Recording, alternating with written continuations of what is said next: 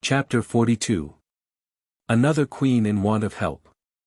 Athos had not failed to send early to Aramis and had given his letter to Blaisois, the only serving man whom he had left.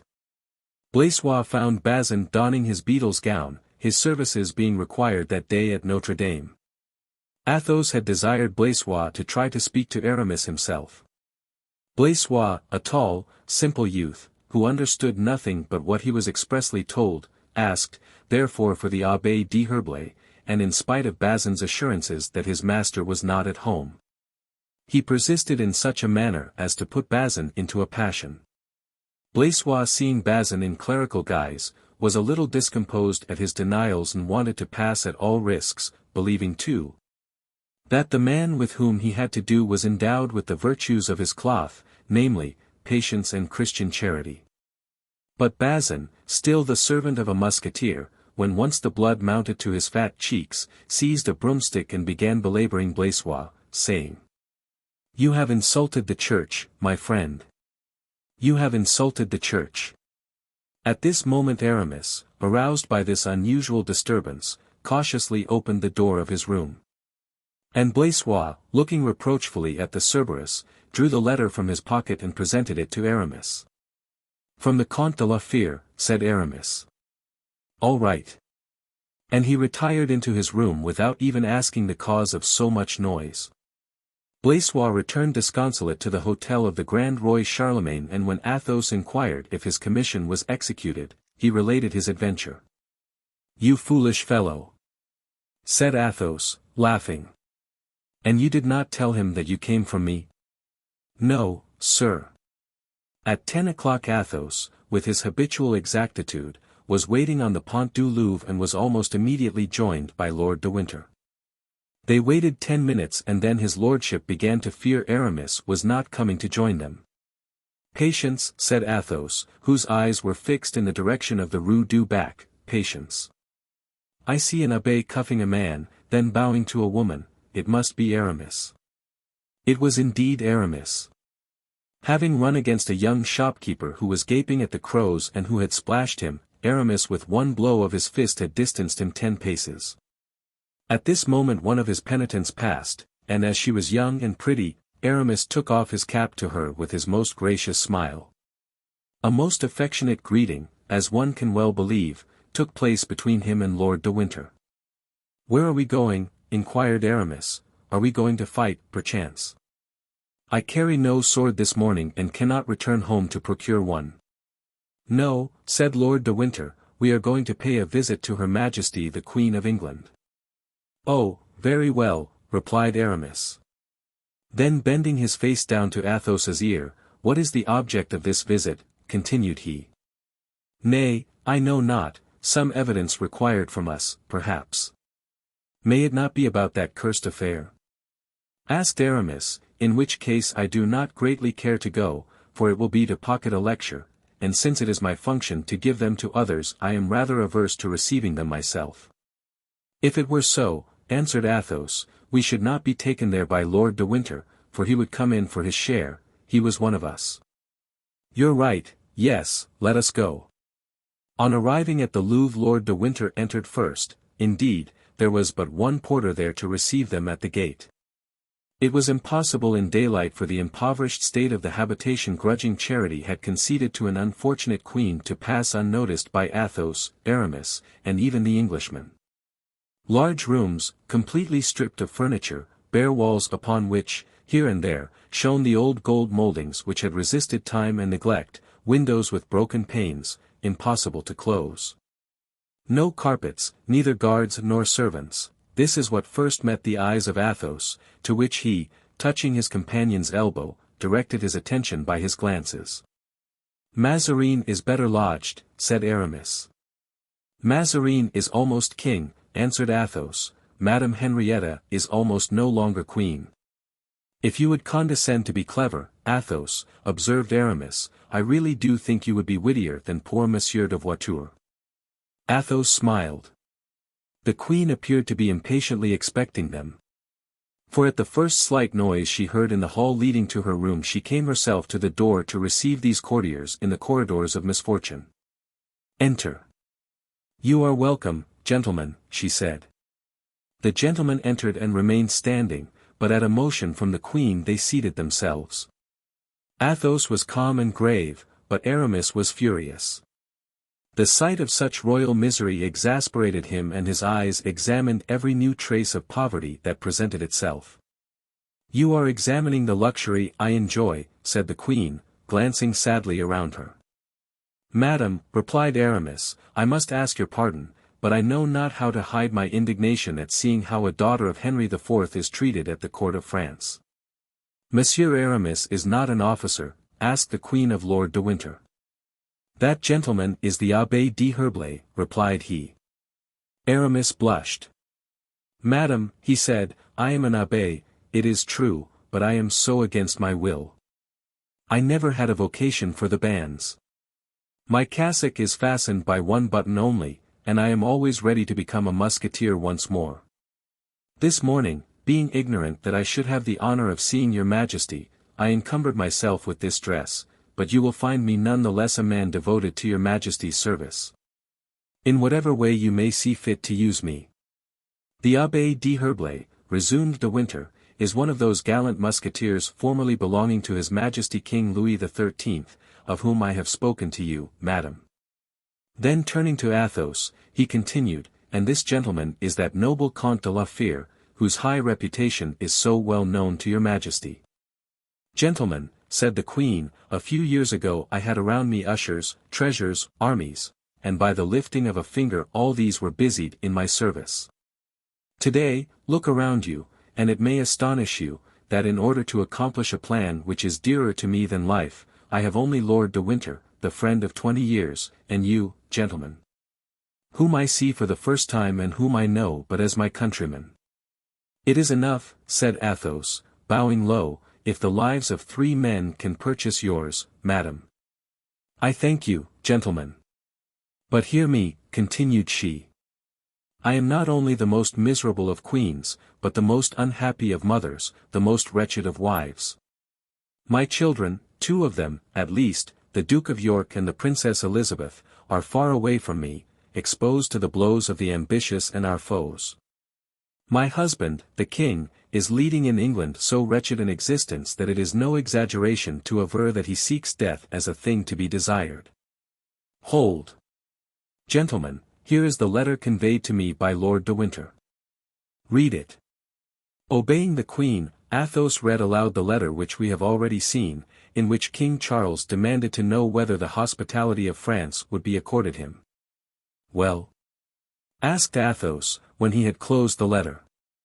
Well, said the queen, it has been refused. The 2 friends exchanged a smile of contempt. And now, said Athos, what is to be done? I have the honor to inquire from your majesty what you desire Monsieur d'Herblay and myself to do in your service. We are ready. Ah, sir, you have a noble heart. Exclaimed the queen, with a burst of gratitude, whilst Lord de Winter turned to her with a glance which said, Did I not answer for them? But you, sir, said the queen to Aramis. I, madam, replied he, follow Monsieur de la Fère wherever he leads, even were it on to death, without demanding wherefore. But when it concerns your majesty's service, then, added he, looking at the queen with all the grace of former days, I precede the count. Well, then, gentlemen, said the queen, since it is thus, and since you are willing to devote yourselves to the service of a poor princess whom the whole world has abandoned, this is what is required to be done for me. The king is alone with a few gentlemen, whom he fears to lose every day, surrounded by the Scotch, whom he distrusts, although he be himself a Scotchman. Since Lord de Winter left him I am distracted, sirs. I ask much, too much, perhaps, for I have no title to request it. Go to England, join the king, be his friends, protectors, march to battle at his side, and be near him in his house, where conspiracies, more dangerous than the perils of war, are hatching every day. And in exchange for the sacrifice that you make, gentlemen, I promise, not to reward you, I believe that word would offend you, but to love you as a sister, to prefer you. Next to my husband and my children, to everyone. I swear it before heaven. And the queen raised her eyes solemnly upward. "Madam," said Athos, "when must we set out?" "You consent then?" exclaimed the queen, joyfully. "Yes, madam. Only it seems to me that your majesty goes too far in engaging to load us with a friendship so far above our merit. We render service to God, madam, in serving a prince so unfortunate, a queen so virtuous. Madam, we are yours, body and soul." "Oh, sirs," said the queen, moved even to tears, "this is the first time for 5 years I have felt the least approach to joy or hope.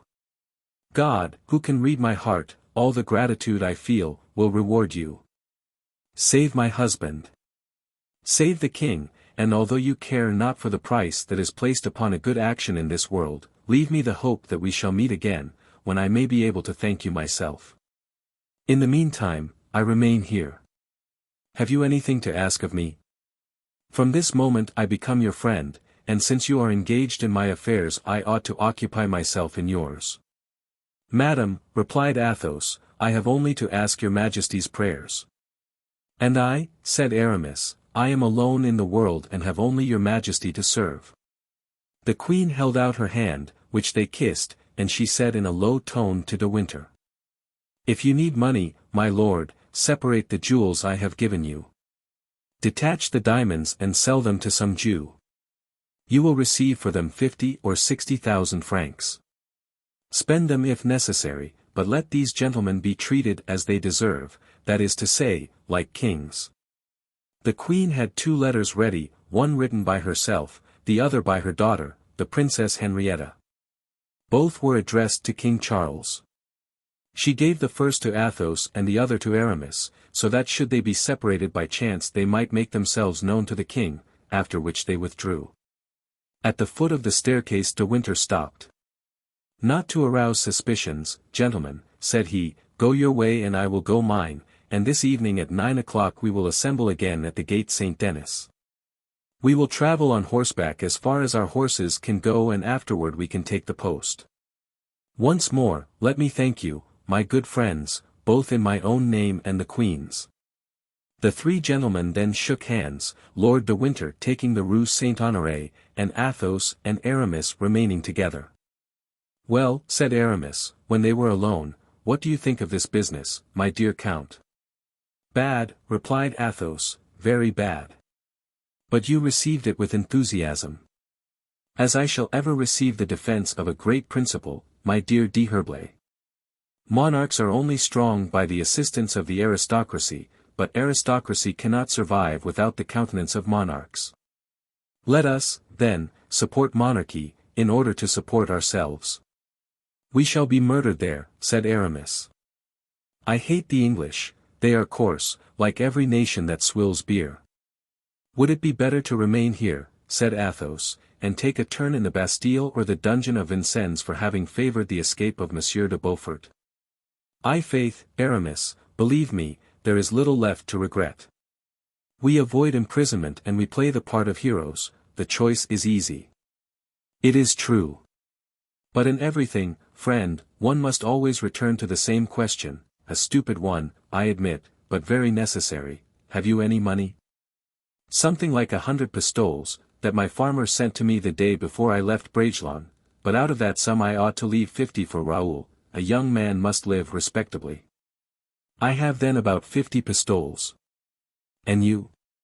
"As for me, I am quite sure that after turning out all my pockets and emptying my drawers I shall not find 10 louis at home. Fortunately Lord de Winter is rich. Lord de Winter is ruined for the moment, Oliver Cromwell has annexed his income resources. Now is the time when Baron Porthos would be useful. Now it is that I regret D'Artagnan. Let us entice them away. This secret, Aramis, does not belong to us, take my advice, then, and let no one into our confidence. And moreover, in taking such a step we should appear to be doubtful of ourselves. Let us regret their absence to ourselves for our own sakes, but not speak of it." "You are right. But what are you going to do until this evening?" "I have 2 things to postpone." "And what are they?" "First, a thrust with the coadjutor, whom I met last night at Madame de Rambouillet's and whom I found particular in his remarks respecting me. Oh, fie, a quarrel between priests, a duel between allies. What can I do, friend? He is a bully and so am I, his cassock is a burden to him and I imagine I have had enough of mine.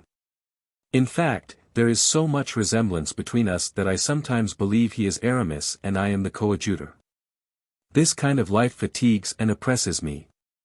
Besides, he is a turbulent fellow, who will ruin our party. I am convinced that if I gave him a box on the ear, such as I gave this morning to the little citizen who splashed me, it would change the appearance of things. And I, my dear Aramis, quietly replied Athos, I think it would only change Monsieur de Retz's appearance. Take my advice, leave things just as they are. Besides, you are neither of you now your own masters, he belongs to the Fronde and you to the Queen of England. So, if the second matter which you regret being unable to attend to is not more important than the first. Oh! That is of the first importance. Attend to it, then, at once. Unfortunately, it is a thing that I can't perform at any time I choose. It was arranged for the evening and no other time will serve. I understand, said Athos smiling, midnight. About that time. But, my dear fellow, those are things that bear postponement and you must put it off, especially with so good an excuse to give on your return. Yes, if I return. If you do not return, how does it concern you? Be reasonable. Come, you are no longer 20 years old. To my great regret, mordieu. Ah, if I were but 20 years old. Yes, said Athos, doubtless you would commit great follies. But now we must part. I have 1 or 2 visits to make and a letter yet to write. Call for me at 8 o'clock or shall I wait supper for you at 7? That will do very well, said Aramis. I have 20 visits to make and as many letters to write. They then separated. Athos went to pay a visit to Madame de Vendôme. Left his name at Madame de Chevreuse and wrote the following letter to D'Artagnan.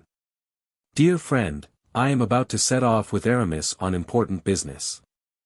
I wish to make my adieus to you, but time does not permit. Remember that I write to you now to repeat how much affection for you I still cherish. Raoul is gone to Blois and is ignorant of my departure, watch over him in my absence as much as you possibly can. And if by chance you receive no news of me 3 months hence, tell him to open a packet which he will find addressed to him in my bronze casket at Blois, of which I send you now the key. Embrace Porthos from Aramis and myself. Adieu, perhaps farewell. At the hour agreed upon Aramis arrived. He was dressed as an officer and had the old sword at his side which he had drawn so often and which he was more than ever ready to draw. By the by, he said, I think that we are decidedly wrong to depart thus, without leaving a line for Porthos and D'Artagnan. The thing is done, dear friend, said Athos. I foresaw that and have embraced them both from you and myself.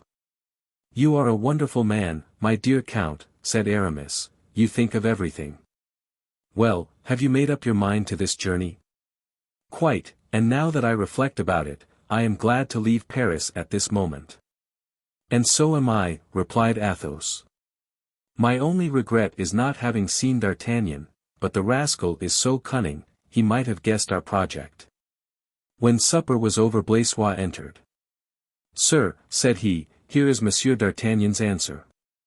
But I did not tell you there would be an answer, stupid, said Athos.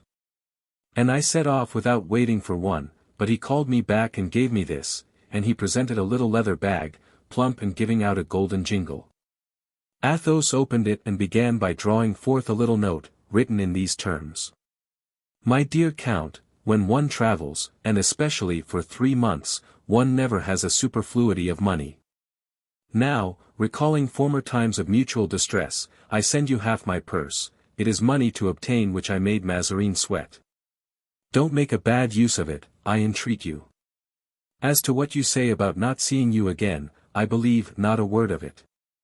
With such a heart as yours, and such a sword, one passes through the valley of the shadow of death a dozen times, unscathed and unalarmed.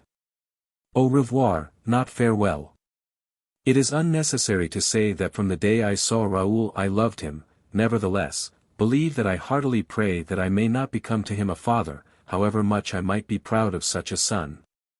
Your D'Artagnan. P.S. Be it well understood that the 50 louis which I send are equally for Aramis as for you as Aramis. Athos smiled, and his fine eye was dimmed by a tear. D'Artagnan, who had loved him so tenderly, loved him still, although a Mazarinist. There are the 50 louis, faith, said Aramis, emptying the purse on the table, all bearing the effigy of Louis XIII. Well, what shall you do with this money, Count? Shall you keep it or send it back? I shall keep it, Aramis, and even though I had no need of it I still should keep it. What is offered from a generous heart should be accepted generously. Take 25 of them, Aramis, and give me the remaining 25. All right, I am glad to see you are of my opinion. There now, shall we start? When you like, but have you no groom? No, that idiot Bazin had the folly to make himself verger, as you know, and therefore cannot leave Notre Dame. Very well, take Blaisois, with whom I know not what to do, since I already have Grimaud. Willingly, said Aramis. At this moment Grimaud appeared at the door. Ready, said he, with his usual curtness. Let us go, then, said Athos. The two friends mounted, as did their servants. At the corner of the quay they encountered Bazin, who was running breathlessly. Oh, sir, exclaimed he, thank heaven I have arrived in time. Monsieur Porthos has just been to your house and has left this for you, saying that the letter was important and must be given to you before you left. Good, said Aramis, taking a purse which Bazin presented to him. What is this? Wait, your reverence, there is a letter. You know I have already told you that if you ever call me anything but chevalier I will break every bone in your body. Give me the letter. How can you read? Asked Athos, it is as dark as a cold oven. Wait, said Bazin, striking a flint, and setting afire a twisted waxlight, with which he started the church candles. Thus illumined, Aramis read the following epistle. My dear d'Herblay, I learn from D'Artagnan who has embraced me on the part of the Comte de la Fere and yourself, that you are setting out on a journey which may perhaps last 2 or 3 months. As I know that you do not like to ask money of your friends I offer you some of my own accord. Here are 200 pistoles, which you can dispose of as you wish and return to me when opportunity occurs. Do not fear that you put me to inconvenience. If I want money I can send for some to any of my chateaux. At Bracieux alone, I have 20,000 francs in gold. So, if I do not send you more it is because I fear you would not accept a larger sum. I address you, because you know, that although I esteem him from my heart I am a little awed by the Comte de la Fere, but it is understood that what I offer you I offer him at the same time.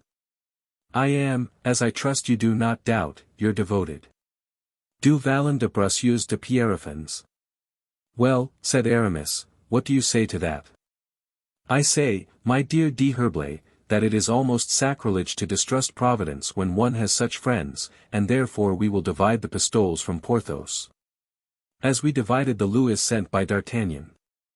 The division being made by the light of Bazin's taper, the two friends continued their road and a quarter of an hour later they had joined De Winter at the Porte Saint-Denis.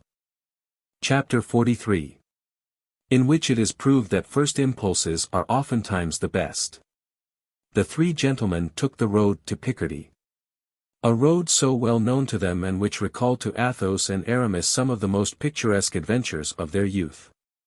If Mousqueton were with us, observed Athos, on reaching the spot where they had had a dispute with the paviers, how he would tremble at passing this. Do you remember, Aramis, that it was here he received that famous bullet wound?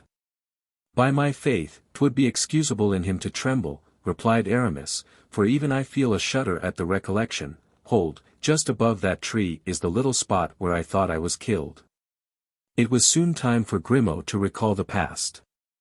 Arriving before the inn at which his master and himself had made such an enormous repast, he approached Athos and said, showing him the air-hole of the cellar. Sausages.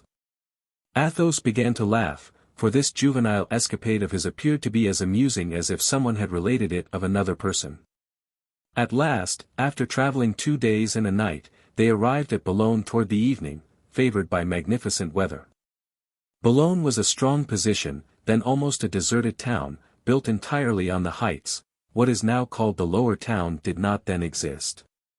"Gentlemen," said De Winter, on reaching the gate of the town, "let us do here as at Paris, let us separate to avoid suspicion. I know an inn, little frequented, but of which the host is entirely devoted to me. I will go there, where I expect to find letters, and you go to the first tavern in the town, to Lippe du Grand Henri for instance, refresh yourselves, and in 2 hours be upon the jetty. Our boat is waiting for us there." The matter being thus decided, the two friends found, about 200 paces further, the tavern indicated. Their horses were fed, but not unsaddled. The grooms supped, for it was already late, and their two masters, impatient to return, appointed a place of meeting with them on the jetty and desired them on no account to exchange a word with anyone. It is needless to say that this caution concerned Blaisois alone, long enough since it had been a useless one to Grimaud. Athos and Aramis walked down toward the port. From their dress, covered with dust, and from a certain easy manner by means of which a man accustomed to travel is always recognizable, the two friends excited the attention of a few promenaders. There was more especially one upon whom their arrival had produced a decided impression. This man, whom they had noticed from the first for the same reason they had themselves been remarked by others, was walking in a listless way up and down the jetty. From the moment he perceived them he did not cease to look at them and seemed to burn with the wish to speak to them. On reaching the jetty Athos and Aramis stopped to look at a little boat made fast to a pile and ready rigged as if waiting to start. "That is doubtless our boat," said Athos. "Yes," replied Aramis, "and the sloop out there making ready to sail must be that which is to take us to our destination. Now," continued he, "if only De Winter does not keep us waiting. It is not at all amusing here, there is not a single woman passing." "Hush," said Athos, "we are overheard." In truth, the walker, who, during the observations of the two friends, had passed and repassed behind them several times, stopped at the name of De Winter. But as his face betrayed no emotion at mention of this name, it might have been by chance he stood so still. "Gentlemen," said the man, who was young and pale, bowing with ease and courtesy, "pardon my curiosity, but I see you come from Paris, or at least that you are strangers at Boulogne." "We come from Paris, yes," replied Athos, with the same courtesy. "What is there we can do for you?" "Sir," said the young man, "will you be so good as to tell me if it be true that Cardinal Mazarin is no longer minister?" "That is a strange question," said Aramis. "He is and he is not," replied Athos, "that is to say, he is dismissed by one half of France, but by intrigues and promises he makes the other half sustain him. You will perceive that this may last a long time. However, sir," said the stranger, "he has neither fled nor is in prison." "No, sir, not at this moment at least." "Sirs, accept my thanks for your politeness," said the young man, retreating. "What do you think of that interrogator?" asked Aramis. "I think he is either a dull provincial person or a spy in search of information." "And you replied to him with that notion?" "Nothing warranted me to answer him otherwise. He was polite to me and I was so to him. But if he be a spy, what do you think a spy would be about here? We are not living in the time of Cardinal Richelieu, who would have closed the ports on bare suspicion. It matters not." "You were wrong to reply to him as you did," continued Aramis, following with his eyes the young man, now vanishing behind the cliffs. "And you," said Athos, "you forget that you committed a very different kind of imprudence in pronouncing Lord de Winter's name. Did you not see that at that name the young man stopped? More reason, then, when he spoke to you, for sending him about his business." "A quarrel?" asked Athos. "And since when have you become afraid of a quarrel?" "I am always afraid of a quarrel when I am expected at any place and when such a quarrel might possibly prevent my reaching it. Besides, let me own something to you. I am anxious to see that young man nearer. And wherefore? Aramis, you will certainly laugh at me, you will say that I am always repeating the same thing, you will call me the most timorous of visionaries. But to whom do you see a resemblance in that young man? In beauty or on the contrary? Asked Aramis, laughing. In ugliness, in so far as a man can resemble a woman. Ah! Egad! Cried Aramis, you set me thinking. No, in truth you are no visionary, my dear friend, and now I think of it, yes, faith, you're right, those delicate, yet firm-set lips. Those eyes which seem always at the command of the intellect and never of the heart. Yes, it is one of Milady's bastards. You laugh, Aramis. From habit, that is all. I swear to you, I like no better than yourself to meet that viper in my path. Ah! Here is De Winter coming, said Athos. Good. One thing now is only a-wanting, and that is, that our grooms should not keep us waiting. No, said Athos. I see them about 20 paces behind my lord. I recognize Grimaud by his long legs and his determined slouch. Tony carries our muskets. Then we set sail tonight? Asked Aramis, glancing toward the west, where the sun had left a single golden cloud, which, dipping into the ocean, appeared by degrees to be extinguished. Probably, said Athos. Diable! Resumed Aramis, I have little fancy for the sea by day, still less at night, the sounds of wind and wave, the frightful movements of the vessel, I confess I prefer the convent of noisy. Athos smiled sadly, for it was evident that he was thinking of other things as he listened to his friend and moved toward De Winter. What ails our friend? Said Aramis, he resembles one of Dante's damned, whose neck Apollyon has dislocated and who are ever looking at their heels. What the devil makes him glower thus behind him? When De Winter perceived them, in his turn he advanced toward them with surprising rapidity.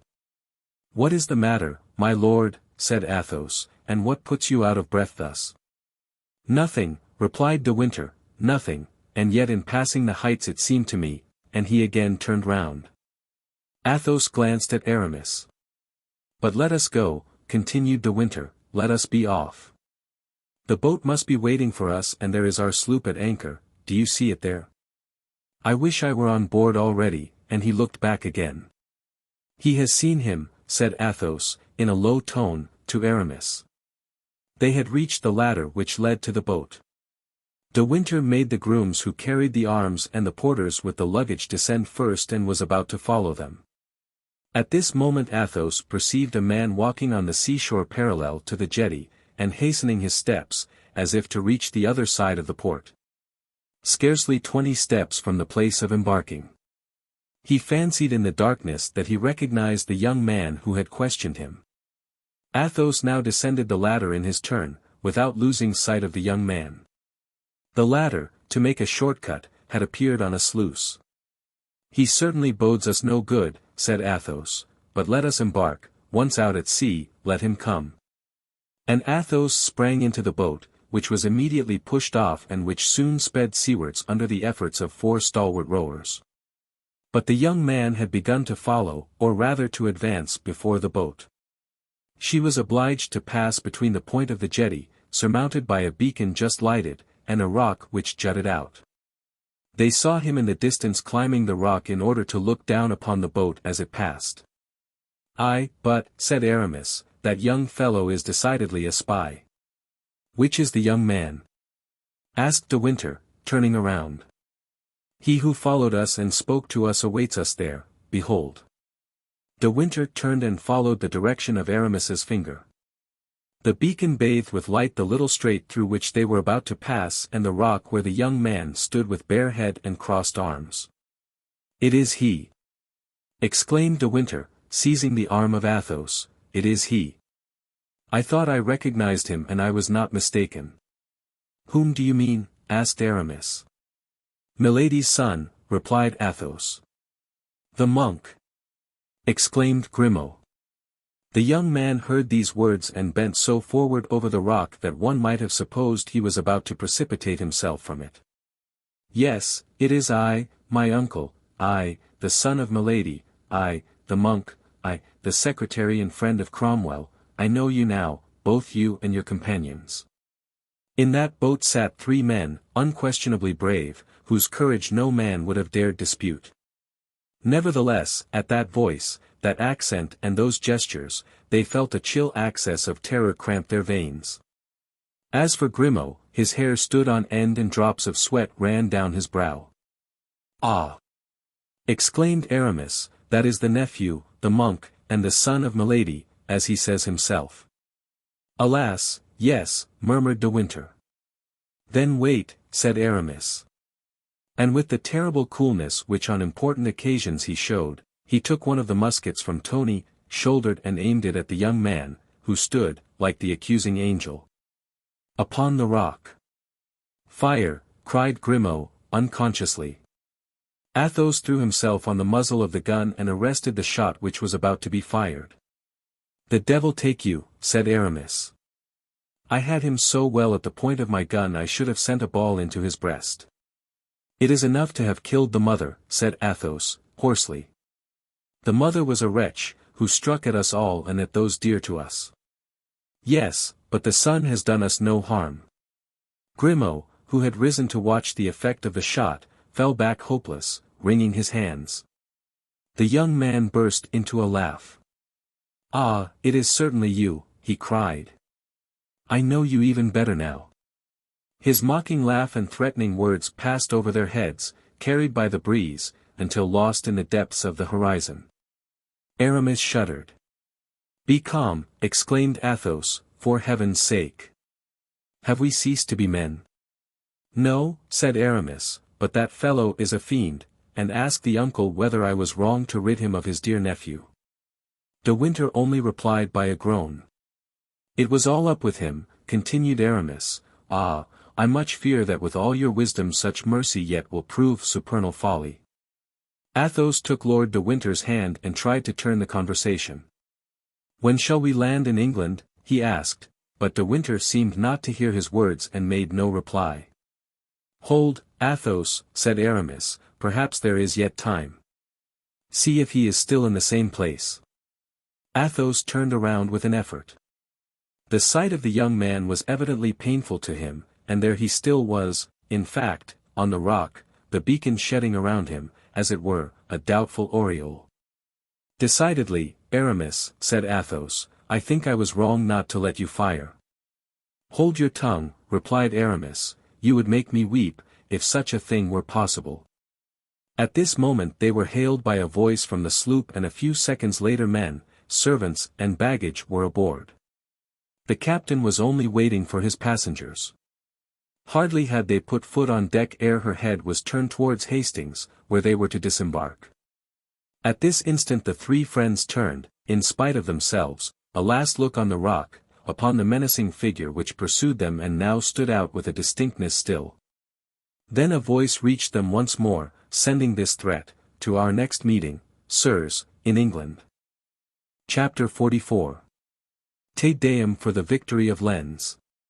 The bustle which had been observed by Henrietta Maria, and for which she had vainly sought to discover a reason, was occasioned by the battle of Lens. Announced by the prince's messenger, the Duc de Chatillon, who had taken such a noble part in the engagement. He was, besides, charged to hang 25 flags, taken from the Lorraine party, as well as from the Spaniards, upon the arches of Notre Dame. Such news was decisive, it destroyed, in favor of the court, the struggle commenced with Parliament. The motive given for all the taxes summarily imposed and to which the Parliament had made opposition, was the necessity of sustaining the honor of France and the uncertain hope of beating the enemy. Now, since the affair of Nordlingen, they had experienced nothing but reverses. The Parliament had a plea for calling Mazarin to account for imaginary victories, always promised, ever deferred. But this time there really had been fighting, a triumph and a complete one. And this all knew so well that it was a double victory for the court, a victory at home and abroad. So that even when the young king learned the news he exclaimed, "Ah, gentlemen of the Parliament, we shall see what you will say now."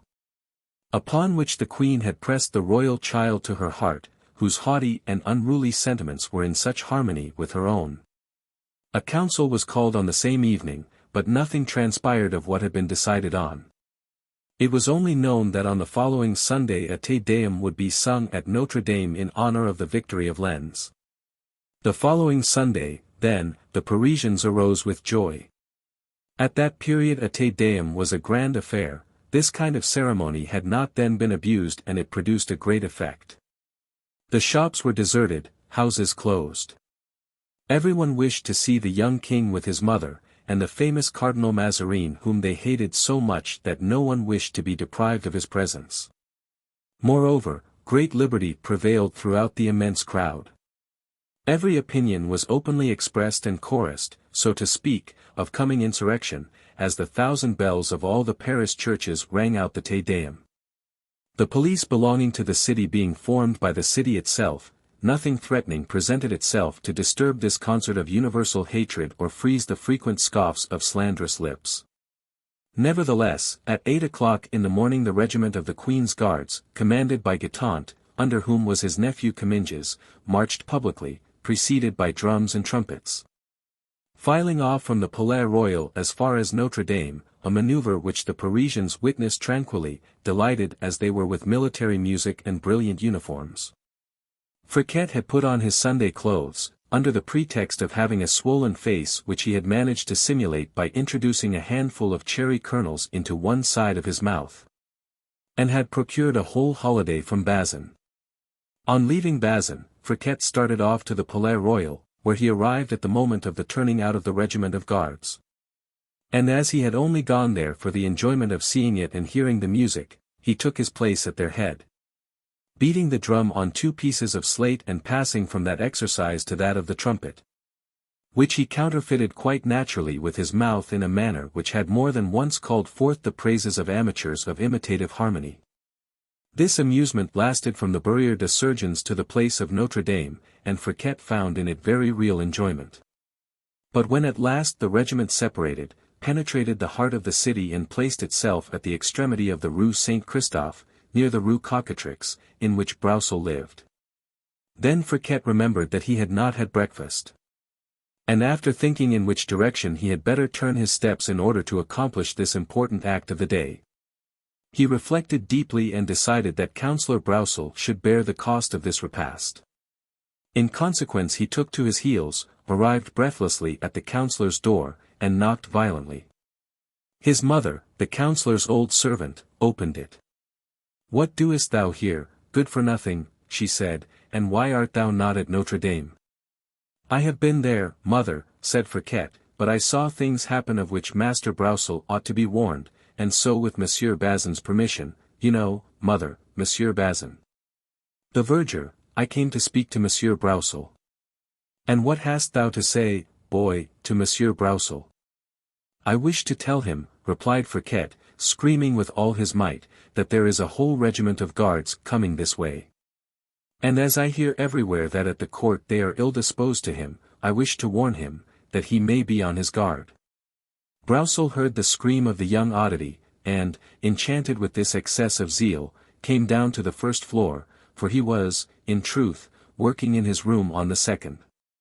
"Well," said he, "friend, what matters the regiment of guards to us, and art thou not mad to make such a disturbance? Knowest thou not that it is the custom of these soldiers to act thus and that it is usual for the regiment to form themselves into 2 solid walls when the king goes by?" Fouquet counterfeited surprise, and twisting his new cap around in his fingers, said, "It is not astonishing for you to know it, Monsieur Broussel, who knows everything. But as for me, by holy truth, I did not know it and I thought I would give you good advice. You must not be angry with me for that, Monsieur Broussel. On the contrary, my boy, on the contrary, I am pleased with your zeal. Dame Nanette, look for those apricots which Madame de Longueville sent to us yesterday from Noisy and give 6 of them to your son, with a crust of new bread." "Oh, thank you, sir, thank you, Monsieur Broussel," said Fouquet, "I am so fond of apricots." Broussel then proceeded to his wife's room and asked for breakfast. It was 9 o'clock. The councillor placed himself at the window. The street was completely deserted, but in the distance was heard, like the noise of the tide rushing in, the deep hum of the populous waves increasing now around Notre Dame. This noise redoubled when D'Artagnan, with a company of musketeers, placed himself at the gates of Notre Dame to secure the service of the church. He had instructed Porthos to profit by this opportunity to see the ceremony. And Porthos, in full dress, mounted his finest horse, taking the part of supernumerary musketeer, as D'Artagnan had so often done formerly. The sergeant of this company, a veteran of the Spanish wars, had recognized Porthos, his old companion. And very soon all those who served under him were placed in possession of startling facts concerning the honor of the ancient musketeers of Treville. Porthos had not only been well received by the company, but he was moreover looked on with great admiration. At 10 o'clock the guns of the Louvre announced the departure of the king, and then a movement, similar to that of trees in a stormy wind that bend and writhe with agitated tops, ran through the multitude, which was compressed behind the immovable muskets of the guard. At last the king appeared with the queen in a gilded chariot. 10 other carriages followed, containing the ladies of honor, the officers of the royal household, and the court. "God save the king!" was the cry in every direction. The young monarch gravely put his head out of the window, looked sufficiently grateful and even bowed, at which the cries of the multitude were renewed. Just as the court was settling down in the cathedral, a carriage, bearing the arms of Comminges, quitted the line of the court carriages and proceeded slowly to the end of the Rue Saint-Christophe, now entirely deserted. When it arrived there, 4 guards and a police officer, who accompanied it, mounted into the heavy machine and closed the shutters. Then through an opening cautiously made, the policeman began to watch the length of the Rue Cocatrix, as if he was waiting for someone. All the world was occupied with the ceremony, so that neither the chariot or the precautions taken by those who were within it had been observed. Friquet, whose eye, ever on the alert, could alone have discovered them, had gone to devour his apricots upon the entablature of a house in the square of Notre Dame. Thence he saw the king, the queen and Monsieur Mazarin, and heard the mass as well as if he had been on duty.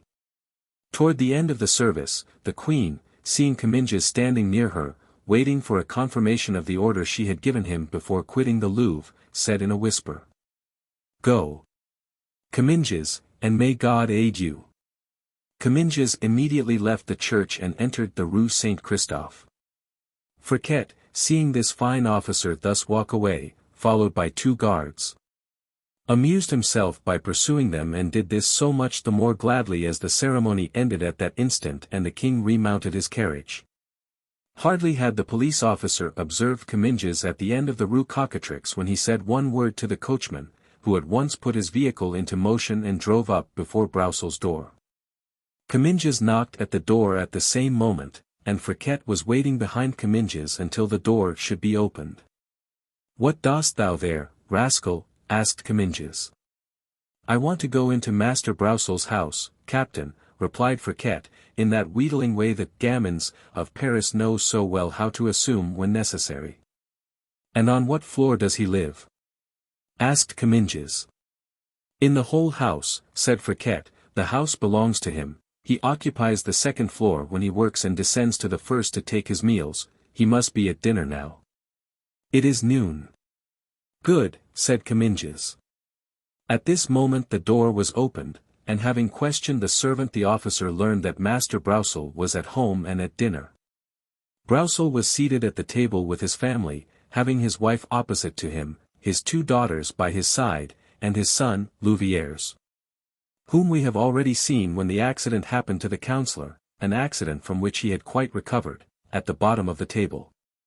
The worthy man, restored to perfect health, was tasting the fine fruit which Madame de Longueville had sent to him. At sight of the officer Broussel was somewhat moved, but seeing him bow politely he rose and bowed also. Still, in spite of this reciprocal politeness, the countenances of the women betrayed a certain amount of uneasiness. Louviers became very pale and waited impatiently for the officer to explain himself. "Sir," said Comminges, "I am the bearer of an order from the king." "Very well, sir," replied Broussel, "what is this order?" And he held out his hand. "I am commissioned to seize your person, sir," said Comminges, in the same tone and with the same politeness. "And if you will believe me, you had better spare yourself the trouble of reading that long letter and follow me." A thunderbolt falling in the midst of these good people, so peacefully assembled there, would not have produced a more appalling effect. It was a horrible thing at that period to be imprisoned by the enmity of the king. Louviers sprang forward to snatch his sword, which stood against a chair in a corner of the room.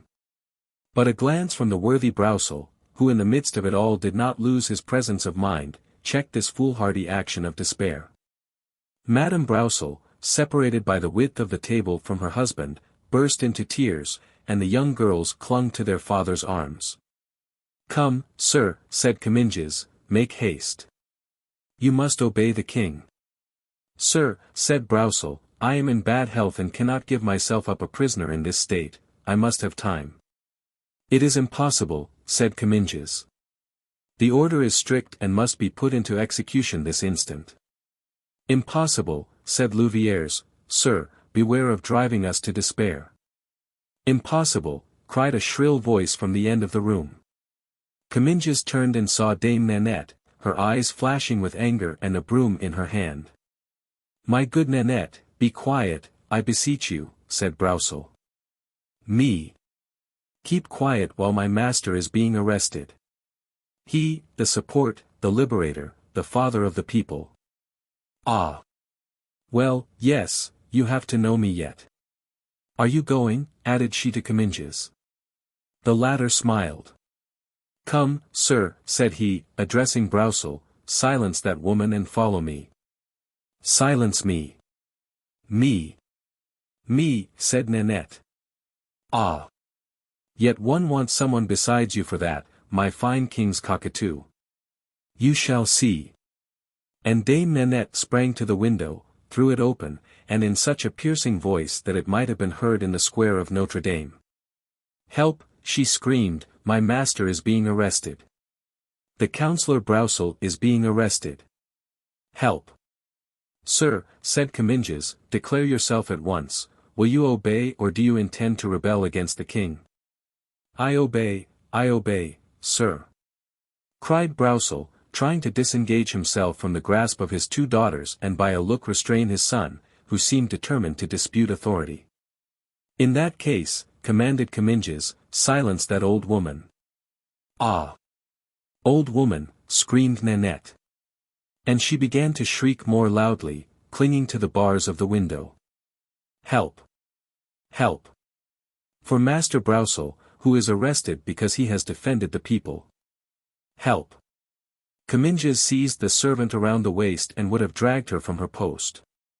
But at that instant a treble voice, proceeding from a kind of entresol, was heard screeching. "Murder! Fire! Assassins! Master Broussel is being killed! Master Broussel is being strangled!" It was Friquet's voice, and Dame Nanette, feeling herself supported, recommenced with all her strength to sound her shrilly squawk. Many curious faces had already appeared at the windows and the people attracted to the end of the street began to run, first men, then groups, and then a crowd of people. Hearing cries and seeing a chariot they could not understand it, but Friquet sprang from the entresol on to the top of the carriage. "They want to arrest Master Broussel," he cried. "The guards are in the carriage and the officer is upstairs." The crowd began to murmur and approached the house. The two guards who had remained in the lane mounted to the aid of Comminges. Those who were in the chariot opened the doors and presented arms. "Don't you see them?" cried Friquet, "don't you see? There they are." The coachman turning around, gave Friquet a slash with his whip which made him scream with pain. "Ah! Devil's coachman," cried Friquet, "you're meddling too. Wait." And regaining his entresol he overwhelmed the coachman with every projectile he could lay hands on. The tumult now began to increase. The street was not able to contain the spectators who assembled from every direction. The crowd invaded the space which the dreaded pikes of the guards had till then kept clear between them and the carriage. The soldiers, pushed back by these living walls, were in danger of being crushed against the spokes of the wheels and the panels of the carriages. The cries which the police officer repeated 20 times, in the king's name, were powerless against this formidable multitude, seemed, on the contrary, to exasperate it still more. When, at the shout, in the name of the king, an officer ran up, and seeing the uniforms ill-treated, he sprang into the scuffle sword in hand, and brought unexpected help to the guards.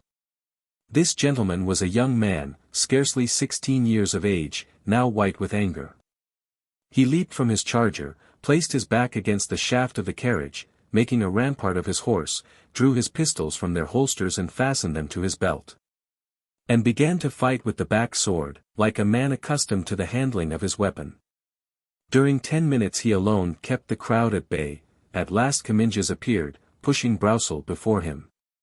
"Let us break the carriage," cried the people. "In the king's name," cried Comminges. "The first who advances is a dead man," cried Raoul, for it was in fact he, who, feeling himself pressed and almost crushed by a gigantic citizen, pricked him with the point of his sword and sent him howling back. Comminges, so to speak, threw Broussel into the carriage and sprang in after him. At this moment a shot was fired and a ball passed through the hat of Comminges and broke the arm of one of the guards. Comminges looked up and saw amidst the smoke the threatening face of Louviers appearing at the window of the second floor. "Very well, sir," said Comminges, "you shall hear of this anon." "And you of me, sir," said Louviers, "and we shall see then who can speak the loudest." Friquet and Nanette continued to shout. The cries, the noise of the shot, and the intoxicating smell of powder produced their usual maddening effects. "Down with the officer! Down with him!" was the cry. "One step nearer," said Comminges, putting down the sashes, that the interior of the carriage might be well seen, and placing his sword on his prisoner's breast, "one step nearer. And I kill the prisoner. My orders were to carry him off alive or dead. I will take him dead, that's all." A terrible cry was heard, and the wife and daughters of Broussel held up their hands in supplication to the people. The latter knew that this officer, who was so pale, but who appeared so determined, would keep his word. They continued to threaten, but they began to disperse. "Drive to the palace," said Comminges to the coachman, who was by then more dead than alive. The man whipped his animals, which cleared a way through the crowd. But on arriving on the quay they were obliged to stop. The carriage was upset, the horses carried off, stifled, mangled by the crowd. Raoul, on foot, for he had not time to mount his horse again, tired, like the guards, of distributing blows with the flat of his sword, had recourse to its point. But this last and dreaded resource served only to exasperate the multitude. From time to time a shot from a musket or the blade of a rapier flashed among the crowd. Projectiles continued to hail down from the windows and some shots were heard, the echo of which, though they were probably fired in the air, made all hearts vibrate. Voices, unheard except on days of revolution, were distinguished, faces were seen that only appeared on days of bloodshed. Cries of "Death! Death to the guards! To the Seine with the officer!" were heard above all the noise, deafening as it was. Raoul, his hat in ribbons, his face bleeding, felt not only his strength but also his reason going. A red mist covered his sight, and through this mist he saw 100 threatening arms stretched over him, ready to seize upon him when he fell. The guards were unable to help anyone, each one was occupied with his self-preservation. All was over. Carriages, horses, guards, and perhaps even the prisoner were about to be torn to shreds, when all at once a voice well known to Raoul was heard, and suddenly a great sword glittered in the air. At the same time the crowd opened, upset, trodden down, and an officer of the Musketeers, striking and cutting right and left, rushed up to Raoul and took him in his arms just as he was about to fall. "God's blood," cried the officer, "have they killed him? Woe to them if it be so." And he turned around, so stern with anger, strength, and threat, that the most excited rebels hustled back on one another, in order to escape, and some of them even rolled into the Seine. "Monsieur d'Artagnan," murmured Raoul. "Yes, 'sdeath. In person, and fortunately it seems for you, my young friend. Come on, Here, you others, he continued, rising in his stirrups, raising his sword, and addressing those musketeers who had not been able to follow his rapid onslaught. Come, sweep away all that for me. Shoulder muskets. Present arms. Aim. At this command the mountain of populace thinned so suddenly that D'Artagnan could not repress a burst of Homeric laughter. Thank you, D'Artagnan, said Comminges, showing half of his body through the window of the broken vehicle. Thanks, my young friend. Your name, that I may mention it to the Queen. Raoul was about to reply when D'Artagnan bent down to his ear. Hold your tongue, said he, and let me answer. Do not lose time, Comminges, he continued. Get out of the carriage if you can, make another draw up, be quick, or in 5 minutes the mob will be on us again with swords and muskets and you will be killed. Hold. There's a carriage coming over yonder. Then bending again to Raoul, he whispered, above all things do not divulge your name. That's right. I will go, said Comminges. And if they come back, fire. Not at all, replied D'Artagnan, let no one move. On the contrary, one shot at this moment would be paid for dearly tomorrow. Comminges took his 4 guards and as many musketeers and ran to the carriage, from which he made the people inside dismount, and brought them to the vehicle which had upset. But when it was necessary to convey the prisoner from one carriage to the other, the people, catching sight of him whom they called their liberator, uttered every imaginable cry and knotted themselves once more around the vehicle. Start, said D'Artagnan. There are 10 men to accompany you. I will keep 20 to hold and check the mob. Go, and lose not a moment. 10 men for Monsieur de Comminges. As the carriage started off the cries were redoubled and more than 10,000 people thronged the quay and overflowed the Pont Neuf and adjacent streets. A few shots were fired and 1 musketeer was wounded. Forward, cried D'Artagnan, driven to extremities, biting his moustache, and then he charged with his 20 men and dispersed them in fear. 1 man alone remained in his place, gun in hand. Ah, he exclaimed, it is thou who wouldst have him assassinated. Wait an instant. And he pointed his gun at D'Artagnan, who was riding toward him at full speed. D'Artagnan bent down to his horse's neck, the young man fired, and the ball severed the feathers from the hat. The horse started, brushed against the imprudent man, who thought by his strength alone to stay the tempest, and he fell against the wall. D'Artagnan pulled up his horse, and whilst his musketeers continued to charge, he returned and bent with drawn sword over the man he had knocked down. Oh, sir! Exclaimed Raoul, recognizing the young man as having seen him in the Rue Cocatrix, spare him. It is his son. D'Artagnan's arm dropped to his side. Ah, you are his son, he said. That is a different thing. Sir, I surrender, said Louviers, presenting his unloaded musket to the officer. No. Do not surrender, egad. On the contrary, be off, and quickly. If I take you, you will be hung. The young man did not wait to be told twice, but passing under the horse's head disappeared at the corner of the Rue Guénégaud. "I' faith," said D'Artagnan to Raoul, "you were just in time to stay my hand. He was a dead man, and on my honor, if I had discovered that it was his son, I should have regretted having killed him." "Ah! Sir," said Raoul, "allow me, after thanking you for that poor fellow's life, to thank you on my own account. I too, sir, was almost dead when you arrived. Wait, young man. Do not fatigue yourself with speaking. We can talk of it afterward." Then seeing that the musketeers had cleared the quay from the Pont Neuf to the Quai Saint-Michel, he raised his sword for them to double their speed. The musketeers trotted up, and at the same time the 10 men whom D'Artagnan had given to Comminges appeared. "Halloo!" cried D'Artagnan, "has something fresh happened?" Sir," replied the sergeant, "their vehicle has broken down a second time, it really must be doomed." "They are bad managers," said D'Artagnan, shrugging his shoulders. "When a carriage is chosen, it ought to be strong." The carriage in which a Broussel is to be arrested ought to be able to bear 10,000 men. What are your commands, Lieutenant? Take the detachment and conduct him to his place. But you will be left alone. Certainly. So you suppose I have need of an escort? Go. The musketeers set off and D'Artagnan was left alone with Raoul. Now, he said, are you in pain? Yes, my head is not only swimming but burning. What's the matter with this head?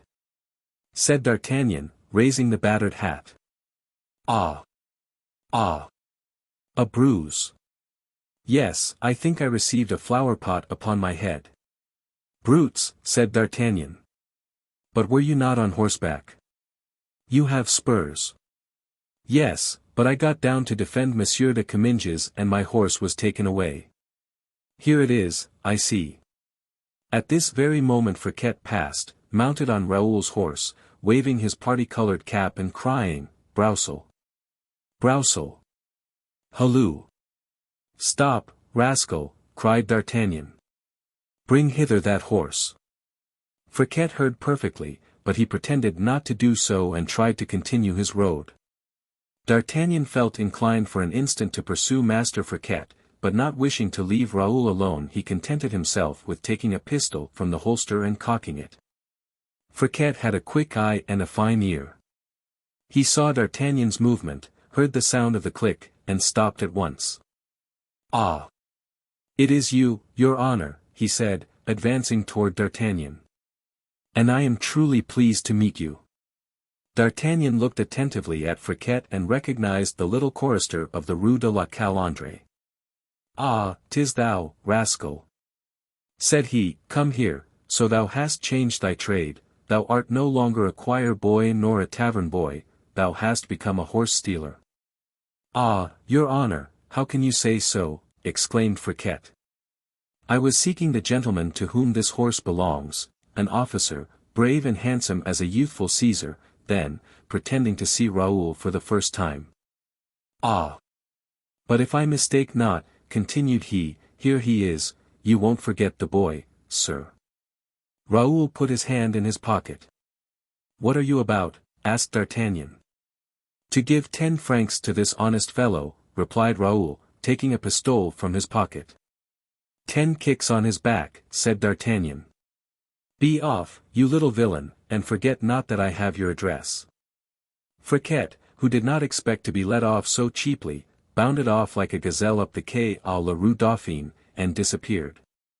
Raoul mounted his horse, and both leisurely took their way to the Rue Tiquetonne. D'Artagnan watched over the youth as if he had been his own son. They arrived without accident at the Hôtel de la Chevrette. The handsome Madeleine announced to D'Artagnan that Planchet had returned, bringing Mousqueton with him, who had heroically borne the extraction of the ball and was as well as his state would permit. D'Artagnan desired Planchet to be summoned, but he had disappeared. Then bring some wine, said D'Artagnan. You are much pleased with yourself, said he to Raoul when they were alone, are you not? Well, yes, replied Raoul. It seems to me I did my duty. I defended the king. And who told you to defend the king? The Comte de la Fère himself. Yes, the king, but today you have not fought for the king, you have fought for Mazarin, which is not quite the same thing. But you yourself? Oh, for me, that is another matter. I obey my captain's orders. As for you, your captain is the prince, understand that rightly, you have no other. But has one ever seen such a wild fellow, continued he, making himself a Mazarinist and helping to arrest Broussel. Breathe not a word of that, or the Comte de la Fère will be furious. You think the Count will be angry with me? Think it? I'm certain of it, were it not for that, I should thank you, for you have worked for us. However, I scold you instead of him, and in his place, the storm will blow over more easily, believe me. And moreover, my dear child, continued D'Artagnan, I am making use of the privilege conceded to me by your guardian. I do not understand you, sir, said Raoul. D'Artagnan rose, and taking a letter from his writing desk, presented it to Raoul. The face of the latter became serious when he had cast his eyes upon the paper. "Oh, mon Dieu!" he said, raising his fine eyes to D'Artagnan, moist with tears, "the Count has left Paris without seeing me?" "He left 4 days ago," said D'Artagnan. "But this letter seems to intimate that he is about to incur danger, perhaps death." He, incur danger of death. "No, be not anxious, he is travelling on business and will return ere long. I hope you have no repugnance to accept me as your guardian in the interim." "Oh, no, Monsieur d'Artagnan," said Raoul, "you are such a brave gentleman and the Comte de la Fère has so much affection for you." Egad! Love me too. I will not torment you much, but only on condition that you become a Frondist, my young friend, and a hearty Frondist, too. But can I continue to visit Madame de Chevreuse? I should say you could. And the coadjutor and Madame de Longueville. And if the worthy Broussel were there, whom you so stupidly helped arrest, I should tell you to excuse yourself to him at once and kiss him on both cheeks. Well, sir, I will obey you, although I do not understand you. It is unnecessary for you to understand. Hold, continued D'Artagnan, turning toward the door, which had just opened, here is Monsieur du Vallon, who comes with his coat torn. Yes, but in exchange, said Porthos, covered with perspiration and soiled by dust, in exchange, I have torn many skins. Those wretches wanted to take away my sword. Deuce take m, what a popular commotion, continued the giant, in his quiet manner, but I knocked down more than 20 with the hilt of Balizard. A draught of wine, D'Artagnan. Oh, I'll answer for you, said the Gascon, filling Porthos's glass to the brim, but when you have drunk, give me your opinion. Upon what? Asked Porthos. Look here, resumed D'Artagnan. Here is Monsieur de Bragelonne, who determined at all risks to aid the arrest of Broussel and whom I had great difficulty to prevent defending Monsieur de Comminges. The devil, said Porthos. And his guardian, what would he have said to that? Do you hear? Interrupted D'Artagnan. Become a Frondist, my friend, belong to the Fronde, and remember that I fill the Count's place in everything, and he jingled his money. Will you come? Said he to Porthos. Where? Asked Porthos, filling a second glass of wine. To present our respects to the cardinal. Porthos swallowed the second glass with the same grace with which he had imbibed the first, took his beaver and followed D'Artagnan. As for Raoul, he remained bewildered with what he had seen, having been forbidden by D'Artagnan to leave the room until the tumult was over. Chapter 45. The Beggar of St. Eustache. D'Artagnan had calculated that in not going at once to the Palais Royal he would give Comminges time to arrive before him. And consequently to make the cardinal acquainted with the eminent services which he, D'Artagnan, and his friend had rendered to the Queen's party in the morning. They were indeed admirably received by Mazarin, who paid them numerous compliments, and announced that they were more than half on their way to obtain what they desired, namely, D'Artagnan his captaincy, Porthos his barony. D'Artagnan would have preferred money in hand to all that fine talk, for he knew well that to Mazarin it was easy to promise and hard to perform. But, though he held the cardinal's promises as of little worth, he affected to be completely satisfied, for he was unwilling to discourage Porthos. Whilst the two friends were with the cardinal, the queen sent for him. Mazarin, thinking that it would be the means of increasing the zeal of his two defenders if he procured them personal thanks from the queen, motioned them to follow him. D'Artagnan and Porthos pointed to their dusty and torn dresses, but the cardinal shook his head. Those costumes, he said, are of more worth than most of those which you will see on the backs of the queen's courtiers, they are costumes of battle. D'Artagnan and Porthos obeyed.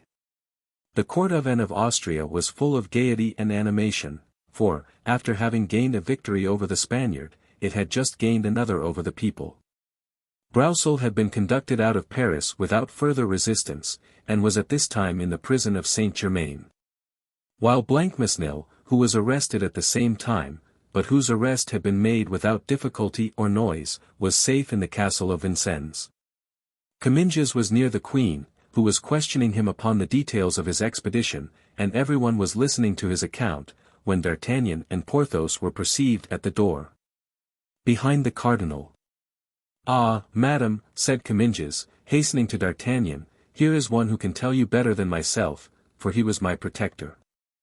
Without him I should probably at this moment be a dead fish in the nets at St. Cloud, for it was a question of nothing less than throwing me into the river. Speak, D'Artagnan, speak." D'Artagnan had been 100 times in the same room with the Queen since he had become lieutenant of the Musketeers, but Her Majesty had never once spoken to him. "Well, sir," at last said Anne of Austria, "you are silent, after rendering such a service?" "Madam," replied D'Artagnan, "I have naught to say, save that my life is ever at your Majesty's service, and that I shall only be happy the day I lose it for you." "I know that, sir."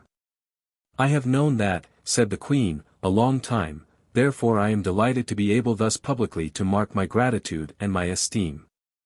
"Permit me, madam," said D'Artagnan, "to reserve a portion for my friend, like myself." He laid an emphasis on these words, "an ancient musketeer of the Company of Treville, he has done wonders." "His name?" asked the Queen. "In the regiment," said D'Artagnan, "he is called Porthos." The Queen started, "but his true name is the Chevalier du Vallon." "De Bracieux de Pierrefonds," added Porthos. "These names are too numerous for me to remember them all, and I will content myself with the first," said the Queen, graciously. Porthos bowed. At this moment the coadjutor was announced. A cry of surprise ran through the royal assemblage. Although the coadjutor had preached that same morning, it was well known that he leaned much to the side of the Fronde. And Mazarin, in requesting the Archbishop of Paris to make his nephew preach, had evidently had the intention of administering to Monsieur de Retz one of those Italian kicks he so much enjoyed giving. The fact was, in leaving Notre Dame the coadjutor had learned the event of the day. Although almost engaged to the leaders of the Fronde, he had not gone so far but that retreat was possible should the court offer him the advantages for which he was ambitious and to which the coadjutorship was but a stepping stone. Monsieur de Retz wished to become archbishop in his uncle's place, and cardinal, like Mazarin, and the popular party could with difficulty accord him favors so entirely royal. He therefore hastened to the palace to congratulate the Queen on the Battle of Lens, determined beforehand to act with or against the court, as his congratulations were well or ill received. The coadjutor possessed, perhaps, as much wit as all those put together who were assembled at the court to laugh at him. His speech, therefore, was so well turned, that in spite of the great wish felt by the courtiers to laugh, they could find no point on which to vent their ridicule. He concluded by saying that he placed his feeble influence at Her Majesty's command. During the whole time he was speaking, the Queen appeared to be well pleased with the coadjutor's harangue. But terminating as it did with such a phrase, the only one which could be caught at by the jokers, and turned around and directed a glance toward her favorites, which announced that she delivered up the coadjutor to their tender mercies. Immediately the wits of the court plunged into satire. Nogent Button, the fool of the court, exclaimed that the Queen was very happy to have the succor of religion at such a moment. This caused a universal burst of laughter. The Count de Villeroy said that he did not know how any fear could be entertained for a moment, when the court had to defend itself against the Parliament and the citizens of Paris. His Holiness the coadjutor, who by a signal could raise an army of curates, church porters and vergers. The Maréchal de la Meilleraie added that in case the coadjutor should appear on the field of battle, it would be a pity that he should not be distinguished in the mêlée by wearing a red hat, as Henry IV had been distinguished by his white plume at the Battle of Ivry. During this storm, Gondy, who had it in his power to make it most unpleasant for the jesters, remained calm and stern.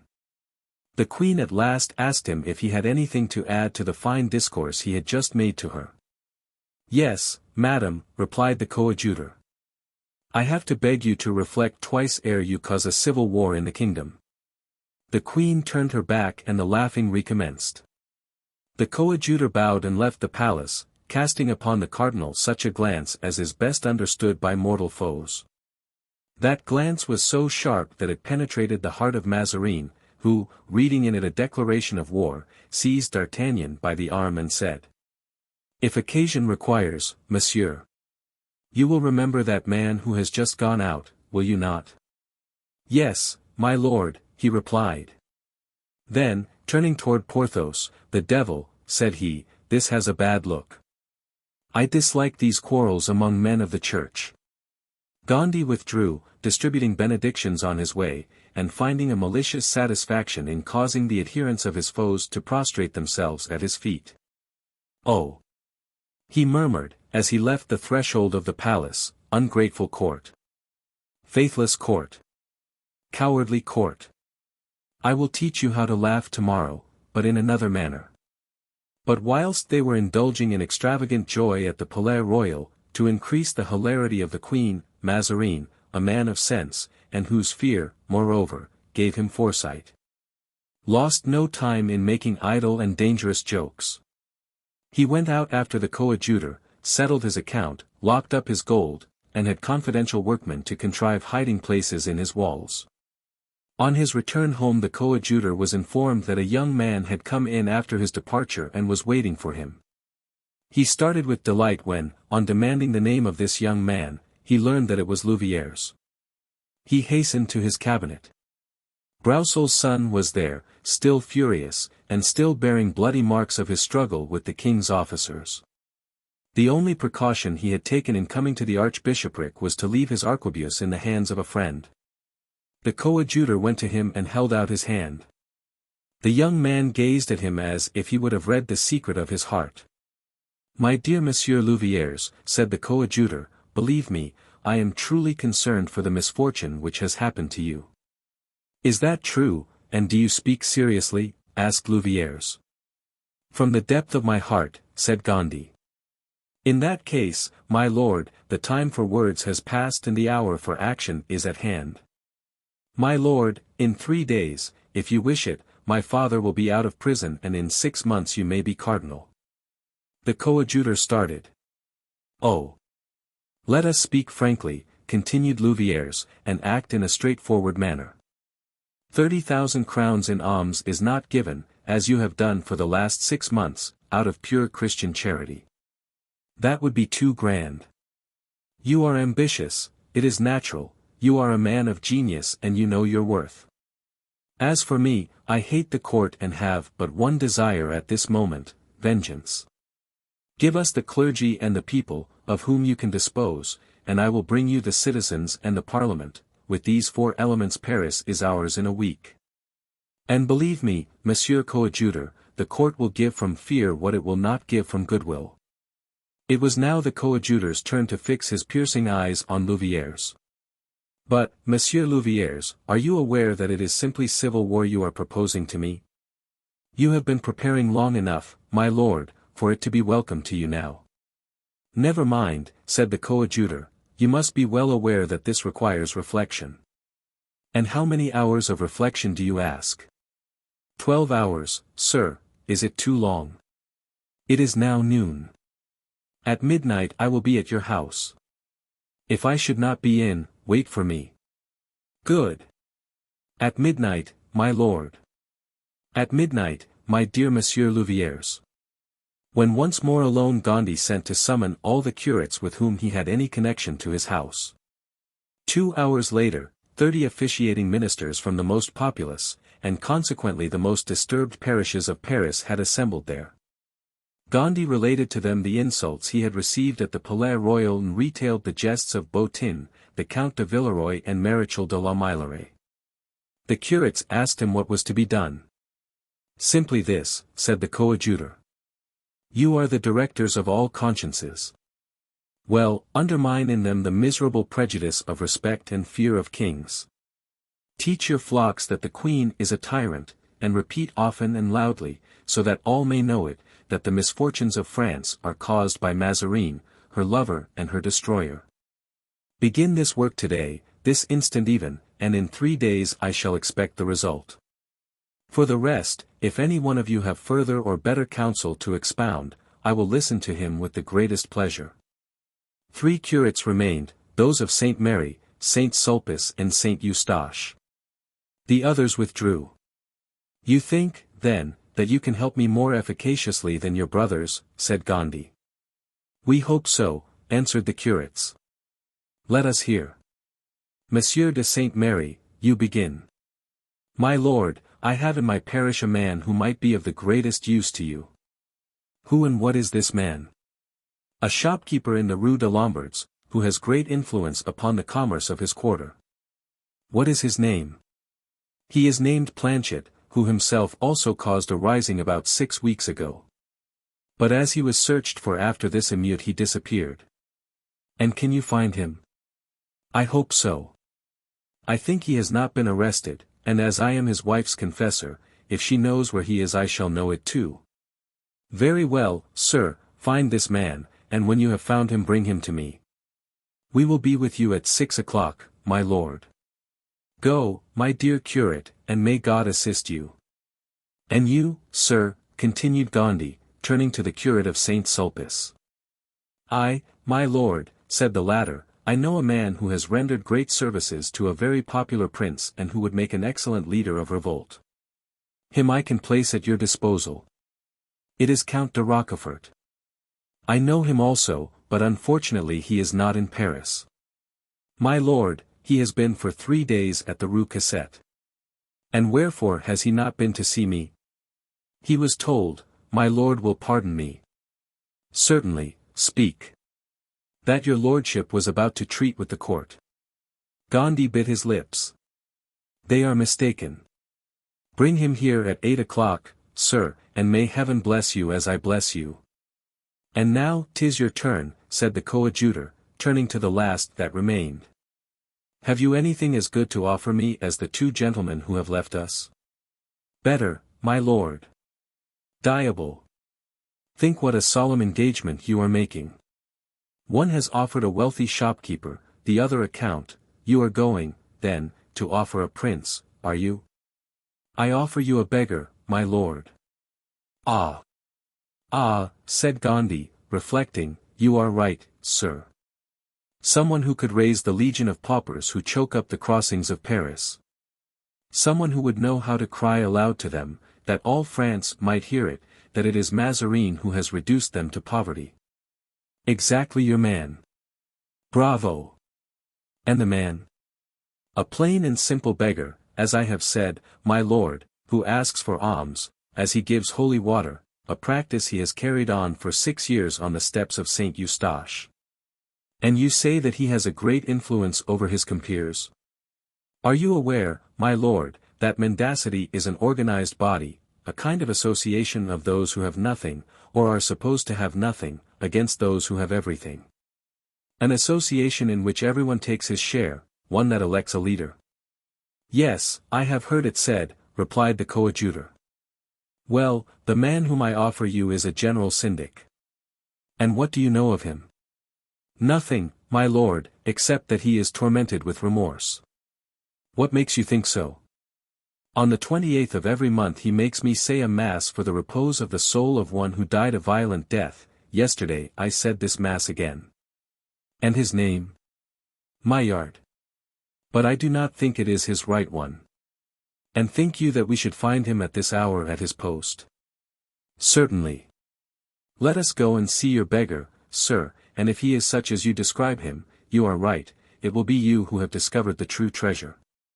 Gondy dressed himself as an officer, put on a felt cap with a red feather, hung on a long sword, buckled spurs to his boots, wrapped himself in an ample cloak and followed the curate.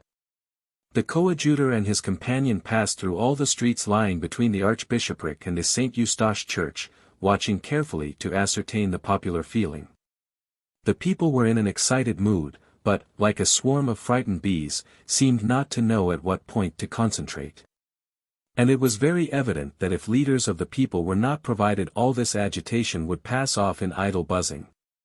On arriving at the Rue de Provers, the curate pointed toward the square before the church. Stop, he said, there he is at his post. Gondy looked at the spot indicated and perceived a beggar seated in a chair and leaning against one of the mouldings. A little basin was near him and he held a holy water brush in his hand. Is it by permission that he remains there? Asked Gondy. No, my lord, these places are bought. I believe this man paid his predecessor 100 pistoles for his. The rascal is rich, then. Some of those men sometimes die worth 20,000 and 25 and 30,000 francs and sometimes more. Said Gondy, laughing, I was not aware my alms were so well invested. In the meantime they were advancing toward the square, and the moment the coadjutor and the curate put their feet on the first church step the mendicant arose and proffered his brush. He was a man between 66 and 68 years of age, little, rather stout, with grey hair and light eyes. His countenance denoted the struggle between two opposite principles, a wicked nature, subdued by determination, perhaps by repentance.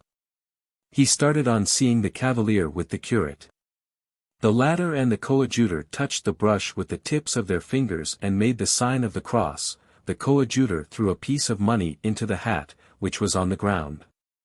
Maillard, began the curate, this gentleman and I have come to talk with you a little. With me, said the mendicant, it is a great honor for a poor distributor of holy water. There was an ironical tone in his voice which he could not quite disguise and which astonished the coadjutor. Yes, continued the curate, apparently accustomed to this tone, yes, we wish to know your opinion of the events of today and what you have heard said by people going in and out of the church. The mendicant shook his head.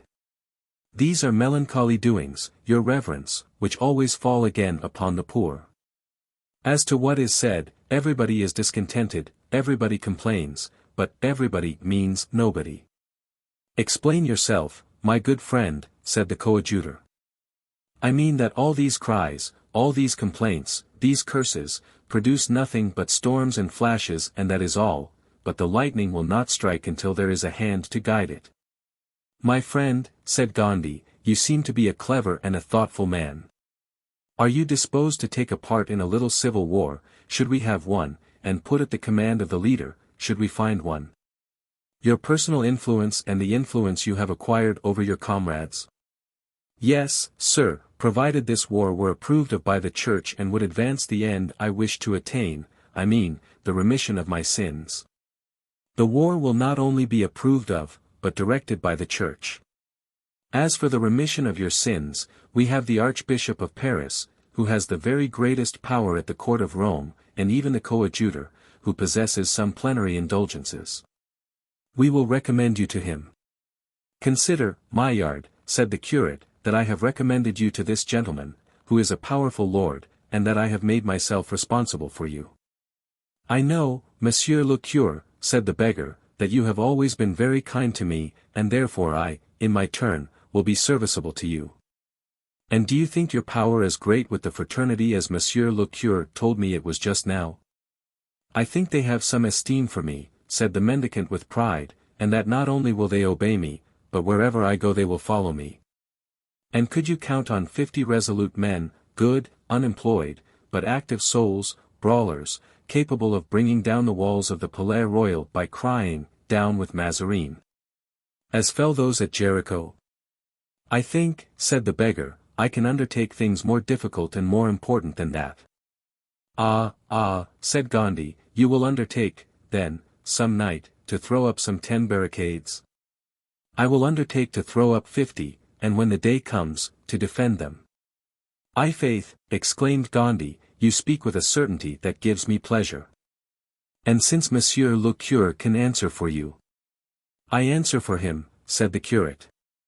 "Here is a bag containing 500 pistoles in gold. Make all your arrangements, and tell me where I shall be able to find you this evening at 10 o'clock. It must be on some elevated place, whence a given signal may be seen in every part of Paris. Shall I give you a line for the Vicar of St. Jacques Delaware La Boucherie? He will let you into the rooms in his tower," said the curate. "Capital," answered the mendicant. "Then," said the coadjutor, "this evening, at 10 o'clock, and if I am pleased with you another bag of 500 pistoles will be at your disposal." The eyes of the mendicant dashed with cupidity, but he quickly suppressed his emotion. "This evening, sir," he replied, "all will be ready." Chapter 46. The Tower of St. Jacques Delaware La Boucherie. At 5:45, Monsieur de Gondy, having finished his business, returned to the archiepiscopal palace. At 6 o'clock the curate of St. Mary was announced. The coadjutor glanced rapidly behind and saw that he was followed by another man. The curate then entered, followed by Planchet. "Your Holiness," said the curate, "here is the person of whom I had the honor to speak to you." Planchet saluted in the manner of one accustomed to fine houses. "And you are disposed to serve the cause of the people?" asked Gondy. "Most undoubtedly," said Planchet.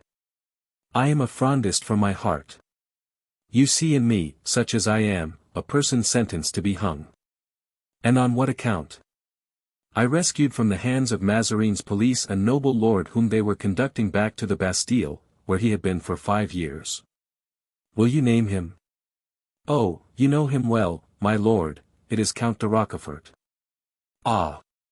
Really, yes," said the coadjutor, "I have heard this affair mentioned." "You raised the whole district, so they told me." "Very nearly," replied Planchet, with a self-satisfied air.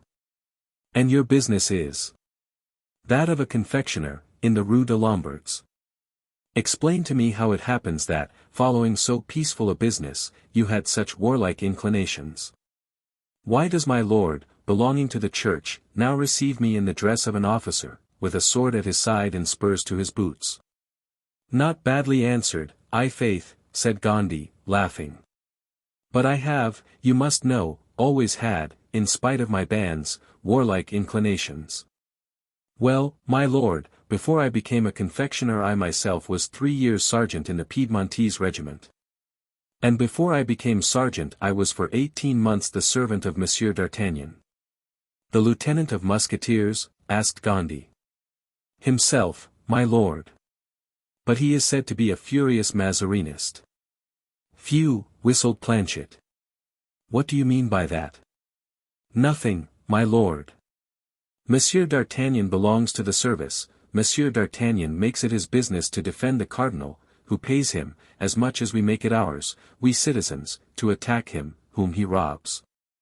You are an intelligent fellow, my friend, can we count upon you?" "You may count upon me, my lord, provided you want to make a complete upheaval of the city." "'Tis that exactly. How many men, think you, you could collect together tonight?" 200 muskets and 500 halberds. "Let there be only one man in every district who can do as much, and by tomorrow we shall have quite a powerful army. Are you disposed to obey Count de Rochefort?" "I would follow him to hell, and that is saying not a little, as I believe him entirely capable of the descent." "Bravo! By what sign tomorrow shall we be able to distinguish friends from foes?" "Every Frondist must put a knot of straw in his hat." "Good. Give the watchword." "Do you want money?" "Money never comes amiss at any time, my lord, if one has it not, one must do without it. With it, matters go on much better and more rapidly." Gondy went to a box and drew forth a bag. "Here are 500 pistoles," he said. "And if the action goes off well you may reckon upon a similar sum tomorrow." "I will give a faithful account of the sum to your lordship," said Planchet, putting the bag under his arm. "That is right, I recommend the cardinal to your attention. Make your mind easy, he is in good hands." Planchet went out, the curate remaining for a moment. "Are you satisfied, my lord?" he asked. "Yes, he appears to be a resolute fellow." "Well, he will do more than he has promised." "He will do wonders then." The curate rejoined Planchet, who was waiting for him on the stairs. 10 minutes later the curate of St. Sulpice was announced. As soon as the door of Gondy's study was opened a man rushed in. It was the Count de Rochefort. "'Tis you, then, my dear Count," cried Gondy, offering his hand. "You have made up your mind at last, my lord," said Rochefort. "It has been made up a long time," said Gondy. "Let us say no more on the subject, you tell me so, I believe you. Well, we are going to give a ball to Mazarin." "I hope so." "And when will the dance begin?" "The invitations are given for this evening," said the coadjutor, "but the violins will not begin to play until tomorrow morning." You may reckon upon me and upon 50 soldiers which the Chevalier d'Humieres has promised me whenever I need them. Upon 50 soldiers? Yes, he is making recruits and he will lend them to me. If any are missing when the fete is over, I shall replace them. Good, my dear Rochefort, but that is not all. What have you done with Monsieur de Beaufort? He is in Vendôme, where he will wait until I write to him to return to Paris. Write to him, now's the time. You are sure of your enterprise? Yes, but he must make haste, for hardly will the people of Paris have revolted before we shall have a score of princes begging to lead them. If he defers he will find the place of honor taken. Shall I send word to him as coming from you? Yes, certainly. Shall I tell him that he can count on you? To the end. And you will leave the command to him? Of the war, yes, but in politics. You must know it is not his element. He must leave me to negotiate for my cardinal's hat in my own fashion. You care about it, then, so much? Since they force me to wear a hat of a form which does not become me, said Gondy, I wish at least that the hat should be red. One must not dispute matters of taste and colors, said Rochefort, laughing. I answer for his consent. How soon can he be here? In 5 days. Let him come and he will find a change, I will answer for it. Therefore, go and collect your 50 men and hold yourself in readiness. For what? For everything. Is there any signal for the general rally? A knot of straw in the hat. Very good. Adieu, my lord. Adieu, my dear Rochefort. Ah, Monsieur Mazarin, said Rochefort, leading off his curate, who had not found an opportunity of uttering a single word during the foregoing dialogue. You will see whether I am too old to be a man of action. It was 9:30 and the coadjutor required half an hour to go from the Archbishop's palace to the tower of St. Jacques Delaware la Boucherie. He remarked that a light was burning in one of the highest windows of the tower. Good, said he, our syndic is at his post. He knocked and the door was opened. The vicar himself awaited him, conducted him to the top of the tower, and when there pointed to a little door, placed the light which he had brought with him in a corner of the wall. That the coadjutor might be able to find it on his return, and went down again. Although the key was in the door the coadjutor knocked. Come in, said a voice which he recognized as that of the mendicant, whom he found lying on a kind of truckle bed. He rose on the entrance of the coadjutor, and at that moment 10 o'clock struck. Well, said Gondy, have you kept your word with me? Not exactly, replied the mendicant. How is that? You asked me for 500 men, did you not? Well, I have 10,000 for you. You are not boasting. Do you wish for a proof? Yes. There were 3 candles alight, each of which burnt before a window, one looking upon the city, the other upon the Palais Royal, and a third upon the Rue Saint-Denis. The man went silently to each of the candles and blew them out one after the other. What are you doing? Asked the coadjutor. I have given the signal. For what? For the barricades. When you leave this you will behold my men at work. Only take care you do not break your legs in stumbling over some chain or your neck by falling in a hole. Good. There is your money, the same sum as that you have received already. Now remember that you are a general and do not go and drink. For 20 years I have tasted nothing but water. The man took the bag from the hands of the coadjutor, who heard the sound of his fingers counting and handling the gold pieces. Ah! Ah, said the coadjutor, you are avaricious, my good fellow. The mendicant sighed and threw down the bag.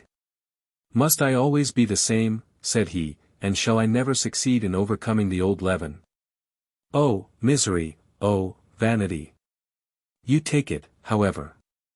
Yes, but I make hereby a vow in your presence, to employ all that remains to me in pious works. His face was pale and drawn, like that of a man who had just undergone some inward struggle.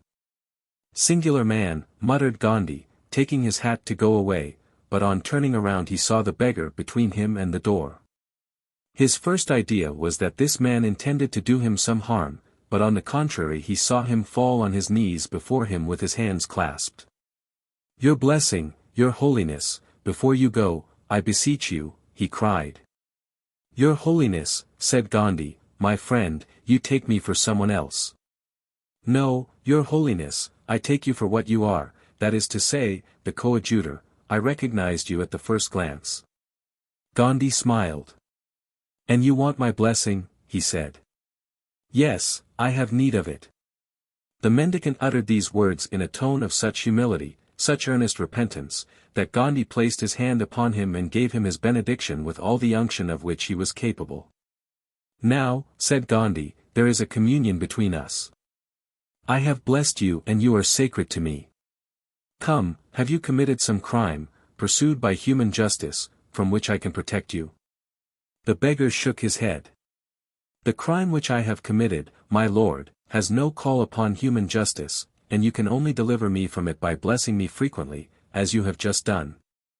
"Come, be candid," said the coadjutor, "you have not all your life followed the trade which you do now." "No, my lord. I have pursued it for 6 years only." "And previously, where were you?" "In the Bastille." "And before you went to the Bastille?" "I will tell you, my lord, on the day when you are willing to hear my confession." "Good. At whatsoever hour of the day or night you may present yourself, remember that I shall be ready to give you absolution." "Thank you, my lord," said the mendicant in a hoarse voice. "But I am not yet ready to receive it." "Very well. Adieu." "Adieu, your holiness," said the mendicant, opening the door and bending low before the prelate. Chapter 47. The Riot. It was about 11 o'clock at night. Gandhi had not walked 100 steps ere he perceived the strange change which had been made in the streets of Paris. The whole city seemed peopled with fantastic beings. Silent shadows were seen unpaving the streets and others dragging and upsetting great wagons, whilst others again dug ditches large enough to engulf whole regiments of horsemen. These active beings flitted here and there like so many demons completing some unknown labor. These were the beggars of the Court of Miracles, the agents of the giver of holy water in the square of St. Eustache, preparing barricades for the morrow. Gandhi gazed on these deeds of darkness, on these nocturnal laborers, with a kind of fear. He asked himself, if, after having called forth these foul creatures from their dens, he should have the power of making them retire again. He felt almost inclined to cross himself when one of these beings happened to approach him. He reached the Rue Saint-Honoré and went up it toward the Rue de la Ferronnerie. There the aspect changed. Here it was the tradesmen who were running from shop to shop. Their doors seemed closed like their shutters, but they were only pushed to in such a manner as to open and allow the men, who seemed fearful of showing what they carried, to enter. Closing immediately. These men were shopkeepers, who had arms to lend to those who had none. One individual went from door to door, bending under the weight of swords, guns, muskets and every kind of weapon, which he deposited as fast as he could. By the light of a lantern the coadjutor recognized Planchet. The coadjutor proceeded onward to the quay by way of the Rue de la Monnaie. There he found groups of bourgeois clad in black cloaks or grey, according as they belonged to the upper or lower bourgeoisie. They were standing motionless, while single men passed from one group to another. All these cloaks, grey or black, were raised behind by the point of a sword, or before by the barrel of an arquebuse or a musket. On reaching the Pont Neuf the coadjutor found it strictly guarded and a man approached him. "Who are you?" asked the man. "I do not know you for one of us." "Then it is because you do not know your friends, my dear Monsieur Louviers," said the coadjutor, raising his hat. Louviers recognized him and bowed. Gandhi continued his way and went as far as the Tour de Nesle. There he saw a lengthy chain of people gliding under the walls. They might be said to be a procession of ghosts, for they were all wrapped in white cloaks. When they reached a certain spot these men appeared to be annihilated, one after the other, as if the earth had opened under their feet. Gandhi, edged into a corner, saw them vanish from the first until the last but one. The last raised his eyes, to ascertain, doubtless, that neither his companions nor himself had been watched, and, in spite of the darkness, he perceived Gondy. He walked straight up to him and placed a pistol to his throat. "Halloo! Monsieur de Rochefort," said Gondy, laughing, "are you a boy to play with firearms?" Rochefort recognized the voice. "Ah, it is you, my lord," said he. "The very same. What people are you leading thus into the bowels of the earth?" "My 50 recruits from the Chevalier d'Humieres, who are destined to enter the light cavalry and who have only received as yet for their equipment their white cloaks." "And where are you going?" "To the house of one of my friends, a sculptor, only we enter by the trap through which he lets down his marble." "Very good," said Gondy, shaking Rochefort by the hand, who descended in his turn and closed the trap after him. It was now 1 o'clock in the morning and the coadjutor returned home. He opened a window and leaned out to listen. A strange, incomprehensible, unearthly sound seemed to pervade the whole city. One felt that something unusual and terrible was happening in all the streets, now dark as ocean's most unfathomable caves. From time to time a dull sound was heard, like that of a rising tempest or a billow of the sea, but nothing clear, nothing distinct, nothing intelligible. It was like those mysterious subterraneous noises that precede an earthquake. The work of revolt continued the whole night thus. The next morning, on awaking, Paris seemed to be startled at her own appearance. It was like a besieged town. Armed men shouldering muskets, watched over the barricades with menacing looks. Words of command, patrols, arrests, executions, even, were encountered at every step. Those bearing plumed hats and gold swords were stopped and made to cry, "Long live Broussel!" Down with Mazarin, and whoever refused to comply with this ceremony was hooted at, spat upon and even beaten. They had not yet begun to slay, but it was well felt that the inclination to do so was not wanting. The barricades had been pushed as far as the Palais Royal. From the Rue de Bons Enfants to that of the Ferronnerie, from the Rue Saint Thomas du Louvre to the Pont Neuf, from the Rue Richelieu to the Porte Saint-Honoré. There were more than 10,000 armed men. Those who were at the front hurled defiance at the impassive sentinels of the regiment of guards posted around the Palais Royal, the gates of which were closed behind them. A precaution which made their situation precarious.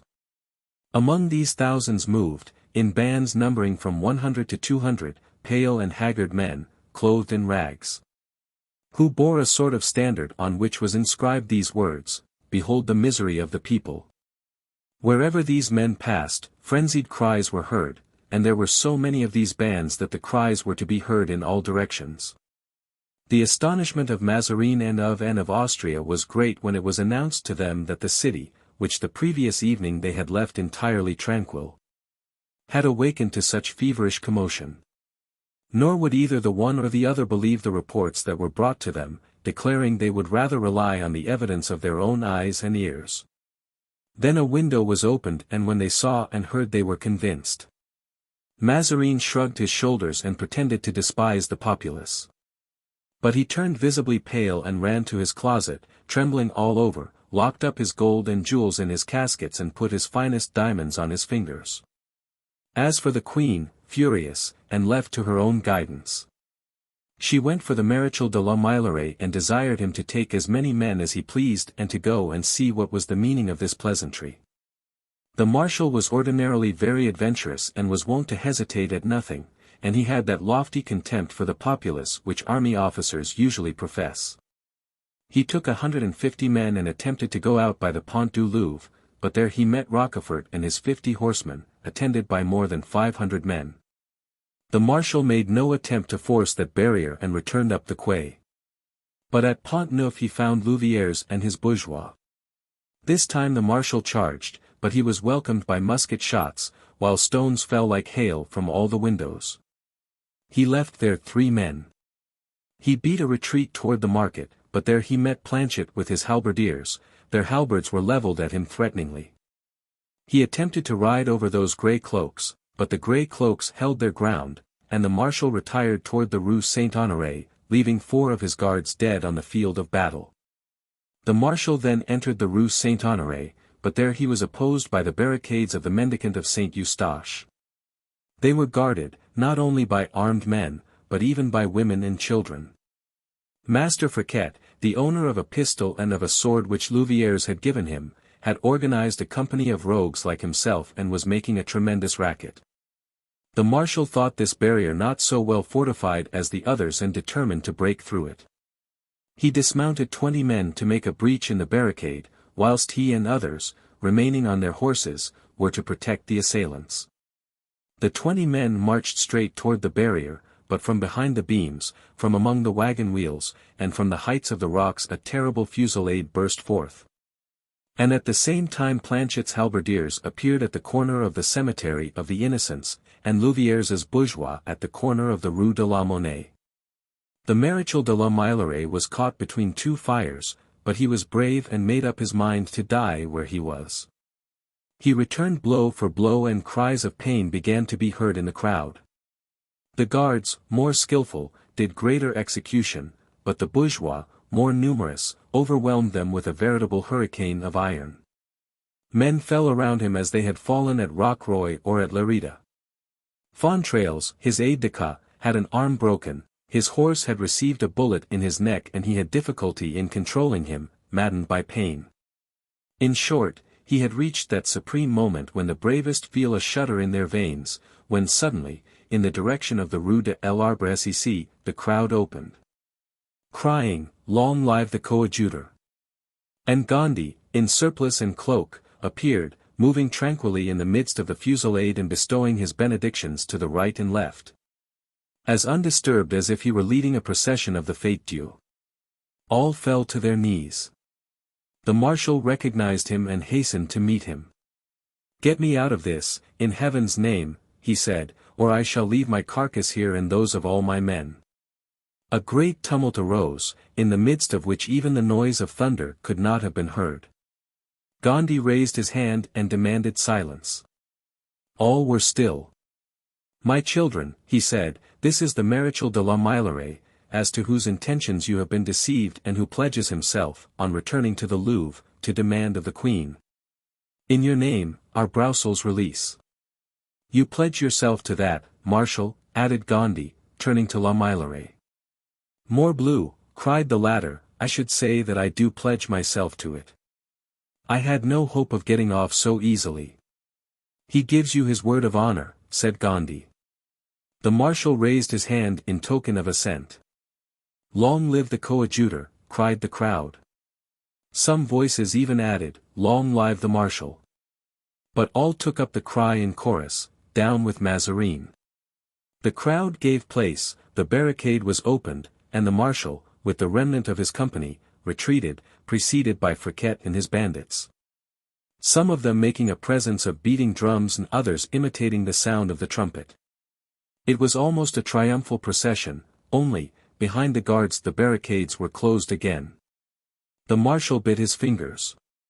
In the meantime, as we have said, Mazarin was in his closet, putting his affairs in order.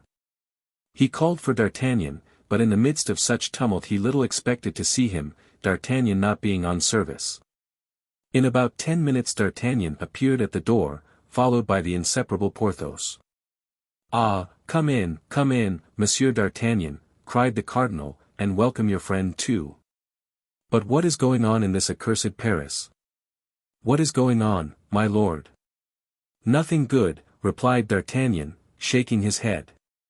"The town is in open revolt, and just now, as I was crossing the Rue Montorgueil with Monsieur du Vallon, who is here, and is your humble servant, they wanted in spite of my uniform. Or perhaps because of my uniform, to make us cry, 'Long live Broussel.' And must I tell you, my lord, what they wished us to cry as well?" "Speak, speak." "Down with Mazarin." "I' faith, the treasonable word is out." Mazarin smiled, but became very pale. "And you did cry?" he asked. "I' faith, no," said D'Artagnan, "I was not in voice, Monsieur du Vallon has a cold and did not cry either." "Then, my lord." "Then what?" asked Mazarin. "Look at my hat and cloak." And D'Artagnan displayed 4 gunshot holes in his cloak and 2 in his beaver. As for Porthos's coat, a blow from a halberd had cut it open on the flank and a pistol shot had cut his feather in 2. Diavolo! Said the cardinal, pensively gazing at the 2 friends with lively admiration. I should have cried, I should. At this moment the tumult was heard nearer. Mazarin wiped his forehead and looked around him. He had a great desire to go to the window, but he dared not. "See what is going on, Monsieur d'Artagnan," said he. D'Artagnan went to the window with his habitual composure. "Oh ho," said he, "what is this? Marechal de la Meilleraie returning without a hat, Fontrailles with his arm in a sling, wounded guards, horses bleeding. Then, what are the sentinels about? They are aiming, they are going to fire. They have received orders to fire on the people if the people approach the Palais Royal," exclaimed Mazarin. "But if they fire, all is lost," cried D'Artagnan. "We have the gates. The gates. To hold for 5 minutes, the gates, they will be torn down, twisted into iron wire, ground to powder." "God's death, don't fire!"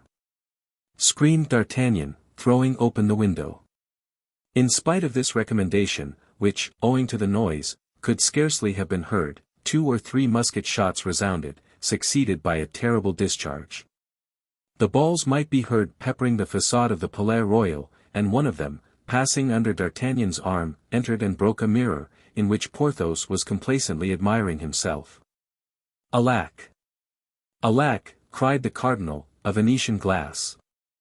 "Oh, my lord," said D'Artagnan, quietly shutting the window, "it is not worth while weeping yet, for probably an hour hence there will not be one of your mirrors remaining in the Palais Royal. Whether they be Venetian or Parisian." "But what do you advise, then?" asked Mazarin, trembling. Egad, to give up Broussel as they demand. What the devil do you want with a member of the Parliament? He is of no earthly use to anybody. And you, Monsieur du Vallon, is that your advice? What would you do?" "I should give up Broussel," said Porthos. Come with me, gentlemen," exclaimed Mazarin. "I will go and discuss the matter with the Queen." He stopped at the end of the corridor and said, "I can count upon you, gentlemen, can I not?" "We do not give ourselves twice over," said D'Artagnan, "we have given ourselves to you. Command, we shall obey." "Very well, then," said Mazarin, "enter this cabinet and wait till I come back." And turning off he entered the drawing-room by another door. Chapter 48. The riot becomes a revolution. The closet into which D'Artagnan and Porthos had been ushered was separated from the drawing-room where the Queen was by tapestried curtains only. And this thin partition enabled them to hear all that passed in the adjoining room, whilst the aperture between the 2 hangings, small as it was, permitted them to see. The Queen was standing in the room, pale with anger. Her self-control, however, was so great that it might have been imagined that she was calm. Comminges, Villequier and Guitant were behind her and the women again were behind the men. The Chancellor Sequier, who 20 years previously had persecuted her so ruthlessly, stood before her, relating how his carriage had been smashed. How he had been pursued and had rushed into the Hôtel Dieu, that the hotel was immediately invaded, pillaged and devastated. Happily he had time to reach a closet hidden behind tapestry, in which he was secreted by an old woman, together with his brother, the Bishop of Meaux. Then the danger was so imminent, the rioters came so near, uttering such threats, that the Chancellor thought his last hour had come and confessed himself to his brother priest, so as to be all ready to die in case he was discovered. Fortunately, however, he had not been taken. The people, believing that he had escaped by some back entrance, retired and left him at liberty to retreat. Then, disguised in the clothes of the Marquis d'O, he had left the hotel, stumbling over the bodies of an officer and 2 guards who had been killed whilst defending the street door. During the recital Mazarin entered and glided noiselessly up to the Queen to listen. "Well," said the Queen, when the Chancellor had finished speaking, "what do you think of it all?" "I think that matters look very gloomy, madam. But what step would you propose to me?" I could propose one to your majesty, but I dare not. You may, sir, said the queen with a bitter smile, you were not so timid once. The chancellor reddened and stammered some words. It is not a question of the past, but of the present, said the queen. You said you could give me advice. What is it? Madam, said the chancellor, hesitating, it would be to release Browsel. The queen, although already pale, became visibly paler and her face was contracted. Release Browsel. She cried, never. At this moment steps were heard in the anteroom and without any announcement the Maréchal de la Meilleraie appeared at the door. Ah, there you are, Maréchal, cried Anne of Austria joyfully. I trust you have brought this rabble to reason. Madam, replied the Maréchal, I have left 3 men on the Pont Neuf, 4 at the Halle, 6 at the corner of the Rue de l'Arbre Sec and 2 at the door of your palace, 15 in all. I have brought away 10 or 12 wounded. I know not where I have left my hat, and in all probability I should have been left with my hat, had the coadjutor not arrived in time to rescue me. Ah, indeed, said the queen, it would have much astonished me if that low cur, with his distorted legs, had not been mixed up with all this. Madam, said La Meilleraie, do not say too much against him before me, for the service he rendered me is still fresh. Very good, said the queen, be as grateful as you like, it does not implicate me, you are here safe and sound, that is all I wished for, you are not only welcome, but welcome back. Yes, madam. But I only came back on one condition, that I would transmit to your majesty the will of the people. The will, exclaimed the queen, frowning. Oh! Oh! Monsieur Maréchal, you must indeed have found yourself in wondrous peril to have undertaken so strange a commission. The irony with which these words were uttered did not escape the Maréchal. Pardon, madam, he said, I am not a lawyer, I am a mere soldier, and probably, therefore, I do not quite comprehend the value of certain words. I ought to have said the wishes, and not the will, of the people. As for what you do me the honor to say, I presume you mean I was afraid? The queen smiled. Well, then, madam, yes, I did feel fear, and though I have been through 12 pitched battles and I cannot count how many charges and skirmishes, I own for the 3rd time in my life I was afraid. Yes, and I would rather face your majesty, however threatening your smile, than face those demons who accompanied me hither and who sprung from I know not whence, unless from deepest hell. Bravo, said D'Artagnan in a whisper to Porthos, well answered. Well, said the queen, biting her lips, whilst her courtiers looked at each other with surprise, what is the desire of my people? That Browsel shall be given up to them, madam. Never. Said the queen, never. Your majesty is mistress, said La Meilleraie, retreating a few steps. Where are you going, Maréchal? asked the queen. To give your majesty's reply to those who await it. Stay, Maréchal, I will not appear to parley with rebels. Madam, I have pledged my word, and unless you order me to be arrested I shall be forced to return. Anne of Austria's eyes shot glances of fire. Oh! That is no impediment, sir, said she. I have had greater men than you arrested, Guitant. Mazarin sprang forward. Madam, said he, if I dared in my turn advise. Would it be to give up Browsel, sir?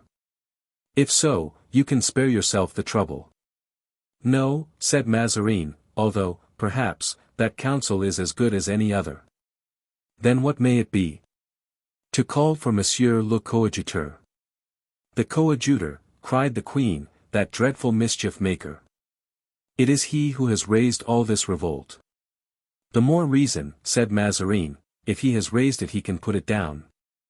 And hold, madam, suggested Comminges, who was near a window, out of which he could see. Hold, the moment is a happy one, for there he is now, giving his blessing in the square of the Palais Royal. The queen sprang to the window. It is true, she said, the arch-hypocrite, see. I see, said Mazarin, that everybody kneels before him, although he be but coadjutor, whilst I, were I in his place, though I am cardinal, should be torn to pieces. I persist, then, madam, in my wish. He laid an emphasis on the word, that your majesty should receive the coadjutor. And wherefore do you not say, like the rest, your will? Replied the queen, in a low voice. Mazarin bowed. Monsieur le Maréchal, said the queen, after a moment's reflection, go and find the coadjutor and bring him to me. And what shall I say to the people? That they must have patience, said N, as I have. The fiery Spanish woman spoke in a tone so imperative that the Maréchal made no reply. He bowed and went out. D'Artagnan turned to Porthos. How will this end? He said. We shall soon see, said Porthos, in his tranquil way. In the meantime Anne of Austria approached Comminges and conversed with him in a subdued tone, whilst Mazarin glanced uneasily at the corner occupied by D'Artagnan and Porthos.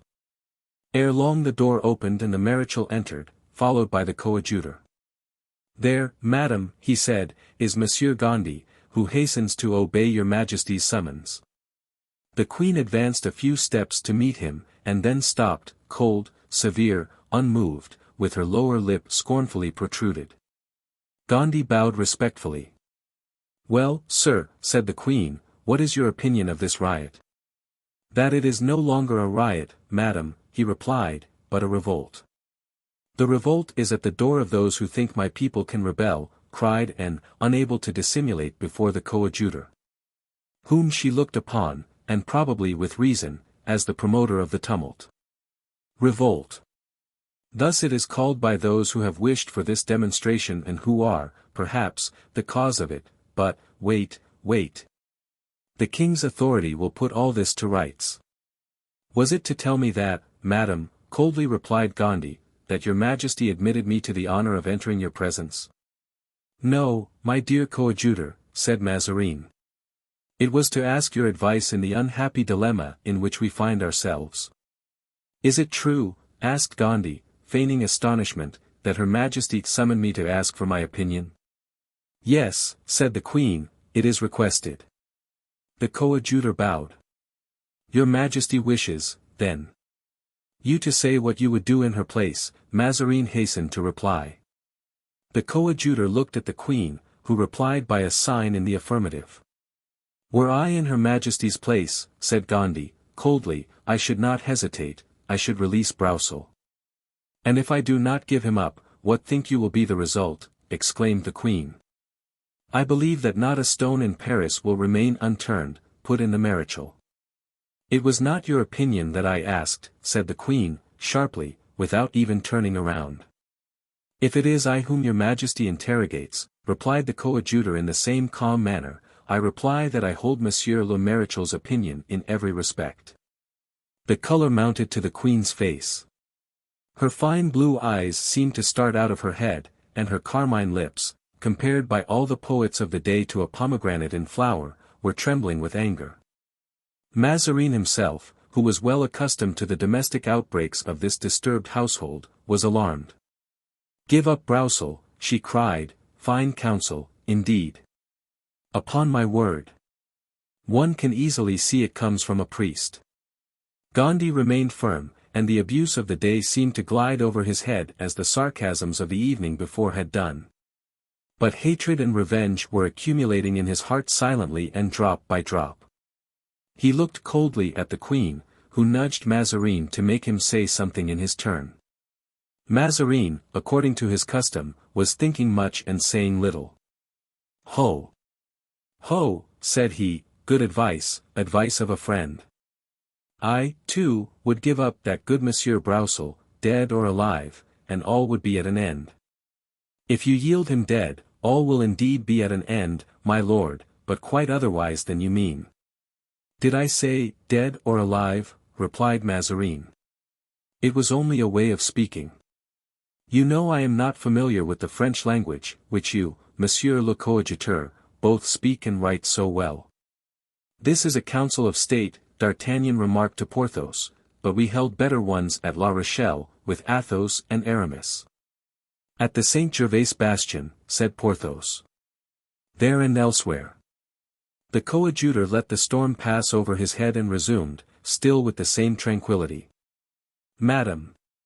If the opinion I have submitted to you does not please you, it is doubtless because you have better counsels to follow. I know too well the wisdom of the Queen and that of her advisers to suppose that they will leave the capital long in trouble that may lead to a revolution.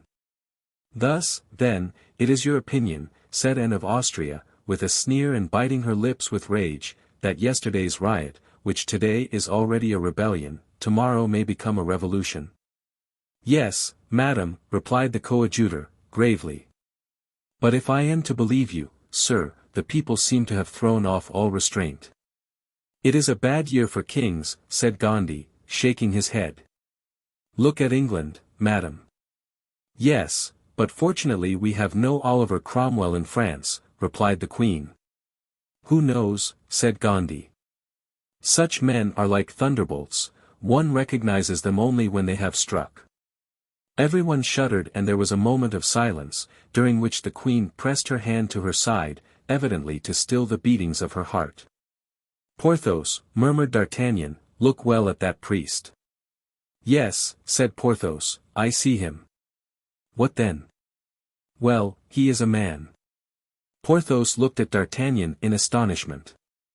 Evidently he did not understand his meaning. Your Majesty, continued the coadjutor, pitilessly, is about to take such measures as seem good to you. But I foresee that they will be violent and such as will still further exasperate the rioters. In that case, you, Monsieur le Coadjuteur, who have such power over them and are at the same time friendly to us, said the Queen, ironically, will quiet them by bestowing your blessing upon them. Perhaps it will be too late, said Gondy, still unmoved, perhaps I shall have lost all influence. While by giving up Broussel your Majesty will strike at the root of the sedition and will gain the right to punish severely any revival of the revolt. Have I not, then, that right? Cried the Queen. If you have it, use it, replied Gondy. Peste, said D'Artagnan to Porthos. There is a man after my own heart. Oh!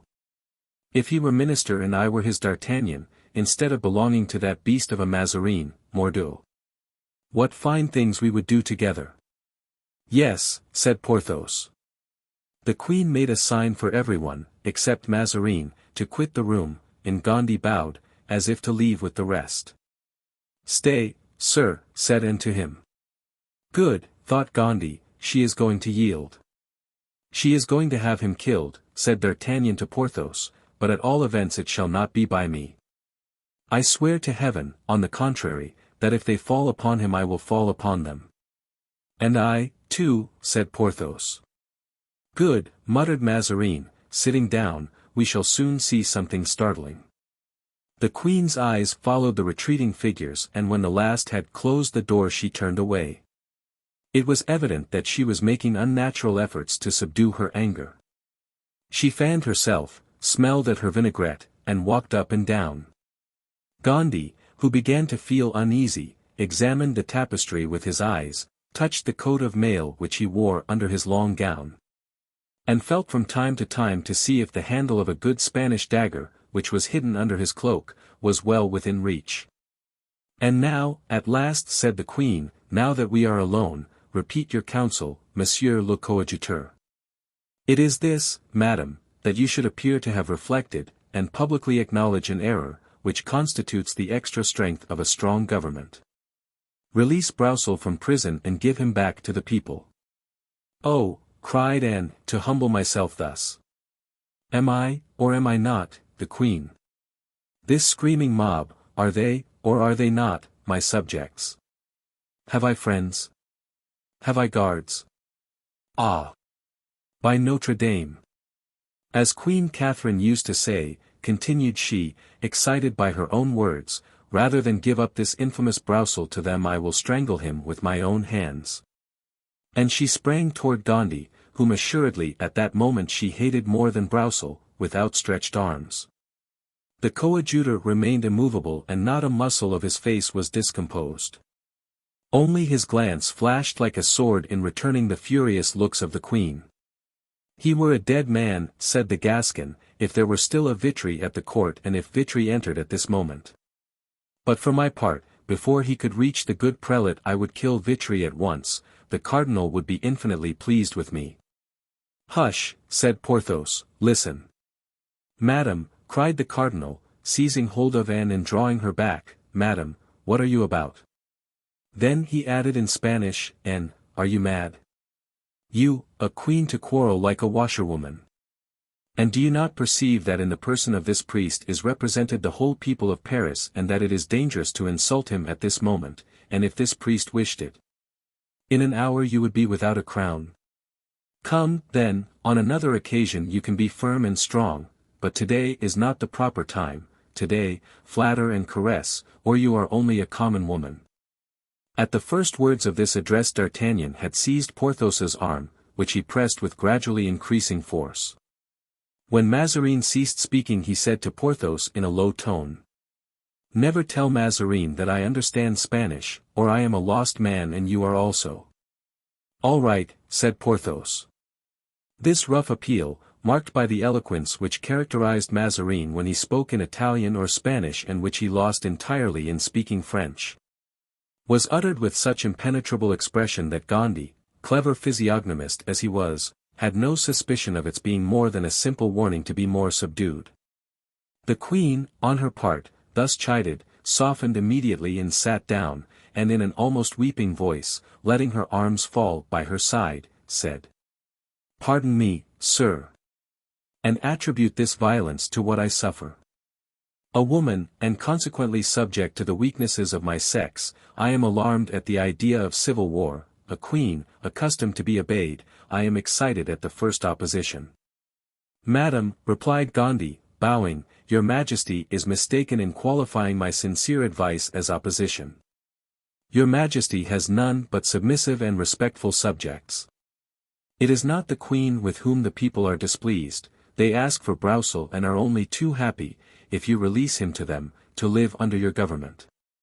Mazarin, who at the words, "It is not the Queen with whom the people are displeased," had pricked up his ears, thinking that the coadjutor was about to speak of the cries, "Down with Mazarin." And pleased with Gondy's suppression of this fact, he said with his sweetest voice and his most gracious expression, "Madam, credit the coadjutor, who is one of the most able politicians we have. The first available cardinal's hat seems to belong already to his noble brow. Ah! How much you have need of me, cunning rogue!" thought Gondy. "And what will he promise us?" said D'Artagnan. "Peste, if he is giving away hats like that, Porthos, let us look out and both demand a regiment tomorrow. Corbleu! Let the civil war last but 1 year and I will have a constable's sword gilt for me." "And for me?" put in Porthos. "For you. I will give you the baton of the Maréchal de la Meilleraie, who does not seem to be much in favor just now." "And so, sir," said the queen, "you are seriously afraid of a public tumult?" "Seriously," said Gondy, astonished at not having further advanced, "I fear that when the torrent has broken its embankment it will cause fearful destruction." "And I," said the queen, "think that in such a case other embankments should be raised to oppose it. Go, I will reflect." Gondy looked at Mazarin, astonished, and Mazarin approached the queen to speak to her, but at this moment a frightful tumult arose from the square of the Palais Royal. Gondy smiled, the queen's color rose, and Mazarin grew even paler. "What is that again?" he asked. At this moment Comminges rushed into the room. "Pardon, your Majesty," he cried, "but the people have dashed the sentinels against the gates and they are now forcing the doors. What are your commands?" "Listen, madam," said Gondy. "The moaning of waves, the noise of thunder, the roaring of a volcano, cannot be compared with the tempest of cries heard at that moment." "What are my commands?" said the queen. "Yes, 4 time presses." "How many men have you about the Palais Royal?" 600. "Place 100 around the king and with the remainder sweep away this mob for me." "Madam," cried Mazarin, "what are you about?" "Go," said the queen. Comminges went out with a soldier's passive obedience. At this moment a monstrous battering was heard. One of the gates began to yield. "Oh! Madam," cried Mazarin, "you have ruined us all, the king, yourself and me." At this cry from the soul of the frightened cardinal, and became alarmed in her turn and would have recalled Comminges. "It is too late," said Mazarin, tearing his hair, "too late." The gale had given way. Hoarse shouts were heard from the excited mob. D'Artagnan put his hand to his sword, motioning to Porthos to follow his example. "Save the queen!" cried Mazarin to the coadjutor. Gondy sprang to the window and threw it open. He recognized Louviers at the head of a troop of about 3,000 or 4,000 men. "Not a step further," he shouted, "the queen is signing." "What are you saying?" asked the queen. "The truth, madam," said Mazarin, placing a pen and a paper before her, "you must." Then he added, "Sign, and, I implore you, I command you." The queen fell into a chair, took the pen and signed. The people, kept back by Louviers, had not made another step forward. But the awful murmuring, which indicates an angry people, continued. The queen had written, "The keeper of the prison at Saint-Germain will set Councillor Broussel at liberty." And she had signed it. The coadjutor, whose eyes devoured her slightest movements, seized the paper immediately the signature had been affixed to it, returned to the window and waved it in his hand. "This is the order," he said. All Paris seemed to shout with joy, and then the air resounded with the cries of "Long live Broussel! Long live the coadjutor! Long live the queen!"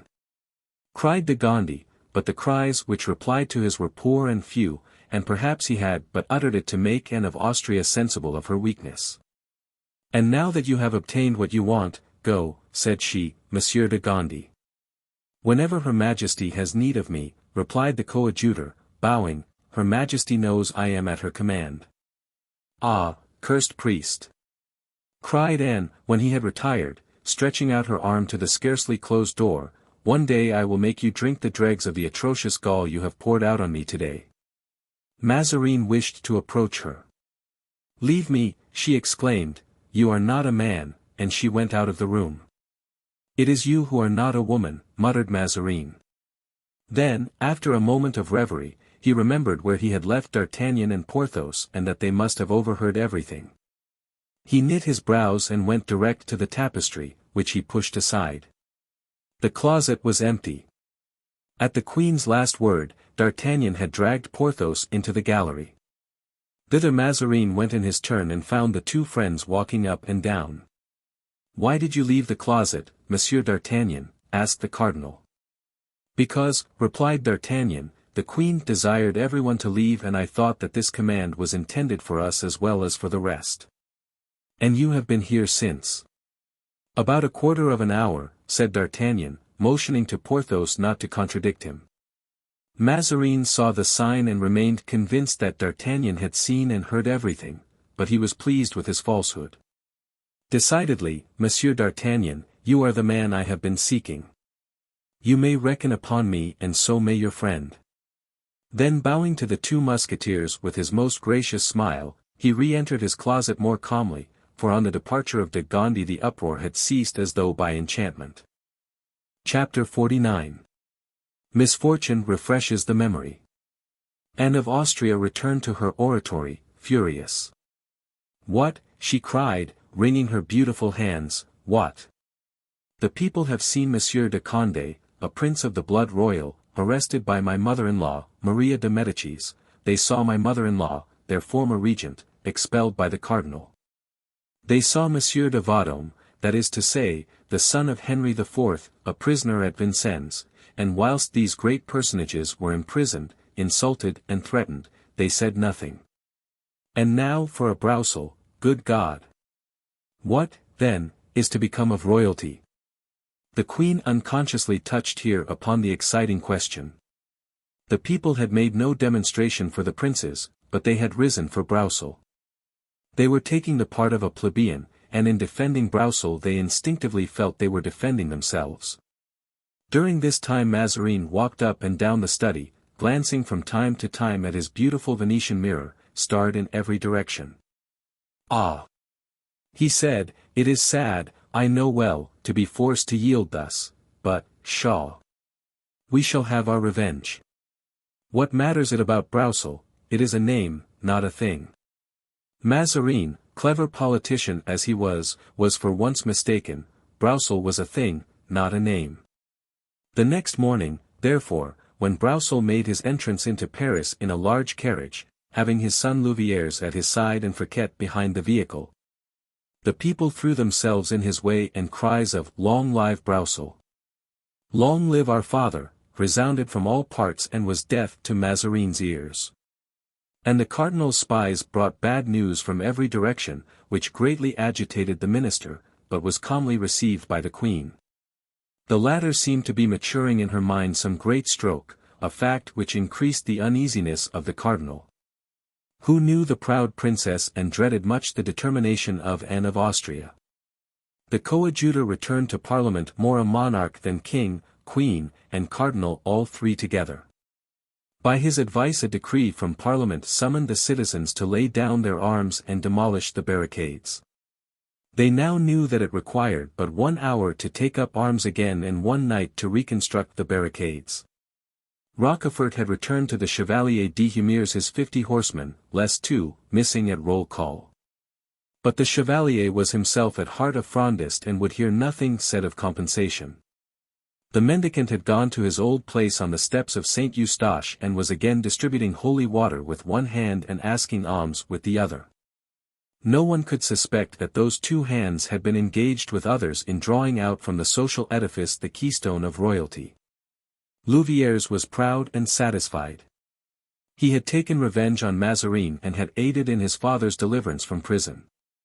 His name had been mentioned as a name of terror at the Palais Royal.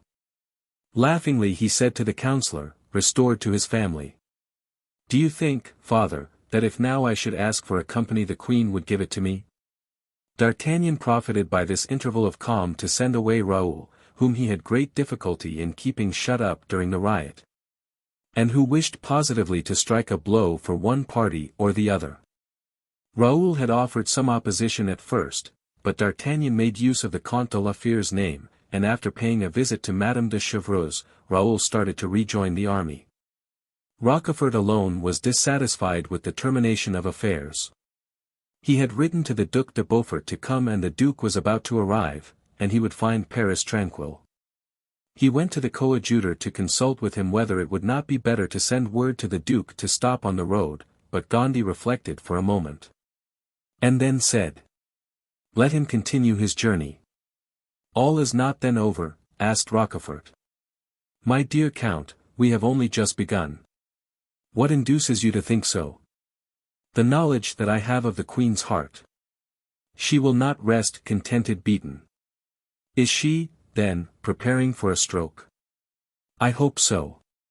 "Come, let us see what you know." "I know that she has written to the prince to return in haste from the army." "Ah! Ha!" said Rochefort, "you are right. We must let Monsieur de Beaufort come." In fact, the evening after this conversation the report was circulated that the Prince de Condé had arrived. It was a very simple, natural circumstance, and yet it created a profound sensation. It was said that Madame de Longueville, for whom the prince had more than a brother's affection and in whom he had confided, had been indiscreet. His confidence had unveiled the sinister project of the queen.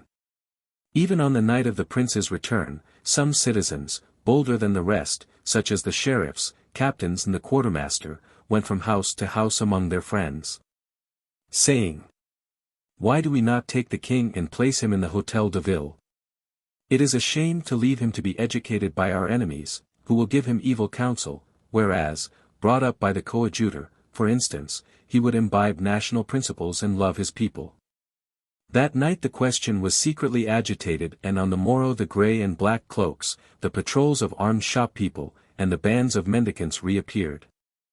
The queen had passed the night in lonely conference with the prince, who had entered the oratory at midnight and did not leave till 5 o'clock in the morning. At 5 o'clock and went to the cardinal's room. If she had not yet taken any repose, he at least was already up. 6 days had already passed out of the 10 he had asked from Mordaunt. He was therefore occupied in revising his reply to Cromwell, when someone knocked gently at the door of communication with the Queen's apartments. Anne of Austria alone was permitted to enter by that door. The cardinal therefore rose to open it. The queen was in a morning gown, but it became her still. For, like Diana of Poitiers and Ninon, Anne of Austria enjoyed the privilege of remaining ever beautiful. Nevertheless, this morning she looked handsomer than usual, for her eyes had all the sparkle inward satisfaction adds to expression. "What is the matter, madam?" said Mazarin, uneasily. "You seem secretly elated." "Yes, Giulio," she said, proud and happy, "for I have found the means of strangling this hydra." "You are a great politician, my queen," said Mazarin. "Let us hear the means." And he hid what he had written by sliding the letter under a folio of blank paper. "You know," said the queen, "that they want to take the king away from me." "Alas!" "Yes, and to hang me." "They shall not have the king." "Nor hang me." "Listen. I want to carry off my son from them, with yourself. I wish that this event, which on the day it is known will completely change the aspect of affairs, should be accomplished without the knowledge of any others but yourself, myself. And a third person." "And who is this third person?" "Monsieur le Prince." "He has come, then, as they told me?" "Last evening." "And you have seen him?" "He has just left me." "And will he aid this project?" "The plan is his own." "And Paris?"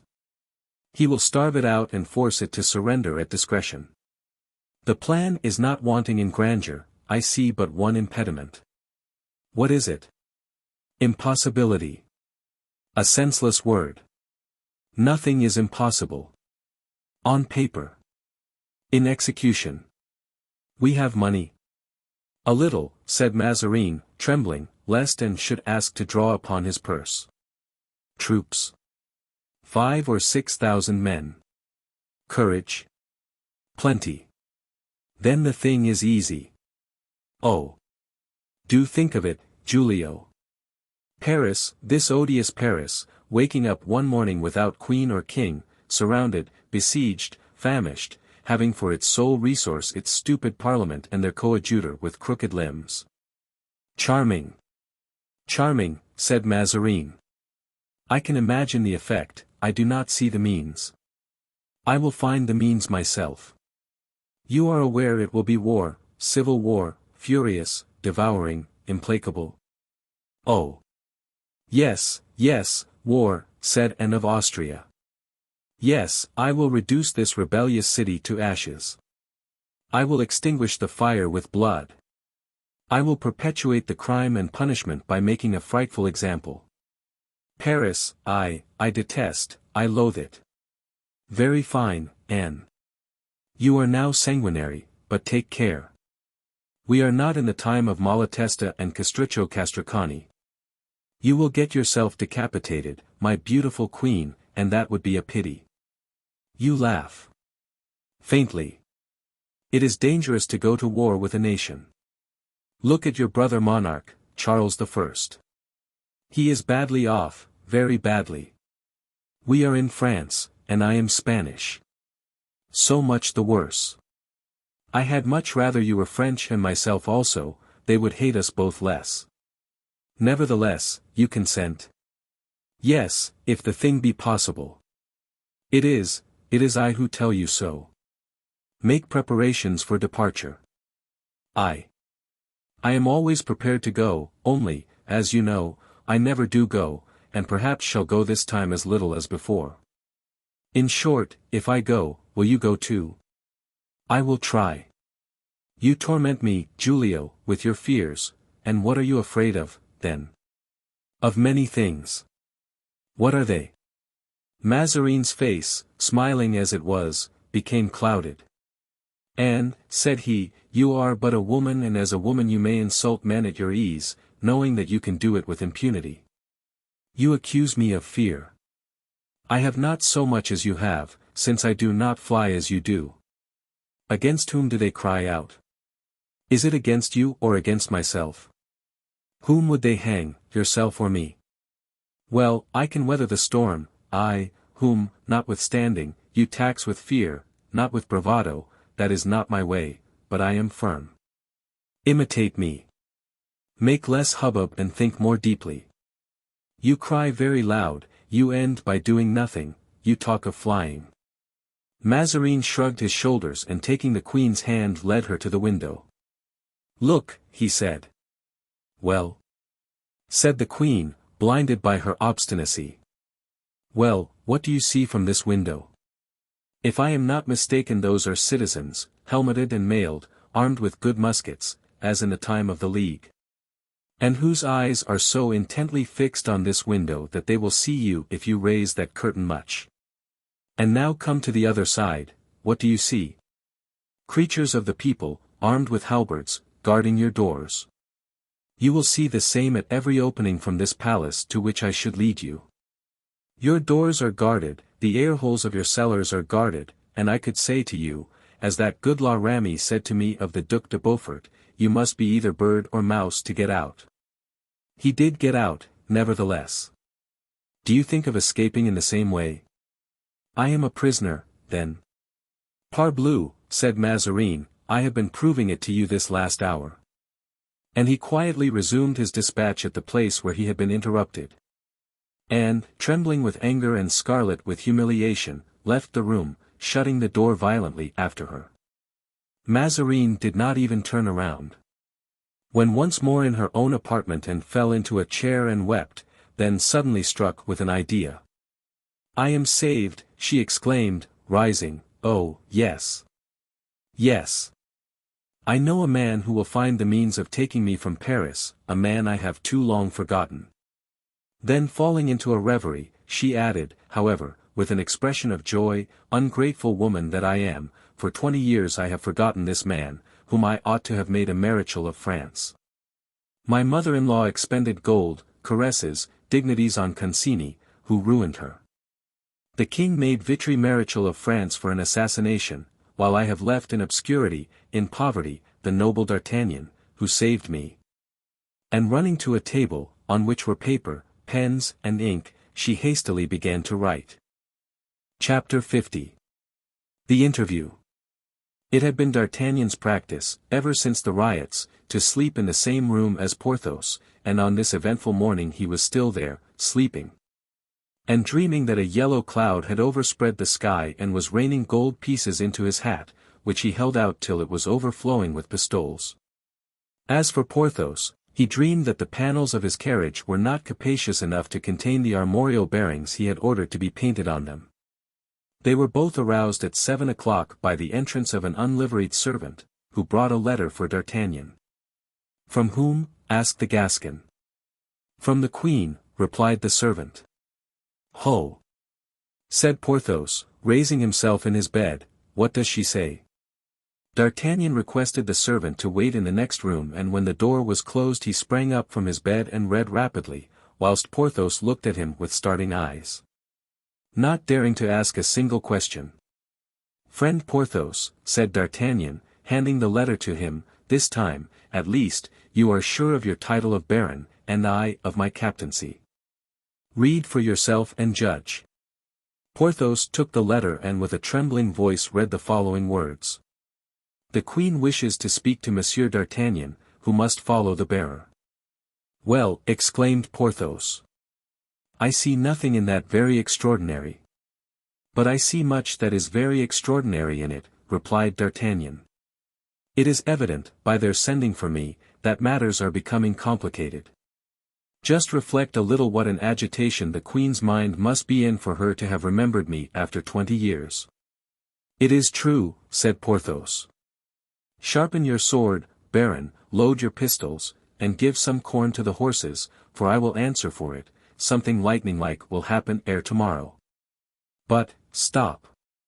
Do you think it can be a trap that they are laying for us? Suggested Porthos, incessantly thinking how his greatness must be irksome to inferior people.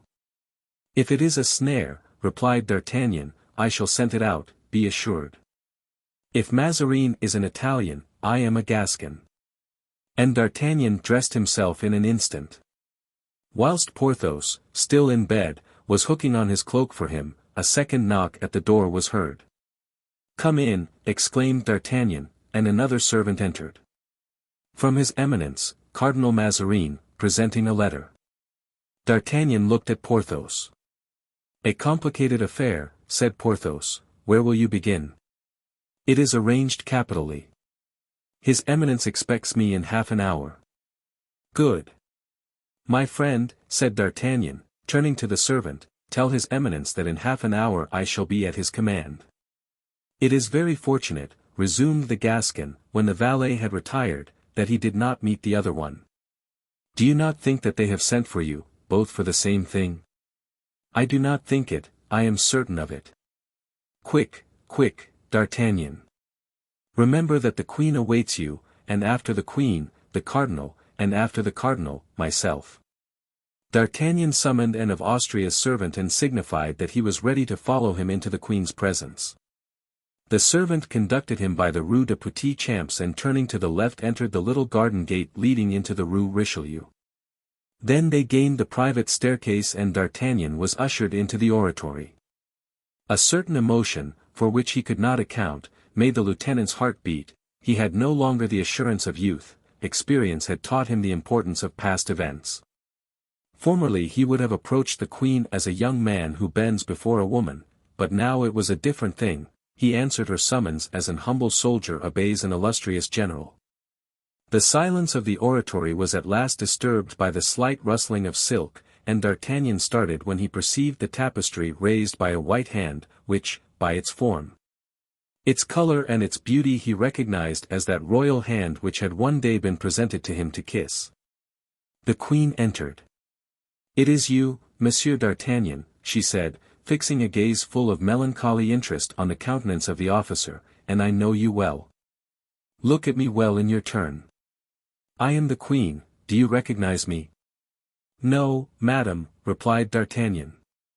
"But are you no longer aware," continued Anne, giving that sweet expression to her voice which she could do at will, that in former days the Queen had once need of a young, brave and devoted cavalier? That she found this cavalier, and that, although he might have thought that she had forgotten him, she had kept a place for him in the depths of her heart. "No, madame, I was ignorant of that," said the musketeer. "So much the worse, sir," said Anne of Austria. "So much the worse, at least for the Queen, for today she has need of the same courage and the same devotion." "What?"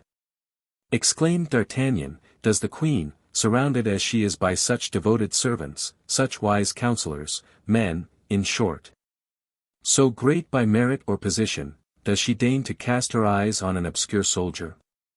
And understood this covert reproach and was more moved than irritated by it. She had many a time felt humiliated by the self-sacrifice and disinterestedness shown by the Gascon gentleman. She had allowed herself to be exceeded in generosity. "All that you tell me of those by whom I am surrounded, Monsieur D'Artagnan, is doubtless true," said the Queen, "but I have confidence in you alone. I know that you belong to the Cardinal, but belong to me as well, and I will take upon myself the making of your fortune. Come, will you do today what formerly the gentleman you do not know did for the Queen?" "I will do everything your Majesty commands," replied D'Artagnan. The Queen reflected for a moment and then, seeing the cautious demeanor of the musketeer, "Perhaps you like repose," she said. "I do not know, for I have never had it, madam." "Have you any friends?" "I had 3, 2 of whom have left Paris, to go I know not where.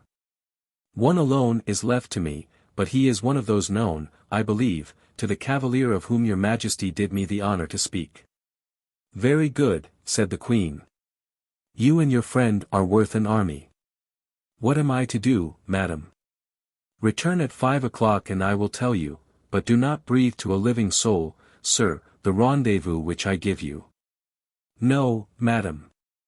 "Swear it upon the cross." "Madam, I have never been false to my word, when I say I will not do a thing, I mean it." The Queen, although astonished at this language, to which she was not accustomed from her courtiers, argued from it a happy omen of the zeal with which D'Artagnan would serve her in the accomplishment of her project. It was one of the Gascon's artifices to hide his deep cunning occasionally under an appearance of rough loyalty. "Has the Queen any further commands for me now?" asked D'Artagnan. "No, sir, replied Anne of Austria, and you may retire until the time that I mentioned to you. D'Artagnan bowed and went out. Diable! He exclaimed when the door was shut, they seem to have the greatest need of me just now. Then, as the half-hour had already glided by, he crossed the gallery and knocked at the cardinal's door. Bernouin introduced him. "I come for your commands, my lord," he said. And according to his custom D'Artagnan glanced rapidly around and remarked that Mazarin had a sealed letter before him. But it was so placed on the desk that he could not see to whom it was addressed. "You come from the Queen," said Mazarin, looking fixedly at D'Artagnan. "I. My lord, who told you that?" "Nobody, but I know it." "I regret infinitely to tell you, my lord, that you are mistaken," replied the Gascon, impudently, firm to the promise he had just made to Anne of Austria. "I opened the door of the anteroom myself and I saw you enter at the end of the corridor. Because I was shown up the private stairs." "How so?" "I know not, it must have been a mistake." Mazarin was aware that it was not easy to make D'Artagnan reveal anything he was desirous of hiding, so he gave up, for the time, the discovery of the mystery the Gascon was concealing. "Let us speak of my affairs," said Mazarin, "since you will tell me naught of yours. Are you fond of travelling?" "My life has been passed on the high road." "Would anything retain you particularly in Paris?" "Nothing but an order from a superior would retain me in Paris." "Very well. Here is a letter, which must be taken to its address." "To its address, my lord?" "But it has none." In fact, the side of the letter opposite the seal was blank. "I must tell you," resumed Mazarin, "that it is in a double envelope." "I understand. And I am to take off the first one when I have reached a certain place." "Just so, take it and go. You have a friend, Monsieur du Vallon, whom I like much, let him accompany you." "The devil!" said D'Artagnan to himself. "He knows that we overheard his conversation yesterday and he wants to get us away from Paris." "Do you hesitate?" asked Mazarin. "No, my lord, and I will set out at once. There is one thing only which I must request." "What is it?" "Speak." "That your eminence will go at once to the Queen." "What for?" "Merely to say these words, I am going to send Monsieur d'Artagnan away and I wish him to set out directly." "I told you," said Mazarin, "that you had seen the Queen." "I had the honor of saying to your eminence that there had been some mistake." "What is the meaning of that?" "May I venture to repeat my prayer to your eminence?" "Very well, I will go. Wait here for me." And looking attentively around him, to see if he had left any of his keys in his closets, Mazarin went out. 10 minutes elapsed, during which D'Artagnan made every effort to read through the first envelope what was written on the second. But he did not succeed. Mazarin returned, pale, and evidently thoughtful. He seated himself at his desk and D'Artagnan proceeded to examine his face, as he had just examined the letter he held. But the envelope which covered his countenance appeared as impenetrable as that which covered the letter. "Ah!" thought the Gascon, "he looks displeased. Can it be with me? He meditates. Is it about sending me to the Bastille? All very fine, my lord, but at the very first hint you give of such a thing I will strangle you and become Frondist. I should be carried home in triumph like Monsieur Broussel and Athos would proclaim me the French Brutus. It would be exceedingly droll." The Gascon, with his vivid imagination, had already seen the advantage to be derived from his situation. Mazarin gave, however, no order of the kind, but on the contrary began to be insinuating. "You were right," he said, "my dear Monsieur d'Artagnan, and you cannot set out yet. I beg you to return me that dispatch." D'Artagnan obeyed, and Mazarin ascertained that the seal was intact. "I shall want you this evening," he said. "Return in 2 hours." "My lord," said D'Artagnan, "I have an appointment in 2 hours which I cannot miss." "Do not be uneasy," said Mazarin. "It is the same." "Good," thought D'Artagnan, "I fancied it was so. Return, then, at 5 o'clock and bring that worthy Monsieur du Vallon with you. Only, leave him in the anteroom, as I wish to speak to you alone. D'Artagnan bowed, and thought, both at the same hour, both commands alike, both at the Palais Royal. Monsieur de Gondi would pay 100,000 francs for such a secret. You are thoughtful, said Mazarin, uneasily. Yes, I was thinking whether we ought to come armed or not. Armed to the teeth, replied Mazarin. Very well, my lord, it shall be so. D'Artagnan saluted, went out and hastened to repeat to his friend Mazarin's flattering promises, which gave Porthos an indescribable happiness.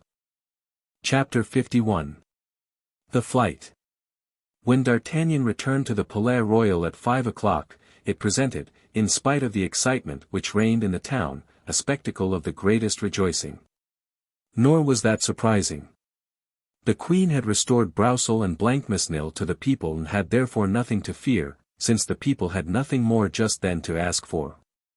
The return, also, of the conqueror of Lens was the pretext for giving a grand banquet.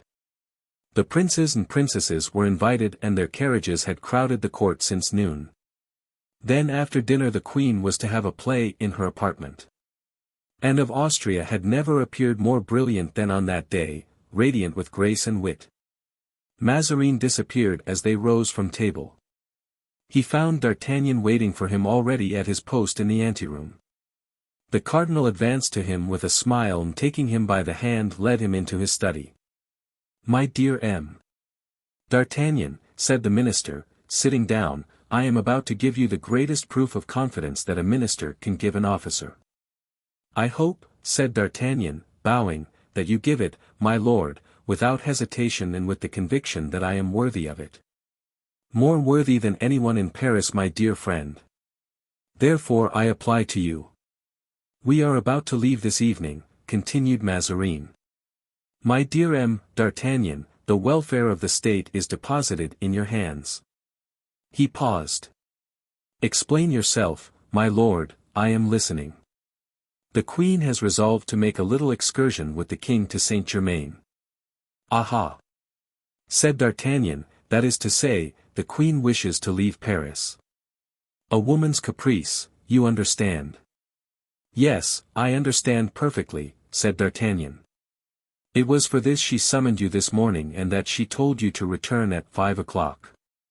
Was it worth while to wish me to swear this morning that I would mention the appointment to no one, muttered D'Artagnan. Oh, women! Women! Whether queens or not, they are always the same. Do you disapprove of this journey, my dear M. D'Artagnan? Asked Mazarin, anxiously. I, my lord, said D'Artagnan, why should I? Because you shrugged your shoulders. It is a way I have of speaking to myself. I neither approve nor disapprove, my lord, I merely await your commands. Good. It is you, accordingly, that I have pitched upon to conduct the king and the queen to Saint-Germain. Liar! Thought D'Artagnan. You see, therefore, continued the cardinal, perceiving D'Artagnan's composure, that, as I have told you, the welfare of the state is placed in your hands. Yes, my lord, and I feel the whole responsibility of such a charge. You accept, however? I always accept. Do you think the thing possible? Everything is possible. Shall you be attacked on the road? Probably. And what will you do in that case? I shall pass through those who attack me. And suppose you cannot pass through them? So much the worse for them, I shall pass over them. And you will place the king and queen in safety also, at Saint-Germain?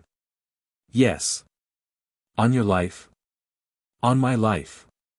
You are a hero, my friend, said Mazarin, gazing at the musketeer with admiration. D'Artagnan smiled.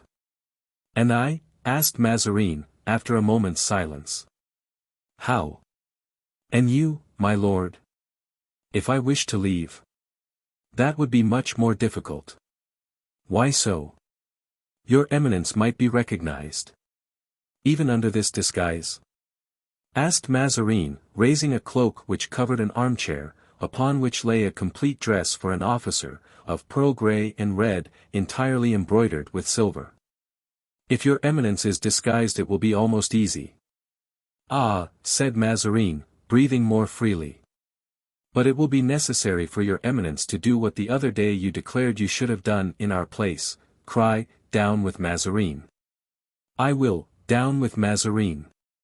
In French, in good French, my lord, take care of your accent, they killed 6,000 Angevins in Sicily because they pronounced Italian badly. Take care that the French do not take their revenge on you for the Sicilian Vespers. I will do my best. The streets are full of armed men, continued D'Artagnan. Are you sure that no one is aware of the Queen's project? Mazarin reflected. This affair would give a fine opportunity for a traitor, my lord. The chance of being attacked would be an excuse for everything. Mazarin shuddered, but he reflected that a man who had the least intention to betray would not warn first. And therefore, added he, quietly, I have not confidence in everyone, the proof of which is, that I have fixed upon you to escort me. Shall you not go with the Queen? No, replied Mazarin. Then you will start after the Queen. No, said Mazarin again. Ah, said D'Artagnan, who began to understand. Yes, continued the cardinal. I have my plan. With the Queen I double her risk. After the Queen her departure would double mine, then, the court once safe, I might be forgotten. The great are often ungrateful. Very true, said D'Artagnan, fixing his eyes, in spite of himself, on the Queen's diamond, which Mazarin wore on his finger. Mazarin followed the direction of his eyes and gently turned the hoop of the ring inside. I wish, he said, with his cunning smile, to prevent them from being ungrateful to me. It is but Christian charity, replied D'Artagnan, not to lead one's neighbors into temptation. It is exactly for that reason, said Mazarin, that I wish to start before them. D'Artagnan smiled, he was just the man to understand the astute Italian. Mazarin saw the smile and profited by the moment. You will begin, therefore, by taking me first out of Paris, will you not, my dear D'Artagnan? A difficult commission, my lord, replied D'Artagnan, resuming his serious manner.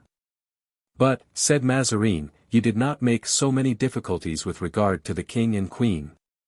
The king and the queen are my king and queen, replied the musketeer, my life is theirs and I must give it for them. If they ask it, what have I to say? That is true, murmured Mazarin, in a low tone, but as thy life is not mine I suppose I must buy it, must I not? And sighing deeply he began to turn the hoop of his ring outside again. D'Artagnan smiled. These two men met at one point, and that was, cunning. Had they been actuated equally by courage, the one would have done great things for the other. But, also, said Mazarin, you must understand that if I ask this service from you it is with the intention of being grateful. Is it still only an intention, your eminence? Asked D'Artagnan. Stay, said Mazarin, drawing the ring from his finger, my dear D'Artagnan, there is a diamond which belonged to you formerly, it is but just it should return to you, take it, I pray. D'Artagnan spared Mazarin the trouble of insisting, and after looking to see if the stone was the same and assuring himself of the purity of its water, he took it and passed it on his finger with indescribable pleasure. I valued it much, said Mazarin, giving a last look at it, nevertheless, I give it to you with great pleasure. And I, my lord, said D'Artagnan, accept it as it is given. Come, let us speak of your little affairs. You wish to leave before everybody, and at what hour? At 10 o'clock. And the Queen, at what time is it her wish to start? At midnight. Then it is possible. I can get you out of Paris and leave you beyond the barrier, and can return for her. Capital, but how will you get me out of Paris? Oh. As to that, you must leave it to me. I give you absolute power, therefore, take as large an escort as you like. D'Artagnan shook his head. It seems to me, however, said Mazarin, the safest method. Yes, for you, my lord, but not for the Queen, you must leave it to me and give me the entire direction of the undertaking. Nevertheless. Or find someone else, continued D'Artagnan, turning his back. Oh, muttered Mazarin, I do believe he is going off with the diamond. D'Artagnan, my dear M. D'Artagnan, he called out in a coaxing voice, will you answer for everything? I will answer for nothing. I will do my best. Well, then, let us go, I must trust to you. It is very fortunate, said D'Artagnan to himself. You will be here at 9:30. And I shall find your Eminence ready? Certainly, quite ready. Well, then, it is a settled thing. And now, my lord, will you obtain for me an audience with the Queen? For what purpose? I wish to receive Her Majesty's commands from her own lips. She desired me to give them to you. She may have forgotten something. You really wish to see her? It is indispensable, my lord. Mazarin hesitated for one instant, but D'Artagnan was firm. Come, then, said the minister. I will conduct you to her, but remember, not one word of our conversation. What has passed between us concerns ourselves alone, my lord, replied D'Artagnan. Swear to be mute.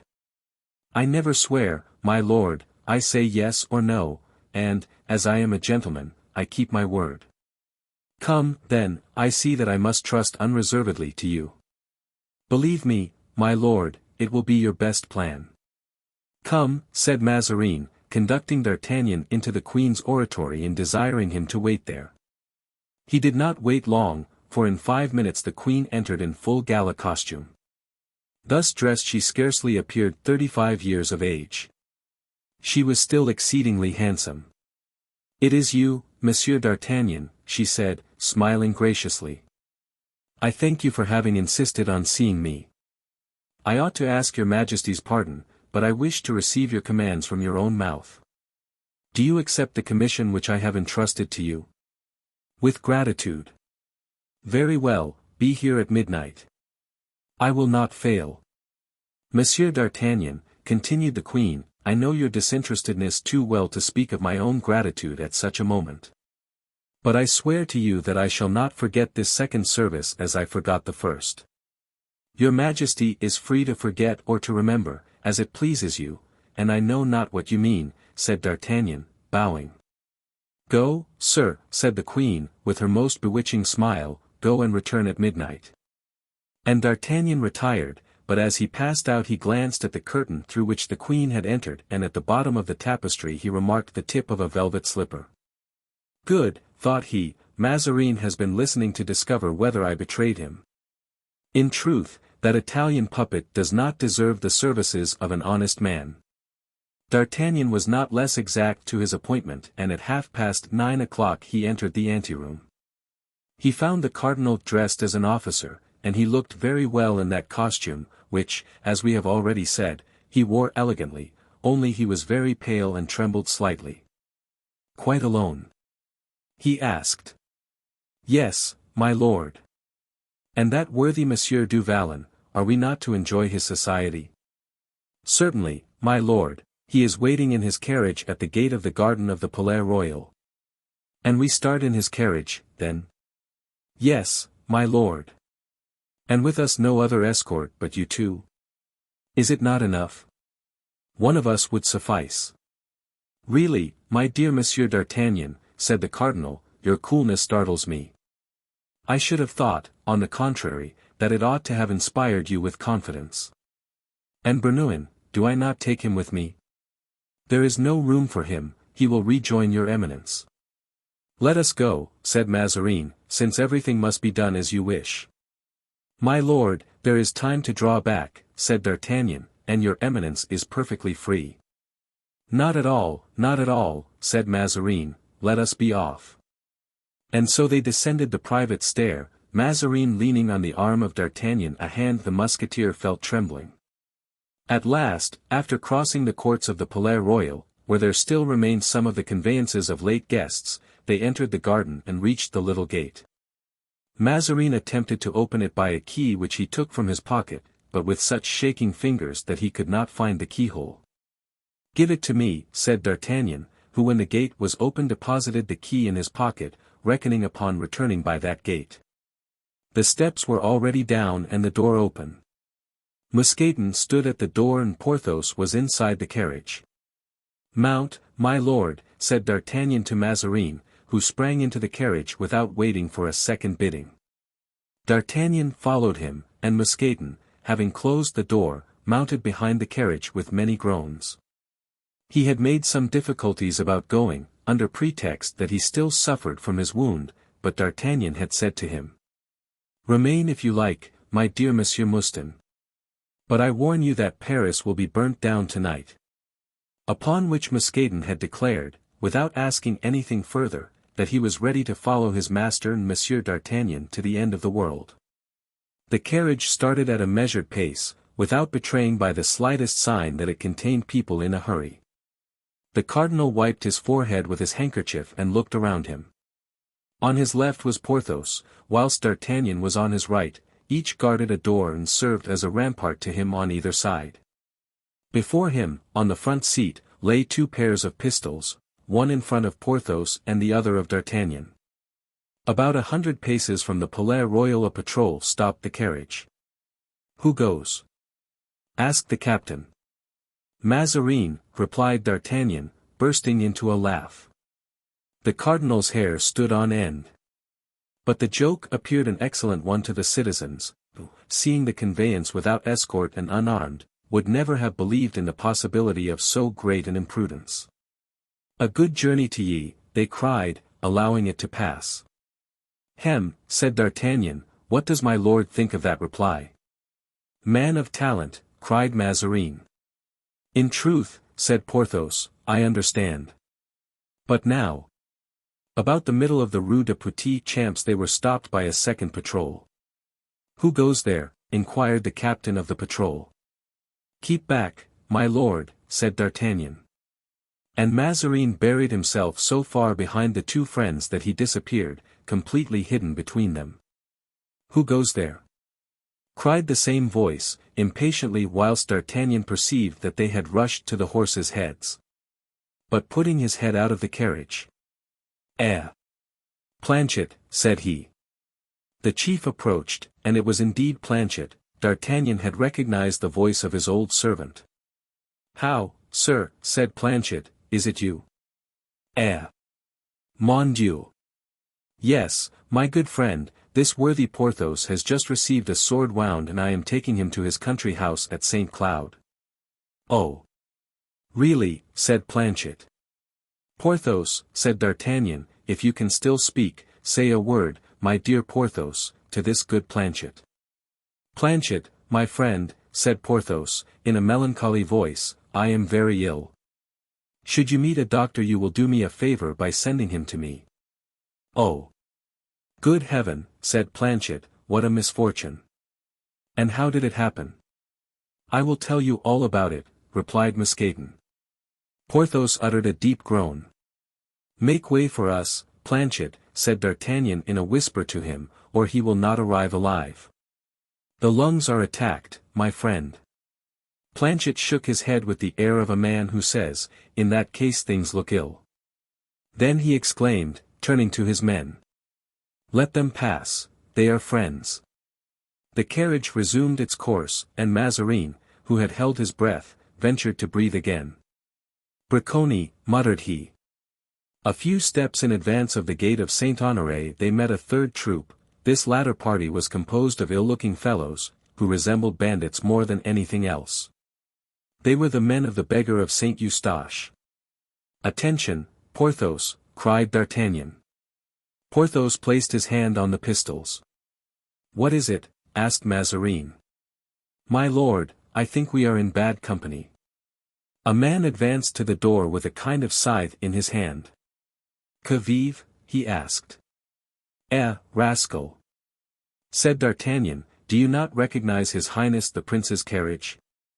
"Prince or not," said the man, "open. We are here to guard the gate, and no one whom we do not know shall pass." "What is to be done?" said Porthos. "Pardieu! Pass," replied D'Artagnan. "But how?" asked Mazarin. "Through or over, coachman, gallop on." The coachman raised his whip. "Not a step further," said the man, who appeared to be the captain, "or I will hamstring your horses." "Peste," said Porthos, "it would be a pity, animals which cost me 100 pistoles each." "I will pay you 200 for them," said Mazarin. "Yes, but when once they are hamstrung, our necks will be strung next." "If one of them comes to my side," asked Porthos, "must I kill him?" "Yes, by a blow of your fist, if you can. We will not fire but at the last extremity." "I can do it," said Porthos. "Come and open, then," cried D'Artagnan to the man with the scythe, taking one of the pistols up by the muzzle and preparing to strike with the handle.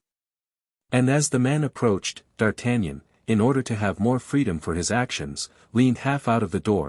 His eyes were fixed upon those of the mendicant, which were lighted up by a lantern. Without doubt he recognized D'Artagnan, for he became deadly pale. Doubtless the musketeer knew him, for his hair stood up on his head. "Monsieur d'Artagnan," he cried, falling back a step. "It is Monsieur d'Artagnan. Let him pass." D'Artagnan was perhaps about to reply, when a blow, similar to that of a mallet falling on the head of an ox, was heard. The noise was caused by Porthos, who had just knocked down his man. D'Artagnan turned around and saw the unfortunate man upon his back about 4 paces off. "'Sdeath!" cried he to the coachman. "Spur your horses. Whip. Get on." The coachman bestowed a heavy blow of the whip upon his horses, the noble animals bounded forward, then cries of men who were knocked down were heard. Then a double concussion was felt, and 2 of the wheels seemed to pass over a round and flexible body. There was a moment's silence, then the carriage cleared the gate. "To Cours la Reine!" cried D'Artagnan to the coachman, then turning to Mazarin he said, "Now, my lord, you can say 5 paters and 5 aves, in thanks to heaven for your deliverance. You are safe, you are free." Mazarin replied only by a groan. He could not believe in such a miracle. 5 minutes later the carriage stopped, having reached Cours la Reine. "Is my lord pleased with his escort?" asked D'Artagnan. "Enchanted, monsieur," said Mazarin, venturing his head out of one of the windows, "and now do as much for the queen." "It will not be so difficult," replied D'Artagnan, springing to the ground. "Monsieur du Vallon, I commend his eminence to your care." "Be quite at ease," said Porthos, holding out his hand, which D'Artagnan took and shook in his. "Oh," cried Porthos, as if in pain. D'Artagnan looked with surprise at his friend. "What is the matter, then?" he asked. "I think I have sprained my wrist," said Porthos. "The devil! Why, you strike like a blind or a deaf man." "It was necessary. My man was going to fire a pistol at me, but you, how did you get rid of yours?" "Oh, mine," replied D'Artagnan, "was not a man." "What was it then?" "It was an apparition. I charmed it away."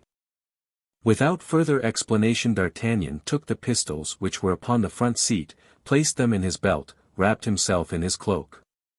And not wishing to enter by the same gate as that through which they had left, he took his way toward the Richelieu gate. Chapter 52. The carriage of Monsieur le Coadjuteur. Instead of returning, then, by the Saint-Honoré gate, D'Artagnan, who had time before him, walked around and re-entered by the Porte Richelieu. He was approached to be examined, and when it was discovered by his plumed hat and his laced coat, that he was an officer of the Musketeers, he was surrounded, with the intention of making him cry, "Down with Mazarin!" The demonstration did not fail to make him uneasy at first, but when he discovered what it meant, he shouted it in such a voice that even the most exacting were satisfied. He walked down the Rue Richelieu, meditating how he should carry off the Queen in her turn, for to take her in a carriage bearing the arms of France was not to be thought of. When he perceived an equipage standing at the door of the hotel belonging to Madame de Guémeny, he was struck by a sudden idea. "Ah, pardieu," he exclaimed, "that would be fair play." And approaching the carriage, he examined the arms on the panels and the livery of the coachman on his box. This scrutiny was so much the more easy, the coachman being sound asleep. "It is, in truth, Monsieur le Coadjuteur's carriage," said D'Artagnan. "Upon my honor I begin to think that heaven favors us." He mounted noiselessly into the chariot and pulled the silk cord which was attached to the coachman's little finger. "To the Palais Royal," he called out. The coachman awoke with a start and drove off in the direction he was desired, never doubting but that the order had come from his master. The porter at the palace was about to close the gates. But seeing such a handsome equipage he fancied that it was some visit of importance and the carriage was allowed to pass and to stop beneath the porch. It was then only the coachman perceived the grooms were not behind the vehicle. He fancied Monsieur le Coadjuteur had sent them back, and without dropping the reins he sprang from his box to open the door. D'Artagnan, in his turn, sprang to the ground, and just at the moment when the coachman, alarmed at not seeing his master, fell back a step, he seized him by his collar with the left, whilst with the right hand he placed the muzzle of a pistol at his breast. "Pronounce one single word," muttered D'Artagnan, "and you are a dead man." The coachman perceived at once, by the expression of the man who thus addressed him, that he had fallen into a trap, and he remained with his mouth wide open and his eyes portentously staring. Two musketeers were pacing the court, to whom D'Artagnan called by their names. "Monsieur de Belliere," said he to one of them, "do me the favor to take the reins from the hands of this worthy man, mount upon the box and drive to the door of the private stair. And wait for me there. It is an affair of importance on the service of the king." The musketeer, who knew that his lieutenant was incapable of jesting with regard to the service, obeyed without a word, although he thought the order strange. Then turning toward the second musketeer, D'Artagnan said, "Monsieur du Verger, help me to place this man in a place of safety." The musketeer, thinking that his lieutenant had just arrested some prince in disguise, bowed, and drawing his sword, signified that he was ready. D'Artagnan mounted the staircase, followed by his prisoner, who in his turn was followed by the soldier, and entered Mazarin's anteroom. Bernouin was waiting there, impatient for news of his master. "Well, sir," he said. "Everything goes on capitally, my dear Monsieur Bernouin, but here is a man whom I must beg you to put in a safe place." "Where, then, sir?" "Where you like, provided that the place which you shall choose has iron shutters secured by padlocks and a door that can be locked." "We have that, sir," replied Bernouin. And the poor coachman was conducted to a closet, the windows of which were barred and which looked very much like a prison. "And now, my good friend," said D'Artagnan to him, "I must invite you to deprive yourself, for my sake, of your hat and cloak." The coachman, as we can well understand, made no resistance. In fact, he was so astonished at what had happened to him that he stammered and reeled like a drunken man. D'Artagnan deposited his clothes under the arm of one of the valets. "And now, Monsieur du Verger," he said, "shut yourself up with this man until Monsieur Bernouin returns to open the door. The duty will be tolerably long and not very amusing, I know. But," added he, seriously, "you understand, it is on the king's service." "At your command, lieutenant," replied the musketeer, who saw the business was a serious one.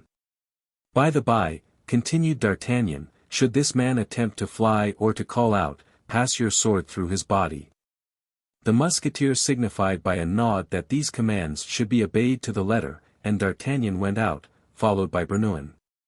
Midnight struck.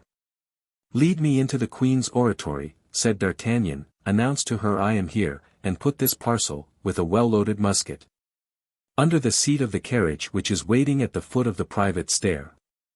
Bernouin conducted D'Artagnan to the oratory, where he sat down pensively. Everything had gone on as usual at the Palais Royal. As we said before, by 10 o'clock almost all the guests had dispersed.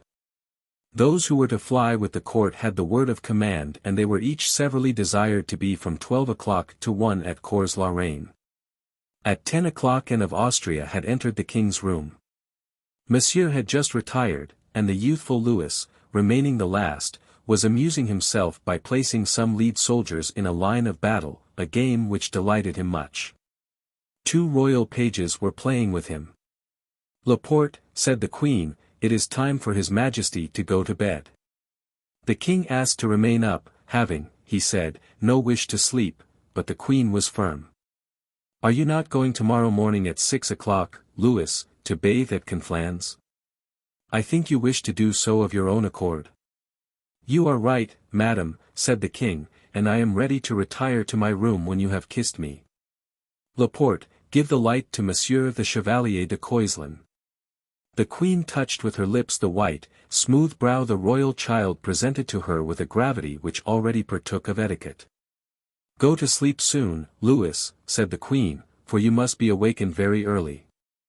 "I will do my best to obey you, madam," said the youthful king, "but I have no inclination to sleep." Laporte, said Anne of Austria, in an undertone, "find some very dull book to read to his majesty, but do not undress yourself." The king went out, accompanied by the Chevalier de Coislin, bearing the candlestick, and then the queen returned to her own apartment. Her ladies, that is to say Madame de Bregy, Mademoiselle de Beaumont, Madame de Motteville, and Socratine, her sister, so called on account of her sense, had just brought into her dressing-room the remains of the dinner, on which, according to her usual custom, she supped. The queen then gave her orders, spoke of a banquet which the Marquis de Villequier was to give to her on the day after the morrow, indicated the persons she would admit to the honor of partaking of it, announced another visit on the following day to Val-de-Grace, where she intended to pay her devotions, and gave her commands to her senior valet to accompany her.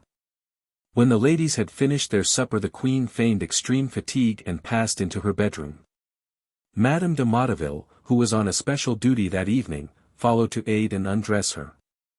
The queen then began to read, and after conversing with her affectionately for a few minutes, dismissed her. It was at this moment D'Artagnan entered the courtyard of the palace, in the coadjutor's carriage. And a few seconds later the carriages of the ladies-in-waiting drove out and the gates were shut after them. A few minutes after 12 o'clock Bernouin knocked at the queen's bedroom door, having come by the cardinal's secret corridor. Anne of Austria opened the door to him herself. She was dressed, that is to say, in deshabille, wrapped in a long, warm dressing gown. "It is you, Bernouin," she said. "Is Monsieur d'Artagnan there?" "Yes, madam, in your oratory. He is waiting till your majesty is ready." "I am." "Go and tell Laporte to wake and dress the king, and then pass on to the Maréchal de Villeroy and summon him to me." Bernouin bowed and retired. The queen entered her oratory, which was lighted by a single lamp of Venetian crystal. She saw D'Artagnan, who stood expecting her. "Is it you?" she said. "Yes, madam." "Are you ready?" "I am." "And his eminence, the cardinal?" "Has got off without any accident. He is awaiting your majesty at Cours-la-Reine." "But in what carriage do we start?" "I have provided for everything. A carriage below is waiting for your majesty." "Let us go to the king." D'Artagnan bowed and followed the queen. The young Louis was already dressed, with the exception of his shoes and doublet. He had allowed himself to be dressed, in great astonishment, overwhelming Laporte with questions, who replied only in these words, "Sire, it is by the queen's commands." The bedclothes were thrown back, exposing the king's bed linen, which was so worn that here and there holes could be seen. It was one of the results of Mazarin's niggardliness. The queen entered and D'Artagnan remained at the door. As soon as the child perceived the queen he escaped from Laporte and ran to meet her. And then motioned to D'Artagnan to approach, and he obeyed. "My son," said Anne of Austria, pointing to the musketeer, calm, standing uncovered, "here is Monsieur d'Artagnan. Who is as brave as one of those ancient heroes of whom you like so much to hear from my women. Remember his name well and look at him well, that his face may not be forgotten, for this evening he is going to render us a great service." The young king looked at the officer with his large-formed eye, and repeated, "Monsieur d'Artagnan. That is it, my son." The young king slowly raised his little hand and held it out to the musketeer, the latter bent on his knee and kissed it. "Monsieur d'Artagnan," repeated Louis, "very well, madam." At this moment they were startled by a noise as if a tumult were approaching. "What is that?" exclaimed the queen. Oh, oh, replied D'Artagnan, straining both at the same time his quick ear and his intelligent glance, it is the murmur of the populace in revolution. We must fly, said the queen. Your Majesty has given me the control of this business, we had better wait and see what they want. Monsieur d'Artagnan. I will answer for everything. Nothing is so catching as confidence. The queen, full of energy and courage, was quickly alive to these two virtues in others. Do as you like, she said, I rely upon you. Will your Majesty permit me to give orders in your name throughout this business? Command, sir. What do the people want this time? Demanded the king. We are about to ascertain, sire, replied D'Artagnan, as he rapidly left the room. The tumult continued to increase and seemed to surround the Palais Royal entirely. Cries were heard from the interior, of which they could not comprehend the sense. It was evident that there was clamor and sedition. The king, half-dressed, the queen and Laporte remained each in the same state and almost in the same place, where they were listening and waiting. Comminges, who was on guard that night at the Palais Royal, ran in. He had about 200 men in the courtyards and stables, and he placed them at the queen's disposal. Well, asked Anne of Austria, when D'Artagnan reappeared, what does it mean? It means, madam, that the report has spread that the queen has left the Palais Royal, carrying off the king, and the people ask to have proof to the contrary. Or threaten to demolish the Palais Royal. Oh, this time it is too much, exclaimed the queen, and I will prove to them I have not left. D'Artagnan saw from the expression of the queen's face that she was about to issue some violent command. He approached her and said in a low voice. Has your Majesty still confidence in me? This voice startled her. Yes, sir, she replied, every confidence, speak. Will the queen deign to follow my advice? Speak. Let your Majesty dismiss M. de Comminges and desire him to shut himself up with his men in the guardhouse and in the stables. Comminges glanced at D'Artagnan with the envious look with which every courtier sees a new favorite spring up. You hear, Comminges, said the queen. D'Artagnan went up to him. With his usual quickness he caught the anxious glance. Monsieur de Comminges, he said, pardon me, we both are servants of the queen, are we not? It is my turn to be of use to her. Do not envy me this happiness. Comminges bowed and left. Come, said D'Artagnan to himself, I have got one more enemy. And now, said the queen, addressing D'Artagnan, what is to be done? For you hear that, instead of becoming calmer, the noise increases. Madam, said D'Artagnan, the people want to see the king and they must see him. What? Must see him? Where, on the balcony? Not at all, madam, but here, sleeping in his bed. Oh, your Majesty, exclaimed Laporte, Monsieur d'Artagnan is right. The queen became thoughtful and smiled, like a woman to whom duplicity is no stranger. Without doubt, she murmured. Monsieur Laporte, said D'Artagnan, go and announce to the people through the grating that they are going to be satisfied and that in 5 minutes they shall not only see the king, but they shall see him in bed. Add that the king sleeps and that the queen begs that they will keep silence, so as not to awaken him. But not everyone, a deputation of 2 or 4 people. Everyone, madam. But reflect, they will keep us here till daybreak. It shall take but a quarter of an hour, I answer for everything, madam, believe me, I know the people. They are like a great child, who only wants humoring. Before the sleeping king they will be mute, gentle and timid as lambs. Go, Laporte, said the queen. The young king approached his mother and said, why do as these people ask? It must be so, my son, said Anne of Austria. But if they say, it must be to me, am I no longer king? The queen remained silent. Sire, said D'Artagnan, will your Majesty permit me to ask you a question? Louis XIV turned around, astonished that anyone should dare to address him. But the queen pressed the child's hand. Yes, sir, he said. Does your Majesty remember, when playing in the park of Fontainebleau, or in the palace courts at Versailles, ever to have seen the sky grow suddenly dark and heard the sound of thunder? Yes, certainly. Well, then, this noise of thunder, however much your majesty may have wished to continue playing, has said, "Go in, sire." You must do so. Certainly, sir. But they tell me that the noise of thunder is the voice of God. Well then, sire, continued D'Artagnan, listen to the noise of the people, you will perceive that it resembles that of thunder. In truth at that moment a terrible murmur was wafted to them by the night breeze, then all at once it ceased. Hold, sire, said D'Artagnan, they have just told the people that you are asleep. You see, you still are king.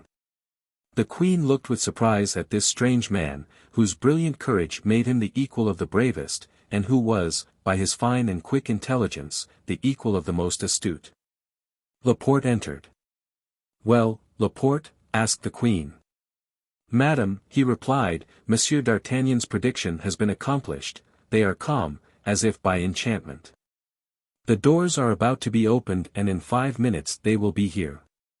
Laporte, said the queen, suppose you put one of your sons in the king's place, we might be off during the time. If your majesty desires it, said Laporte, my sons, like myself, are at the queen's service. Not at all, said D'Artagnan. Should one of them know his majesty and discover but a substitute, all would be lost. You are right, sir, always right, said Anne of Austria. Laporte, place the king in bed. Laporte placed the king, dressed as he was, in the bed and then covered him as far as the shoulders with the sheet. The queen bent over him and kissed his brow. Pretend to sleep, Louis, said she. Yes, said the king, but I do not wish to be touched by any of those men. Sire, I am here, said D'Artagnan, and I give you my word, that if a single man has the audacity, his life shall pay for it.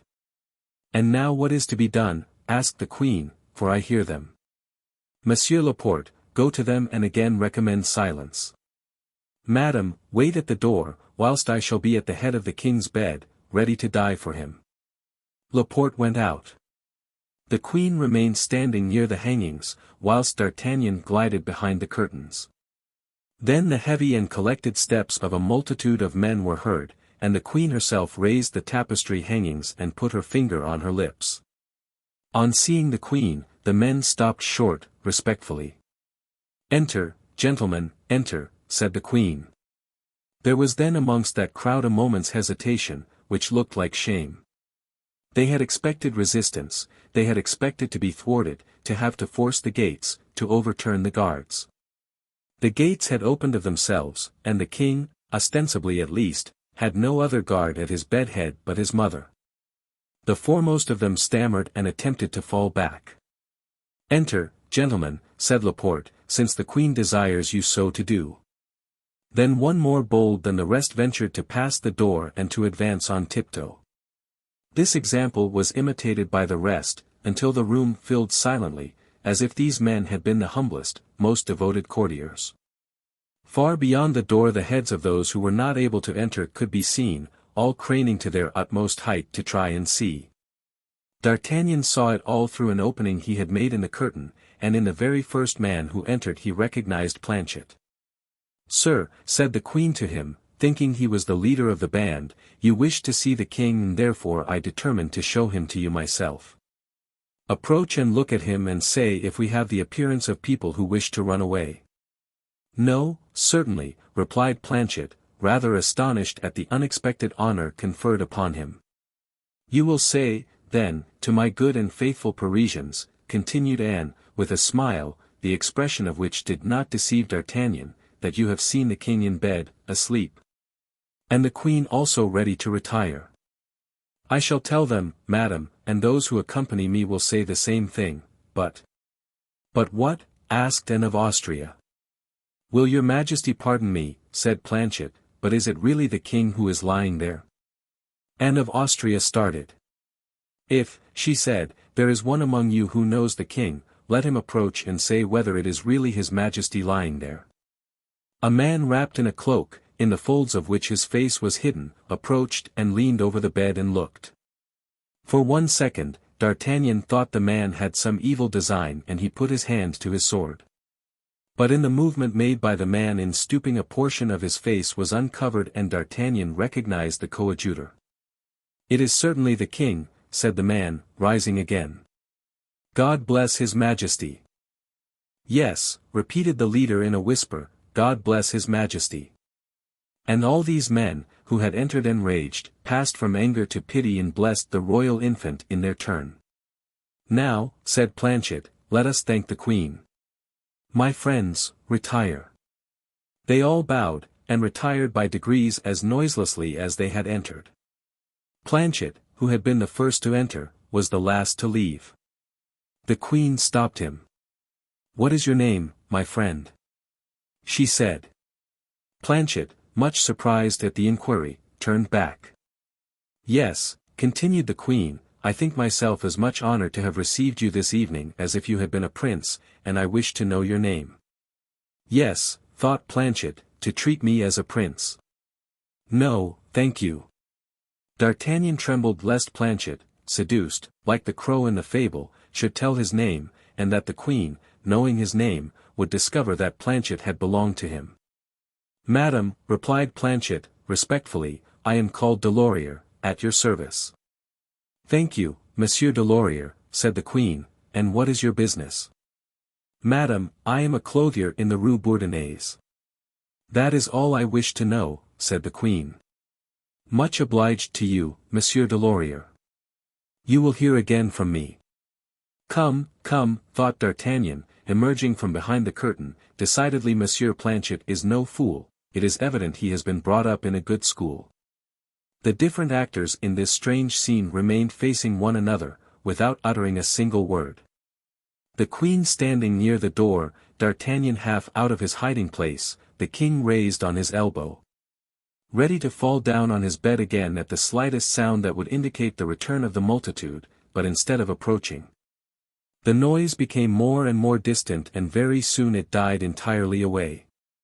The queen breathed more freely. D'Artagnan wiped his damp forehead and the king slid off his bed, saying, "Let us go." At this moment Laporte reappeared. "Well?" asked the queen. "Well, madam," replied the valet, "I followed them as far as the gates. They announced to all their comrades that they had seen the king and that the queen had spoken to them. And, in fact, they went away quite proud and happy." "Oh, the miserable wretches," murmured the queen, "they shall pay dearly for their boldness, and it is I who promised this." Then turning to D'Artagnan, she said, "Sir, you have given me this evening the best advice I have ever received. Continue, and say what we must do now." "Monsieur Laporte," said D'Artagnan, "finish dressing his majesty." "We may go, then?" asked the queen. "Whenever your majesty pleases. You have only to descend by the private stairs and you will find me at the door." "Go, sir," said the queen, "I will follow you." D'Artagnan went down and found the carriage at its post and the musketeer on the box. D'Artagnan took out the parcel which he had desired Bernouin to place under the seat. It may be remembered that it was the hat and cloak belonging to Monsieur de Gondy's coachman. He placed the cloak on his shoulders and the hat on his head, whilst the musketeer got off the box. "Sir," said D'Artagnan, "you will go and release your companion, who is guarding the coachman. You must mount your horse and proceed to the Rue Tiquetonne, Hôtel de la Chevrette, whence you will take my horse and that of Monsieur du Vallon, which you must saddle and equip as if for war. And then you will leave Paris, bringing them with you to Cours-la-Reine. If, when you arrive at Cours-la-Reine, you find no one, you must go on to Saint-Germain. On the king's service." The musketeer touched his cap and went away to execute the orders thus received. D'Artagnan mounted the box, having a pair of pistols in his belt, a musket under his feet and a naked sword behind him. The queen appeared, and was followed by the king and the Duc d'Anjou, his brother. "Monsieur the coadjutor's carriage," she exclaimed, falling back. "Yes, madam," said D'Artagnan. "But get in fearlessly, for I myself will drive you." The queen uttered a cry of surprise and entered the carriage, and the king and Monsieur took their places at her side. "Come, Laporte," said the queen. How, madam, said the valet, in the same carriage as your majesty's? It is not a matter of royal etiquette this evening, but of the king's safety. Get in, Laporte. Laporte obeyed. Pull down the blinds, said D'Artagnan. But will that not excite suspicion, sir? Asked the queen. Your majesty's mind may be quite at ease, replied the officer, I have my answer ready. The blinds were pulled down and they started at a gallop by the Rue Richelieu. On reaching the gate the captain of the post advanced at the head of a dozen men, holding a lantern in his hand. D'Artagnan signed to them to draw near. Do you recognize the carriage? He asked the sergeant. No, replied the latter. Look at the arms. The sergeant put the lantern near the panel. They are those of Monsieur le Coadjuteur, he said. Hush. He is enjoying a ride with Madame de Guémeny. The sergeant began to laugh. Open the gate, he cried. I know who it is. Then putting his face to the lowered blinds, he said. I wish you joy, my lord. Impudent fellow, cried D'Artagnan, you will get me turned off. The gate groaned on its hinges, and D'Artagnan, seeing the way clear, whipped his horses, who started at a canter, and 5 minutes later they had rejoined the cardinal. Mousqueton! Exclaimed D'Artagnan, draw up the blinds of his majesty's carriage. It is he, cried Porthos. Disguised as a coachman, exclaimed Mazarin. And driving the coadjutor's carriage. Said the queen. Corpo di Dio. Monsieur d'Artagnan, said Mazarin, you are worth your weight in gold. Chapter 53. How D'Artagnan and Porthos earned by selling straw, the one 219. And the other 215 louis d'or.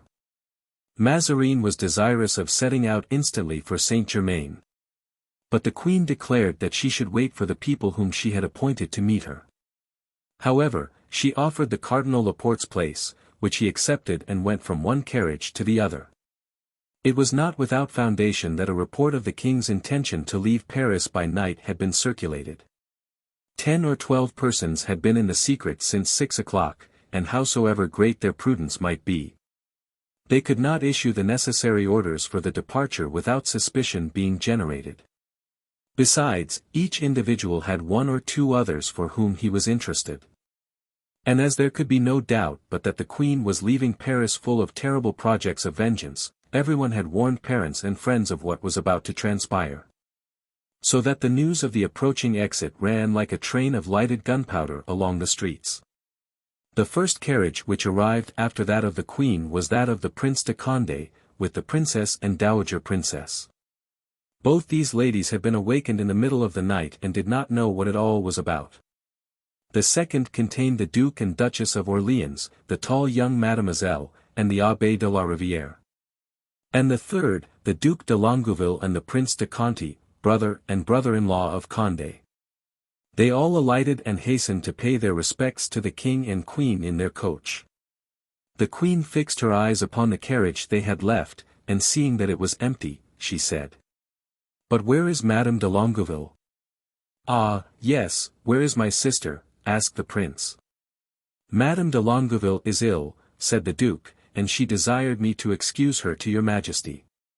And gave a quick glance to Mazarin, who answered by an almost imperceptible shake of his head. "What do you say of this?" asked the queen. "I say that she is a hostage for the Parisians," answered the cardinal. "Why is she not come?" asked the prince in a low voice, addressing his brother. "Silence," whispered the duke, "she has her reasons." "She will ruin us," returned the prince. "She will save us," said Conti. Carriages now arrived in crowds. Those of the Maréchal de Villeroy, Guitant, Villequier and Comminges came into the line. The 2 musketeers arrived in their turn, holding the horses of D'Artagnan and Porthos in their hands. These two instantly mounted, the coachman of the latter replacing D'Artagnan on the coach-box of the royal coach. Mousqueton took the place of the coachman, and drove standing, for reasons known to himself, like automaton of antiquity. The queen, though occupied by 1,000 details, tried to catch the Gascon's eye, but he, with his wonted prudence, had mingled with the crowd.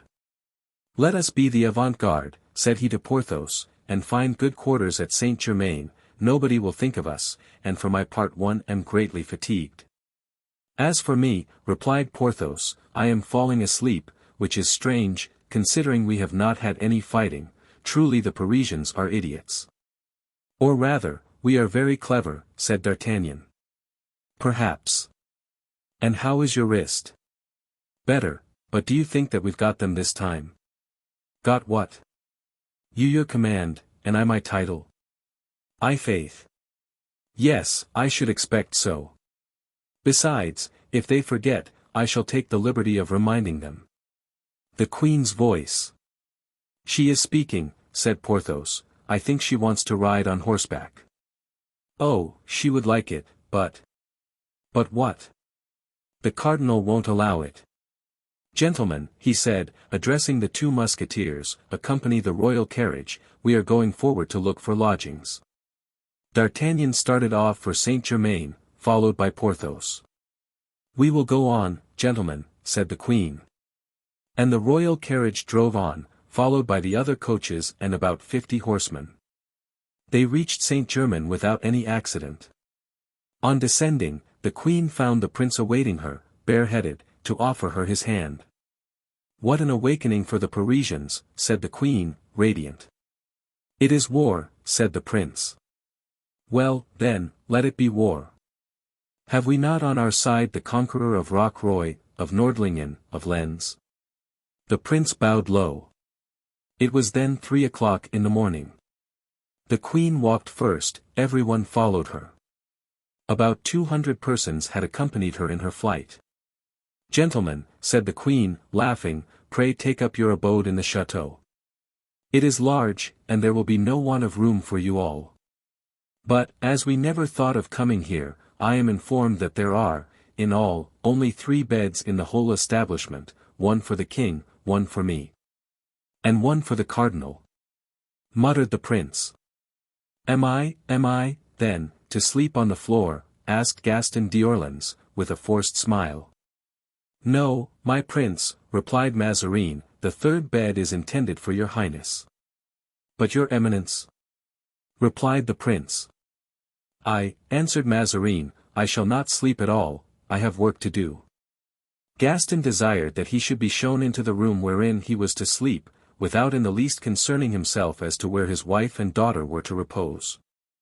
"Well, for my part, I shall go to bed," said D'Artagnan. "Come, Porthos." Porthos followed the lieutenant with that profound confidence he ever had in the wisdom of his friend. They walked from one end of the chateau to the other, Porthos looking with wondering eyes at D'Artagnan, who was counting on his fingers. 400, at a pistole each, 400 pistoles. "Yes," interposed Porthos, 400 pistoles, but who is to make 400 pistoles? "A pistole is not enough," said D'Artagnan, "'tis worth a louis." "What is worth a louis?" 400, at a louis each, make 400 louis. 400, said Porthos. "Yes, there are 200 of them, and each of them will need 2, which will make 400. "But 400 what?" "Listen," cried D'Artagnan. But as there were all kinds of people about, who were in a state of stupefaction at the unexpected arrival of the court, he whispered in his friend's ear. "I understand," answered Porthos, "I understand you perfectly, on my honor, 200 louis, each of us, would be making a pretty thing of it, but what will people say?" "Let them say what they will, besides, how will they know that we are doing it?" "But who will distribute these things?" asked Porthos. "Isn't Mousqueton there?" "But he wears my livery." "My livery will be known," replied Porthos. "He can turn his coat inside out." "You are always in the right, my dear friend," cried Porthos. "But where the devil do you discover all the notions you put into practice?" D'Artagnan smiled. The two friends turned down the first street they came to. Porthos knocked at the door of a house to the right, whilst D'Artagnan knocked at the door of a house to the left. "Some straw," they said. "Sir, we don't keep any," was the reply of the people who opened the doors, but please ask at the hay dealer's. Where is the hay dealer's? At the last large door in the street. Are there any other people in Saint Germain who sell straw? Yes, there's the landlord of the Lamb, and Gros Louis the farmer, they both live in the Rue de Ursulines. Very well. D'Artagnan went instantly to the hay dealer and bargained with him for 150 trusses of straw, which he obtained, at the rate of 3 pistoles each. He went afterward to the innkeeper and bought from him 200 trusses at the same price. Finally, Farmer Louis sold them 80 trusses, making in all 430. There was no more to be had in Saint Germain. This foraging did not occupy more than half an hour. Mousqueton, duly instructed, was put at the head of this sudden and new business. He was cautioned not to let a bit of straw out of his hands under a Louis the truss, and they entrusted to him straw to the amount of 430 louis. D'Artagnan, taking with him 3 trusses of straw, returned to the chateau, where everybody, freezing with cold and more than half asleep, envied the king, the queen, and the Duke of Orleans. On their camp beds. The lieutenant's entrance produced a burst of laughter in the great drawing-room. But he did not appear to notice that he was the object of general attention, but began to arrange, with so much cleverness, nicety and gaiety, his straw bed, that the mouths of all these poor creatures, who could not go to sleep, began to water. Straw, they all cried out, straw. Where is there any to be found? I can show you, answered the Gascon. And he conducted them to Mousqueton, who freely distributed the trusses at the rate of a louis apiece. It was thought rather dear, but people wanted to sleep, and who would not give even 2 or 3 louis for a few hours of sound sleep? D'Artagnan gave up his bed to anyone who wanted it, making it over about a dozen times. And since he was supposed to have paid, like the others, a louis for his truss of straw, he pocketed in that way 30 louis in less than half an hour. At 5 o'clock in the morning the straw was worth 80 francs a truss and there was no more to be had. D'Artagnan had taken the precaution to set apart 4 trusses for his own use. He put in his pocket the key of the room where he had hidden them, and accompanied by Porthos returned to settle with Mousqueton, who, naively, and like the worthy steward that he was, handed them 430 louis and kept 100 for himself. Mousqueton, who knew nothing of what was going on in the chateau, wondered that the idea had not occurred to him sooner. D'Artagnan put the gold in his hat, and in going back to the chateau settled the reckoning with Porthos. Each of them had cleared 215 louis. Porthos, however, found that he had no straw left for himself. He returned to Mousqueton, but the steward had sold the last wisp. He then repaired to D'Artagnan, who, thanks to his 4 trusses of straw, was in the act of making up and tasting, by anticipation, the luxury of a bed so soft, so well stuffed at the head, so well covered at the foot, that it would have excited the envy of the king himself, if his majesty had not been fast asleep in his own. D'Artagnan could on no account consent to pull his bed to pieces again for Porthos, but for a consideration of 4 louis that the latter paid him for it. He consented that Porthos should share his couch with him. He laid his sword at the head, his pistols by his side, stretched his cloak over his feet, placed his felt hat on the top of his cloak and extended himself luxuriously on the straw, which rustled under him. He was already enjoying the sweet dream engendered by the possession of 219 louis, made in a quarter of an hour, when a voice was heard at the door of the hall, which made him stir. Monsieur d'Artagnan, it cried. Here, cried Porthos, here. Porthos foresaw that if D'Artagnan was called away he should remain the sole possessor of the bed.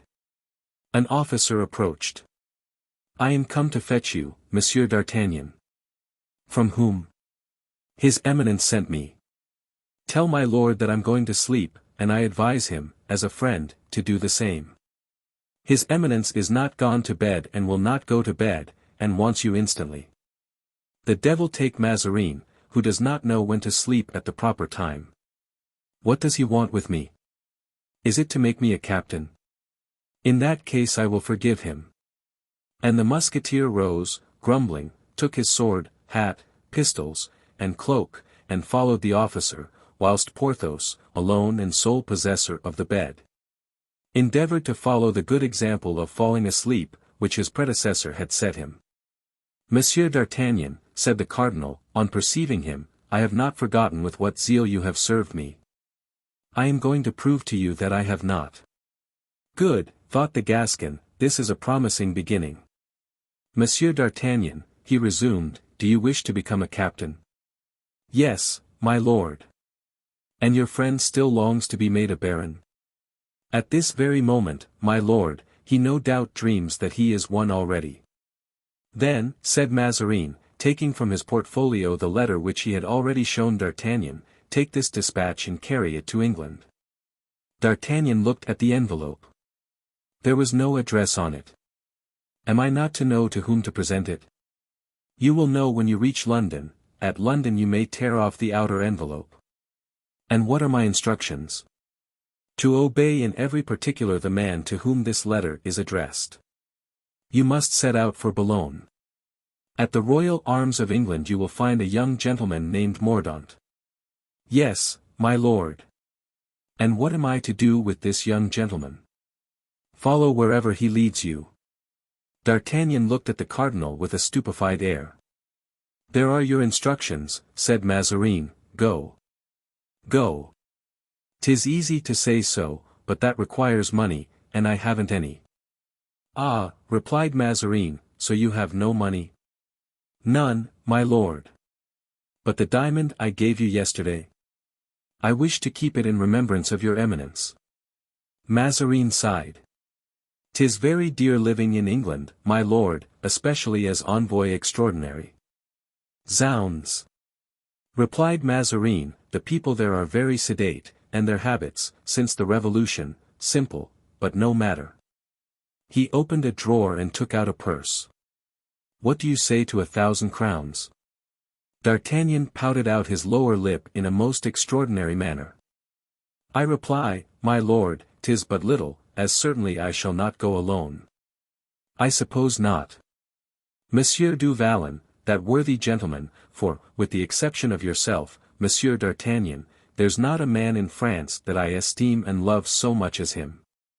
Then, my lord, replied D'Artagnan, pointing to the purse which Mazarin still held, if you love and esteem him so much, you, understand me? Be it so. On his account I add 200 crowns. Scoundrel, muttered D'Artagnan. But on our return, he said aloud, may we, that is, my friend and I, depend on having, he his barony, and I my promotion?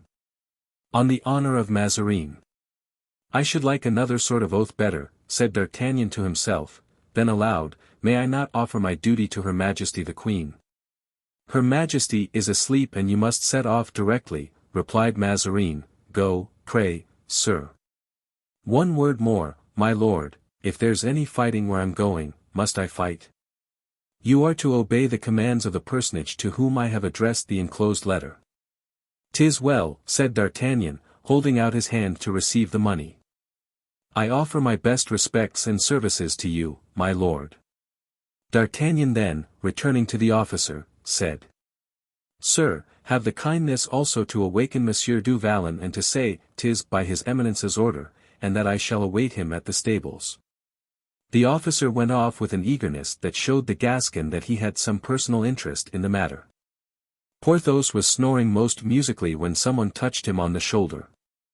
I come from the cardinal, said the officer. Hego, said Porthos, opening his large eyes, what have you got to say? That his eminence has ordered you to England and that Monsieur d'Artagnan is waiting for you in the stables. Porthos sighed heavily, arose, took his hat, his pistols, and his cloak, and departed, casting a look of regret upon the couch where he had hoped to sleep so well. No sooner had he turned his back than the officer laid himself down in it, and he had scarcely crossed the threshold before his successor, in his turn, was snoring immoderately. It was very natural, he being the only person in the whole assemblage, except the king, the queen, and the Duke of Orleans, who slept gratuitously. Chapter 54. In which we hear tidings of Aramis. D'Artagnan went straight to the stables, day was just dawning. He found his horse and that of Porthos fastened to the manger, but to an empty manger.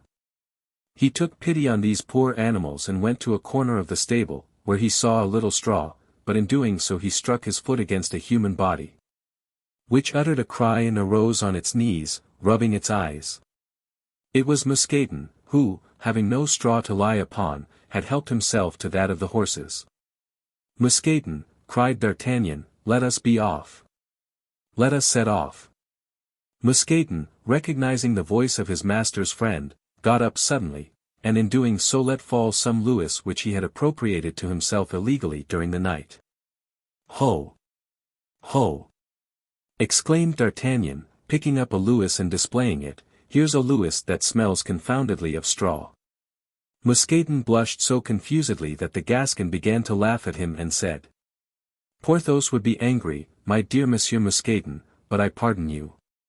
Only let us remember that this gold must serve us as a joke, so be gay, come along." Mousqueton instantly assumed a jovial countenance, saddled the horses quickly and mounted his own without making faces over it. Whilst this went on, Porthos arrived with a very cross look on his face, and was astonished to find the lieutenant resigned and Mousqueton almost merry. "Ah, that's it," he cried, "you have your promotion and I my barony." "We are going to fetch our brevets," said D'Artagnan, "and when we come back, Master Mazarin will sign them." "And where are we going?" asked Porthos. "To Paris first, I have affairs to settle." And they both set out for Paris. On arriving at its gates they were astounded to see the threatening aspect of the capital. Around a broken-down carriage the people were uttering imprecations, whilst the persons who had attempted to escape were made prisoners, that is to say, an old man and 2 women. On the other hand, as the 2 friends approached to enter, they showed them every kind of civility, thinking them deserters from the royal party and wishing to bind them to their own. "What is the king doing?" they asked. "He is asleep." "And the Spanish woman?" "Dreaming." "And the cursed Italian?" "He is awake, so keep on the watch, as they are gone away. It's for some purpose, rely on it." "But as you are the strongest, after all," continued D'Artagnan, "don't be furious with old men and women, and keep your wrath for more appropriate occasions." The people listened to these words and let go the ladies, who thanked D'Artagnan with an eloquent look. "Now, onward," cried the Gascon. And they continued their way, crossing the barricades, getting the chains about their legs, pushed about, questioning and questioned. In the place of the Palais Royal D'Artagnan saw a sergeant, who was drilling 600 or 700 citizens. It was Planchet, who brought into play profitably the recollections of the regiment of Piedmont.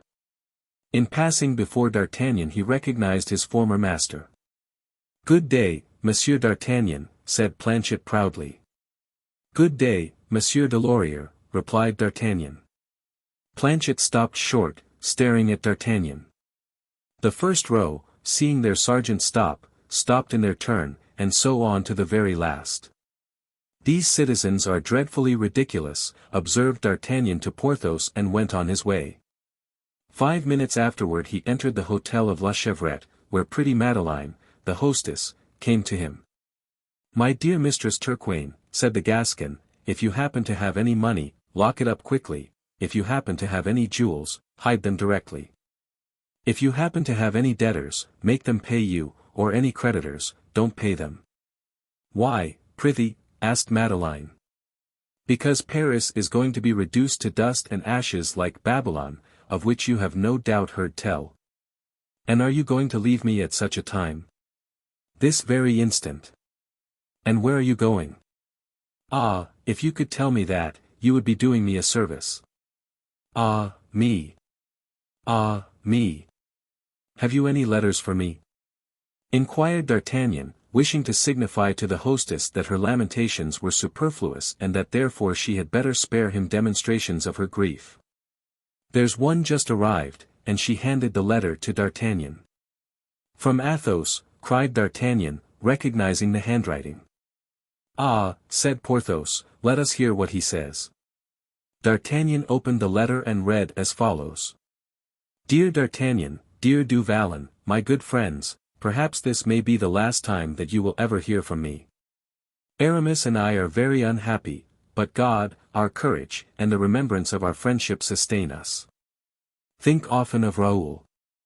I entrust to you certain papers which are at Blois. And in 2 months and a half, if you do not hear of us, take possession of them. Embrace, with all your heart, the Vicomte, for your devoted friend. Athos. I believe, by heaven, said D'Artagnan, that I shall embrace him, since he's upon our road, and if he is so unfortunate as to lose our dear Athos, from that very day he becomes my son. And I, said Porthos, shall make him my sole heir. Let us see, what more does Athos say? Should you meet on your journey a certain Monsieur Mordaunt, distrust him, in a letter I cannot say more. Monsieur Mordaunt, exclaimed the Gascon, surprised. Monsieur Mordaunt. 'Tis well, said Porthos, we shall remember that, but see, there is a postscript from Aramis. So there is, said D'Artagnan, and he read.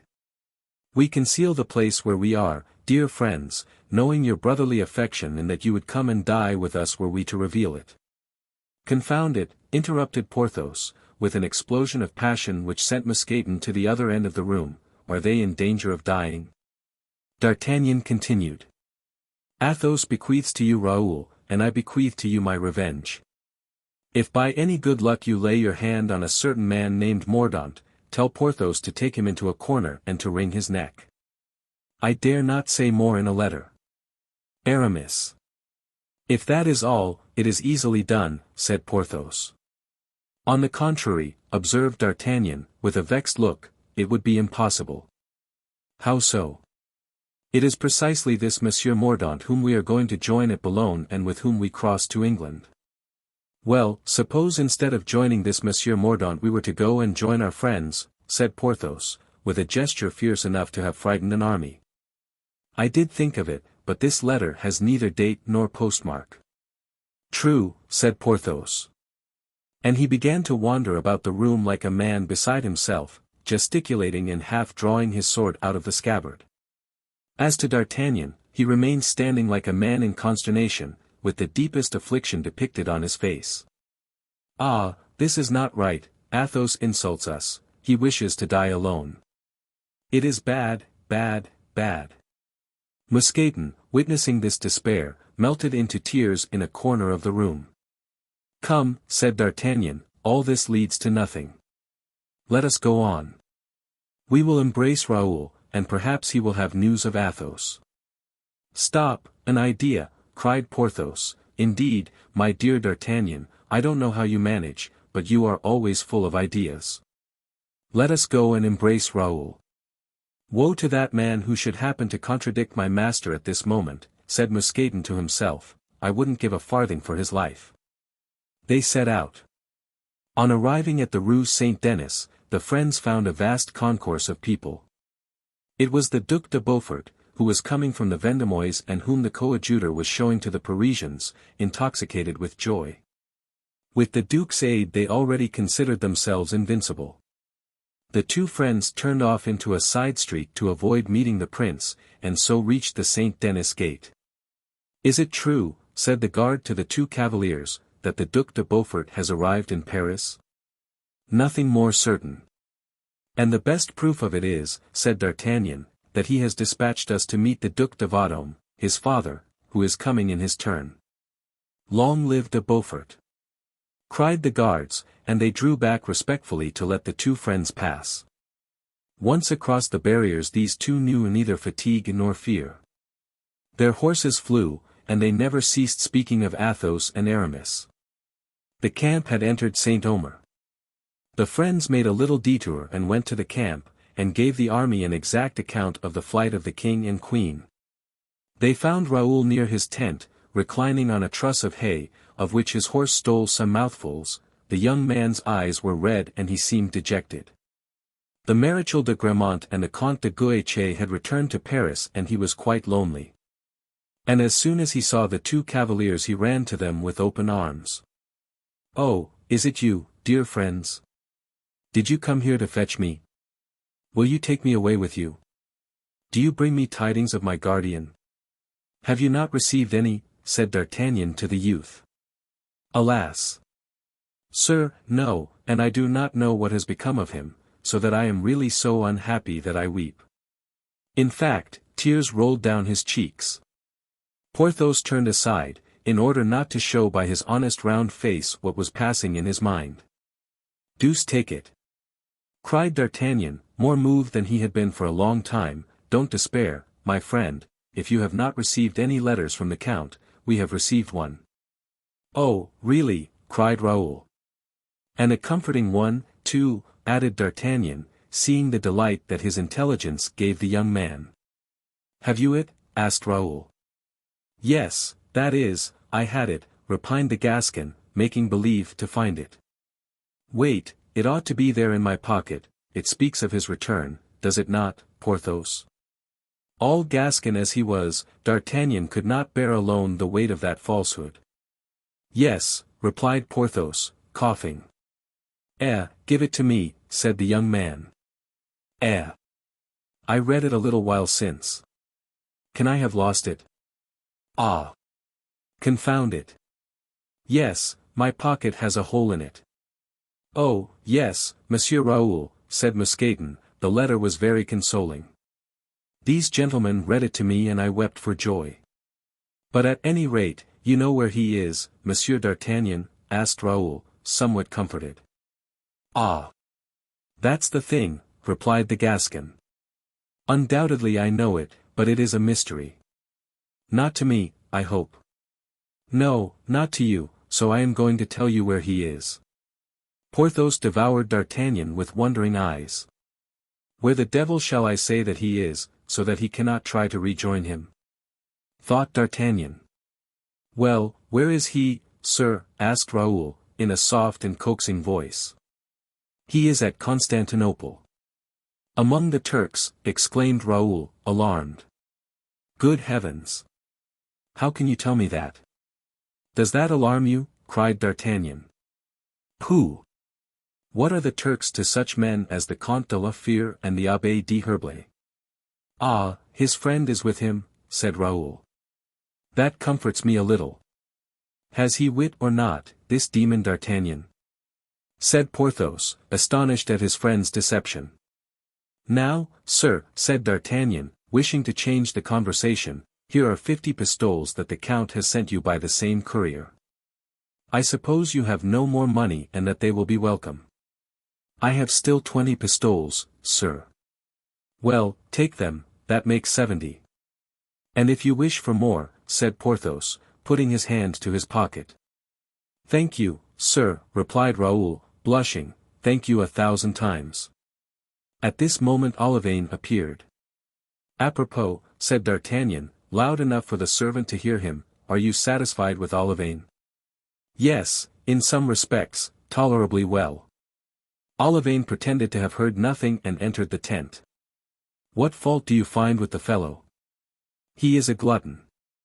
Oh, sir, cried Olivain, reappearing at this accusation. And a little bit of a thief. Oh, sir. Oh. And, more especially, a notorious coward. Oh, oh. Sir. You really vilify me, cried Olivain. The deuce, cried D'Artagnan. Pray learn, Monsieur Olivain, that people like us are not to be served by cowards. Rob your master, eat his sweetmeats, and drink his wine, but, by Jove! Don't be a coward, or I shall cut off your ears. Look at Monsieur Mouston, see the honorable wounds he has received, observe how his habitual valor has given dignity to his countenance. Mousqueton was in the third heaven and would have embraced D'Artagnan had he dared, meanwhile he resolved to sacrifice his life for him on the next occasion that presented itself. Send away that fellow, Raoul, said the Gascon, for if he's a coward he will disgrace thee some day. Monsieur says I am coward, cried Olivain, because he wanted the other day to fight a cornet in Gramont's regiment and I refused to accompany him. Monsieur Olivain, a lackey ought never to disobey, said D'Artagnan, sternly, then taking him aside, he whispered to him, Thou hast done right, thy master was in the wrong. Here's a crown for thee, but should he ever be insulted and thou dost not let thyself be cut in quarters for him, I will cut out thy tongue. Remember that. Olivain bowed and slipped the crown into his pocket. And now, Raoul, said the Gascon, Monsieur du Vallon and I are going away as ambassadors, where, I know not. But should you want anything, write to Madame Turquaine, at La Chevrette, Rue Tiqueton and draw upon her purse as on a banker, with economy. For it is not so well filled as that of Monsieur d'Emery. And having, meantime, embraced his ward, he passed him into the robust arms of Porthos, who lifted him up from the ground and held him a moment suspended near the noble heart of the formidable giant. Come, said D'Artagnan, let us go. And they set out for Boulogne, where toward evening they arrived, their horses flecked with foam and dark with perspiration. At 10 steps from the place where they halted was a young man in black, who seemed waiting for someone, and who, from the moment he saw them enter the town, never took his eyes off them. D'Artagnan approached him, and seeing him stare so fixedly, said, Well, friend. I don't like people to quiz me. Sir, said the young man, do you not come from Paris, if you please? D'Artagnan thought it was some gossip who wanted news from the capital. Yes, sir, he said, in a softened tone.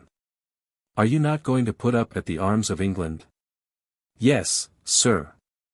Are you not charged with a mission from His Eminence, Cardinal Mazarin? Yes, sir. In that case, I am the man you have to do with. I am M. Mordaunt. Ah! Thought D'Artagnan, the man I am warned against by Athos. Ah! Thought Porthos, the man Aramis wants me to strangle. They both looked searchingly at the young man, who misunderstood the meaning of that inquisition. Do you doubt my word? He said. In that case I can give you proofs. No, sir, said D'Artagnan. And we place ourselves at your orders. Well, gentlemen, resumed Mordaunt, we must set out without delay. Today is the last day granted me by the cardinal. My ship is ready, and had you not come I must have set off without you, for General Cromwell expects my return impatiently. So, thought the lieutenant, 'tis to General Cromwell that our dispatches are addressed. Have you no letter for him? Asked the young man. I have one, the seal of which I am not to break till I reach London, but since you tell me to whom it is addressed, 'tis useless to wait till then. D'Artagnan tore open the envelope of the letter. It was directed to Monsieur Oliver Cromwell, General of the Army of the English nation. Ah, said D'Artagnan, a singular commission. Who is this Monsieur Oliver Cromwell? Inquired Porthos. Formerly a brewer, replied the Gascon. Perhaps Mazarin wishes to make a speculation in beer, as we did in straw, said Porthos. Come, come, gentlemen, said Mordaunt, impatiently, let us depart. What? Exclaimed Porthos, without supper. Cannot Monsieur Cromwell wait a little? Yes, but I, said Mordaunt. Well, you, said Porthos, what then? I cannot wait. Oh. As to you, that is not my concern, and I shall sup either with or without your permission. The young man's eyes kindled in secret, but he restrained himself. Monsieur, said D'Artagnan, you must excuse famished travelers. Besides, our supper can't delay you much. We will hasten on to the inn, you will meanwhile proceed on foot to the harbor. We will take a bite and shall be there as soon as you are. Just as you please, gentlemen, provided we set sail, he said. The name of your ship? Inquired D'Artagnan. The Standard. Very well, in half an hour we shall be on board. And the friends, spurring on their horses, rode to the hotel, the Arms of England. What do you say of that young man? Asked D'Artagnan, as they hurried along. I say that he doesn't suit me at all, said Porthos, and that I feel a strong itching to follow Aramis's advice. By no means, my dear Porthos, that man is a messenger of General Cromwell. It would ensure for us a poor reception, I imagine, should it be announced to him that we had twisted the neck of his confidant. Nevertheless, said Porthos, I have always noticed that Aramis gives good advice. Listen, returned D'Artagnan, when our embassy is finished. Well? If it brings us back to France. Well? Well, we shall see. At that moment the two friends reached the hotel, Arms of England, where they supped with hearty appetite and then at once proceeded to the port. There they found a brig ready to set sail, upon the deck of which they recognized Mordaunt walking up and down impatiently.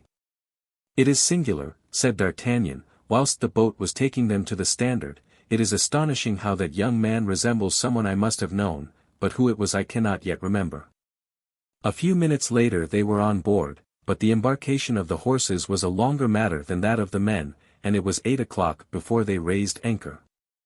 The young man stamped impatiently and ordered all sail to be spread. Porthos, completely used up by 3 nights without sleep and a journey of 70 leagues on horseback, retired to his cabin and went to sleep. D'Artagnan, overcoming his repugnance to Mordaunt, walked with him upon the deck and invented 100 stories to make him talk. Mousqueton was seasick.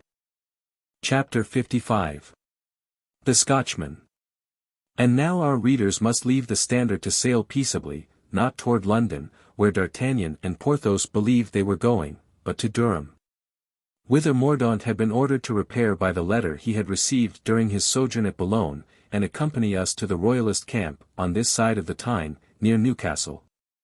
There, placed between 2 rivers on the borders of Scotland, but still on English soil, the tents of a little army extended. It was midnight. Some Highlanders were listlessly keeping watch. The moon, which was partially obscured by heavy clouds, now and then lit up the muskets of the sentinels, or silvered the walls, the roofs, and the spires of the town that Charles I had just surrendered to the parliamentary troops, whilst Oxford and Newark still held out for him in the hopes of coming to some arrangement. At one of the extremities of the camp, near an immense tent, in which the Scottish officers were holding a kind of council, presided over by Lord Lavin, their commander, a man attired as a cavalier lay sleeping on the turf, his right hand extended over his sword. About 50 paces off, another man, also apparelled as a cavalier, was talking to a Scotch sentinel, and, though a foreigner, he seemed to understand without much difficulty the answers given in the broad Perthshire dialect. As the town clock of Newcastle struck 1 the sleeper awoke, and with all the gestures of a man rousing himself out of deep sleep he looked attentively about him. Perceiving that he was alone he rose, and making a little circuit passed close to the cavalier who was speaking to the sentinel. The former had no doubt finished his questions, for a moment later he said good night and carelessly followed the same path taken by the first cavalier. In the shadow of a tent the former was awaiting him. "Well, my dear friend," said he, in as pure French as has ever been uttered between Rouen and Tours. "Well, my friend, there is not a moment to lose, we must let the king know immediately." "Why, what is the matter?" "It would take too long to tell you, besides, you will hear it all directly and the least word dropped here might ruin all. We must go and find Lord Winter." They both set off to the other end of the camp, but as it did not cover more than a surface of 500 feet they quickly arrived at the tent they were looking for. "Tony, is your master sleeping?" said one of the 2 cavaliers to a servant who was lying in the outer compartment, which served as a kind of anteroom. "No, Monsieur le Comte," answered the servant, "I think not. Or at least he has not long been so, for he was pacing up and down for more than 2 hours after he left the king, and the sound of his footsteps has only ceased during the last 10 minutes. However, you may look and see," added the lackey, raising the curtained entrance of the tent. Lord Winter was seated near an aperture, arranged as a window to let in the night air, his eyes mechanically following the course of the moon, intermittently veiled, as we before observed, by heavy clouds. The 2 friends approached Winter, who, with his head on his hands, was gazing at the heavens. He did not hear them enter and remained in the same attitude till he felt a hand upon his shoulder. He turned around, recognized Athos and Aramis and held out his hand to them. "Have you observed," said he to them, "what a blood-red color the moon has tonight?" "No," replied Athos. "I thought it looked much the same as usual." "Look, again, Chevalier," returned Lord Winter. "I must own," said Aramis, I am like the Comte de Rochefort, I can see nothing remarkable about it. My lord, said Athos, in a position so precarious as ours we must examine the earth and not the heavens. Have you studied our Scotch troops and have you confidence in them? The Scotch? Inquired Winter. What Scotch? Ours, egad, exclaimed Athos.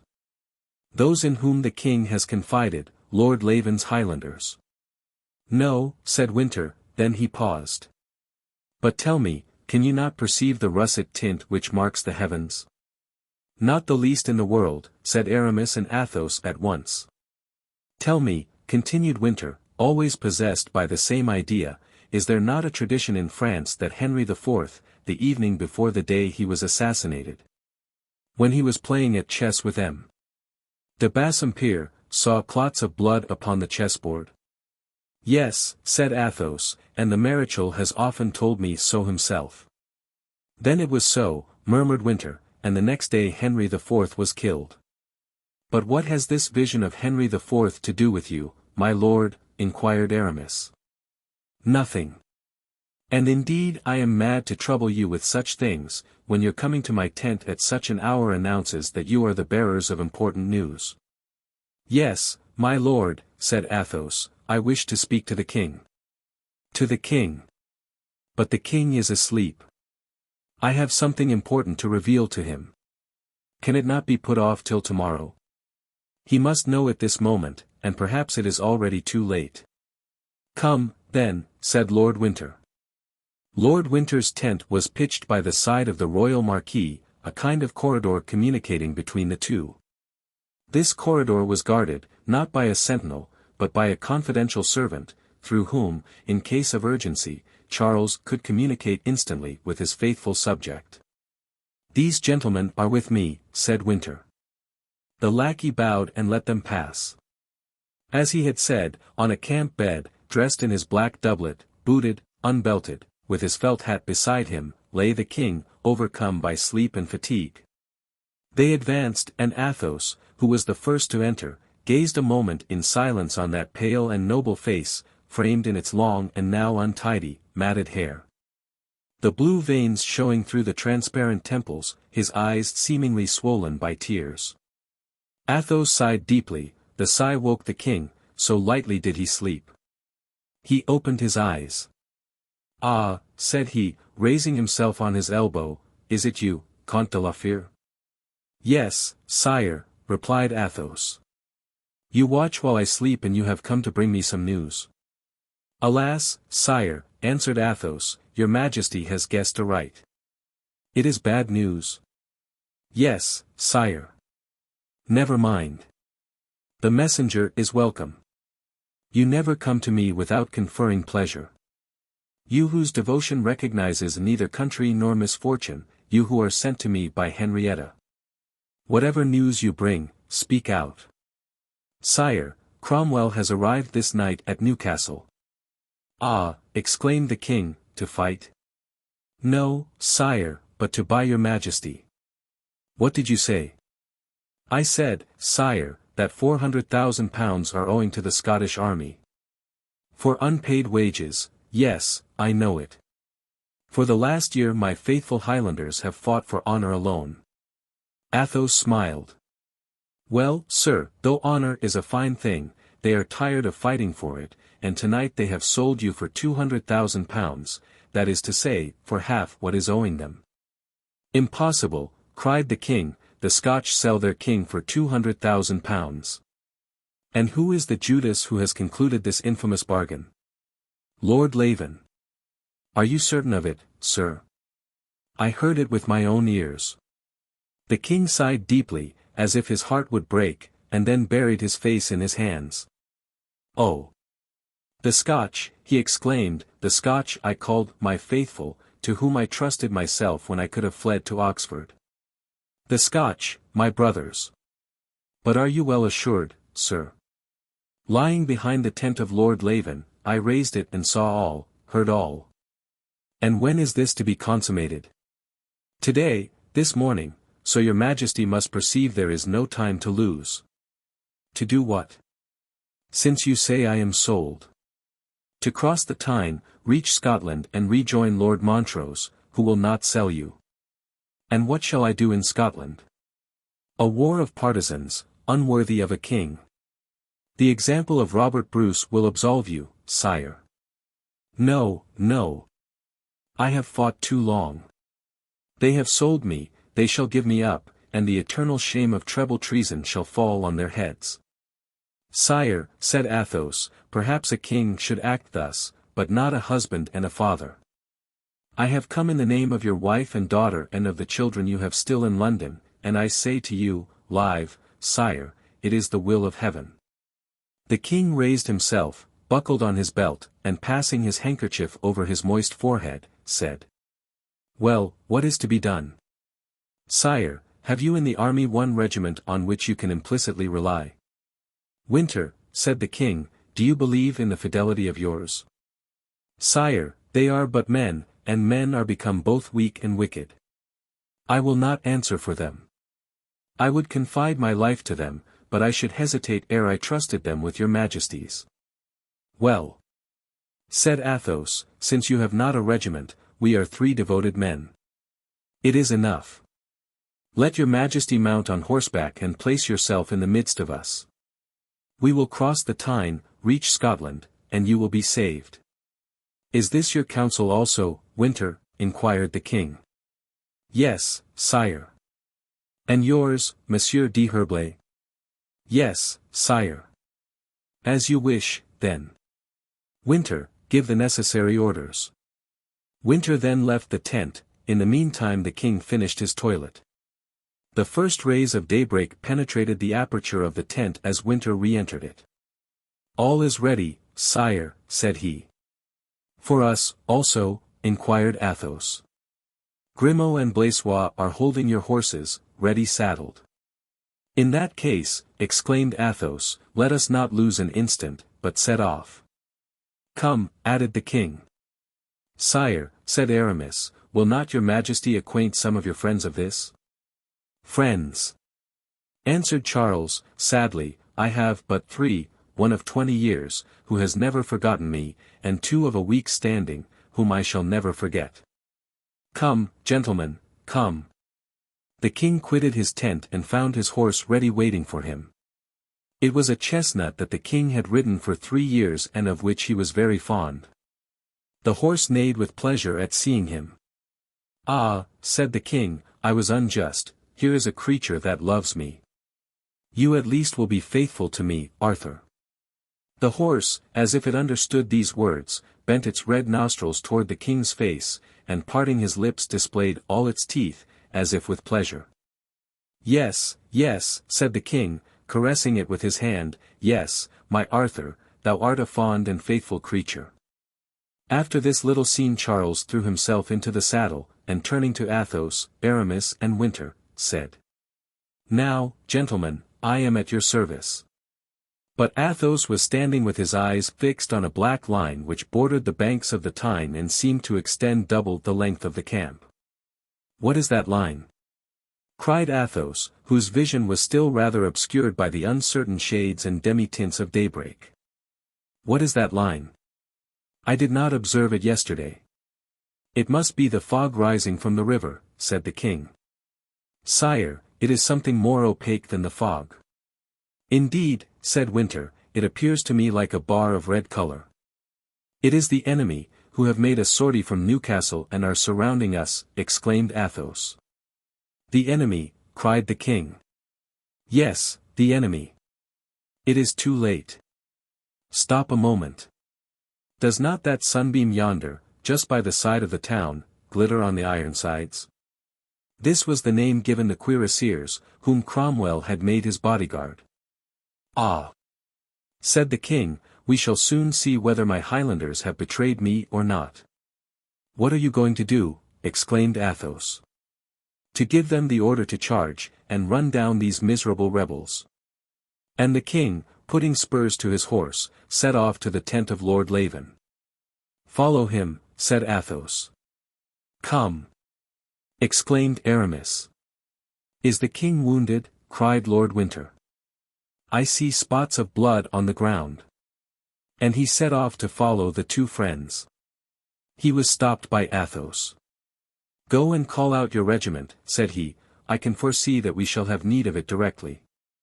Winter turned his horse and the two friends rode on. It had taken but 2 minutes for the king to reach the tent of the Scottish commander. He dismounted and entered. The general was there, surrounded by the more prominent chiefs. "The king!" they exclaimed, as all rose in bewilderment. Charles was indeed in the midst of them, his hat on his head, his brows bent, striking his boot with his riding whip. "Yes, gentlemen, the king in person, the king who has come to ask for some account of what has happened."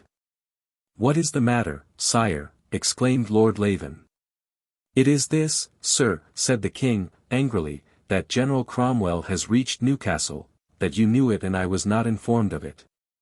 That the enemy have left the town and are now closing the passages of the Tyne against us, that our sentinels have seen this movement and I have been left unacquainted with it. That, by an infamous treaty you have sold me for £200,000 to Parliament. Of this treaty, at least, I have been warned. This is the matter, gentlemen. Answer and exculpate yourselves, for I stand here to accuse you." "Sire," said Lord Leven, with hesitation, "Sire, your Majesty has been deceived by false reports. My own eyes have seen the enemy extend itself between myself and Scotland, and I can almost say that with my own ears I have heard the clauses of the treaty debated." The Scotch chieftains looked at each other in their turn with frowning brows. "Sire," murmured Lord Leven, crushed by shame, "Sire, we are ready to give you every proof of our fidelity." "I ask but one," said the king, "put the army in battle array and face the enemy." "That cannot be, sire," said the earl. "How, cannot be? What hinders it?" exclaimed the king. "Your Majesty is well aware that there is a truce between us and the English army. And if there is a truce the English army has broken it by quitting the town, contrary to the agreement which kept it there. Now, I tell you, you must pass with me through this army across to Scotland, and if you refuse you may choose betwixt two names, which the contempt of all honest men will brand you with. You are either cowards or traitors."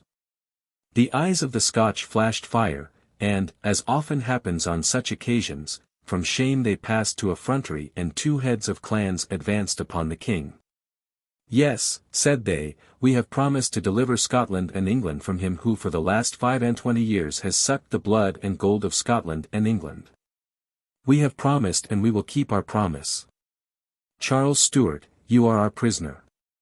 And both extended their hands as if to seize the king, but before they could touch him with the tips of their fingers, both had fallen, one dead, the other stunned. Aramis had passed his sword through the body of the first and Athos had knocked down the other with the butt end of his pistol. Then, as Lord Leven and the other chieftains recoiled before this unexpected rescue, which seemed to come from heaven for the prince they already thought was their prisoner, Athos and Aramis dragged the king from the perjured assembly into which he had so imprudently ventured, and throwing themselves on horseback all three returned at full gallop to the royal tent. On their road they perceived Lord Winter marching at the head of his regiment. The king motioned him to accompany them. Chapter 56. The Avenger. They all four entered the tent. They had no plan ready, they must think of one. The king threw himself into an armchair. "I am lost," said he. "No, sire," replied Athos. "You are only betrayed." The king sighed deeply. "Betrayed? Yes, betrayed by the Scotch, amongst whom I was born, whom I have always loved better than the English. Oh, traitors that ye are!" "Sire," said Athos, "this is not a moment for recrimination, but a time to show yourself a king and a gentleman. Up, sire. Up. For you have here at least 3 men who will not betray you." "Ah! If we had been 5, murmured Athos, thinking of D'Artagnan and Porthos. "What do you say?" inquired Charles, rising. "I say, sire, that there is now but one way open. Lord Winter answers for his regiment, or at least very nearly so. We will not split straws about words, let him place himself at the head of his men. We will place ourselves at the side of your majesty, and we will mow a swath through Cromwell's army and reach Scotland. There is another method, said Aramis. Let one of us put on the dress and mount the king's horse. Whilst they pursue him the king might escape. It is good advice, said Athos, and if the king will do one of us the honor we shall be truly grateful to him. What do you think of this counsel, Winter? Asked the king, looking with admiration at these two men, whose chief idea seemed to be how they could take on their shoulders all the dangers that assailed him. I think the only chance of saving your majesty has just been proposed by Monsieur d'Herblay. I humbly entreat your majesty to choose quickly, for we have not an instant to lose. But if I accept, it is death, or at least imprisonment, for him who takes my place. He will have had the glory of having saved his king, cried Winter. The king looked at his old friend with tears in his eyes. Undid the order of the Saint-Esprit which he wore, to honor the two Frenchmen who were with him, and passed it around Winter's neck. Who received on his knees this striking proof of his sovereign's confidence and friendship. It is right, said Athos, he has served your majesty longer than we have. The king overheard these words and turned around with tears in his eyes. Wait a moment, sir, said he. I have an order for each of you also. He turned to a closet where his own orders were locked up, and took out 2 ribbons of the Order of the Garter. These cannot be for us, said Athos. Why not, sir? Asked Charles. Such are for royalty, and we are simple commoners. Speak not of crowns. I shall not find amongst them such great hearts as yours. No, no, you do yourselves injustice, but I am here to do you justice. On your knees, Count. Athos knelt down and the king passed the ribbon down from left to right as usual, raised his sword, and instead of pronouncing the customary formula, I make you a knight. Be brave, faithful and loyal, he said, you are brave, faithful and loyal. I knight you, Monsieur le Comte. Then turning to Aramis, he said. It is now your turn, Monsieur le Chevalier. The same ceremony recommenced, with the same words, whilst Winter unlaced his leather cuirass, that he might disguise himself like the king. Charles, having proceeded with Aramis as with Athos, embraced them both. Sire, said Winter, who in this trying emergency felt all his strength and energy fire up, we are ready. The king looked at the 3 gentlemen. Then we must fly, said he. Flying through an army, sire, said Athos, in all countries in the world is called charging. Then I shall die, sword in hand, said Charles. Monsieur le Comte, Monsieur le Chevalier, if ever I am king. Sire, you have already done us more honor than simple gentlemen could ever aspire to, therefore gratitude is on our side. But we must not lose time. We have already wasted too much. The king again shook hands with all 3, exchanged hats with Winter and went out. Winter's regiment was ranged on some high ground above the camp. The king, followed by the 3 friends, turned his steps that way.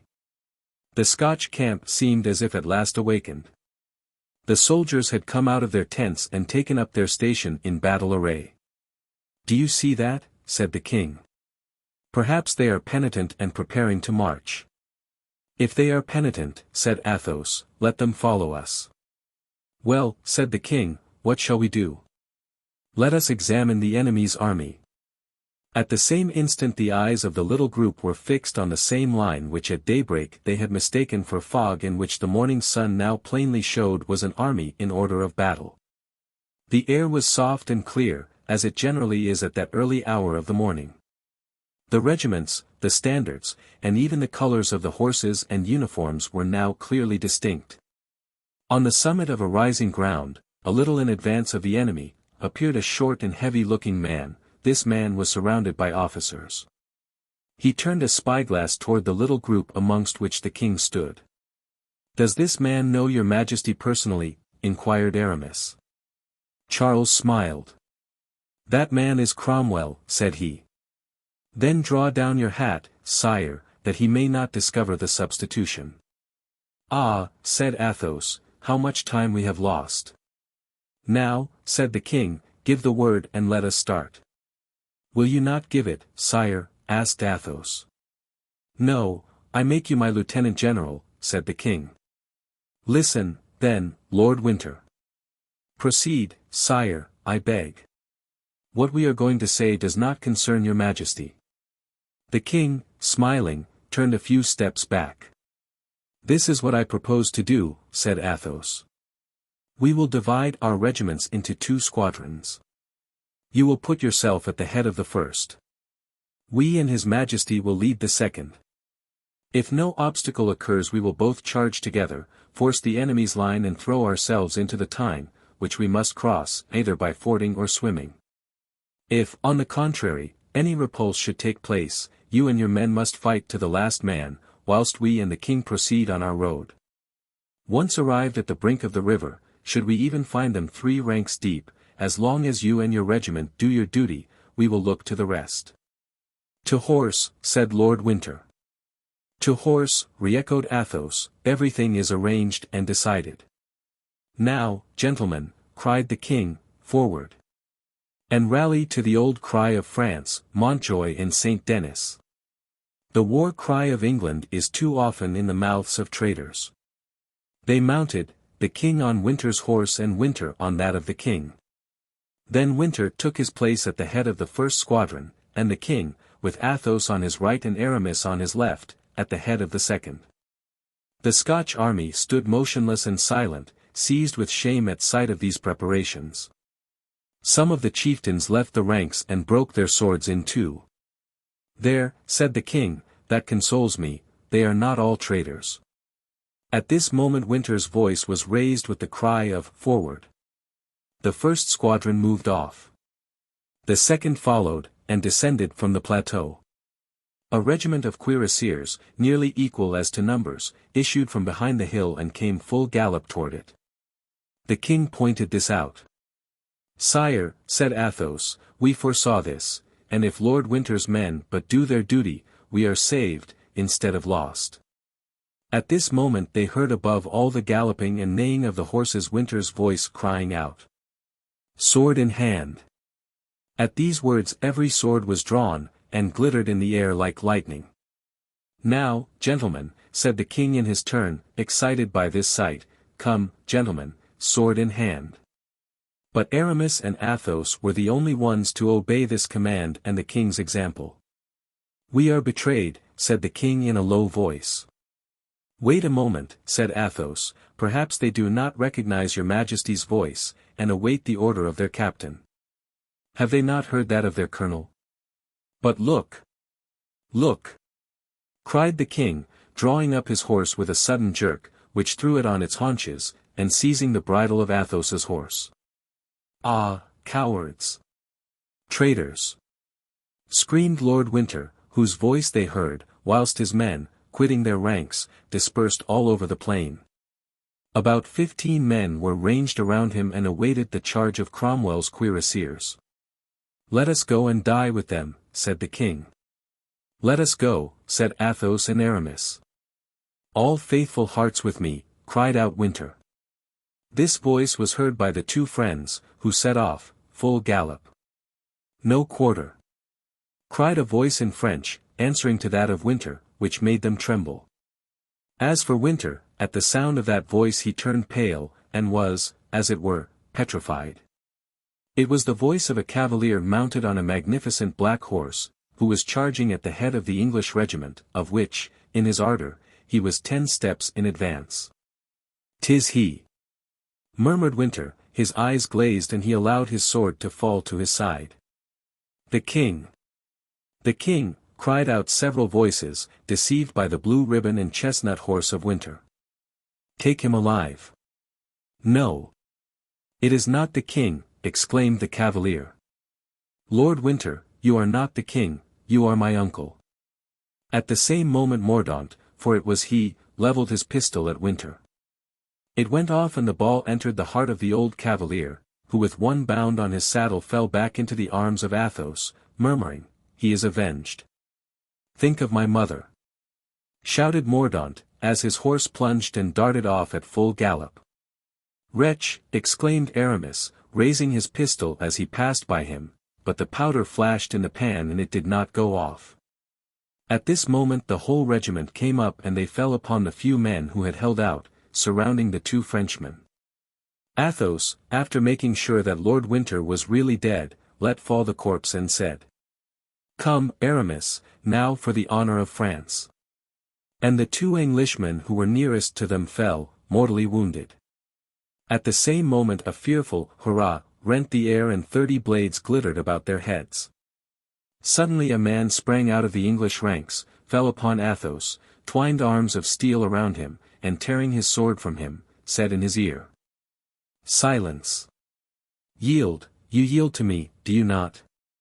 A giant had seized also Aramis's two wrists, who struggled in vain to release himself from this formidable grasp. "Dar!" exclaimed Athos, whilst the Gascon covered his mouth with his hand. "I am your prisoner," said Aramis, giving up his sword to Porthos. "Fire, fire!" cried Mordaunt, returning to the group surrounding the two friends. "And wherefore fire?" said the colonel. "Everyone has yielded." "It is the son of Milady," said Athos to D'Artagnan. "I recognize him." "It is the monk," whispered Porthos to Aramis. "I know it." And now the ranks began to open. D'Artagnan held the bridle of Athos's horse and Porthos that of Aramis. Both of them attempted to lead his prisoner off the battlefield. This movement revealed the spot where Winter's body had fallen. Mordaunt had found it out and was gazing on his dead relative with an expression of malignant hatred. Athos, though now cool and collected, put his hand to his belt, where his loaded pistols yet remained. "What are you about?" said D'Artagnan. "Let me kill him. We are all four lost, if by the least gesture you discover that you recognize him." Then turning to the young man he exclaimed, "A fine prize! A fine prize, friend Mordaunt. We have both myself and Monsieur du Vallon taken 2 knights of the Garter, nothing less." "But," said Mordaunt, looking at Athos and Aramis with bloodshot eyes, "these are Frenchmen, I imagine." "I'faith, I don't know." "Are you French, sir?" said he to Athos. "I am," replied the latter, gravely. "Very well, my dear sir, you are the prisoner of a fellow countryman."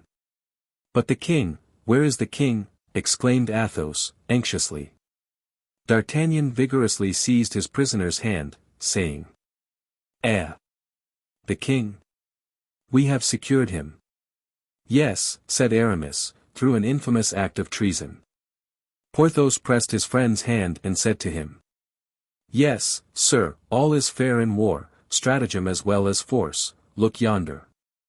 At this instant the squadron, that ought to have protected Charles's retreat, was advancing to meet the English regiments. The king, who was entirely surrounded, walked alone in a great empty space. He appeared calm, but it was evidently not without a mighty effort. Drops of perspiration trickled down his face, and from time to time he put a handkerchief to his mouth to wipe away the blood that rilled from it. "Behold Nebuchadnezzar!" exclaimed an old Puritan soldier, whose eyes flashed at the sight of the man they called the tyrant. "Do you call him Nebuchadnezzar?" said Mordaunt, with a terrible smile. "No, it is Charles I, the king, the good King Charles, who despoils his subjects to enrich himself." Charles glanced a moment at the insolent creature who uttered this, but did not recognize him. Nevertheless, the calm religious dignity of his countenance abashed Mordaunt. "Bonjour, messieurs," said the king to the two gentlemen who were held by D'Artagnan and Porthos. "The day has been unfortunate, but it is not your fault, thank God. But where is my old friend Winter?" The two gentlemen turned away their heads in silence. "In Strafford's company," said Mordaunt, tauntingly. Charles shuddered. The demon had known how to wound him. The remembrance of Strafford was a source of lasting remorse to him, the shadow that haunted him by day and night. The king looked around him. He saw a corpse at his feet.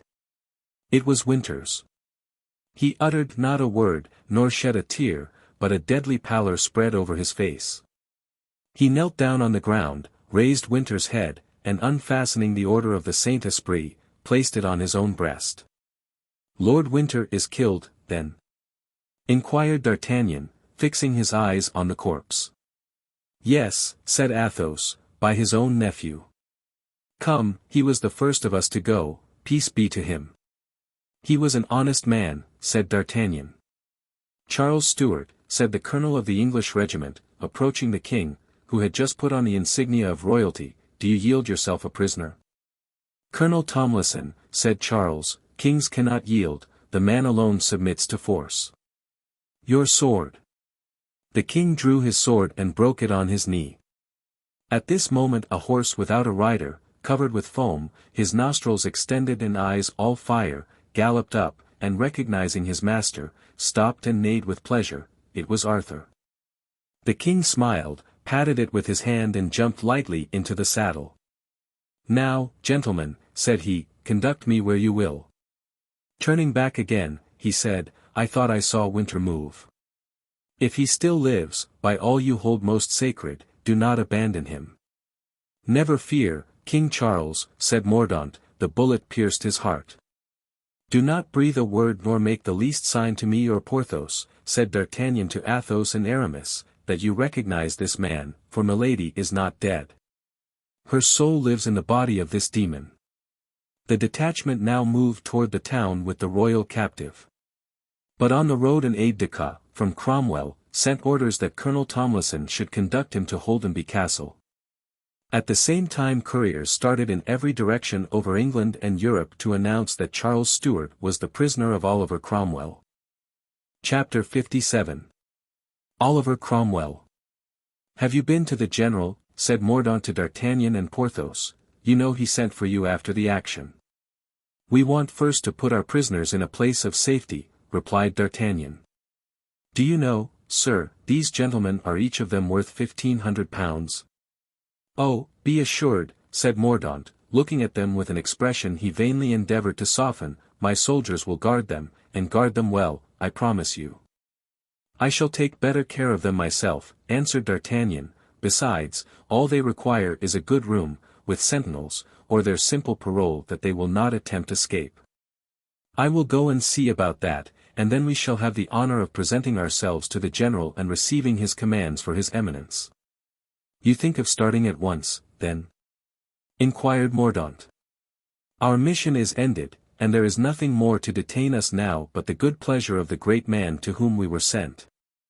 The young man bit his lips and whispered to his sergeant. "You will follow these men and not lose sight of them. When you have discovered where they lodge, come and await me at the town gate." The sergeant made a sign of comprehension. Instead of following the knot of prisoners that were being taken into the town, Mordaunt turned his steps toward the rising ground from whence Cromwell had witnessed the battle and on which he had just had his tent pitched. Cromwell had given orders that no one was to be allowed admission. But the sentinel, who knew that Mordaunt was one of the most confidential friends of the general, thought the order did not extend to the young man.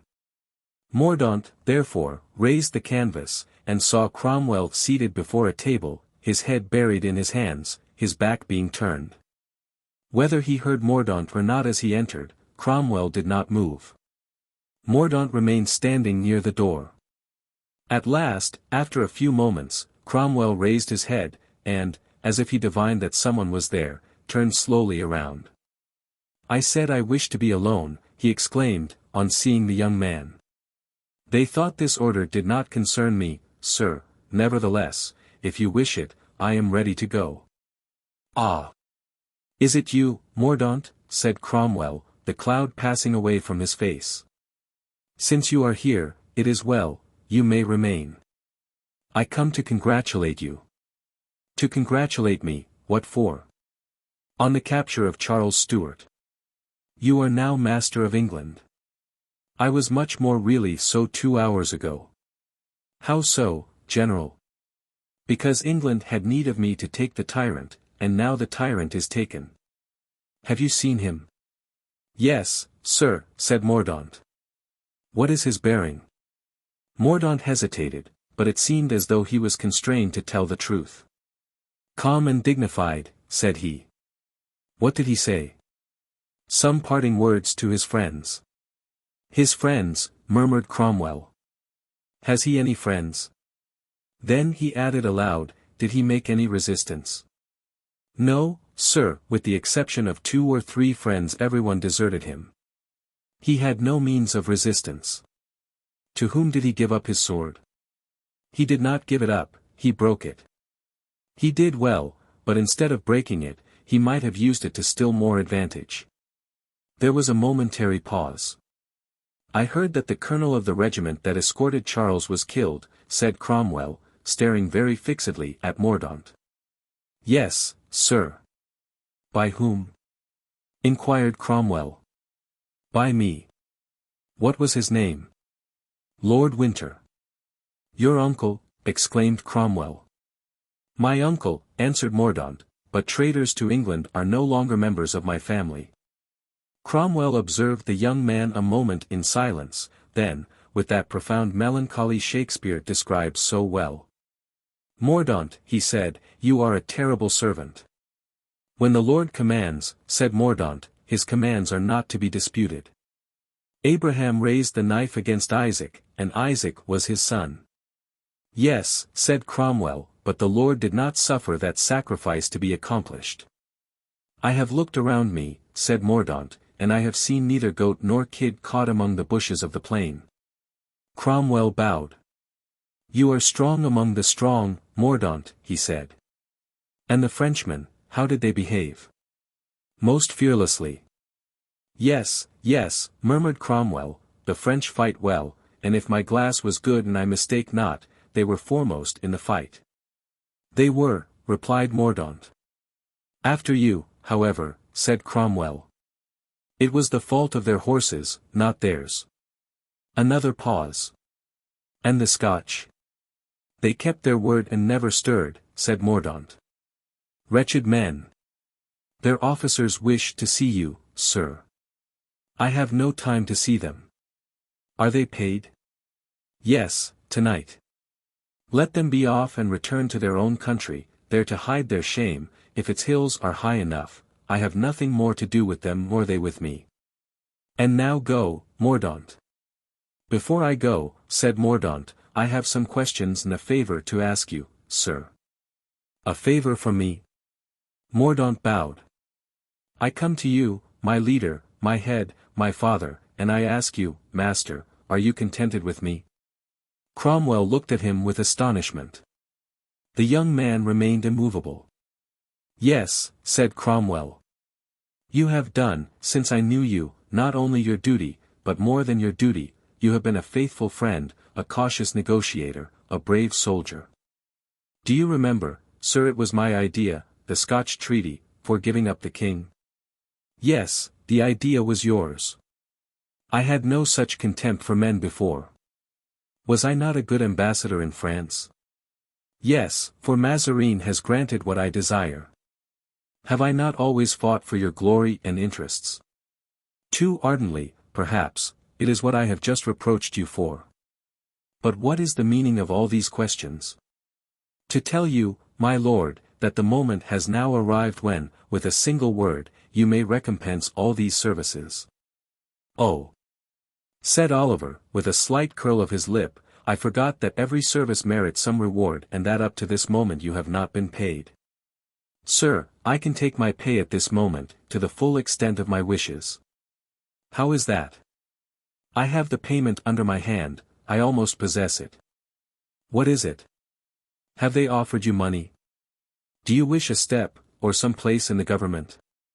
Sir, will you grant me my request? Let us hear what it is, first. Sir, when you have told me to obey an order did I ever answer, let me see that order. If, however, your wish should be one impossible to fulfill. When you have cherished a wish and have charged me with its fulfillment, have I ever replied, it is impossible? But a request preferred with so much preparation. Ah, do not fear, sir, said Mordaunt, with apparent simplicity, it will not ruin you. Well, then, said Cromwell, I promise, as far as lies in my power, to grant your request, proceed. Sir, 2 prisoners were taken this morning, will you let me have them? For their ransom. Have they then offered a large one? Inquired Cromwell. On the contrary, I think they are poor, sir. They are friends of yours, then? Yes, sir, exclaimed Mordaunt, they are friends, dear friends of mine, and I would lay down my life for them.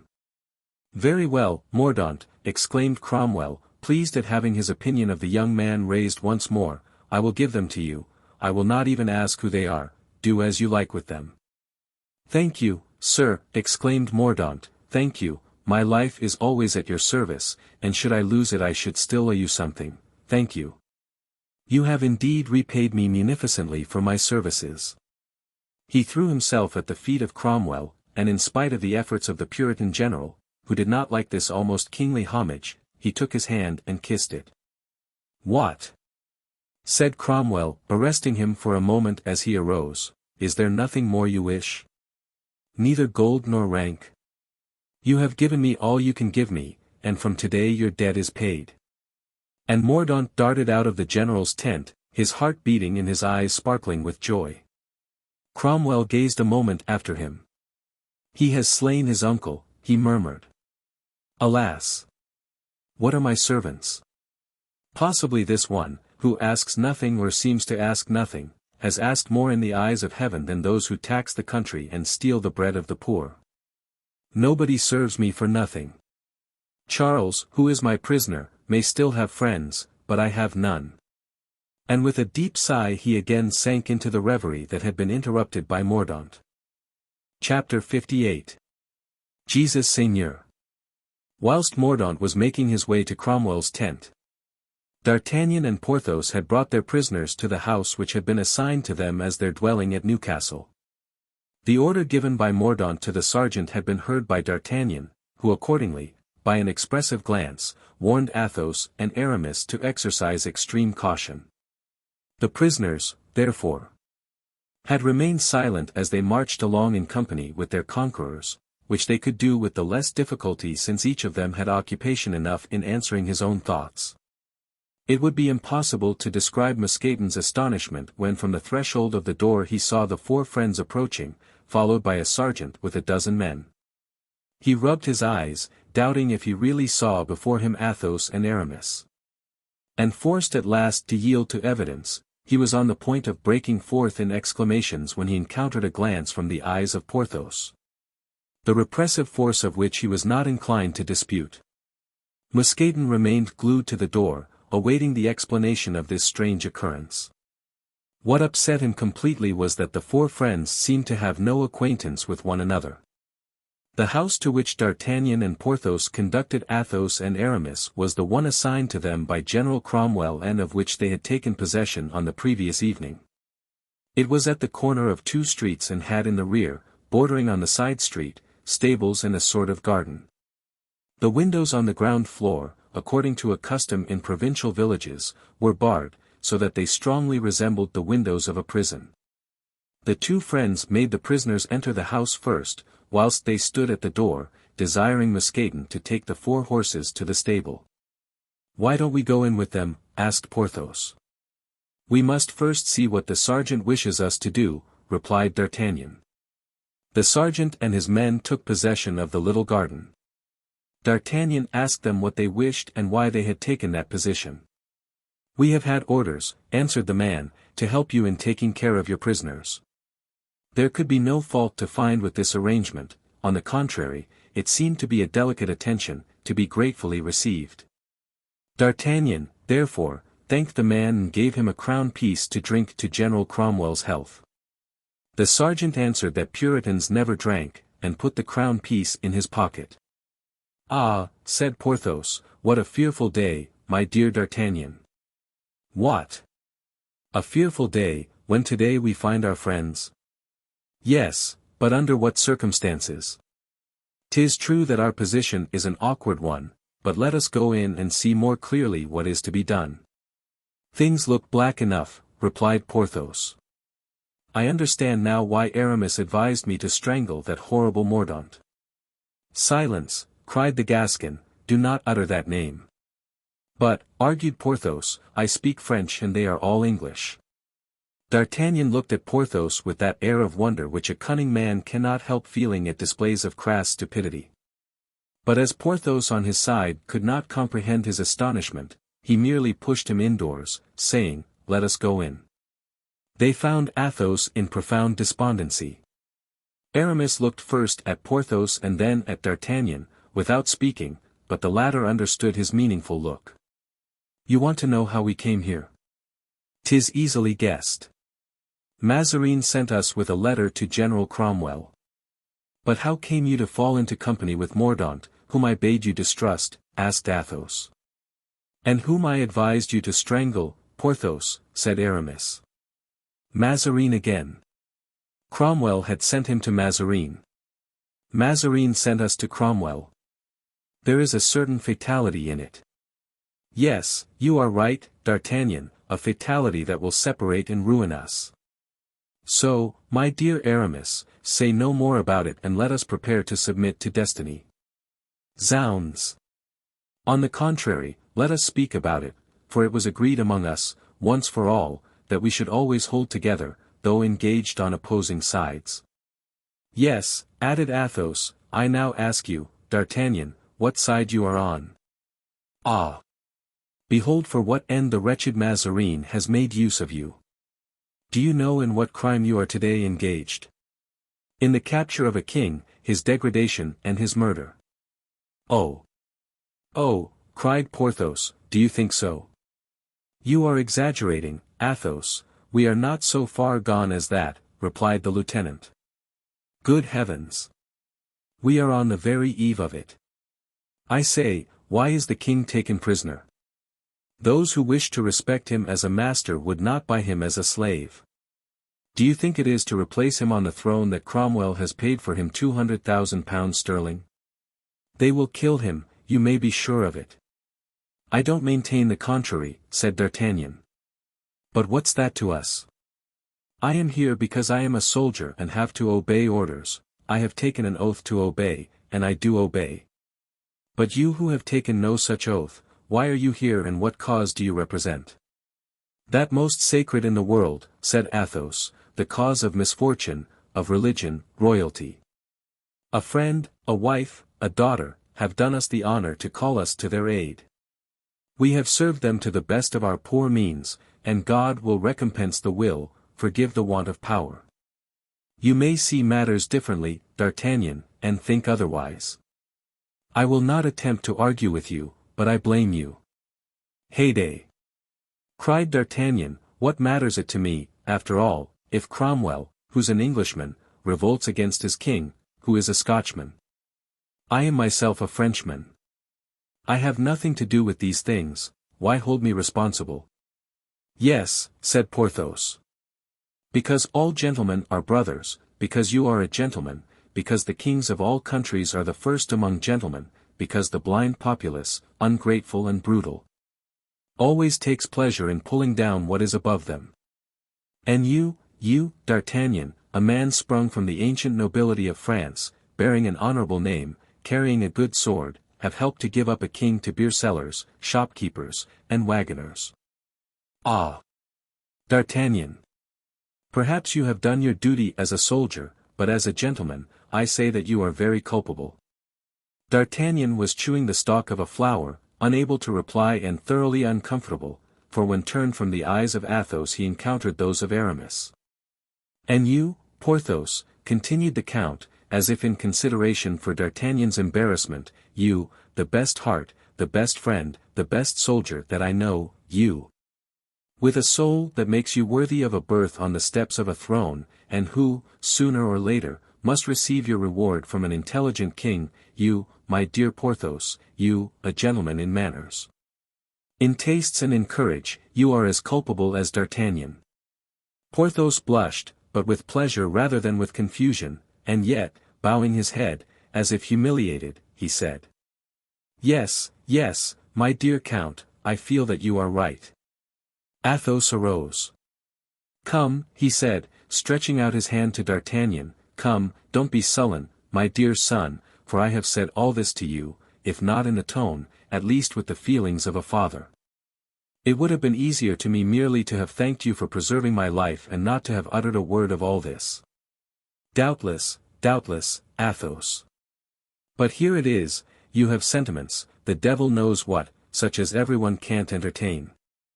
Who could suppose that a sensible man could leave his house, France, his ward, a charming youth, for we saw him in the camp, to fly to the aid of a rotten, worm-eaten royalty, which is going to crumble one of these days like an old hovel? The sentiments you air are certainly fine, so fine that they are superhuman. However that may be, D'Artagnan, replied Athos, without falling into the snare which his Gascon friend had prepared for him by an appeal to his parental love, however that may be. You know in the bottom of your heart that it is true. But I am wrong to dispute with my master. D'Artagnan, I am your prisoner, treat me as such. Ah! Pardieu, said D'Artagnan, you know you will not be my prisoner very long. No, said Aramis, they will doubtless treat us like the prisoners of the Philipgoths. And how were they treated? Asked D'Artagnan. Why, said Aramis, one half were hanged and the other half were shot. Well, said D'Artagnan, I answer that while there remains a drop of blood in my veins you will be neither hanged nor shot. Sang Dieu. Let them come on. Besides, do you see that door, Athos? Yes, what then? Well, you can go out by that door whenever you please, for from this moment you are free as the air. I recognize you there, my brave D'Artagnan, replied Athos. But you are no longer our masters. That door is guarded, D'Artagnan, you know that. Very well, you will force it, said Porthos. There are only a dozen men at the most. That would be nothing for us four, it is too much for us two. No, divided as we now are, we must perish. See the fatal example, on the Vendemois road, D'Artagnan, you so brave, and you, Porthos, so valiant and so strong, you were beaten, today Aramis and I are beaten in our turn. Now that never happened to us when we were four together. Let us die, then, as De Winter has died, as for me, I will fly only on condition that we all fly together. Impossible, said D'Artagnan. We are under Mazarin's orders. I know it and I have nothing more to say, my arguments lead to nothing, doubtless they are bad, since they have not determined minds so just as yours. Besides, said Aramis, had they taken effect it would be still better not to compromise two excellent friends like D'Artagnan and Porthos. Be assured, gentlemen, we shall do you honor in our dying. As for myself, I shall be proud to face the bullets, or even the rope, in company with you, Athos. For you have never seemed to me so grand as you are today. D'Artagnan said nothing, but, after having gnawed the flower stalk, he began to bite his nails. At last. Do you imagine, he resumed, that they mean to kill you? And wherefore should they do so? What interest have they in your death? Moreover, you are our prisoners. Fool, cried Aramis. Knowest thou not, then, Mordaunt? I have but exchanged with him one look, yet that look convinced me that we were doomed. The truth is, I'm very sorry that I did not strangle him as you advised me, said Porthos. Eh! I make no account of the harm Mordaunt can do, cried D'Artagnan. Cap de Dieu. If he troubles me too much I will crush him, the insect. Do not fly, then. It is useless. For I swear to you that you are as safe here as you were 20 years ago, you, Athos, in the Rue Férou, and you, Aramis, in the Rue de Vaugirard. Stop, cried Athos, extending his hand to one of the grated windows by which the room was lighted, you will soon know what to expect, for here he is. Who? Mordaunt. In fact, looking at the place to which Athos pointed, D'Artagnan saw a cavalier coming toward the house at full gallop. It was Mordaunt. D'Artagnan rushed out of the room. Porthos wanted to follow him. Stay, said D'Artagnan, and do not come till you hear me drum my fingers on the door. When Mordaunt arrived opposite the house he saw D'Artagnan on the threshold and the soldiers lying on the grass here and there, with their arms. Halloo, he cried, are the prisoners still there? Yes, sir, answered the sergeant, uncovering. 'Tis well, order 4 men to conduct them to my lodging. 4 men prepared to do so. What is it? Said D'Artagnan, with that jeering manner which our readers have so often observed in him since they made his acquaintance. What is the matter, if you please? Sir, replied Mordaunt, I have ordered the 2 prisoners we made this morning to be conducted to my lodging. Wherefore, sir? Excuse curiosity, but I wish to be enlightened on the subject. Because these prisoners, sir, are at my disposal and I choose to dispose of them as I like. Allow me, sir, said D'Artagnan, to observe you are in error. The prisoners belong to those who take them and not to those who only saw them taken. You might have taken Lord Winter, who, 'tis said, was your uncle, prisoner, but you preferred killing him. 'Tis well, we, that is, Monsieur du Vallon and I, could have killed our prisoners, we preferred taking them. Mordaunt's very lips grew white with rage. D'Artagnan now saw that affairs were growing worse and he beat the guard's march upon the door. At the first beat Porthos rushed out and stood on the other side of the door. This movement was observed by Mordaunt. Sir, he thus addressed D'Artagnan, your resistance is useless, these prisoners have just been given me by my illustrious patron, Oliver Cromwell.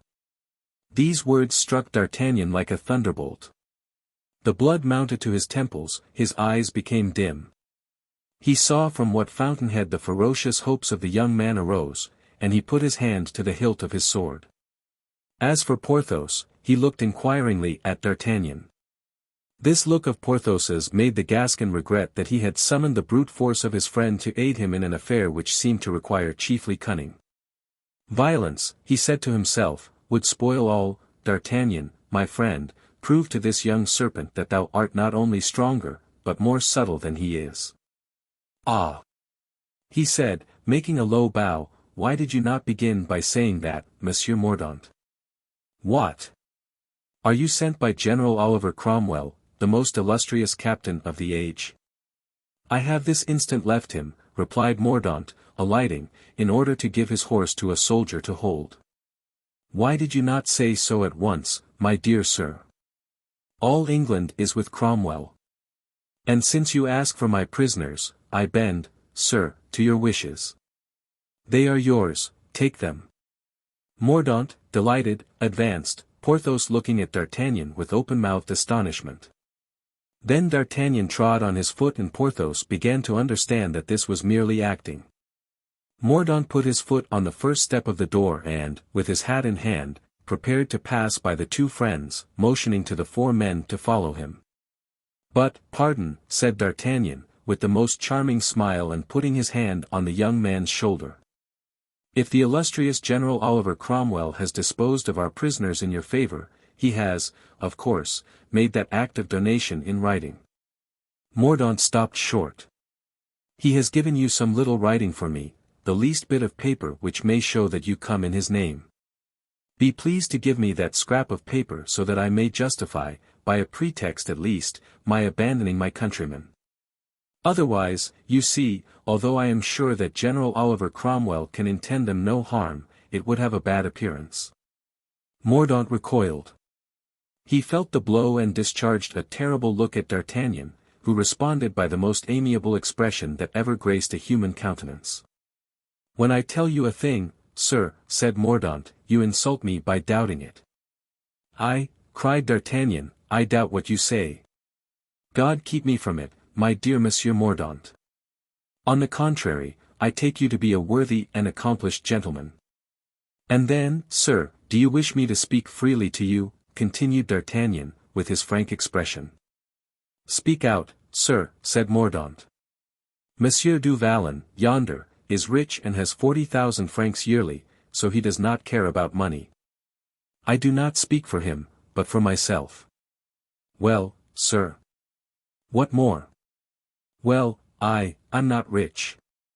In Gascony 'tis no dishonor, sir, nobody is rich. And Henry IV, of glorious memory, who was the king of the Gascons, as his Majesty Philip IV is the king of the Spaniards, never had a penny in his pocket. Go on, sir, I see what you wish to get at, and if it is simply what I think that stops you, I can obviate the difficulty. Ah, I knew well, said the Gascon, that you were a man of talent. Well, here's the case, here's where the saddle hurts me, as we French say. I am an officer of fortune, nothing else. I have nothing but what my sword brings me in, that is to say, more blows than banknotes.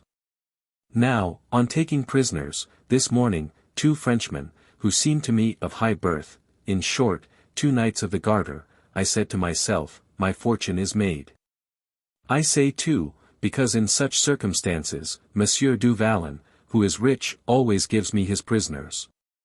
Mordaunt, completely deceived by the wordy civility of D'Artagnan, smiled like a man who understands perfectly the reasons given him, and said, I shall have the order signed directly, sir.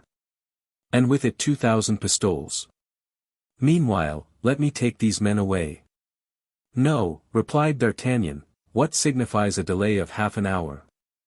I am a man of order, sir, let us do things in order. Nevertheless, replied Mordaunt, I could compel you, I command here.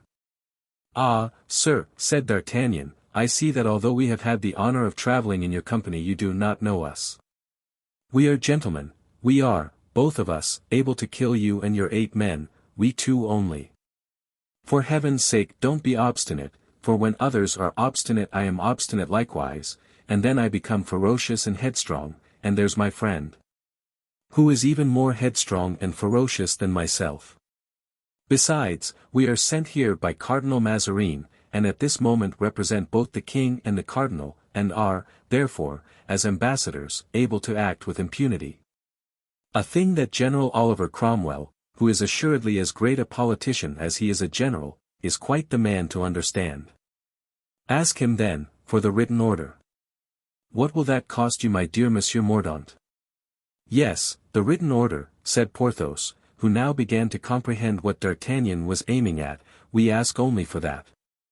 However inclined Mordaunt was to have recourse to violence, he understood the reasons D'Artagnan had given him.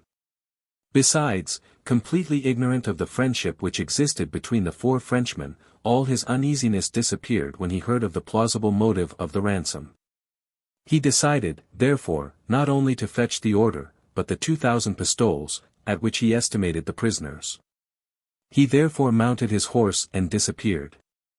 Good, thought D'Artagnan. A quarter of an hour to go to the tent, a quarter of an hour to return, it is more than we need. Then turning, without the least change of countenance, to Porthos, he said, looking him full in the face, Friend Porthos, listen to this. First, not a syllable to either of our friends of what you have heard, it is unnecessary for them to know the service we are going to render them. Very well, I understand. Go to the stable. You will find Mousqueton there. Saddle your horses, put your pistols in your saddlebags, take out the horses and lead them to the street below this, so that there will be nothing to do but mount them, all the rest is my business. Porthos made no remark, but obeyed, with the sublime confidence he had in his friend. I go, he said, only, shall I enter the chamber where those gentlemen are? No, it is not worth while. Well, do me the kindness to take my purse, which I left on the mantelpiece. All right. He then proceeded, with his usual calm gait, to the stable and went into the very midst of the soldiery, who, foreigner as he was, could not help admiring his height and the enormous strength of his great limbs. At the corner of the street he met Mousqueton and took him with him. D'Artagnan, meantime, went into the house, whistling a tune which he had begun before Porthos went away. My dear Athos, I have reflected on your arguments and I am convinced. I am sorry to have had anything to do with this matter. As you say, Mazarin is a knave. I have resolved to fly with you, not a word, be ready. Your swords are in the corner, do not forget them, they are in many circumstances very useful, there is Porthos's purse, too. He put it into his pocket. The 2 friends were perfectly stupefied. Well, pray, is there anything to be so surprised at, he said. I was blind, Athos has made me see, that's all, come here. The 2 friends went near him. Do you see that street? There are the horses. Go out by the door, turn to the right, jump into your saddles, all will be right. Don't be uneasy at anything except mistaking the signal. That will be the signal when I call out, Jesus Seigneur. But give us your word that you will come too, D'Artagnan, said Athos. I swear I will, by heaven. 'Tis settled, said Aramis, at the cry, Jesus Seigneur, we go out, upset all that stands in our way, run to our horses, jump into our saddles, spur them. Is that all? Exactly. See, Aramis, as I have told you, D'Artagnan is first amongst us all, said Athos. Very true, replied the Gascon, but I always run away from compliments. Don't forget the signal, Jesus Seigneur, and he went out as he came in, whistling the selfsame air. The soldiers were playing or sleeping. Two of them were singing in a corner, out of tune, the psalm, on the rivers of Babylon. D'Artagnan called the sergeant. My dear friend, General Cromwell has sent Monsieur Mordaunt to fetch me. Guard the prisoners well, I beg of you. The sergeant made a sign, as much as to say he did not understand French, and D'Artagnan tried to make him comprehend by signs and gestures. Then he went into the stable, he found the 5 horses saddled, his own amongst the rest. Each of you take a horse by the bridle, he said to Porthos and Mousqueton. Turn to the left, so that Athos and Aramis may see you clearly from the window. They are coming, then, said Porthos. In a moment. You didn't forget my purse. No, be easy. Good. Porthos and Mousqueton each took a horse by the bridle and proceeded to their post. Then D'Artagnan, being alone, struck a light and lighted a small bit of tinder, mounted his horse and stopped at the door in the midst of the soldiers. There, caressing as he pretended, the animal with his hand, he put this bit of burning tinder in his ear. It was necessary to be as good a horseman as he was to risk such a scheme. For no sooner had the animal felt the burning tinder than he uttered a cry of pain and reared and jumped as if he had been mad. The soldiers, whom he was nearly trampling, ran away. Help! Help! Cried D'Artagnan. Stop, my horse has the staggers. In an instant the horse's eyes grew bloodshot and he was white with foam. Help! Cried D'Artagnan. What? Will you let me be killed? Jesus Seigneur! No sooner had he uttered this cry than the door opened and Athos and Aramis rushed out. The coast, owing to the Gascon's stratagem, was clear. The prisoners are escaping. The prisoners are escaping, cried the sergeant. Stop! Stop! Cried D'Artagnan, giving rein to his famous steed, who, darting forth, overturned several men. Stop! Stop! Cried the soldiers, and ran for their arms. But the prisoners were in their saddles and lost no time hastening to the nearest gate. In the middle of the street they saw Grimaud and Blaisois, who were coming to find their masters. With one wave of his hand Athos made Grimaud, who followed the little troop, understand everything, and they passed on like a whirlwind, D'Artagnan still directing them from behind with his voice. They passed through the gate like apparitions, without the guards thinking of detaining them, and reached the open country. All this time the soldiers were calling out, Stop! Stop! And the sergeant, who began to see that he was the victim of an artifice, was almost in a frenzy of despair. Whilst all this was going on, a cavalier in full gallop was seen approaching. It was Mordaunt with the order in his hand. The prisoners, he exclaimed, jumping off his horse. The sergeant had not the courage to reply, he showed him the open door, the empty room. Mordaunt darted to the steps, understood all, uttered a cry, as if his very heart was pierced, and fell fainting on the stone steps. Chapter 59. In which it is shown that under the most trying circumstances noble natures never lose their courage, nor good stomachs their appetites. The little troop, without looking behind them or exchanging a word, fled at a rapid gallop, fording a little stream, of which none of them knew the name. And leaving on their left a town which Athos declared to be Durham. At last they came in sight of a small wood, and spurring their horses afresh, rode in its direction. As soon as they had disappeared behind a green curtain sufficiently thick to conceal them from the sight of anyone who might be in pursuit, they drew up to hold a council together. The two grooms held the horses, that they might take a little rest without being unsaddled, and Grimaud was posted as sentinel.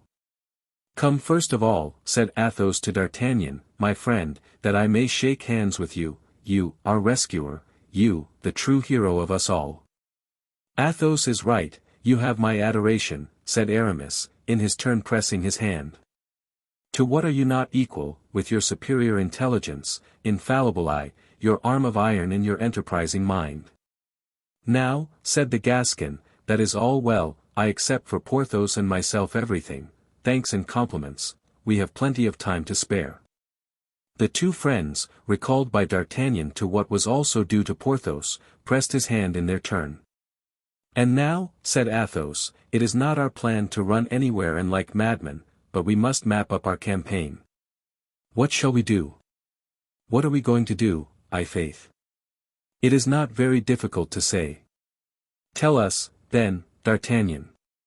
"We are going to reach the nearest seaport, unite our little resources, hire a vessel and return to France. As for me, I will give my last sou for it. Life is the greatest treasure, and speaking candidly, ours hangs by a thread. What do you say to this, Du Vallon?" "I," said Porthos, "I am entirely of D'Artagnan's opinion. This is a beastly country, this England." "You are quite decided, then, to leave it?" asked Athos of D'Artagnan. "Egad! I don't see what is to keep me here." A glance was exchanged between Athos and Aramis. "Go, then, my friends," said the former, sighing. "How, go then?" exclaimed D'Artagnan. "Let us go, you mean?" "No, my friend," said Athos, "you must leave us." "Leave you?" cried D'Artagnan, quite bewildered at this unexpected announcement. "Bah," said Porthos, "why separate, since we are all together?" "Because you can and ought to return to France, your mission is accomplished, but ours is not." "Your mission is not accomplished," exclaimed D'Artagnan, looking in astonishment at Athos.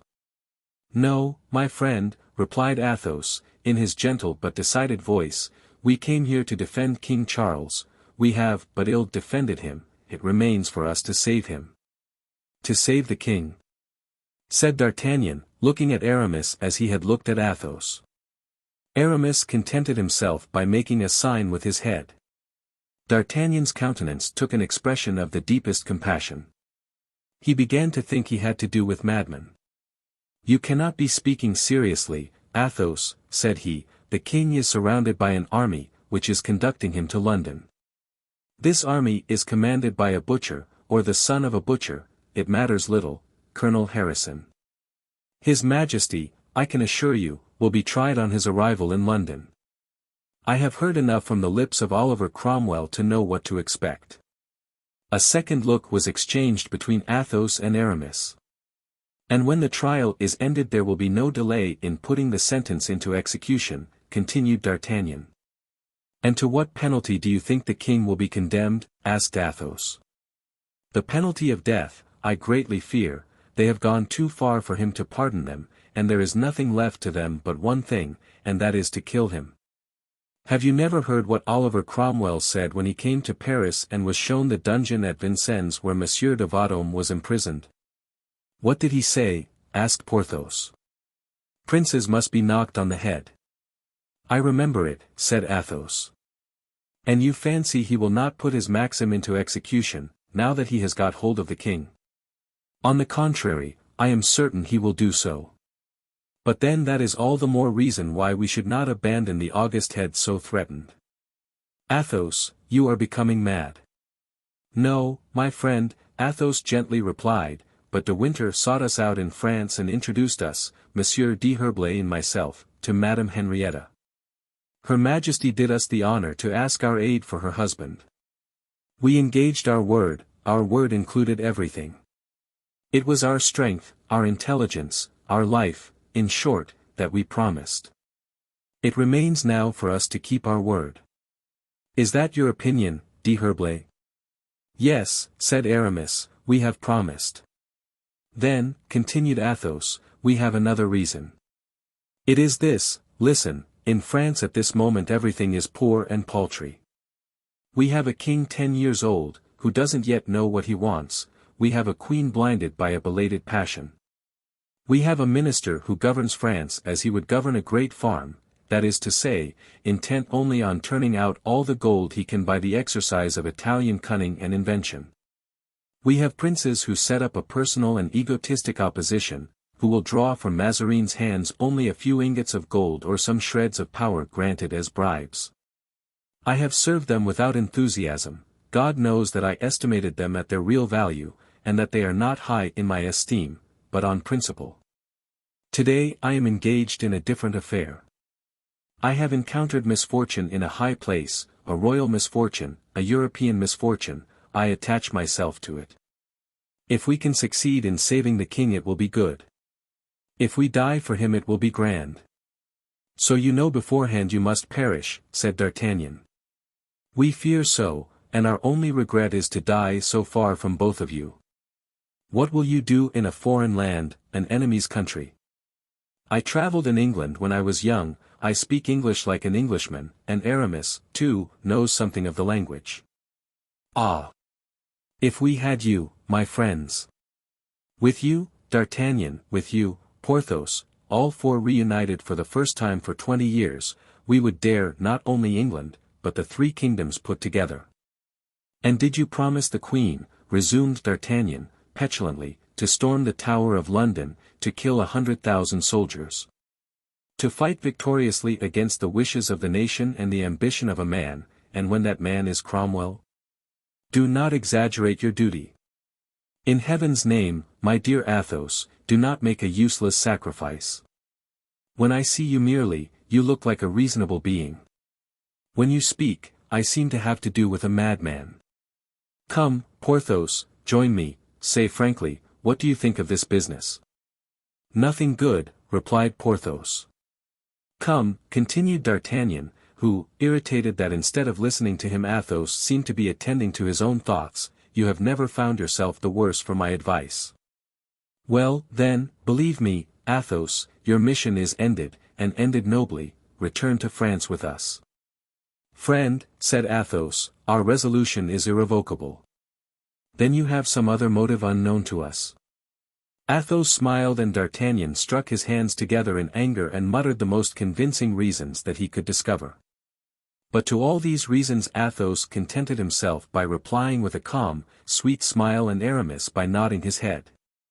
Very well, cried D'Artagnan, at last, furious, very well, since you wish it, let us leave our bones in this beggarly land, where it is always cold, where fine weather is a fog, fog is rain. And rain a deluge. Where the sun represents the moon and the moon a cream cheese, in truth, whether we die here or elsewhere matters little, since we must die. Only reflect, my good fellow, said Athos, it is but dying rather sooner. Pooh! A little sooner or a little later, it isn't worth quarreling over. If I am astonished at anything, remarked Porthos, sententiously, it is that it has not already happened. Oh, it will happen, you may be sure, said D'Artagnan. So it is agreed, and if Porthos makes no objection. Said Porthos, I will do whatever you please, and besides, I think what the Comte de la Fere said just now is very good. But your future career, D'Artagnan, your ambition, Porthos. Our future, our ambition, replied D'Artagnan, with feverish volubility. Need we think of that since we are to save the king? The king saved, we shall assemble our friends together, we will head the Puritans, reconquer England. We shall re-enter London, place him securely on his throne. And he will make us dukes and peers, said Porthos, whose eyes sparkled with joy at this imaginary prospect. Or he will forget us, added D'Artagnan. Oh, said Porthos. Well, that has happened, friend Porthos. It seems to me that we once rendered Anne of Austria a service not much less than that which today we are trying to perform for Charles I. But, none the less, Anne of Austria has forgotten us for 20 years. Well, in spite of that, D'Artagnan, said Athos, you are not sorry that you were useful to her? No, indeed, said D'Artagnan, I admit even that in my darkest moments I find consolation in that remembrance. You see, then, D'Artagnan, though princes often are ungrateful, God never is. Athos, said D'Artagnan, I believe that were you to fall in with the devil, you would conduct yourself so well that you would take him with you to heaven. So, then, said Athos, offering his hand to D'Artagnan. 'Tis settled, replied D'Artagnan. I find England a charming country, and I stay, but on one condition only. What is it? That I am not forced to learn English. Well, now, said Athos, triumphantly, I swear to you, my friend, by the God who hears us, I believe that there is a power watching over us, and that we shall all four see France again. So be it, said D'Artagnan, but I confess I have a contrary conviction. Our good D'Artagnan, said Aramis, represents among us the opposition in Parliament, which always says no, and always does aye. But in the meantime saves the country, added Athos. Well, now that everything is decided, cried Porthos, rubbing his hands, suppose we think of dinner. It seems to me that in the most critical positions of our lives we have always dined. Oh! Yes, speak of dinner in a country where for a feast they eat boiled mutton, and as a treat drink beer. What the devil did you come to such a country for, Athos? But I forgot, added the Gascon, smiling, pardon, I forgot you are no longer Athos, but never mind, let us hear your plan for dinner, Porthos. My plan? Yes, have you a plan? No. I am hungry, that is all. Pardieu, if that is all, I am hungry, too, but it is not everything to be hungry, one must find something to eat, unless we browse on the grass, like our horses. Ah! Exclaimed Aramis, who was not quite so indifferent to the good things of the earth as Athos, do you remember, when we were at Parpaillot, the beautiful oysters that we ate? And the legs of mutton of the salt marshes, said Porthos, smacking his lips. But, suggested D'Artagnan, have we not our friend Mousqueton, who managed for us so well at Chantilly, Porthos? Yes, said Porthos, we have Mousqueton, but since he has been steward, he has become very heavy, never mind, let us call him, and to make sure that he will reply agreeably. Here. Mouston, cried Porthos. Mouston appeared, with a most piteous face. What is the matter, my dear M. Mouston? Asked D'Artagnan. Are you ill? Sir, I am very hungry, replied Mouston. Well, it is just for that reason that we have called you, my good M. Mouston. Could you not procure us a few of those nice little rabbits, and some of those delicious partridges, of which you used to make fricassees at the hotel? Faith, I do not remember the name of the hotel. At the hotel of, said Porthos, by my faith, nor do I remember it either. It does not matter. And a few of those bottles of old Burgundy wine, which cured your master so quickly of his sprain. Alas! Sir, said Mousqueton, I much fear that what you ask for are very rare things in this detestable and barren country. And I think we should do better to go and seek hospitality from the owner of a little house we see on the fringe of the forest. How? Is there a house in the neighborhood? Asked D'Artagnan. Yes, sir, replied Mousqueton. Well, let us, as you say, go and ask a dinner from the master of that house. What is your opinion, gentlemen, and does not M. Mouston's suggestion appear to you full of sense? Oh, said Aramis, suppose the master is a Puritan. So much the better, Mordioux. Replied D'Artagnan, if he is a Puritan we will inform him of the capture of the king, and in honor of the news he will kill for us his fatted hens. But if he should be a Cavalier, said Porthos. In that case we will put on an air of mourning and he will pluck for us his black fowls.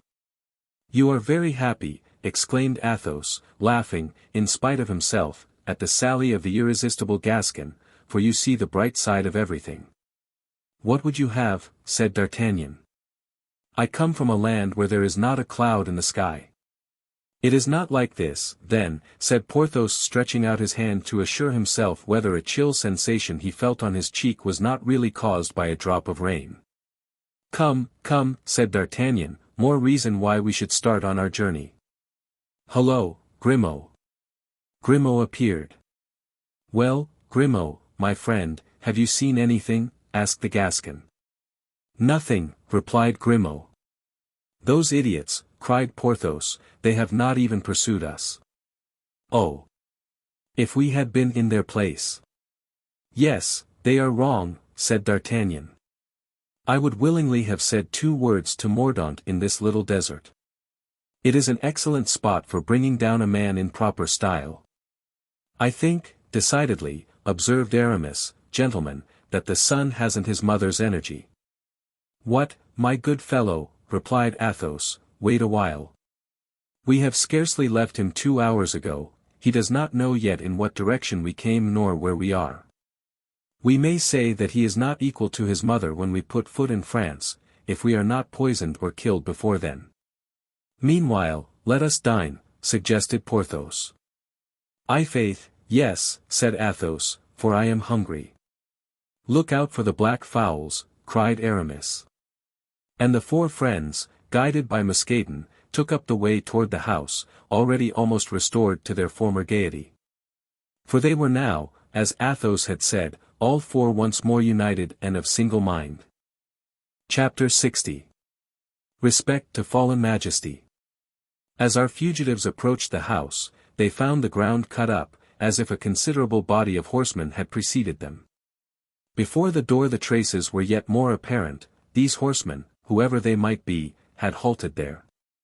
"Egad!" cried D'Artagnan, "it's quite clear that the king and his escort have been by here." "The devil," said Porthos, "in that case they have eaten everything." "Bah!"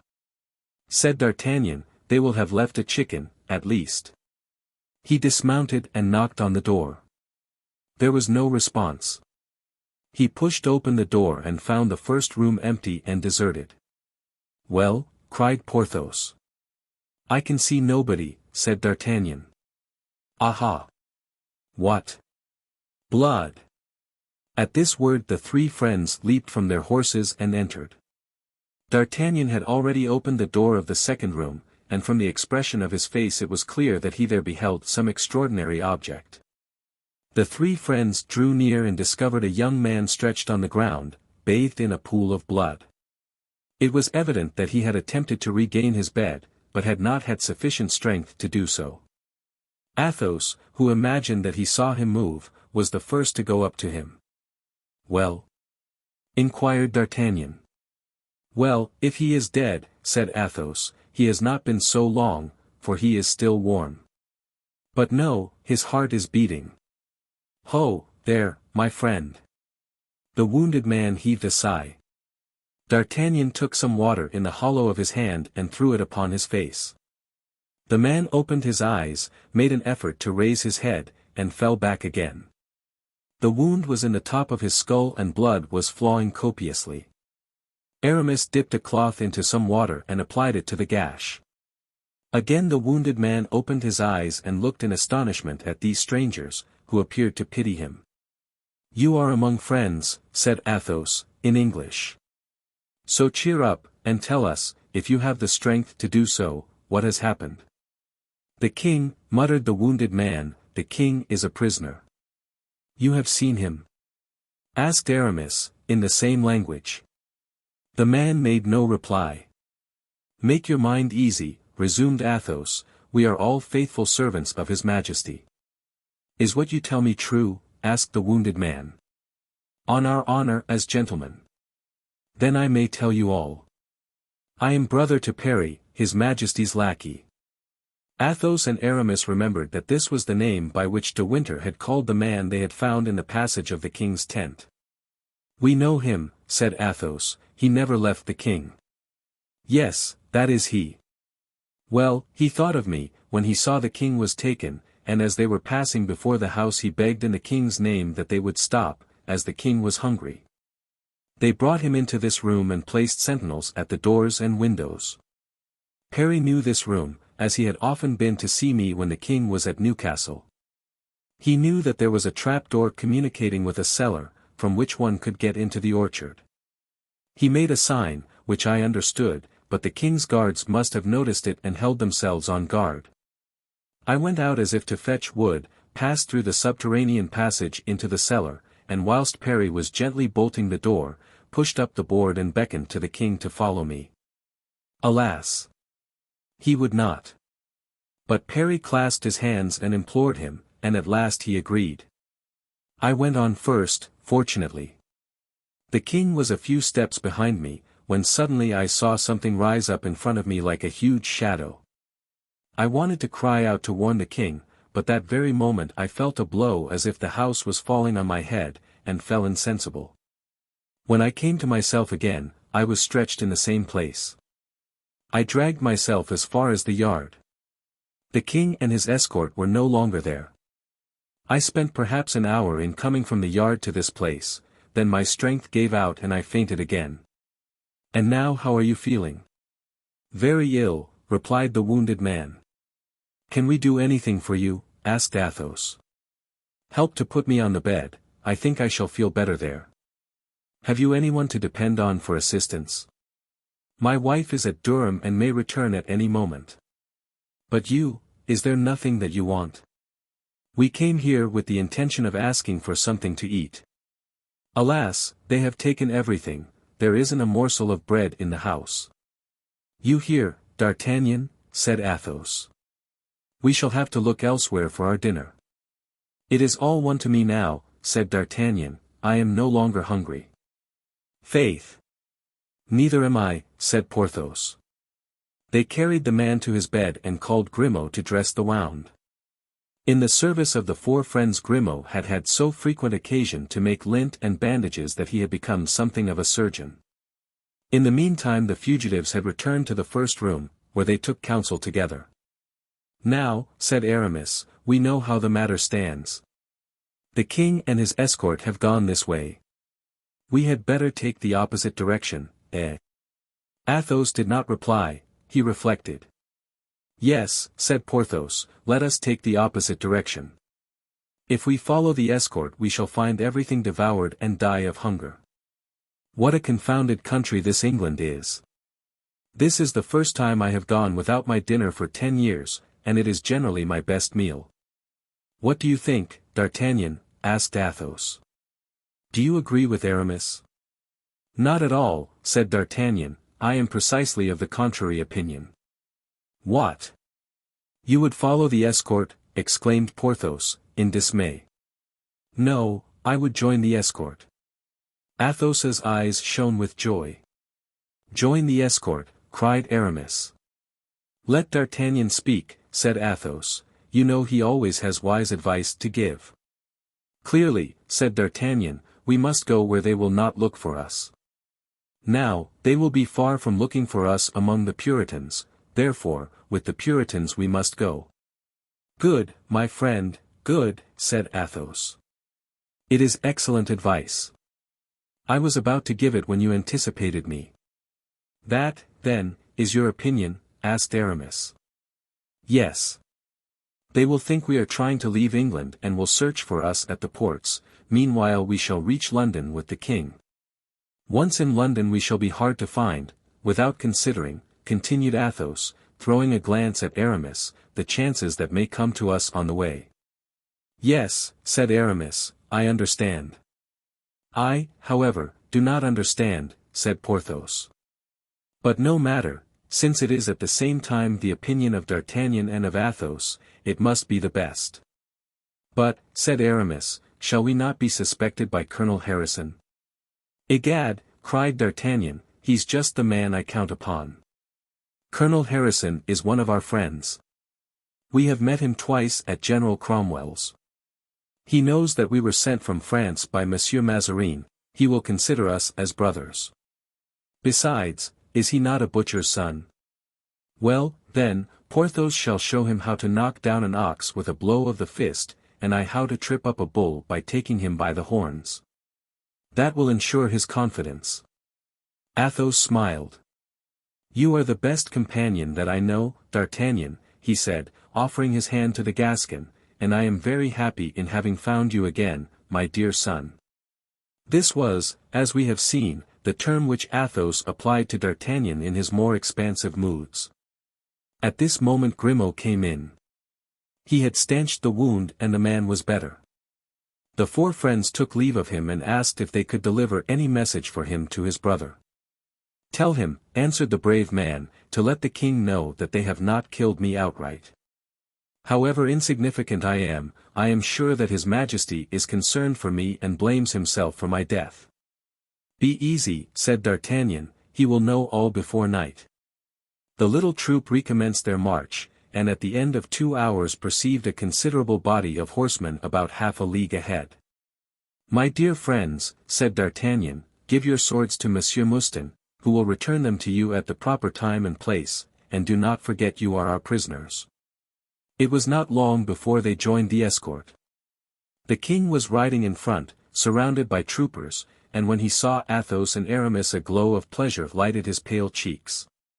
D'Artagnan passed to the head of the column, and leaving his friends under the guard of Porthos, went straight to Harrison, who recognized him as having met him at Cromwell's and received him as politely as a man of his breeding and disposition could. It turned out as D'Artagnan had foreseen. The colonel neither had nor could have any suspicion. They halted for the king to dine. This time, however, due precautions were taken to prevent any attempt at escape. In the large room of the hotel a small table was placed for him and a large one for the officers. "Will you dine with me?" asked Harrison of D'Artagnan. "Gad, I should be very happy, but I have my companion, Monsieur du Vallon, and the 2 prisoners, whom I cannot leave. Let us manage it better. Have a table set for us in a corner and send us whatever you like from yours." "Good," answered Harrison. The matter was arranged as D'Artagnan had suggested, and when he returned he found the king already seated at his little table, where Parry waited on him. Harrison and his officers sitting together at another table, and, in a corner, places reserved for himself and his companions. The table at which the Puritan officers were seated was round, and whether by chance or coarse intention, Harrison sat with his back to the king. The king saw the 4 gentlemen come in, but appeared to take no notice of them. They sat down in such a manner as to turn their backs on nobody. The officers' table and that of the king were opposite to them. "I' faith, Colonel," said D'Artagnan, "we are very grateful for your gracious invitation. For without you we ran the risk of going without dinner, as we have without breakfast. My friend here, Monsieur du Vallon, shares my gratitude, for he was particularly hungry." "And I am so still," said Porthos bowing to Harrison. "And how," said Harrison, laughing, "did this serious calamity of going without breakfast happen to you?" "In a very simple manner, Colonel," said D'Artagnan. "I was in a hurry to join you and took the road you had already gone by. You can understand our disappointment when, arriving at a pretty little house on the skirts of a wood, which at a distance had quite a gay appearance, with its red roof and green shutters, we found nothing but a poor wretch bathed. Ah! Colonel, pay my respects to the officer of yours who struck that blow." "Yes," said Harrison, laughing, and looking over at one of the officers seated at his table. "When Groslow undertakes this kind of thing there's no need to go over the ground a second time." "Ah! It was this gentleman," said D'Artagnan, bowing to the officer. "I am sorry he does not speak French, that I might tender him my compliments." "I am ready to receive and return them, sir," said the officer, in pretty good French, for I resided 3 years in Paris. "Then, sir, allow me to assure you that your blow was so well directed that you have nearly killed your man." "Nearly? I thought I had quite," said Groslow. "No. It was a very near thing, but he is not dead." As he said this, D'Artagnan gave a glance at Parry, who was standing in front of the king, to show him that the news was meant for him. The king, too, who had listened in the greatest agony, now breathed again. "Hang it," said Groslow, "I thought I had succeeded better. If it were not so far from here to the house I would return and finish him. And you would do well, if you are afraid of his recovering. For you know, if a wound in the head does not kill at once, it is cured in a week." And D'Artagnan threw a second glance toward Parry, on whose face such an expression of joy was manifested that Charles stretched out his hand to him, smiling. Parry bent over his master's hand and kissed it respectfully. "I've a great desire to drink the king's health," said Athos. "Let me propose it, then," said D'Artagnan. "Do," said Aramis. Porthos looked at D'Artagnan, quite amazed at the resources with which his companion's Gascon sharpness continually supplied him. D'Artagnan took up his camp tin cup, filled it with wine and arose. "Gentlemen," said he, "let us drink to him who presides at the repast. Here's to our colonel, and let him know that we are always at his commands as far as London and farther." And as D'Artagnan, as he spoke, looked at Harrison, the colonel imagined the toast was for himself. He arose and bowed to the four friends, whose eyes were fixed on Charles, while Harrison emptied his glass without the slightest misgiving. The king, in return, looked at the four gentlemen and drank with a smile full of nobility and gratitude. "Come, gentlemen," cried Harrison, regardless of his illustrious captive, "let us be off." "Where do we sleep, colonel?" "At Thirsk," replied Harrison. "Parry," said the king, rising too, "my horse, I desire to go to Thirsk." "Egad!" said D'Artagnan to Athos, "your king has thoroughly taken me, and I am quite at his service." "If what you say is sincere," replied Athos, "he will never reach London."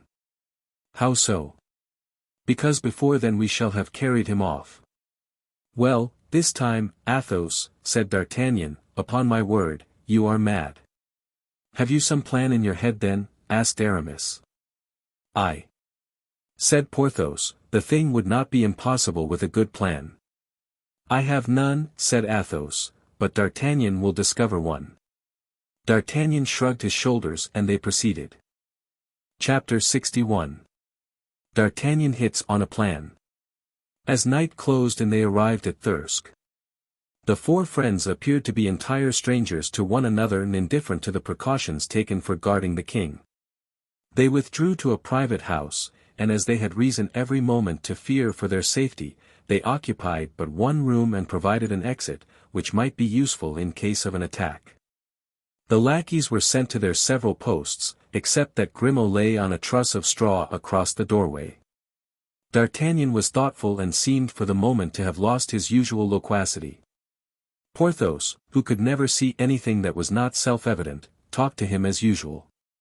He replied in monosyllables and Athos and Aramis looked significantly at one another. Next morning D'Artagnan was the first to rise.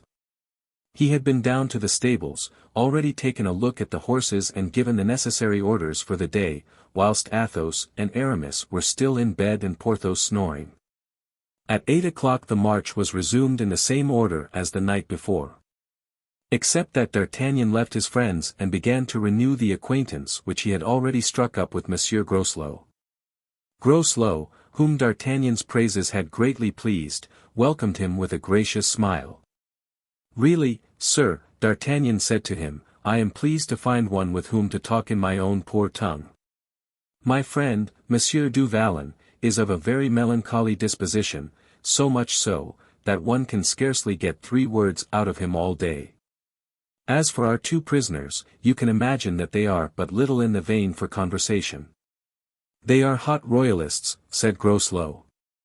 "The more reason they should be sulky with us for having captured the steward, for whom, I hope, you're preparing a pretty trial." "Why," said Groslow, "that is just what we are taking him to London for." "And you never by any chance lose sight of him, I presume?"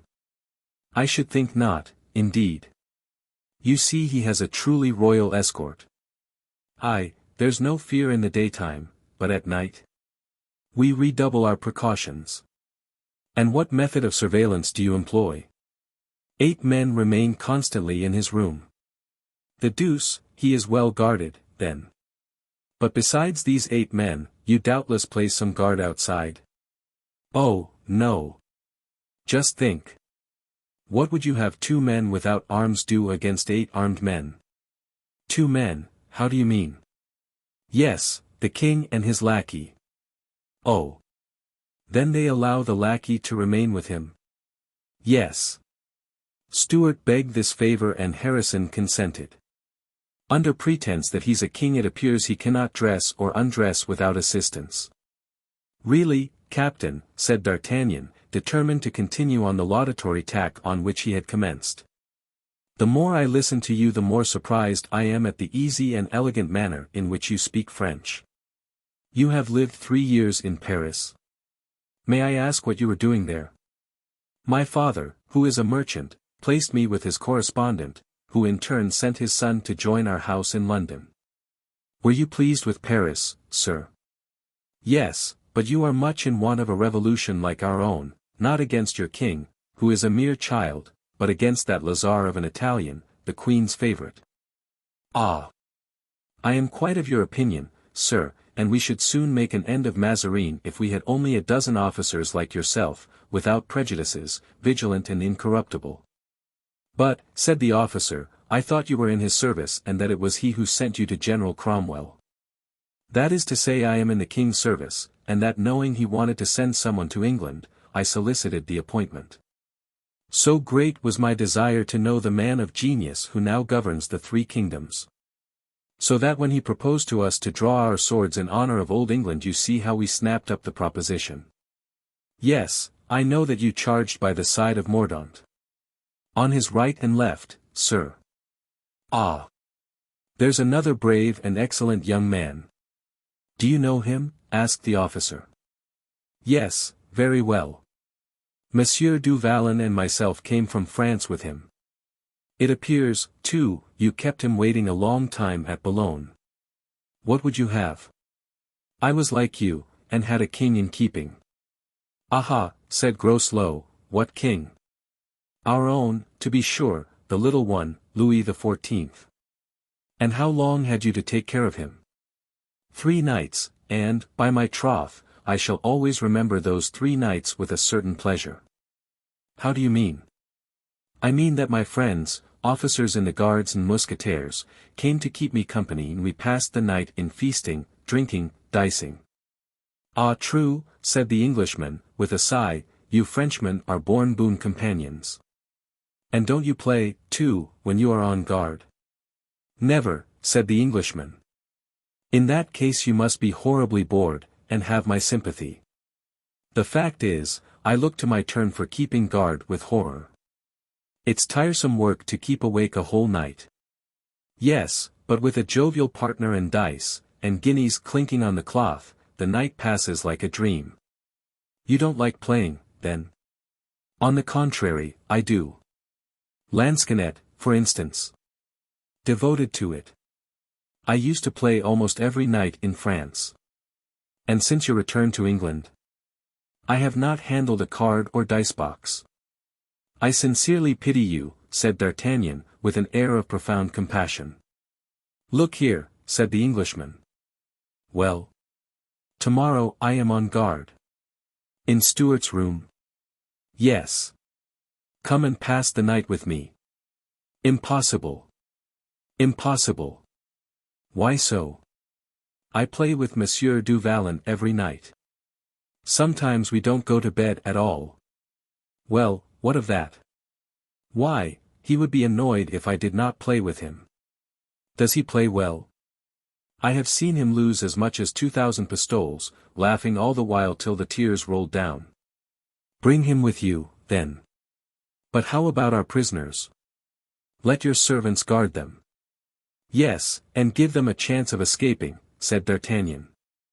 Why, one of them is a rich lord from Touraine and the other a knight of Malta, of noble family. We have arranged the ransom of each of them, £2,000 on arriving in France.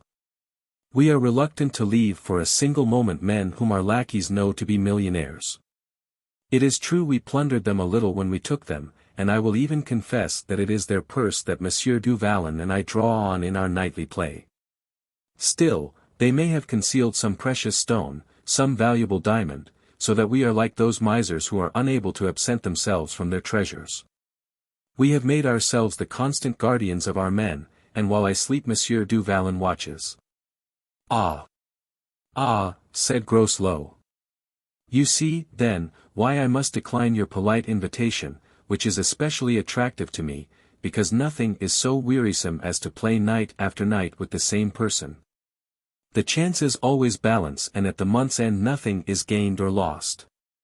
Ah, said Groslow, sighing, there is something still more wearisome, and that is not to play at all. I can understand that, said D'Artagnan. But, come, resumed the Englishman, are these men of yours dangerous? In what respect? Are they capable of attempting violence? D'Artagnan burst out laughing at the idea. Jesus Dieu, he cried. One of them is trembling with fever, having failed to adapt himself to this charming country of yours, and the other is a knight of Malta, as timid as a young girl. And for greater security we have taken from them even their pen-knives and pocket scissors. Well, then, said Groslow, bring them with you. But really, said D'Artagnan. I have 8 men on guard, you know. 4 of them can guard the king and the other 4 your prisoners. I'll manage it somehow, you will see. But, said D'Artagnan, now I think of it, what is to prevent our beginning tonight? Nothing at all, said Groslow. Just so. Come to us this evening and tomorrow we'll return your visit. Capital. This evening with you, tomorrow at Stuart's, the next day with me. You see, that with a little forethought one can lead a merry life anywhere and everywhere, said D'Artagnan. Yes, with Frenchmen, and Frenchmen like you. And Monsieur du Vallon, added the other. You will see what a fellow he is, a man who nearly killed Mazarin between 2 doors. They employ him because they are afraid of him. Ah, there he is calling me now. You'll excuse me, I know. They exchanged bows and D'Artagnan returned to his companions. What on earth can you have been saying to that bulldog? Exclaimed Porthos. My dear fellow, don't speak like that of Monsieur Groslow. He's one of my most intimate friends. One of your friends, cried Porthos, this butcher of unarmed farmers. Hush. My dear Porthos. Monsieur Groslow is perhaps rather hasty, it's true, but at bottom I have discovered 2 good qualities in him, he is conceited and stupid. Porthos opened his eyes in amazement. Athos and Aramis looked at one another and smiled, they knew D'Artagnan, and knew that he did nothing without a purpose. But, continued D'Artagnan, you shall judge of him for yourself. He is coming to play with us this evening. Oh ho, said Porthos, his eyes glistening at the news. Is he rich? He's the son of one of the wealthiest merchants in London. And knows lansquenet? Adores it. Basset? His mania. Biribi? Revels in it. Good, said Porthos, we shall pass an agreeable evening. The more so, as it will be the prelude to a better. How so? We invite him to play tonight, he has invited us in return tomorrow. But wait. Tonight we stop at Derby, and if there is a bottle of wine in the town let Muscaden buy it. It will be well to prepare a light supper, of which you, Athos and Aramis, are not to partake, Athos, because I told him you had a fever. Aramis, because you are a knight of Malta and won't mix with fellows like us. Do you understand? That's no doubt very fine, said Porthos, but deuce take me if I understand at all. Porthos, my friend, you know I am descended on the father's side from the prophets and on the mother's from the sibyls, and that I only speak in parables and riddles. Let those who have ears hear and those who have eyes see, I can tell you nothing more at present. Go ahead, my friend, said Athos, I am sure that whatever you do is well done. And you, Aramis, are you of that opinion? Entirely so, my dear D'Artagnan. Very good, said D'Artagnan, here indeed are true believers, it is a pleasure to work miracles before them. They are not like that unbelieving Porthos, who must see and touch before he will believe. The fact is, said Porthos, with an air of finesse, I am rather incredulous. D'Artagnan gave him playful buffet on the shoulder, and as they had reached the station where they were to breakfast, the conversation ended there. At 5 in the evening they sent Muscaden on before as agreed upon. Blaisois went with him. In crossing the principal street in Derby, the four friends perceived Blaisois standing in the doorway of a handsome house. It was there a lodging was prepared for them. At the hour agreed upon, Groslow came. D'Artagnan received him as he would have done a friend of 20 years' standing. Porthos scanned him from head to foot and smiled when he discovered that in spite of the blow he had administered to Perry's brother, he was not nearly so strong as himself. Athos and Aramis suppressed as well as they could the disgust they felt in the presence of such coarseness and brutality. In short, Groslow seemed to be pleased with his reception. Athos and Aramis kept themselves to their role. At midnight they withdrew to their chamber, the door of which was left open on the pretext of kindly consideration. Furthermore, D'Artagnan went with them, leaving Porthos at play with Groslow. Porthos gained 50 pistoles from Groslow, and found him a more agreeable companion than he had at first believed him to be. As to Groslow, he promised himself that on the following evening he would recover from D'Artagnan what he had lost to Porthos, and on leaving reminded the Gascon of his appointment. The next day was spent as usual. D'Artagnan went from Captain Groslow to Colonel Harrison and from Colonel Harrison to his friends.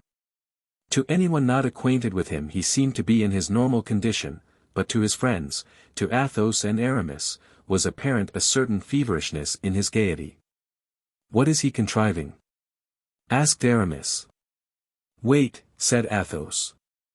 Porthos said nothing, but he handled in his pocket the 50 pistoles he had gained from Groslow with a degree of satisfaction which betrayed itself in his whole bearing.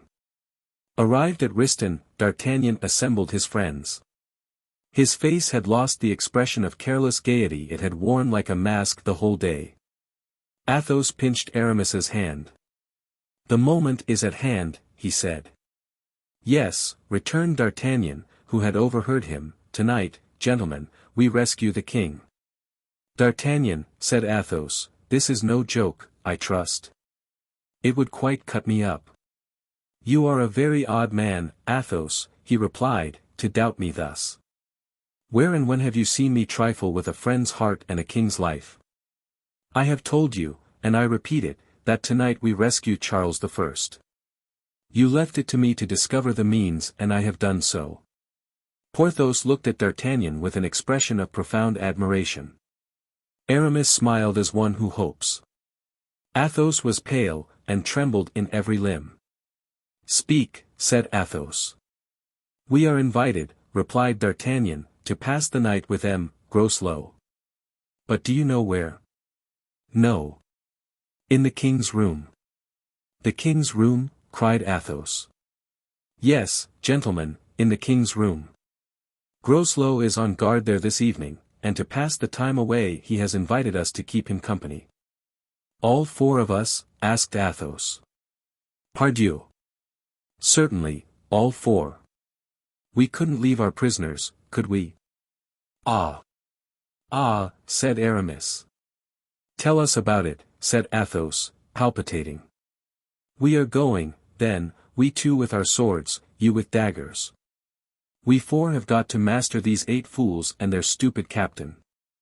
Monsieur Porthos, what do you say to that?" "I say it is easy enough," answered Porthos. "We dress the king in Groslow's clothes. Mousqueton, Grimaud and Blaisois have our horses saddled at the end of the first street. We mount them and before daylight are 20 leagues distant." Athos placed his 2 hands on D'Artagnan's shoulders, and gazed at him with his calm, sad smile. "I declare, my friend," said he, "that there is not a creature under the sky who equals you in prowess and in courage. Whilst we thought you indifferent to our sorrows, which you couldn't share without crime, you alone among us have discovered what we were searching for in vain.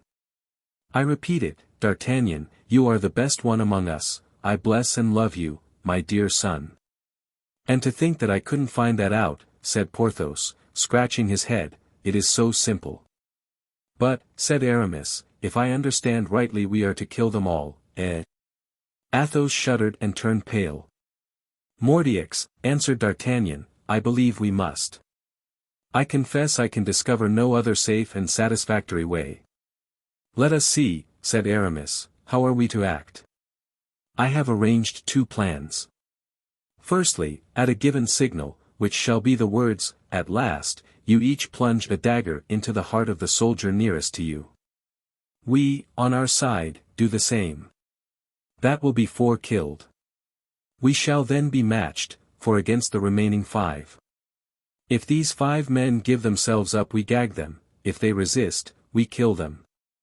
If by chance our amphitryon changes his mind and receives only Porthos and myself, why, then, we must resort to heroic measures and each give 2 strokes instead of 1. It will take a little longer time and may make a greater disturbance, but you will be outside with swords and will rush in at the proper time. But if you yourselves should be struck, said Athos. Impossible, said D'Artagnan, those beer drinkers are too clumsy and awkward. Besides, you will strike at the throat, Porthos, it kills as quickly and prevents all outcry. Very good, said Porthos, it will be a nice little throat cutting. Horrible, horrible, exclaimed Athos.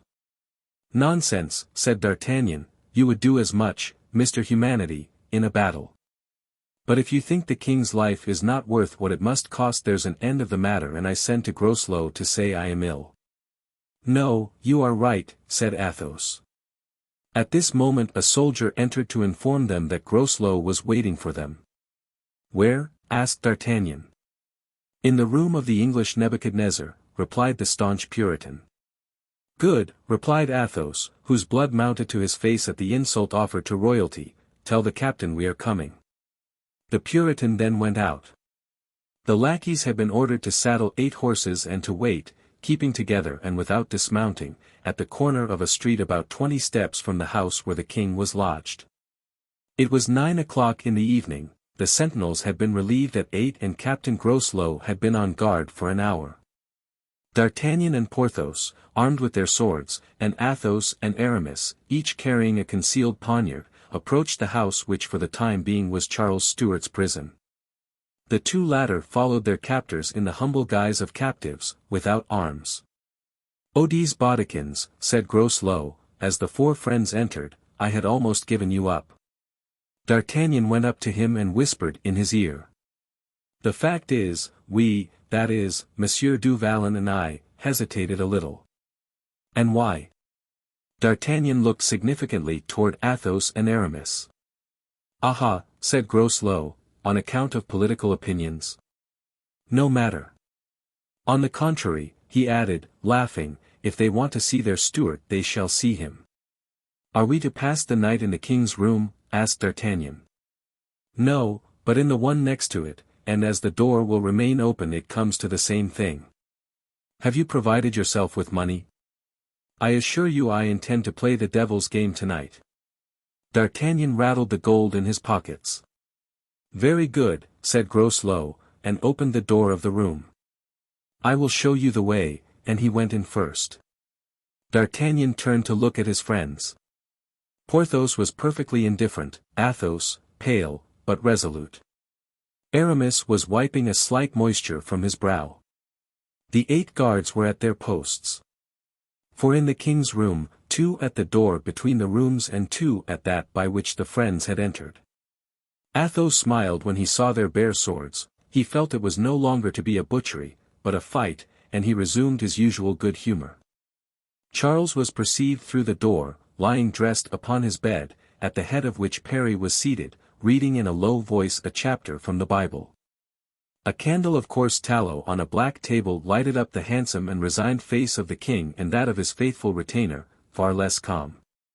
From time to time Parry stopped, thinking the king, whose eyes were closed, was really asleep, but Charles would open his eyes and say with a smile, "Go on, my good Parry, I am listening." Groslow advanced to the door of the king's room, replaced on his head the hat he had taken off to receive his guests, looked for a moment contemptuously at this simple, yet touching scene. Then turning to D'Artagnan, assumed an air of triumph at what he had achieved. "Capital!" cried the Gascon, "you would make a distinguished general." "And do you think," asked Groslow, "that Stuart will ever escape while I am on guard?" "No, to be sure," replied D'Artagnan. "Unless, forsooth, the sky rains friends upon him." Groslow's face brightened. It is impossible to say whether Charles, who kept his eyes constantly closed, had noticed the insolence of the Puritan captain. But the moment he heard the clear tone of D'Artagnan's voice his eyelids rose, in spite of himself. Parry, too, started and stopped reading. "What are you thinking about?" said the king. "Go on, my good Parry, unless you are tired." Parry resumed his reading. On a table in the next room were lighted candles, cards, 2 dice boxes, and dice. "Gentlemen," said Groslow, "I beg you will take your places. I will sit facing Stuart, whom I like so much to see, especially where he now is, and you, Monsieur d'Artagnan, opposite to me." Athos turned red with rage. D'Artagnan frowned at him. "That's it," said D'Artagnan, "you, Monsieur le Comte de la Fere, to the right of Monsieur Groslow. You, Chevalier d'Herblay, to his left. Du Vallon next me. You'll bet for me and those gentlemen for Monsieur Groslow." By this arrangement D'Artagnan could nudge Porthos with his knee and make signs with his eyes to Athos and Aramis. At the names Comte de la Fere and Chevalier d'Herblay, Charles opened his eyes, and raising his noble head, in spite of himself, threw a glance at all the actors in the scene. At that moment Parry turned over several leaves of his Bible and read with a loud voice this verse in Jeremiah. "God said, Hear ye the words of the prophets my servants, whom I have sent unto you." The 4 friends exchanged glances. The words that Parry had read assured them that their presence was understood by the king and was assigned to its real motive. D'Artagnan's eyes sparkled with joy. "You asked me just now if I was in funds," said D'Artagnan, placing some 20 pistoles upon the table. "Well, in my turn I advise you to keep a sharp lookout on your treasure, my dear Monsieur Groslow, for I can tell you we shall not leave this without robbing you of it." "Not without my defending it," said Groslow. "So much the better," said D'Artagnan. "Fight, my dear captain, fight. You know or you don't know, that is what we ask of you." "Oh. Yes," said Groslow, bursting with his usual coarse laugh, "I know you Frenchmen want nothing but cuts and bruises." Charles had heard and understood it all. A slight color mounted to his cheeks. The soldiers then saw him stretch his limbs, little by little, and under the pretense of much heat throw off the Scotch plaid which covered him.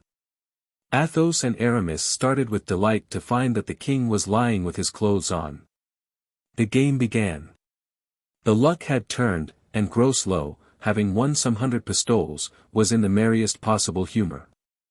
Porthos, who had lost the 50 pistoles he had won the night before and 30 more besides, was very cross and questioned D'Artagnan with a nudge of the knee as to whether it would not soon be time to change the game. Athos and Aramis looked at him inquiringly. But D'Artagnan remained impassible. It struck 10. They heard the guard going its rounds. "How many rounds do they make a night?" asked D'Artagnan, drawing more pistoles from his pocket. 5, answered Groslow, 1 every 2 hours. D'Artagnan glanced at Athos and Aramis and for the first time replied to Porthos's nudge of the knee by a nudge responsive. Meanwhile, the soldiers whose duty it was to remain in the king's room, attracted by that love of play so powerful in all men, had stolen little by little toward the table, and standing on tiptoe, lounged, watching the game, over the shoulders of D'Artagnan and Porthos. Those on the other side had followed their example, thus favoring the views of the 4 friends, who preferred having them close at hand to chasing them about the chamber. The 2 sentinels at the door still had their swords unsheathed, but they were leaning on them while they watched the game. Athos seemed to grow calm as the critical moment approached. With his white, aristocratic hands he played with the Louis, bending and straightening them again, as if they were made of pewter. Aramis, less self-controlled, fumbled continually with his hidden poniard. Porthos, impatient at his continued losses, kept up a vigorous play with his knee. D'Artagnan turned, mechanically looking behind him. And between the figures of 2 soldiers he could see Parry standing up and Charles leaning on his elbow with his hands clasped and apparently offering a fervent prayer to God. D'Artagnan saw that the moment was come. He darted a preparatory glance at Athos and Aramis, who slyly pushed their chairs a little back so as to leave themselves more space for action. He gave Porthos a second nudge of the knee, and Porthos got up as if to stretch his legs and took care at the same time to ascertain that his sword could be drawn smoothly from the scabbard. "Hang it," cried D'Artagnan, "another 20 pistoles lost. Really, Captain Groslow, you are too much in fortune's way. This can't last," and he drew another 20 from his pocket. "One more turn, Captain, 20 pistoles on one throw, only one, the last." "Done for 20, replied Groslow. And he turned up 2 cards as usual, a king for D'Artagnan and an ace for himself. "A king," said D'Artagnan, "it's a good omen, Master Groslow, look out for the king." And in spite of his extraordinary self-control there was a strange vibration in the Gascon's voice which made his partner start. Groslow began turning the cards one after another. If he turned up an ace first he won, if a king he lost. He turned up a king. "At last," cried D'Artagnan. At this word Athos and Aramis jumped up.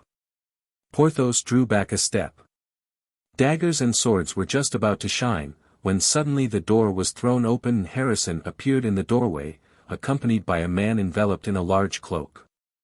Behind this man could be seen the glistening muskets of half a dozen soldiers.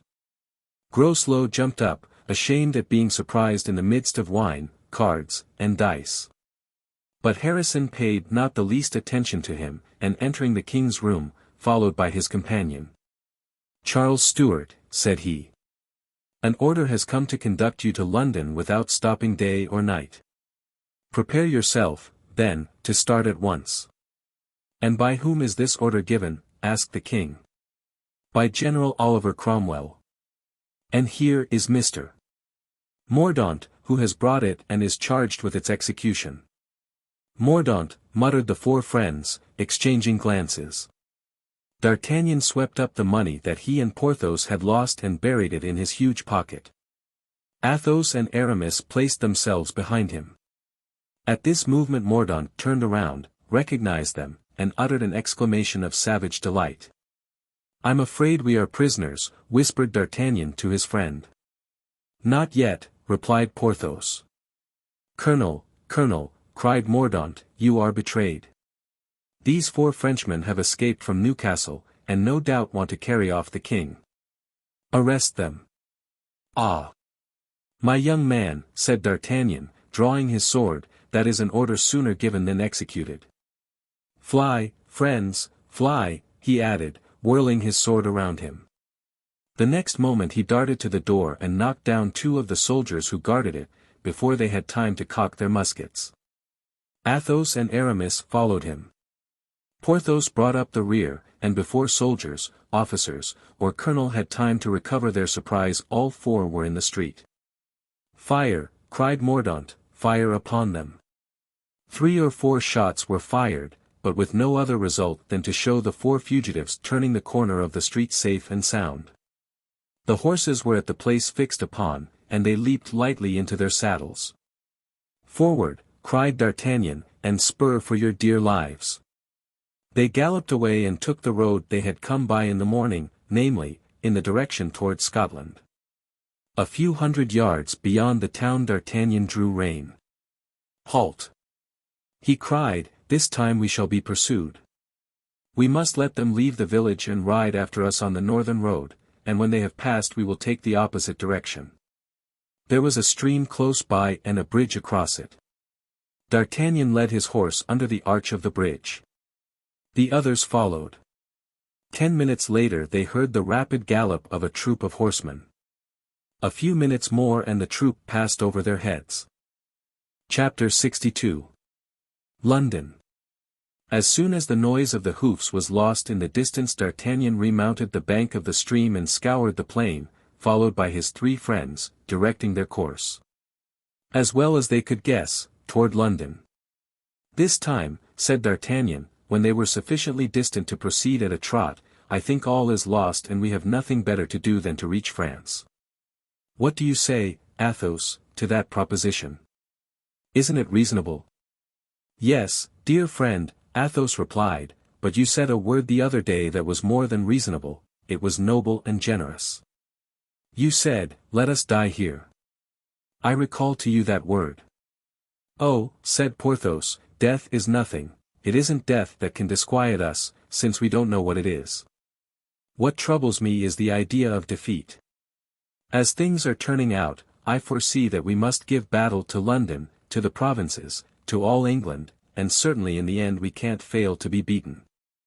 "We ought to witness this great tragedy even to its last scene," said Athos. "Whatever happens, let us not leave England before the crisis. Don't you agree with me, Aramis?" "Entirely, my dear Count. Then, too, I confess I should not be sorry to come across Mordaunt again. It appears to me that we have an account to settle with him, and that it is not our custom to leave a place without paying our debts, of this kind, at least." "Ah! That's another thing," said D'Artagnan, "and I should not mind waiting in London a whole year for a chance of meeting this Mordaunt in question. Only let us lodge with someone on whom we can count. For I imagine, just now, that Noel Cromwell would not be inclined to trifle with us.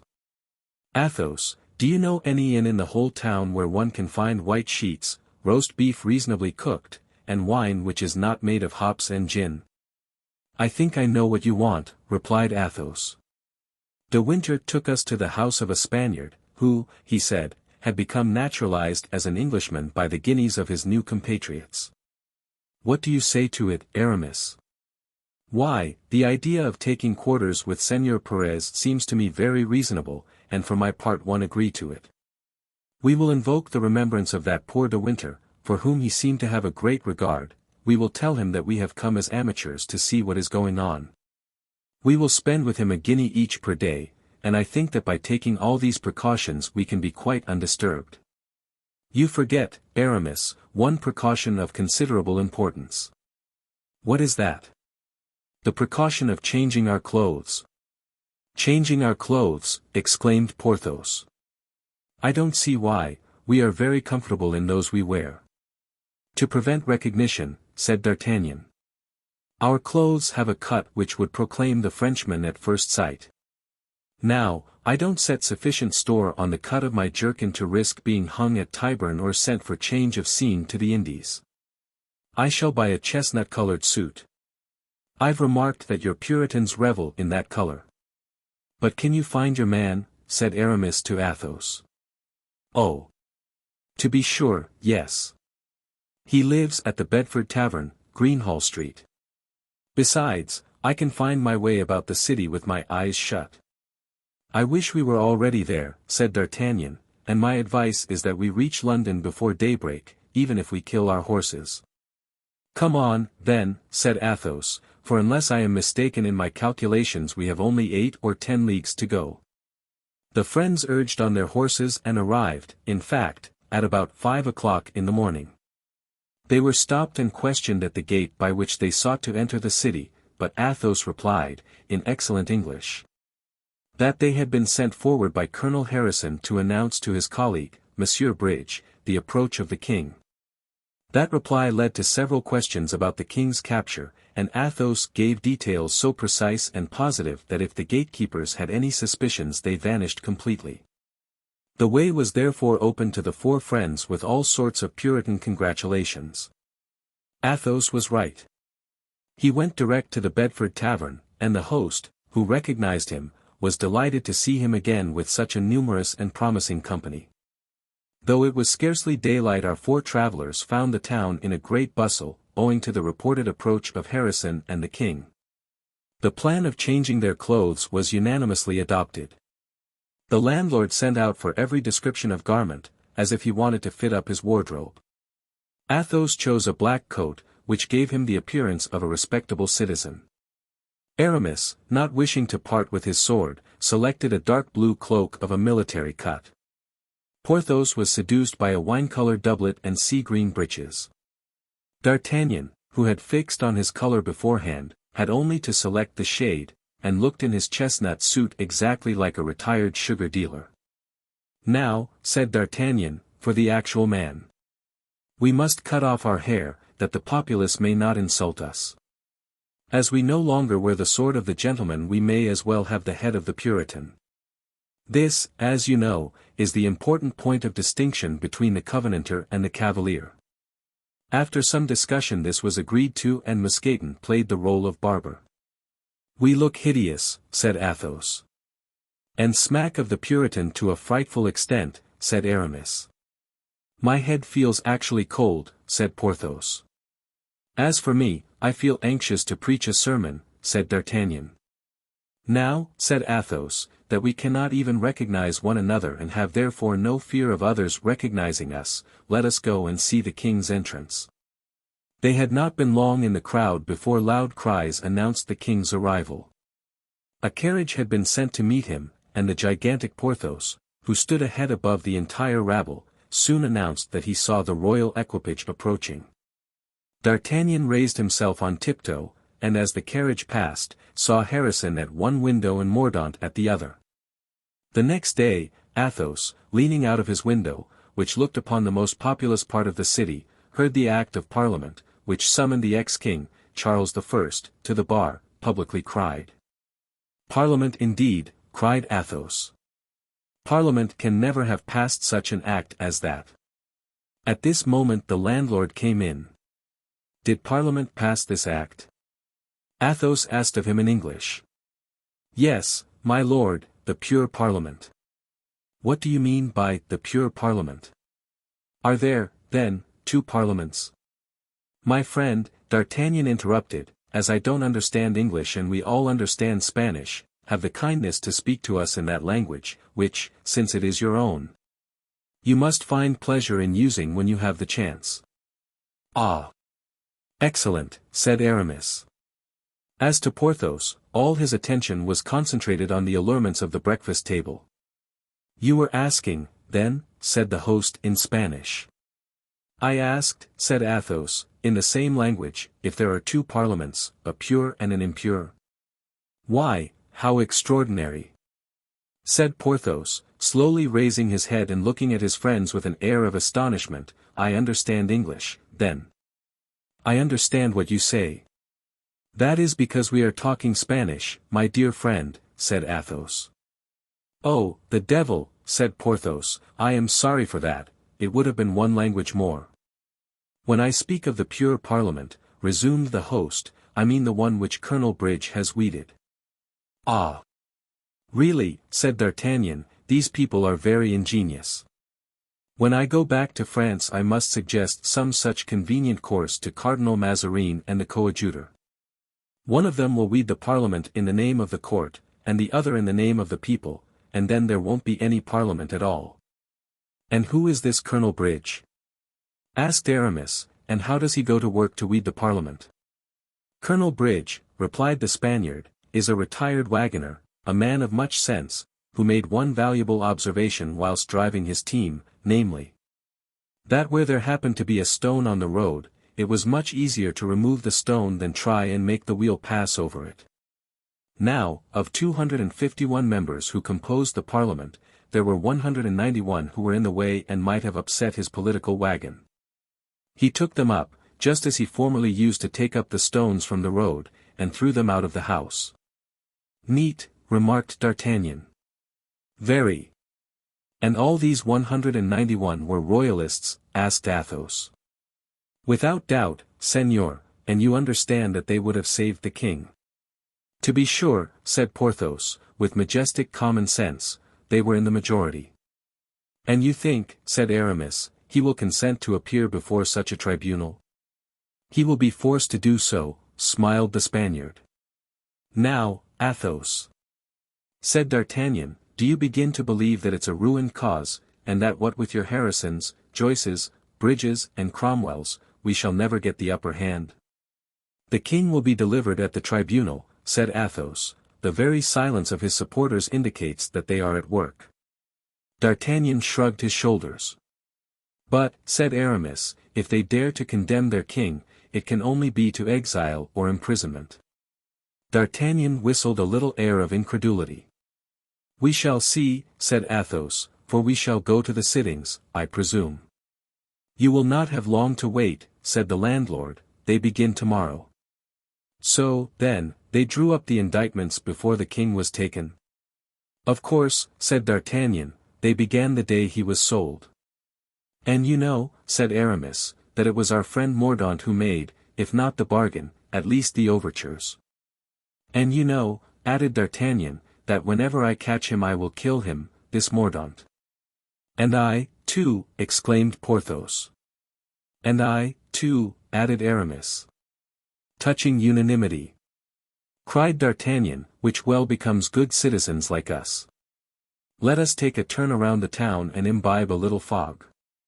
Yes, said Porthos, 'twill be at least a little change from beer.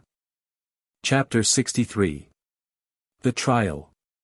The next morning King Charles I was hailed by a strong guard before the High Court which was to judge him. All London was crowding to the doors of the house. The throng was terrific, and it was not till after much pushing and some fighting that our friends reached their destination. When they did so they found the 3 lower rows of benches already occupied. But being anxious not to be too conspicuous, all, with the exception of Porthos, who had a fancy to display his red doublet, were quite satisfied with their places. The more so as chance had brought them to the center of their row, so that they were exactly opposite the armchair prepared for the royal prisoner. Toward 11 o'clock the king entered the hall, surrounded by guards, but wearing his head covered, and with a calm expression turned to every side with a look of complete assurance.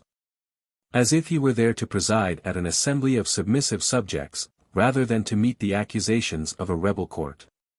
The judges, proud of having a monarch to humiliate, evidently prepared to enjoy the right they had arrogated to themselves.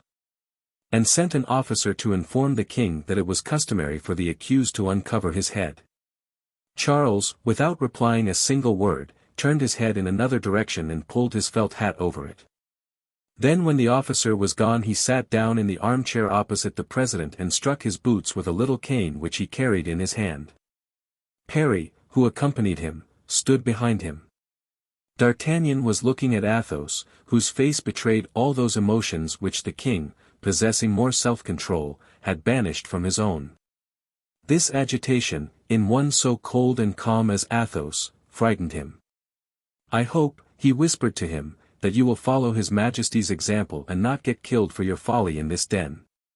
Set your mind at rest, replied Athos. Aha, continued D'Artagnan, it is clear that they are afraid of something or other, for look, the sentinels are being reinforced. They had only halberds before, now they have muskets.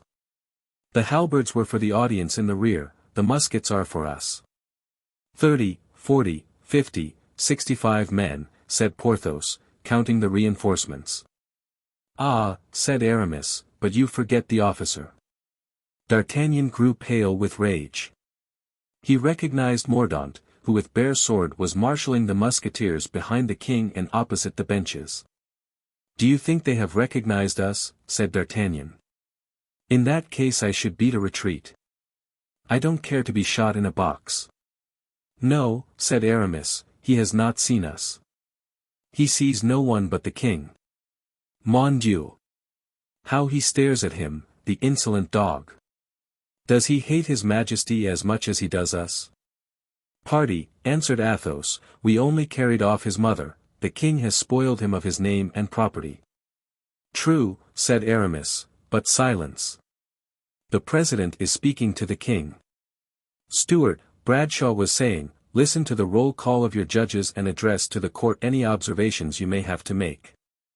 The king turned his head away, as if these words had not been intended for him. Bradshaw waited, and as there was no reply there was a moment of silence. Out of the 163 members designated there were only 73 present, for the rest, fearful of taking part in such an act, had remained away. When the name of Colonel Fairfax was called, one of those brief but solemn silences ensued, which announced the absence of the members who had no wish to take a personal part in the trial. Colonel Fairfax, repeated Bradshaw. Fairfax, answered a laughing voice, the silvery tone of which betrayed it as that of a woman, is not such a fool as to be here. A loud laugh followed these words, pronounced with that boldness which women draw from their own weakness, a weakness which removes them beyond the power of vengeance. It is a woman's voice, cried Aramis. Faith, I would give a good deal if she is young and pretty. And he mounted on the bench to try and get a sight of her. By my soul, said Aramis, she is charming.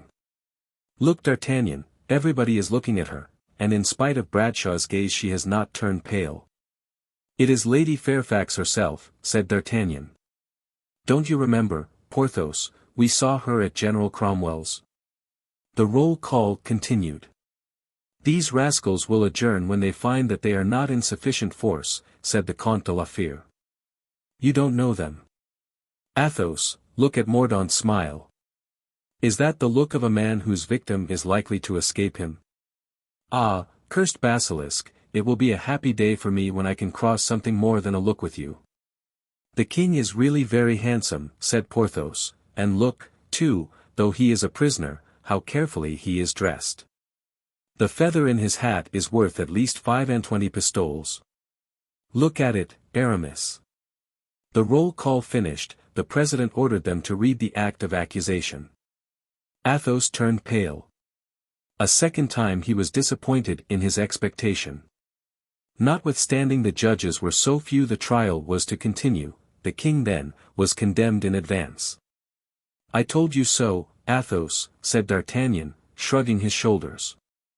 Now take your courage in both hands and hear what this gentleman in black is going to say about his sovereign, with full license and privilege. Never till then had a more brutal accusation or meaner insults tarnished kingly majesty. Charles listened with marked attention, passing over the insults, noting the grievances, and, when hatred overflowed all bounds and the accuser turned executioner beforehand, replying with a smile of lofty scorn. The fact is, said D'Artagnan, if men are punished for imprudence and triviality, this poor king deserves punishment. But it seems to me that which he is just now undergoing is hard enough. In any case, Aramis replied, the punishment should fall not on the king, but on his ministers, for the first article of the Constitution is, the king can do no wrong. As for me, thought Porthos, giving Mordaunt his whole attention, were it not for breaking in on the majesty of the situation I would leap down from the bench, reach Mordaunt in 3 bounds and strangle him. I would then take him by the feet and knock the life out of these wretched musketeers who parody the musketeers of France. Meantime, D'Artagnan, who is full of invention, would find some way to save the king. I must speak to him about it. As to Athos, his face aflame, his fists clenched, his lips bitten till they bled, he sat there foaming with rage at that endless parliamentary insult and that long-enduring royal patience. The inflexible arm and steadfast heart had given place to a trembling hand and a body shaken by excitement. At this moment the accuser concluded with these words, the present accusation is preferred by us in the name of the English people. At these words there was a murmur along the benches, and a second voice, not that of a woman, but a man's, stout and furious, thundered behind D'Artagnan. You lie, it cried. 9/10 of the English people are horrified at what you say. This voice was that of Athos, who, standing up with outstretched hand and quite out of his mind, thus assailed the public accuser. King, judges, spectators, all turned their eyes to the bench where the 4 friends were seated. Mordaunt did the same and recognized the gentleman, around whom the 3 other Frenchmen were standing, pale and menacing. His eyes glittered with delight. He had discovered those to whose death he had devoted his life. A movement of fury called to his side some 20 of his musketeers, and pointing to the bench where his enemies were, "Fire on that bench," he cried. But with the rapidity of thought D'Artagnan seized Athos by the waist, and followed by Porthos with Aramis, leaped down from the benches, rushed into the passages, and flying down the staircase were lost in the crowd without, while the muskets within were pointed on some 3,000 spectators, whose piteous cries and noisy alarm stopped the impulse already given to bloodshed. Charles also had recognized the 4 Frenchmen. He put one hand on his heart to still its beating and the other over his eyes, that he might not witness the slaying of his faithful friends. Mordaunt, pale and trembling with anger, rushed from the hall sword in hand, followed by 6 pikemen, pushing, inquiring and panting in the crowd, and then, having found nothing, returned. The tumult was indescribable. More than half an hour passed before anyone could make himself heard. The judges were looking for a new outbreak from the benches.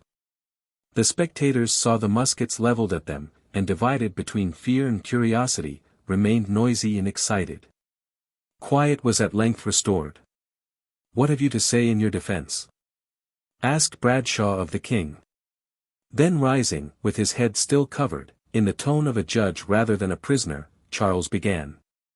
"Before questioning me," he said, "reply to my question. I was free at Newcastle and had there concluded a treaty with both houses.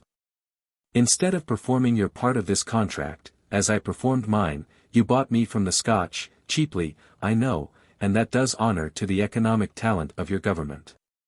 But because you have paid the price of a slave, do you imagine that I have ceased to be your king? No. To answer you would be to forget it. I shall only reply to you when you have satisfied me of your right to question me. To answer you would be to acknowledge you as my judges, and I only acknowledge you as my executioners." And in the middle of a death-like silence, Charles, calm, lofty, and with his head still covered, sat down again in his armchair. "Why are not my Frenchmen here?" he murmured proudly, in turning his eyes to the benches where they had appeared for a moment. They would have seen that their friend was worthy of their defense while alive, and of their tears when dead. "Well," said the president, seeing that Charles was determined to remain silent, "so be it. We will judge you in spite of your silence. You are accused of treason, of abuse of power, and murder. The evidence will support it. Go, and another sitting will accomplish what you have postponed in this."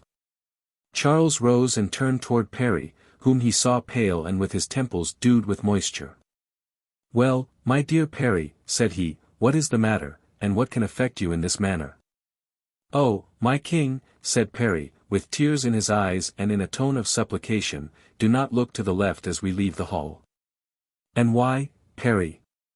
"Do not look, I implore you, my king." "But what is the matter?" "Speak," said Charles, attempting to look across the hedge of guards which surrounded him. "It is, but you will not look, will you? It is because they have had the axe, with which criminals are executed, brought and placed there on the table. The sight is hideous." "Fools," said Charles, "do they take me for a coward, like themselves? You have done well to warn me." "Thank you, Parry." When the moment arrived, the king followed his guards out of the hall. As he passed the table on which the axe was laid, he stopped, and turning with a smile, said, "Ah! The axe, an ingenious device, and well worthy of those who know not what a gentleman is. You frighten me not, executioner's axe," added he, touching it with the cane which he held in his hand, "and I strike you now, waiting patiently and Christianly for you to return the blow." And shrugging his shoulders with unaffected contempt, he passed on. When he reached the door, a stream of people, who had been disappointed in not being able to get into the house and to make amends, had collected to see him come out, stood on each side, as he passed. Many among them glaring on him with threatening looks. How many people, thought he, and not one true friend. And as he uttered these words of doubt and depression within his mind, a voice beside him said, "Respect to fallen majesty." The king turned quickly around, with tears in his eyes and heart. It was an old soldier of the guards who could not see his king pass captive before him without rendering him this final homage. But the next moment the unfortunate man was nearly killed with heavy blows of sword hilts, and among those who set upon him the king recognized Captain Groslow. "Alas!" said Charles, "that is a severe chastisement for a very trifling fault." He continued his walk, but he had scarcely gone 100 paces, when a furious fellow, leaning between two soldiers, spat in the king's face. As once an infamous and accursed Jew spit in the face of Jesus of Nazareth. Loud roars of laughter and sullen murmurs arose together.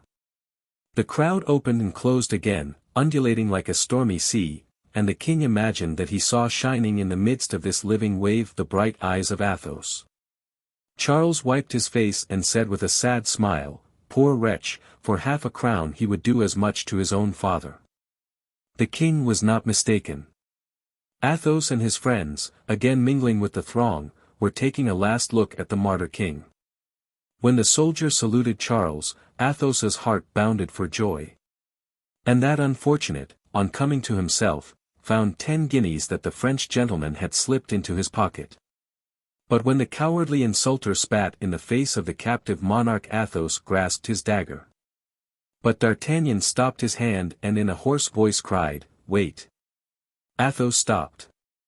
D'Artagnan, leaning on Athos, made a sign to Porthos and Aramis to keep near them and then placed himself behind the man with the bare arms, who was still laughing at his own vile pleasantry and receiving the congratulations of several others. The man took his way toward the city. The 4 friends followed him. The man, who had the appearance of being a butcher, descended a little steep and isolated street, looking on to the river, with 2 of his friends. Arrived at the bank of the river, the 3 men perceived that they were followed, turned around, and looking insolently at the Frenchman, passed some jests from one to another. "I don't know English, Athos," said D'Artagnan, "but you know it and will interpret for me." Then quickening their steps they passed the 3 men, but turned back immediately, and D'Artagnan walked straight up to the butcher and touching him on the chest with the tip of his finger, said to Athos, "Say this to him in English: you are a coward. You have insulted a defenseless man. You have befouled the face of your king. You must die." Athos, pale as a ghost, repeated these words to the man, who, seeing the bodeful preparations that were making, put himself in an attitude of defense. Aramis, at this movement, drew his sword. "No," cried D'Artagnan, "no steel. Steel is for gentlemen." And seizing the butcher by the throat, "Porthos," said he, "kill this fellow for me with a single blow." Porthos raised his terrible fist, which whistled through the air like a sling, and the portentous mass fell with a smothered crash on the insulter's skull and crushed it. The man fell like an ox beneath the poleaxe. His companions, horror-struck, could neither move nor cry out. "Tell them this, Athos," resumed D'Artagnan. "Thus shall all die who forget that a captive man is sacred and that a captive king doubly represents the Lord." Athos repeated D'Artagnan's words. The fellows looked at the body of their companion, swimming in blood, and then recovering voice and legs together, ran screaming off. "Justice is done," said Porthos, wiping his forehead. "And now," said D'Artagnan to Athos, "entertain no further doubts about me, I undertake all that concerns the king." Chapter 64. Whitehall. The Parliament condemned Charles to death, as might have been foreseen.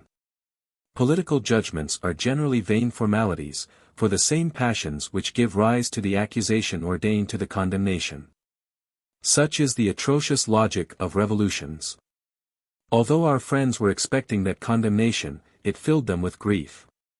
D'Artagnan, whose mind was never more fertile in resources than in critical emergencies, swore again that he would try all conceivable means to prevent the denouement of the bloody tragedy. But by what means? As yet he could form no definite plan, all must depend on circumstances. Meanwhile, it was necessary at all hazards, in order to gain time, to put some obstacle in the way of the execution on the following day, the day appointed by the judges. The only way of doing that was to cause the disappearance of the London executioner. The headsman out of the way, the sentence could not be executed. True, they could send for the headsman of the nearest town, but at least a day would be gained, and a day might be sufficient for the rescue. D'Artagnan took upon himself that more than difficult task. Another thing, not less essential, was to warn Charles Stuart of the attempt to be made, so that he might assist his rescuers as much as possible, or at least do nothing to thwart their efforts. Aramis assumed that perilous charge. Charles Stuart had asked that Bishop Juxon might be permitted to visit him.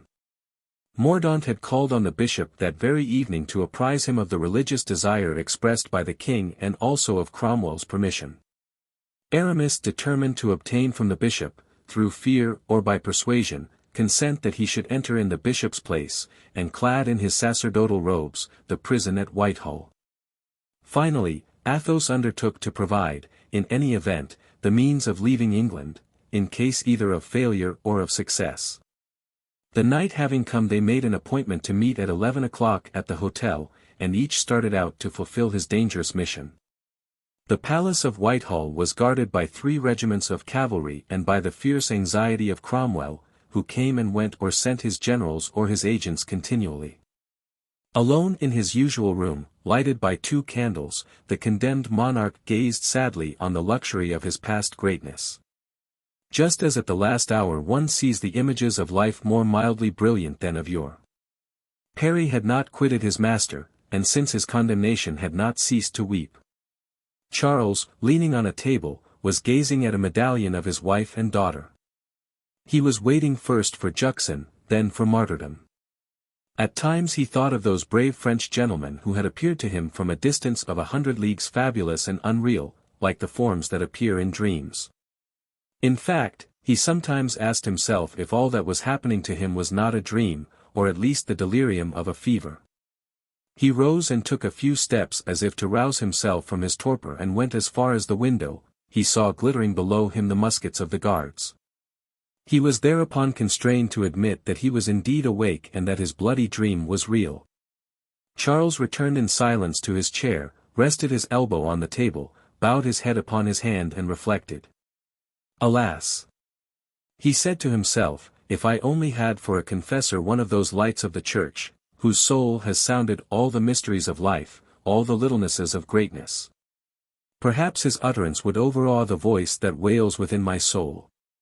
But I shall have a priest of vulgar mind, whose career and fortune I have ruined by my misfortune. He will speak to me of God and death, as he has spoken to many another dying man, not understanding that this one leaves his throne to an usurper, his children to the cold contempt of public charity. And he raised the medallion to his lips. It was a dull, foggy night.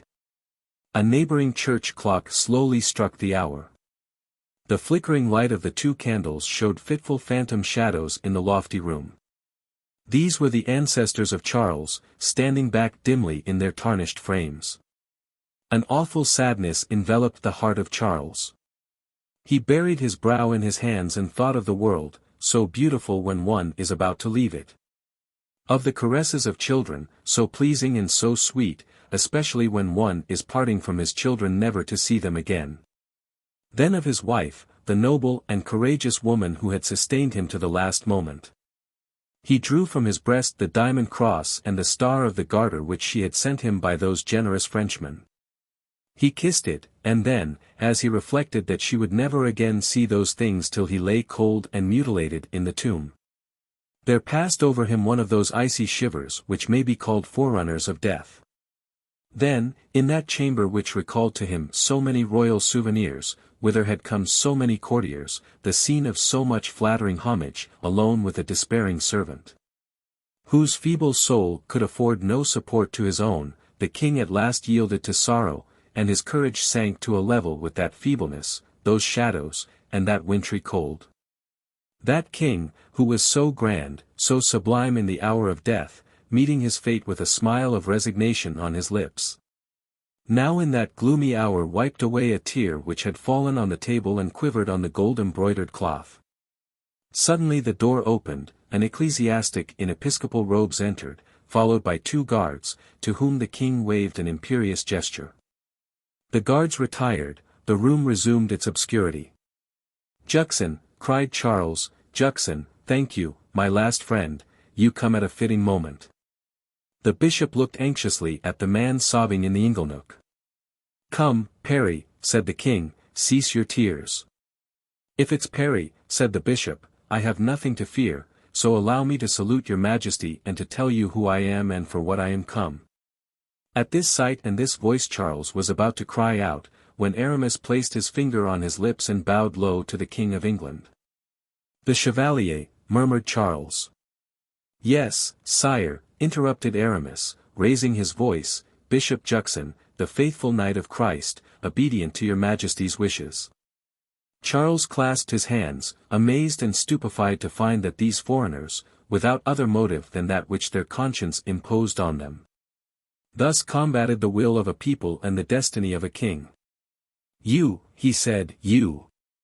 How did you penetrate hither? If they recognize you, you are lost. Care not for me, sire, think only of yourself. You see, your friends are wakeful. I know not what we shall do yet, but 4 determined men can do much. Meanwhile, do not be surprised at anything that happens, prepare yourself for every emergency. Charles shook his head. Do you know that I die tomorrow at 10 o'clock? Something, your majesty, will happen between now and then to make the execution impossible. The king looked at Aramis with astonishment. At this moment a strange noise, like the unloading of a cart, and followed by a cry of pain, was heard beneath the window. Do you hear? Said the king. I hear, said Aramis, but I understand neither the noise nor the cry of pain. I know not who can have uttered the cry, said the king, but the noise is easily understood. Do you know that I am to be beheaded outside this window? Well, these boards you hear unloaded are the posts and planks to build my scaffold. Some workman must have fallen underneath them and been hurt. Aramis shuddered in spite of himself. You see, said the king, that it is useless for you to resist. I am condemned. Leave me to my death. My king, said Aramis, they well may raise a scaffold, but they cannot make an executioner. What do you mean? Asked the king. I mean that at this hour the headsman has been got out of the way by force or persuasion. The scaffold will be ready by tomorrow, but the headsman will be wanting and they will put it off till the day after tomorrow. What then? Said the king. Tomorrow night we shall rescue you. How can that be? Cried the king, whose face was lighted up, in spite of himself, by a flash of joy. Oh! Sir, cried Parry, may you and yours be blessed. How can it be? Repeated the king. I must know, so that I may assist you if there is any chance. I know nothing about it, continued Aramis, but the cleverest, the bravest, the most devoted of us first said to me when I left him, tell the king that tomorrow at 10 o'clock at night we shall carry him off. He has said it and will do it. Tell me the name of that generous friend, said the king, that I may cherish for him an eternal gratitude, whether he succeeds or not. D'Artagnan, sire, the same who had so nearly rescued you when Colonel Harrison made his untimely entrance. You are, indeed, wonderful men, said the king. If such things had been related to me I should not have believed them. Now, sire, resumed Aramis, listen to me.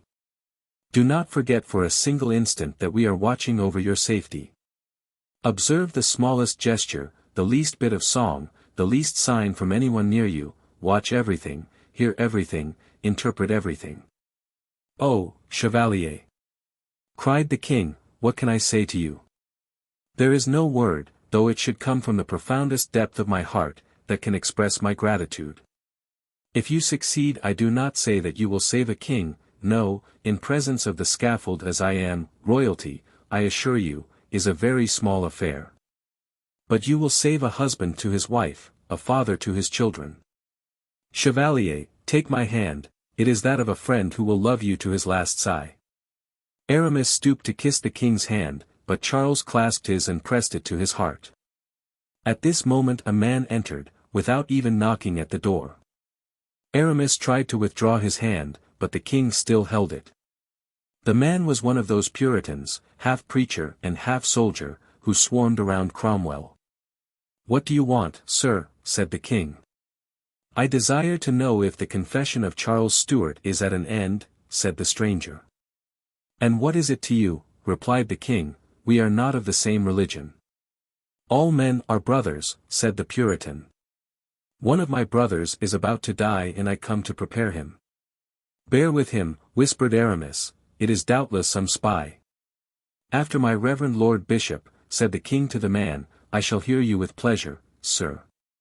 The man retired, but not before examining the supposed Juxon with an attention which did not escape the king.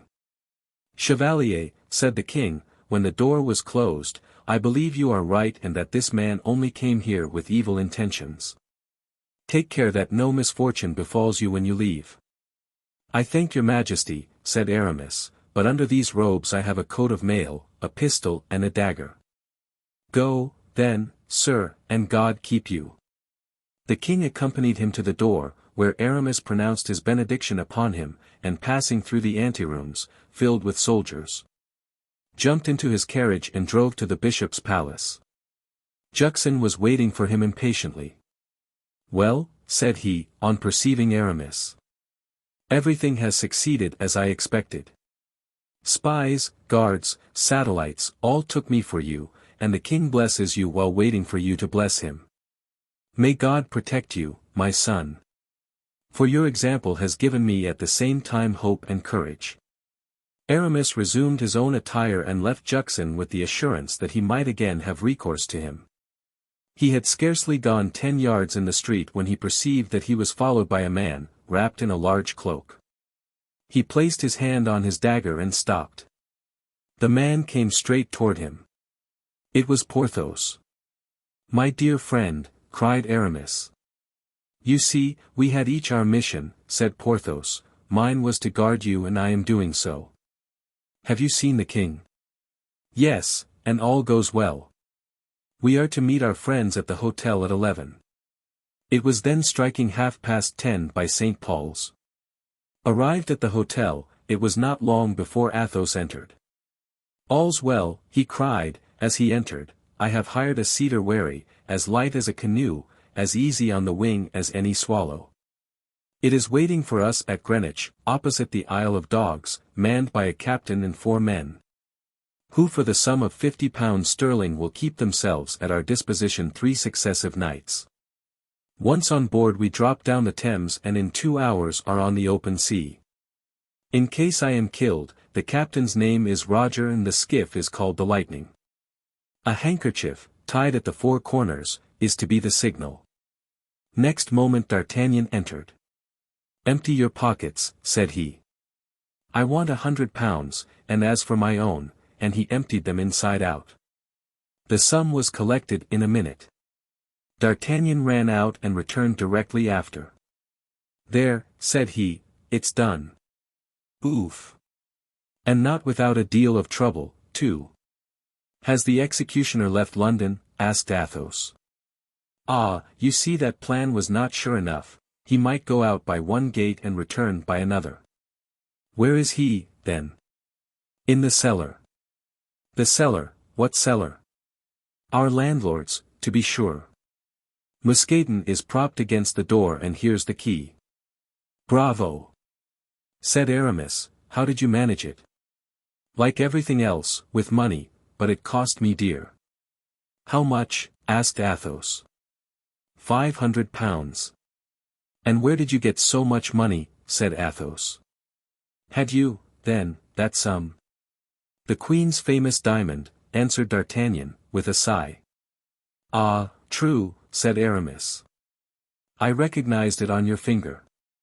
"You bought it back, then, from Monsieur de Essarts?" asked Porthos. "Yes, but it was fated that I should not keep it." "So, then, we are all right as regards the executioner," said Athos. "But unfortunately every executioner has his assistant, his man, or whatever you call him." "And this one had his," said D'Artagnan. "But, as good luck would have it, just as I thought I should have 2 affairs to manage, our friend was brought home with a broken leg. In the excess of his zeal he had accompanied the cart containing the scaffolding as far as the king's window, and one of the crossbeams fell on his leg and broke it." "Ah!" cried Aramis, "that accounts for the cry I heard." "Probably," said D'Artagnan, "but as he is a thoughtful young man he promised to send for expert workmen in his place to help those already at the scaffold. And wrote the moment he was brought home to Master Tom Lowe, an assistant carpenter and friend of his, to go down to Whitehall, with 3 of his friends. Here's the letter he sent by a messenger, for 6 pence, who sold it to me for a guinea." "And what on earth are you going to do with it?" asked Athos.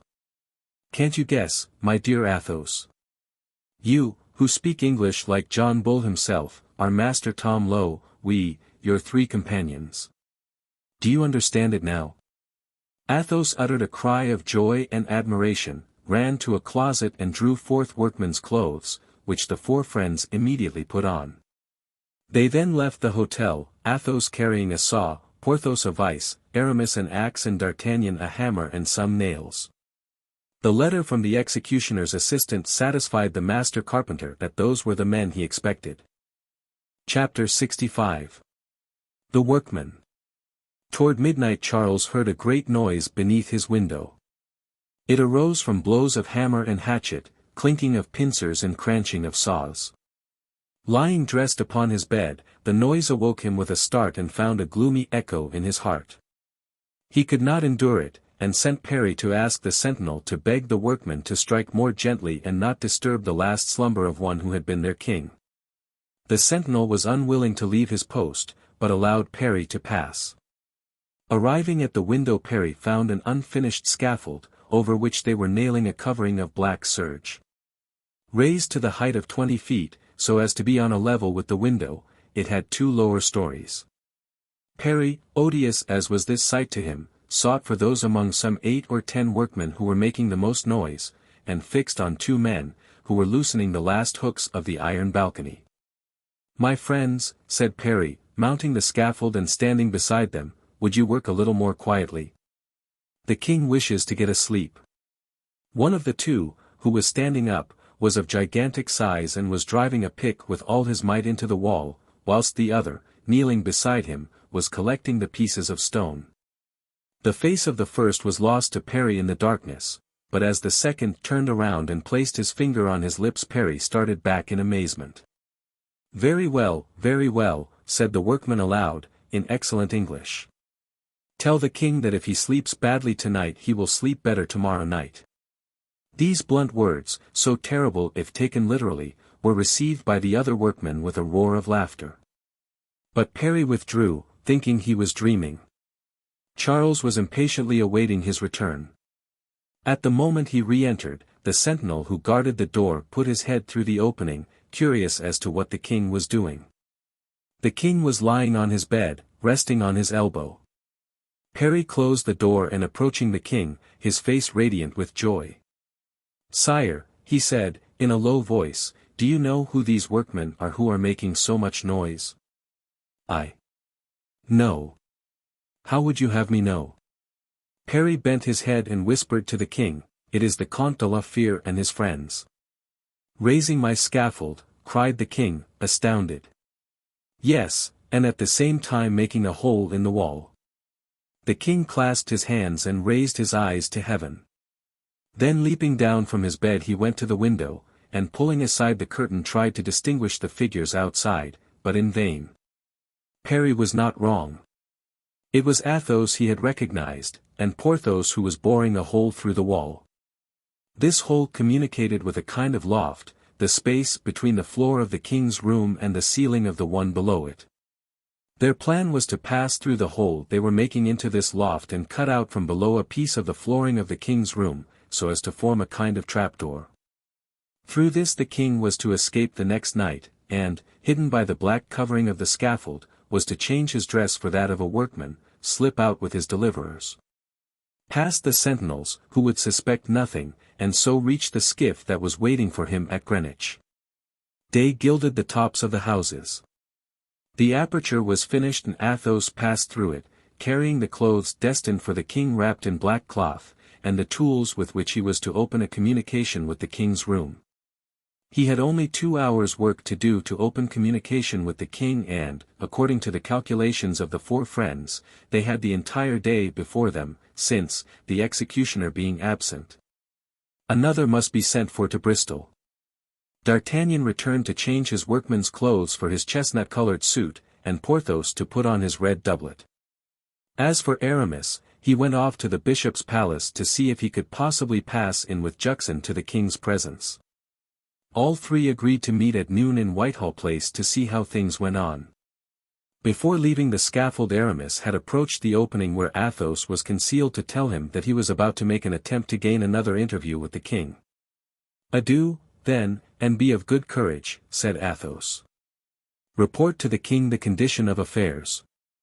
Say to him that when he is alone it will help us if he will knock on the floor, for then I can continue my work in safety. Try, Aramis, to keep near the king. Speak loud, very loud, for they will be listening at the door. If there is a sentinel within the apartment, kill him without hesitation. If there are two, let Parry kill one and you the other. If there are three, let yourself be slain, but save the king. Be easy, said Aramis, I will take 2 poniards and give one to Parry. Is that all? Yes, go. But urge the king strongly not to stand on false generosity. While you are fighting, if there is a fight, he must flee. The trap once replaced over his head, you being on the trap, dead or alive, they will need at least 10 minutes to find the hole by which he has escaped. In those 10 minutes we shall have gained the road and the king will be saved. Everything shall be done as you say, Athos. Your hand, for perhaps we shall not see each other again. Athos put his arm around Aramis's neck and embraced him. For you, he said. Now if I die, say to D'Artagnan that I love him as a son, and embrace him for me. Embrace also our good and brave Porthos. Adieu. Adieu, said Aramis. I am as sure now that the king will be saved as I am sure that I clasp the most loyal hand in the world.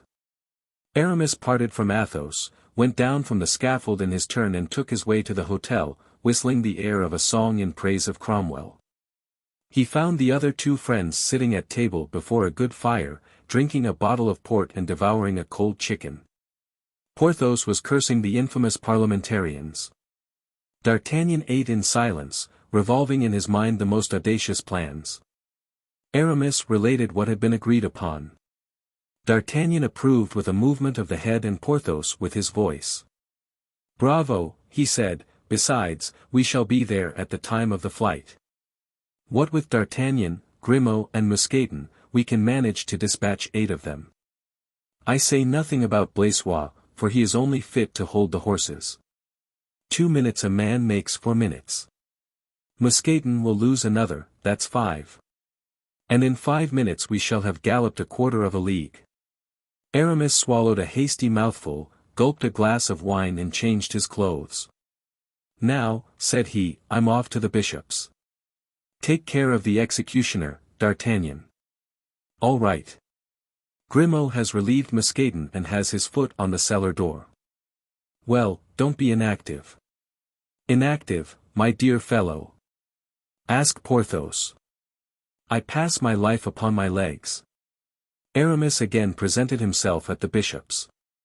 Juxon consented the more readily to take him with him, as he would require an assistant priest in case the king should wish to communicate.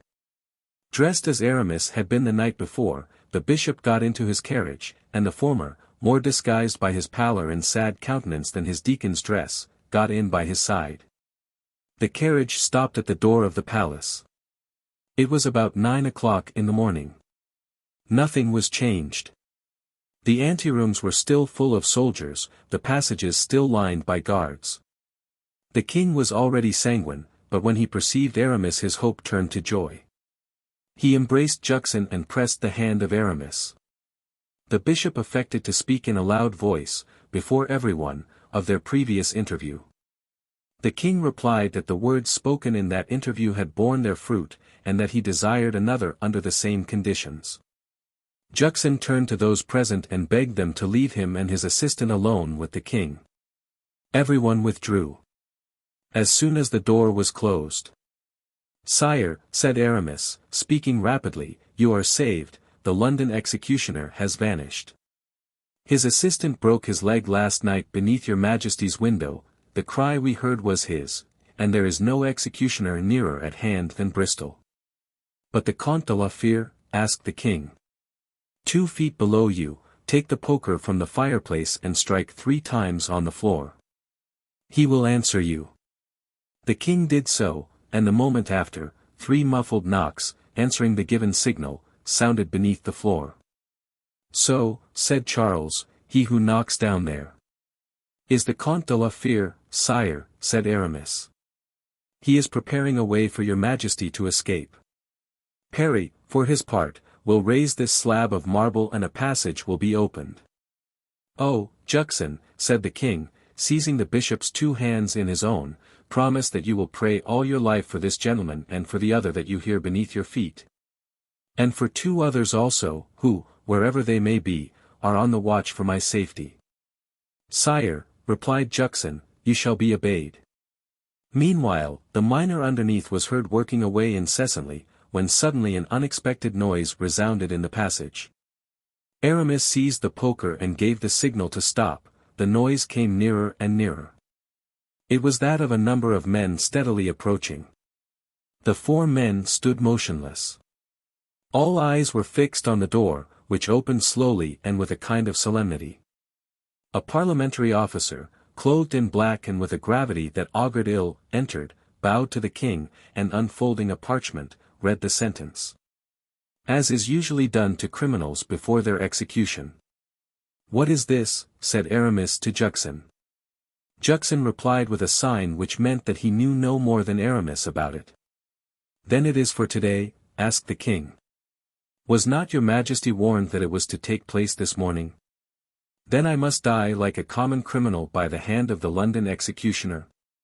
The London executioner has disappeared, your majesty, but a man has offered his services instead. The execution will therefore only be delayed long enough for you to arrange your spiritual and temporal affairs. A slight moisture on his brow was the only trace of emotion that Charles evinced, as he learned these tidings. But Aramis was livid. His heart ceased beating, he closed his eyes and leaned upon the table. Charles perceived it and took his hand. Come, my friend, said he, courage. Then he turned to the officer. Sir, I am ready. There is but little reason why I should delay you. Firstly, I wish to communicate, secondly, to embrace my children and bid them farewell for the last time. Will this be permitted me? Certainly, replied the officer, and left the room. Aramis dug his nails into his flesh and groaned aloud. Oh! My lord bishop, he cried, seizing Juxon's hands, where is Providence? Where is Providence? My son, replied the bishop, with firmness, you see him not, because the passions of the world conceal him. My son, said the king to Aramis, do not take it so to heart. You ask what God is doing. God beholds your devotion and my martyrdom, and believe me, both will have their reward. Ascribe to men, then, what is happening, and not to God. It is men who drive me to death, it is men who make you weep. Yes, sire, said Aramis, yes, you are right. It is men whom I should hold responsible, and I will hold them responsible. Be seated, Juxon, said the king, falling upon his knees. I have now to confess to you. Remain, sir, he added to Aramis, who had moved to leave the room. Remain, Parry. I have nothing to say that cannot be said before all. Juxon sat down, and the king, kneeling humbly before him, began his confession. Chapter 66. Remember. The mob had already assembled when the confession terminated. The king's children next arrived, the Princess Charlotte, a beautiful, fair-haired child, with tears in her eyes, and the Duke of Gloucester, a boy 8 or 9 years old, whose tearless eyes and curling lip revealed a growing pride. He had wept all night long, but would not show his grief before the people. Charles's heart melted within him at the sight of those 2 children, whom he had not seen for 2 years and whom he now met at the moment of death. He turned to brush away a tear, and then, summoning up all his firmness, drew his daughter toward him, recommending her to be pious and resigned. Then he took the boy upon his knee. My son, he said to him, you saw a great number of people in the streets as you came here. These men are going to behead your father. Do not forget that. Perhaps some day they will want to make you king, instead of the Prince of Wales, or the Duke of York, your elder brothers. But you are not the king, my son, and can never be so while they are alive. Swear to me, then, never to let them put a crown upon your head unless you have a legal right to the crown. For one day, listen, my son, one day, if you do so, they will doom you to destruction, head and crown, too, and then you will not be able to die with a calm conscience, as I die. Swear, my son. The child stretched out his little hand toward that of his father and said, I swear to your majesty. Henry, said Charles, call me your father." "Father," replied the child, "I swear to you that they shall kill me sooner than make me king." "Good, my child.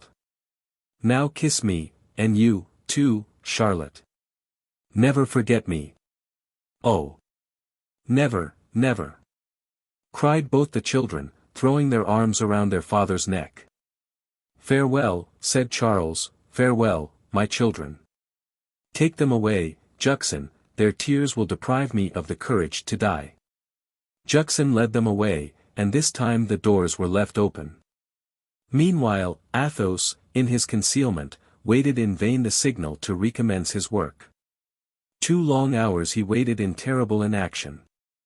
A death-like silence reigned in the room above. At last he determined to discover the cause of this stillness. He crept from his hole and stood, hidden by the black drapery, beneath the scaffold. Peeping out from the drapery, he could see the rows of halberdiers and musketeers around the scaffold and the first ranks of the populace swaying and groaning like the sea. "What is the matter, then?" he asked himself, trembling more than the wind-swayed cloth he was holding back. "The people are hurrying on, the soldiers under arms, and among the spectators I see D'Artagnan. What is he waiting for? What is he looking at? Good God! Have they allowed the headsman to escape?" Suddenly the dull beating of muffled drums filled the square. The sound of heavy steps was heard above his head. The next moment the very planks of the scaffold creaked with the weight of an advancing procession. And the eager faces of the spectators confirmed what a last hope at the bottom of his heart had prevented him till then believing. At the same moment a well-known voice above him pronounced these words. "Colonel, I want to speak to the people." Athos shuddered from head to foot. It was the king speaking on the scaffold. In fact, after taking a few drops of wine and a piece of bread, Charles, weary of waiting for death, had suddenly decided to go to meet it and had given the signal for movement. Then the 2 wings of the window facing the square had been thrown open, and the people had seen silently advancing from the interior of the vast chamber, first, a masked man, who, carrying an axe in his hand, was recognized as the executioner. He approached the block and laid his axe upon it. Behind him, pale indeed, but marching with a firm step, was Charles Stuart, who advanced between 2 priests, followed by a few superior officers appointed to preside at the execution, and attended by 2 files of partisans who took their places on opposite sides of the scaffold. The sight of the masked man gave rise to a prolonged sensation. Everyone was full of curiosity as to who that unknown executioner could be who presented himself so opportunely to assure to the people the promised spectacle, when the people believed it had been postponed until the following day. All gazed at him searchingly.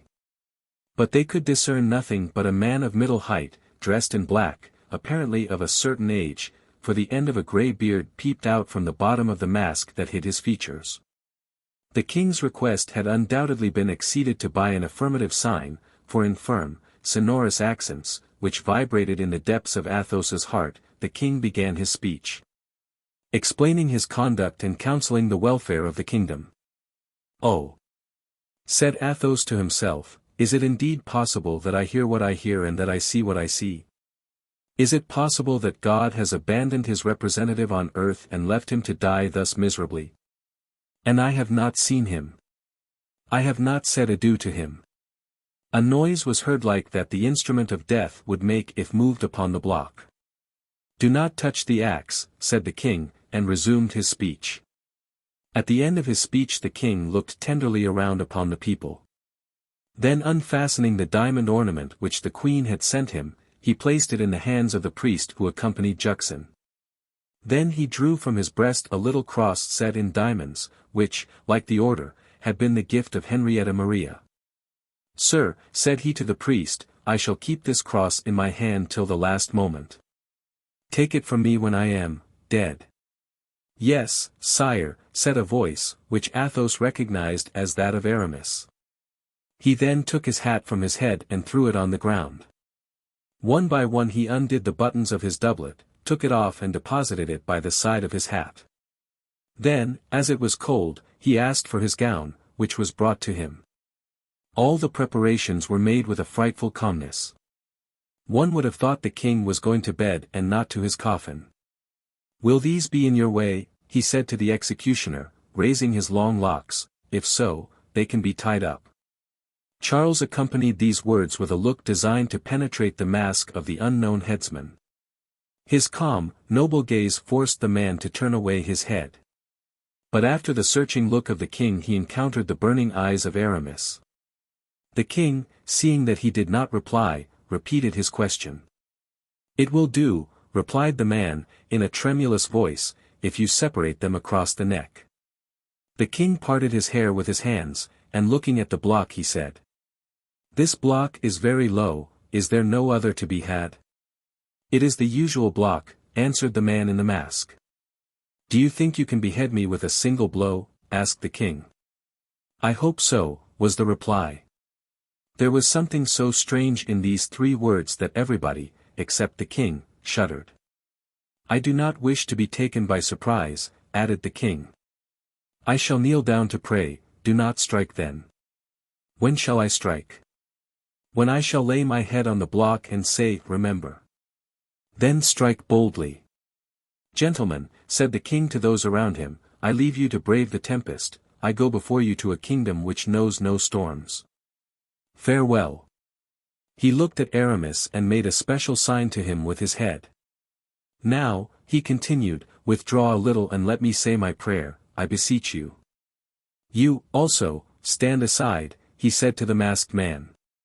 "It is only for a moment and I know that I belong to you, but remember that you are not to strike till I give the signal."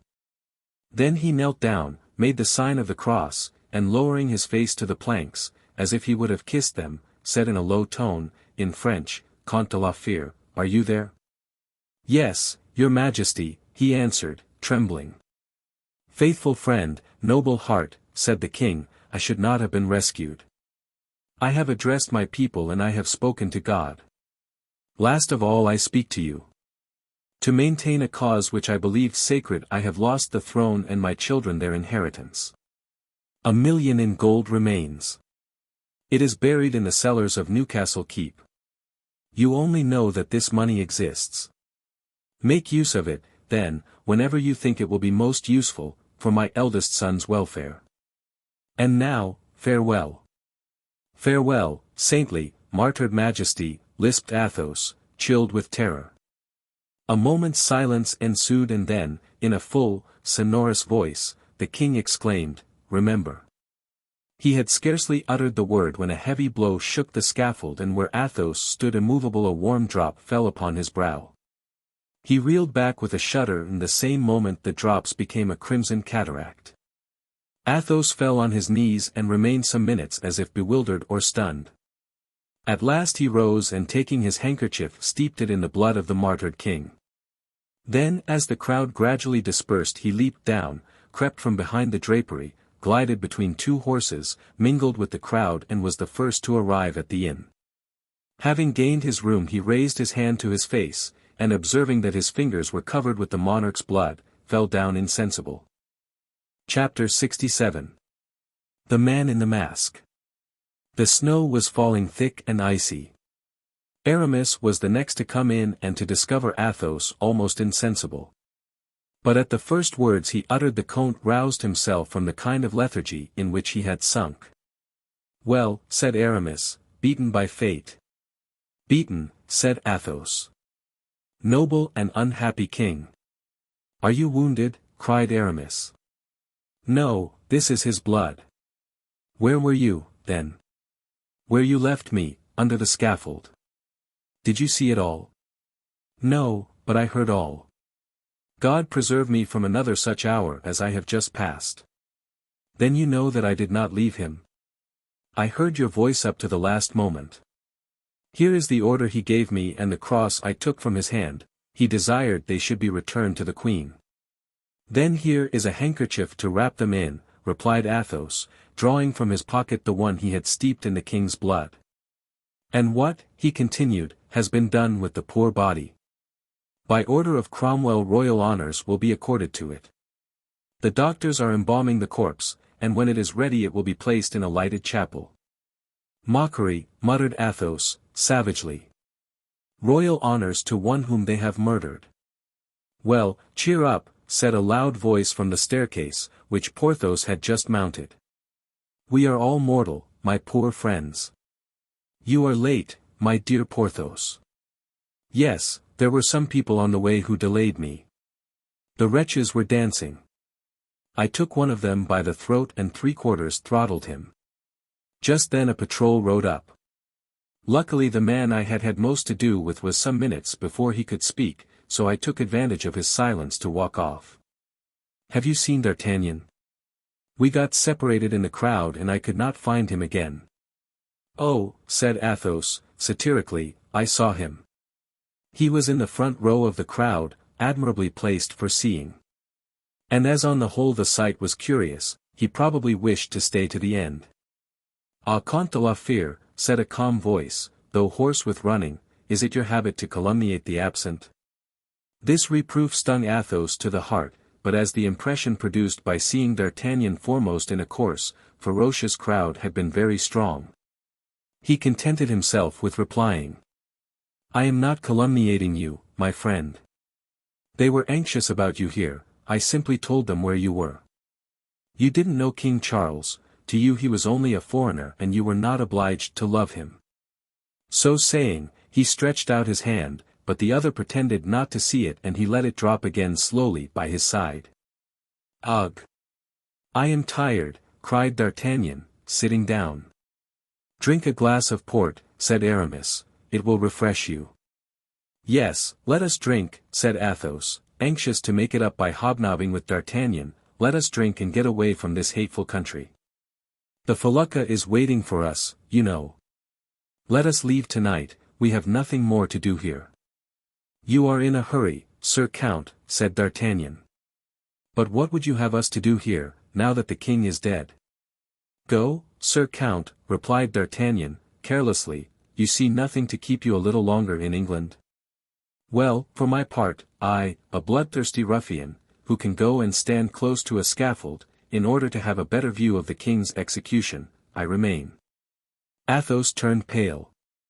Every reproach his friend uttered struck deeply in his heart. Ah! You remain in London, said Porthos. Yes. And you? Hang it! Said Porthos, a little perplexed between the two, I suppose, as I came with you, I must go away with you. I can't leave you alone in this abominable country. Thanks, my worthy friend. So I have a little adventure to propose to you when the Count is gone. I want to find out who was the man in the mask, who so obligingly offered to cut the king's throat. A man in a mask? Cried Athos. You did not let the executioner escape, then? The executioner is still in the cellar, where, I presume, he has had an interview with mine host's bottles. But you remind me. Mousqueton. Sir, answered a voice from the depths of the earth. Let out your prisoner. All is over. But, said Athos, who is the wretch that has dared to raise his hand against his king? An amateur headsman, replied Aramis, who, however, does not handle the axe amiss. Did you not see his face? Asked Athos. He wore a mask. But you, Aramis, who were close to him? I could see nothing but a grey beard under the fringe of the mask. Then it must be a man of a certain age. Oh, said D'Artagnan, that matters little. When one puts on a mask, it is not difficult to wear a beard under it. I am sorry I did not follow him, said Porthos. Well, my dear Porthos, said D'Artagnan, that's the very thing it came into my head to do. Athos understood all now. Pardon me, D'Artagnan, he said. I have distrusted God. I could the more easily distrust you. Pardon me, my friend. We will see about that presently, said D'Artagnan, with a slight smile. Well, then, said Aramis. Well, while I was watching, not the king, as Monsieur le Comte thinks, for I know what it is to see a man led to death. And though I ought to be accustomed to the sight, it always makes me ill. While I was watching the masked executioner, the idea came to me, as I said, to find out who he was. Now, as we are wont to complete ourselves each by all the rest and to depend on one another for assistance, as one calls his other hand to aid the first. I looked around instinctively to see if Porthos was there. For I had seen you, Aramis, with the king, and you, Count, I knew would be under the scaffold, and for that reason I forgive you, he added, offering Athos his hand, for you must have suffered much. I was looking around for Porthos when I saw near me a head which had been broken, but which, for better or worse, had been patched with plaster and with black silk. Humph! Thought I, that looks like my handiwork. I fancy I must have mended that skull somewhere or other.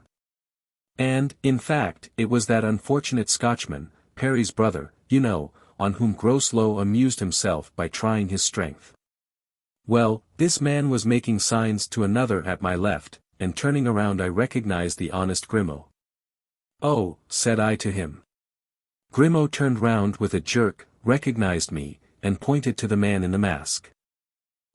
Said he, which meant, do you see him? Parbleu! I answered, and we perfectly understood one another. Well, everything was finished as you know. The mob dispersed. I made a sign to Grimaud and the Scotchman, and we all three retired into a corner of the square. I saw the executioner return into the king's room, change his clothes, put on a black hat and a large cloak and disappear. 5 minutes later he came down the grand staircase. "You followed him?" cried Athos. "I should think so, but not without difficulty. Every few minutes he turned around, and thus obliged us to conceal ourselves. I might have gone up to him and killed him. But I am not selfish, and I thought it might console you all a little to have a share in the matter. So we followed him through the lowest streets in the city, and in half an hour's time he stopped before a little isolated house. Grimaud drew out a pistol. Said he, showing it. I held back his arm. The man in the mask stopped before a low door and drew out a key, but before he placed it in the lock he turned around to see if he was being followed. Grimaud and I got behind a tree, and the Scotchman, having nowhere to hide himself, threw himself on his face in the road. Next moment the door opened and the man disappeared. "The scoundrel!" said Aramis. "While you have been returning hither he will have escaped and we shall never find him." "Come, now, Aramis," said D'Artagnan, "you must be taking me for someone else." "Nevertheless," said Athos, "in your absence." "Well, in my absence haven't I put in my place Grimaud and the Scotchman?" Before he had taken 10 steps beyond the door I had examined the house on all sides. At one of the doors, that by which he had entered, I placed our Scotchman, making a sign to him to follow the man wherever he might go, if he came out again. Then going around the house I placed Grimaud at the other exit, and here I am. Our game is beaten up. Now for the tally-ho. Athos threw himself into D'Artagnan's arms. "Friend," he said, "you have been too good in pardoning me. I was wrong, 100 times wrong. I ought to have known you better by this time. But we are all possessed of a malignant spirit, which bids us doubt." "Humph," said Porthos. "Don't you think the executioner might be Master Cromwell, who, to make sure of this affair, undertook it himself?" "Ah! Just so. Cromwell is stout and short, and this man thin and lanky, rather tall than otherwise." "Some condemned soldier, perhaps," suggested Athos, "whom they have pardoned at the price of regicide." "No, no," continued D'Artagnan, "it was not the measured step of a foot soldier, nor was it the gait of a horseman. If I am not mistaken we have to do with a gentleman." "A gentleman!" exclaimed Athos. "Impossible. It would be a dishonor to all the nobility." "Fine sport, by Jove," cried Porthos, with a laugh that shook the windows. "Fine sport. Are you still bent on departure, Athos?" asked D'Artagnan. "No, I remain," replied Athos, with a threatening gesture that promised no good to whomsoever it was addressed. "Swords, then!" cried Aramis, "swords! Let us not lose a moment." The four friends resumed their own clothes, girded on their swords, ordered Mousqueton and Blaisois to pay the bill and to arrange everything for immediate departure. And wrapped in their large cloaks left in search of their game.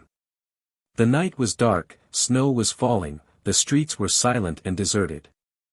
D'Artagnan led the way through the intricate windings and narrow alleys of the city, and ere long they had reached the house in question. For a moment D'Artagnan thought that Parry's brother had disappeared, but he was mistaken. The robust Scotchman, accustomed to the snows of his native hills, had stretched himself against a post, and like a fallen statue, insensible to the inclemency of the weather, had allowed the snow to cover him. He rose, however, as they approached. "Come," said Athos, "here's another good servant. Really, honest men are not so scarce as I thought. Don't be in a hurry to weave crowns for our Scotchman. I believe the fellow is here on his own account, for I have heard that these gentlemen born beyond the Tweed are very vindictive. I should not like to be gross low, if he meets him." "Well?" said Athos, to the man, in English. "No one has come out," he replied. "Then, Porthos and Aramis, will you remain with this man while we go around to Grimaud?" Grimaud had made himself a kind of sentry box out of a hollow willow, and as they drew near he put his head out and gave a low whistle. "So-ho," cried Athos. "Yes," said Grimaud. "Well, has anybody come out?" "No, but somebody has gone in." "A man or a woman?" "A man." "Ah." "Ah," said D'Artagnan, "there are two of them, then." "I wish there were four," said Athos. "The two parties would then be equal." "Perhaps there are four," said D'Artagnan. "What do you mean?" "Other men may have entered before them and waited for them." "We can find out," said Grimaud. At the same time he pointed to a window, through the shutters of which a faint light streamed. "That is true," said D'Artagnan, "let us call the others." They returned around the house to fetch Porthos and Aramis. "Have you seen anything?" they asked.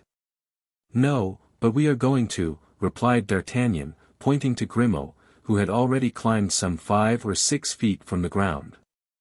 All four came up together. Grimaud continued to climb like a cat and succeeded at last in catching hold of a hook, which served to keep one of the shutters back when opened. Then resting his foot on a small ledge he made a sign to show all was right. "Well?" asked D'Artagnan. Grimaud showed his closed hand, with 2 fingers spread out. "Speak," said Athos. "We cannot see your signs." "How many are there?"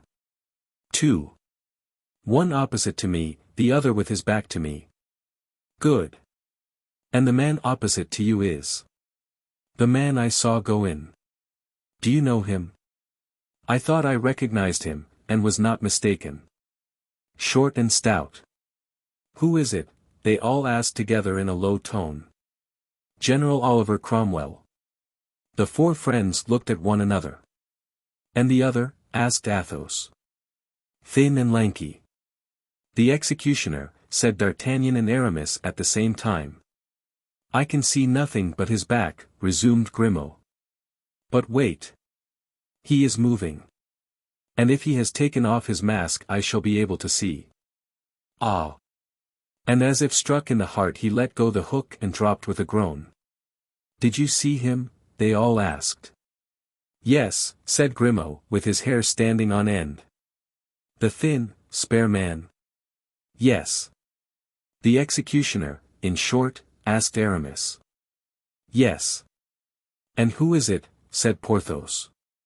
He is," murmured Grimaud, pale as a ghost and seizing his master's hand. "Who?" "He?" asked Athos. "Mordaunt," replied Grimaud. D'Artagnan, Porthos and Aramis uttered a cry of joy. Athos stepped back and passed his hand across his brow. "Fatality," he muttered. Chapter 68. Cromwell's house. It was, in fact, Mordaunt whom D'Artagnan had followed, without knowing it. On entering the house he had taken off his mask and imitation beard, then, mounting a staircase, had opened a door. And in a room lighted by a single lamp found himself face to face with a man seated behind a desk. This man was Cromwell. Cromwell had 2 or 3 of these retreats in London, unknown except to the most intimate of his friends. Mordaunt was among these. "It is you, Mordaunt," he said. "You are late. General, I wished to see the ceremony to the end, which delayed me." "Ah!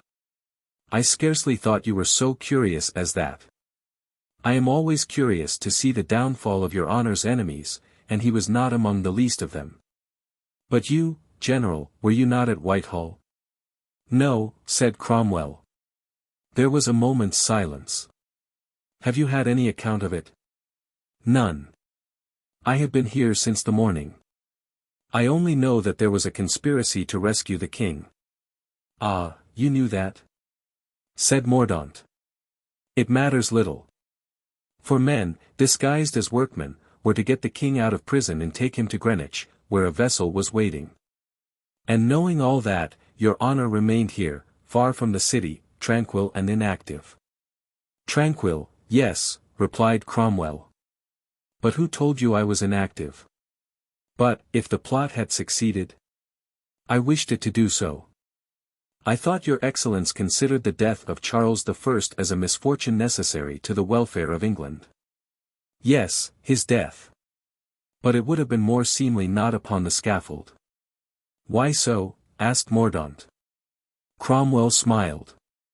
"Because it could have been said that I had had him condemned for the sake of justice and had let him escape out of pity. But if he had escaped? Impossible, my precautions were taken. And does your honor know the 4 men who undertook to rescue him? The 4 Frenchmen, of whom 2 were sent by the Queen to her husband and 2 by Mazarin to me. And do you think Mazarin commissioned them to act as they have done? It is possible. But he will not avow it." "How so?" "Because they failed. Your honor gave me 2 of these Frenchmen when they were only guilty of fighting for Charles I. Now that they are guilty of a conspiracy against England, will your honor give me all 4 of them?" "Take them," said Cromwell. Mordaunt bowed with a smile of triumphant ferocity. "Did the people shout at all?" Cromwell asked. "Very little, except 'Long live Cromwell.'" "Where were you placed?" Mordaunt tried for a moment to read in the general's face if this was simply a useless question, or whether he knew everything. But his piercing eyes could by no means penetrate the somber depths of Cromwell's. "I was so situated as to hear and see everything," he answered. It was now Cromwell's turn to look fixedly at Mordaunt, and Mordaunt to make himself impenetrable. "It appears," said Cromwell, "that this improvised executioner did his duty remarkably well. The blow, so they tell me at least, was struck with a master's hand." Mordaunt remembered that Cromwell had told him he had had no detailed account, and he was now quite convinced that the general had been present at the execution. "Hidden behind some screen or curtain." "In fact," said Mordaunt, with a calm voice and immovable countenance, "a single blow sufficed." "Perhaps it was someone in that occupation," said Cromwell. "Do you think so, sir? He did not look like an executioner. And who else save an executioner would have wished to fill that horrible office?" "But," said Mordaunt, "it might have been some personal enemy of the king, who had made a vow of vengeance and accomplished it in this way. Perhaps it was some man of rank who had grave reasons for hating the fallen king, and who, learning that the king was about to flee and escape him, threw himself in the way. With a mask on his face and an axe in his hand, not as substitute for the executioner, but as an ambassador of fate." "Possibly. And if that were the case, would your honor condemn his action?" "It is not for me to judge. It rests between his conscience and his God. But if your honor knew this man—" "I neither know nor wish to know him. Provided Charles is dead, it is the axe, not the man, we must thank. And yet, without the man, the king would have been rescued." Cromwell smiled. "They would have carried him to Greenwich," he said, "and put him on board a felucca with 5 barrels of powder in the hold. Once out to sea, you are too good a politician not to understand the rest, Mordaunt." "Yes, they would have all been blown up." "Just so. The explosion would have done what the axe had failed to do. Men would have said that the king had escaped human justice and been overtaken by gods. You see now why I did not care to know your gentleman in the mask, for really, in spite of his excellent intentions, I could not thank him for what he has done. Mordaunt bowed humbly. Sir, he said, you are a profound thinker and your plan was sublime. Say absurd, since it has become useless. The only sublime ideas in politics are those which bear fruit. So tonight, Mordaunt, go to Greenwich and ask for the captain of the Skiff Lightning. Show him a white handkerchief knotted at the four corners and tell the crew to disembark and carry the powder back to the arsenal, unless, indeed. Unless, said Mordaunt, whose face was lighted by a savage joy as Cromwell spoke. This skiff might be of use to you for personal projects. Oh, my lord, my lord. That title, said Cromwell, laughing, is all very well here, but take care a word like that does not escape your lips in public. But your honor will soon be called so generally. I hope so, at least, said Cromwell, rising and putting on his cloak. You are going, sir. Yes, said Cromwell. I slept here last night and the night before, and you know it is not my custom to sleep 3 times in the same bed.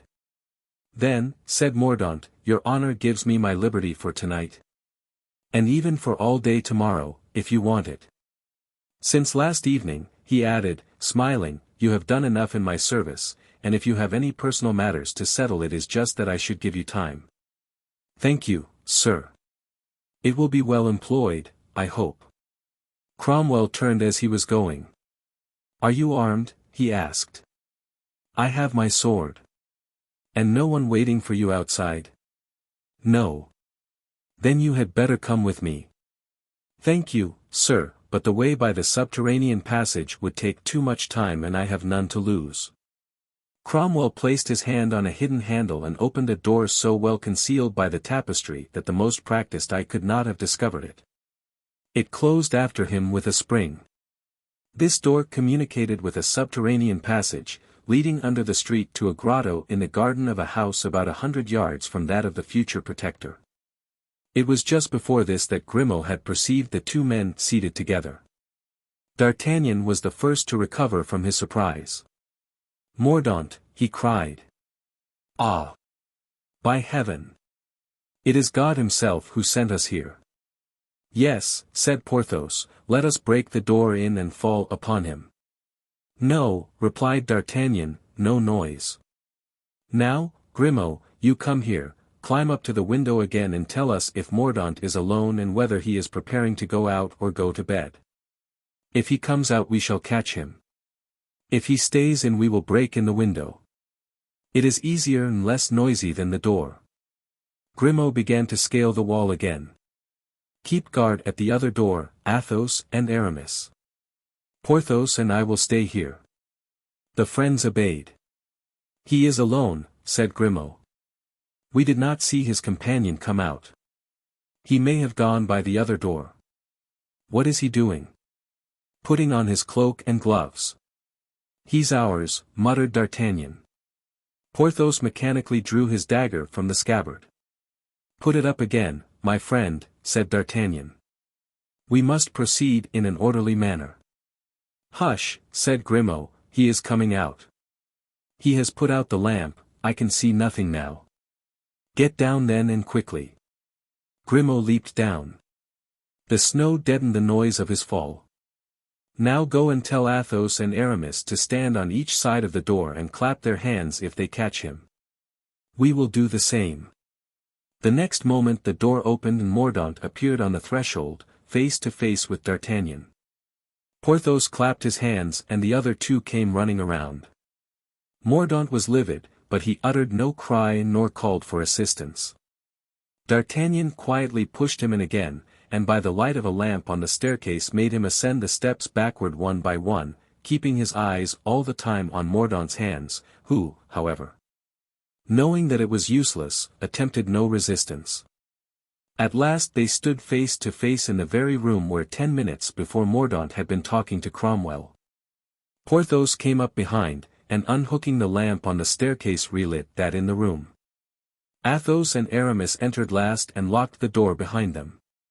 "Oblige me by taking a seat," said D'Artagnan, pushing a chair toward Mordaunt, who sat down, pale but calm. Aramis, Porthos and D'Artagnan drew their chairs near him. Athos alone kept away and sat in the furthest corner of the room, as if determined to be merely a spectator of the proceedings. He seemed to be quite overcome. Porthos rubbed his hands in feverish impatience. Aramis bit his lips till the blood came. D'Artagnan alone was calm, at least in appearance. "Monsieur Mordaunt," he said, "since, after running after one another so long, chance has at last brought us together, let us have a little conversation, if you please." Chapter 69. Conversational. Though Mordaunt had been so completely taken by surprise and had mounted the stairs in such utter confusion, when once seated he recovered himself, as it were, and prepared to seize any possible opportunity of escape. His eye wandered to a long stout sword on his flank and he instinctively slipped it around within reach of his right hand. D'Artagnan was waiting for a reply to his remark and said nothing. Aramis muttered to himself, "We shall hear nothing but the usual commonplace things." Porthos sucked his mustache, muttering, "A good deal of ceremony tonight about crushing an adder." Athos shrunk into his corner, pale and motionless as a bas-relief. The silence, however, could not last forever. So D'Artagnan began. "Sir," he said, with desperate politeness, "it seems to me that you change your costume almost as rapidly as I have seen the Italian mummers do. Whom the Cardinal Mazarin brought over from Bergamo and whom he doubtless took you to see during your travels in France." Mordaunt did not reply. "Just now," D'Artagnan continued, "you were disguised, I mean to say, attired, as a murderer, and now I look very much like a man who is going to be murdered." "Oh! Sir," said D'Artagnan, "how can you talk like that when you are in the company of gentlemen and have such an excellent sword at your side? No sword is excellent enough to be of use against 4 swords and daggers." "Well, that is scarcely the question. I had the honor of asking you why you altered your costume. The mask and beard became you very well, and as to the axe, I do not think it would be out of keeping even at this moment." "Why, then, have you laid it aside?" "Because, remembering the scene at Armentières, I thought I should find 4 axes for one, as I was to meet 4 executioners." "Sir," replied D'Artagnan, in the calmest manner possible, "you are very young, I shall therefore overlook your frivolous remarks. What took place at Armentières has no connection whatever with the present occasion. We could scarcely have requested your mother to take a sword and fight us." "Aha! It is a duel, then?" cried Mordaunt, as if disposed to reply at once to the provocation. Porthos rose, always ready for this kind of adventure. "Pardon me," said D'Artagnan. "Do not let us do things in a hurry. We will arrange the matter rather better. Confess, Monsieur Mordaunt, that you are anxious to kill some of us." "All," replied Mordaunt. "Then, my dear sir, I am convinced that these gentlemen return your kind wishes and will be delighted to kill you also. Of course they will do so as honorable gentlemen, and the best proof I can furnish is this." So saying, he threw his hat on the ground, pushed back his chair to the wall and bowed to Mordaunt with true French grace. "At your service, sir," he continued. "My sword is shorter than yours, it's true, but, bah! I think the arm will make up for the sword." "Halt!" cried Porthos coming forward. "I begin, and without any rhetoric." "Allow me, Porthos," said Aramis. Athos did not move. He might have been taken for a statue. Even his breathing seemed to be arrested. "Gentlemen," said D'Artagnan, "you shall have your turn. Monsieur Mordaunt dislikes you sufficiently not to refuse you afterward. You can see it in his eye. So pray keep your places, like Athos, whose calmness is entirely laudable. Besides, we will have no words about it. I have particular business to settle with this gentleman and I shall and will begin." Porthos and Aramis drew back, disappointed, and drawing his sword D'Artagnan turned to his adversary. Sir, I am waiting for you. And for my part, gentlemen, I admire you. You are disputing which shall fight me first, but you do not consult me who am most concerned in the matter. I hate you all, but not equally. I hope to kill all four of you, but I am more likely to kill the first than the second than the third, and the third than the last. I claim, then, the right to choose my opponent.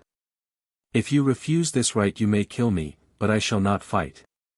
It is but fair, said Porthos and Aramis, hoping he would choose one of them. Athos and D'Artagnan said nothing, but their silence seemed to imply consent. Well, then, said Mordaunt, I choose for my adversary the man who, not thinking himself worthy to be called Comte de la Fère, calls himself Athos. Athos sprang up, but after an instant of motionless silence he said, to the astonishment of his friends, Monsieur Mordaunt, a duel between us is impossible. Submit this honor to somebody else. And he sat down. Ah, said Mordaunt, with a sneer, there's one who is afraid. Zounds, exclaimed D'Artagnan, bounding toward him, who says that Athos is afraid? Let him have his say, D'Artagnan, said Athos, with a smile of sadness and contempt. Is it your decision, Athos? Resumed the Gascon. Irrevocably. You hear, sir, said D'Artagnan, turning to Mordaunt. The Comte de la Fère will not do you the honor of fighting with you. Choose one of us to replace the Comte de la Fère. As long as I don't fight with him it is the same to me with whom I fight. Put your names into a hat and draw lots. A good idea, said D'Artagnan. At least that will conciliate us all, said Aramis. I should never have thought of that, said Porthos, and yet it is very simple. Come, Aramis, said D'Artagnan. Write this for us in those neat little characters in which you wrote to Marie Michon that the mother of this gentleman intended to assassinate the Duke of Buckingham. Mordaunt sustained this new attack without wincing. He stood with his arms folded, apparently as calm as any man could be in such circumstances. If he had not courage he had what is very like it, namely, pride. Aramis went to Cromwell's desk, tore off 3 bits of paper of equal size, wrote on the first his own name and on the others those of his 2 companions, and presented them open to Mordaunt, who by a movement of his head indicated that he left the matter entirely to Aramis. He then rolled them separately and put them in a hat, which he handed to Mordaunt. Mordaunt put his hand into the hat, took out one of the 3 papers and disdainfully dropped it on the table without reading it. Ah! Serpent, muttered D'Artagnan, I would give my chance of a captaincy in the Musketeers for that to be my name. Aramis opened the paper, and in a voice trembling with hate and vengeance read, D'Artagnan. The Gascon uttered a cry of joy and turning to Mordaunt. I hope, sir, said he, you have no objection to make. None, whatever, replied the other, drawing his sword and resting the point on his boot. The moment that D'Artagnan saw that his wish was accomplished and his man would not escape him, he recovered his usual tranquillity. He turned up his cuffs neatly and rubbed the sole of his right boot on the floor, but did not fail, however, to remark that Mordaunt was looking about him in a singular manner. Are you ready, sir? He said at last. I was waiting for you, sir, said Mordaunt, raising his head and casting at his opponent a look it would be impossible to describe. Well, then, said the Gascon, take care of yourself, for I am not a bad hand at the rapier. Nor I either. So much the better, that sets my mind at rest. Defend yourself. 1 minute, said the young man. Give me your word, gentlemen, that you will not attack me otherwise than one after the other. Is it to have the pleasure of insulting us that you say that, my little viper? No, but to set my mind at rest, as you observed just now. It is for something else than that, I imagine, muttered D'Artagnan, shaking his head doubtfully. On the honor of gentlemen, said Aramis and Porthos. In that case, gentlemen, have the kindness to retire into the corners, so as to give us ample room. We shall require it.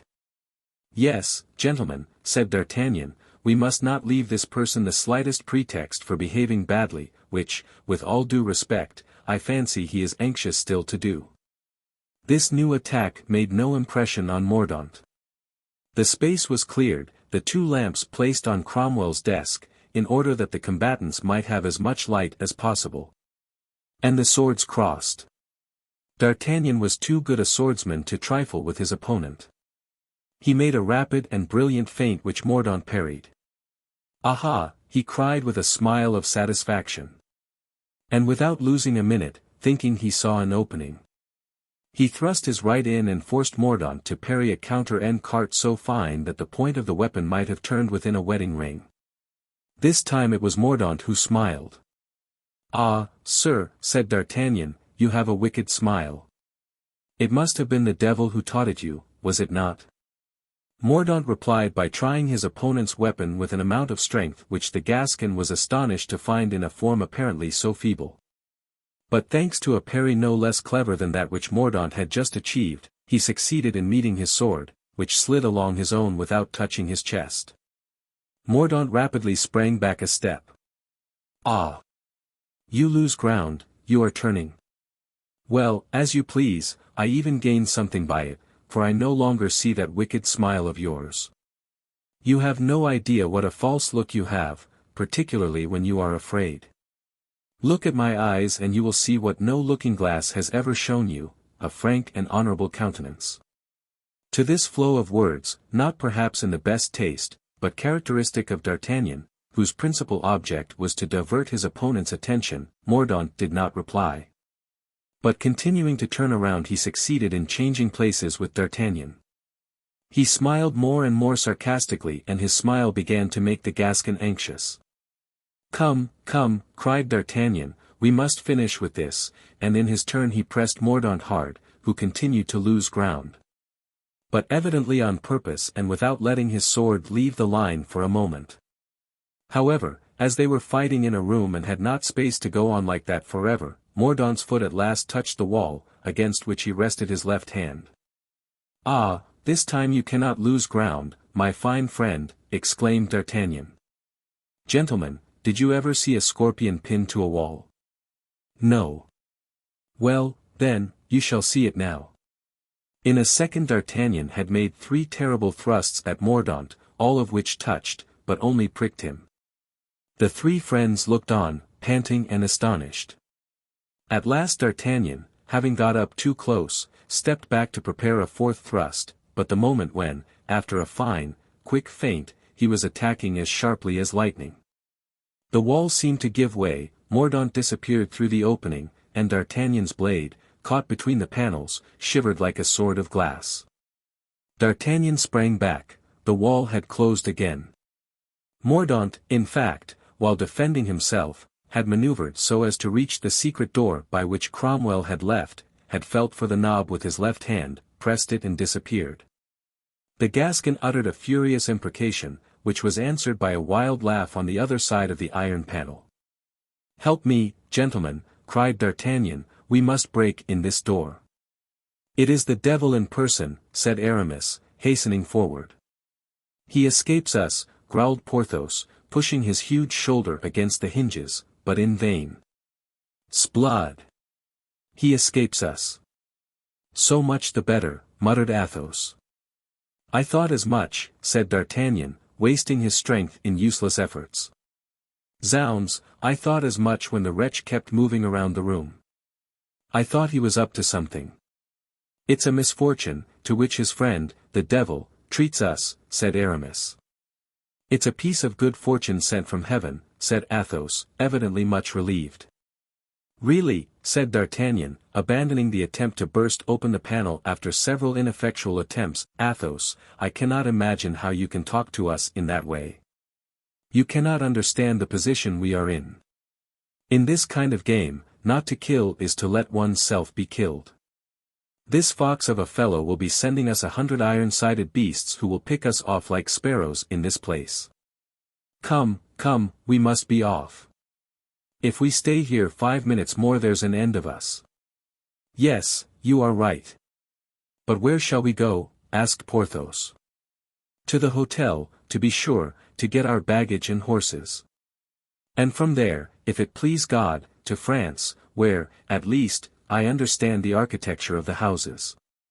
So, suiting the action to the word, D'Artagnan thrust the remnant of his sword into its scabbard, picked up his hat and ran down the stairs, followed by the others. Chapter 70. The Skiff Lightning. D'Artagnan had judged correctly. Mordaunt felt that he had no time to lose, and he lost none.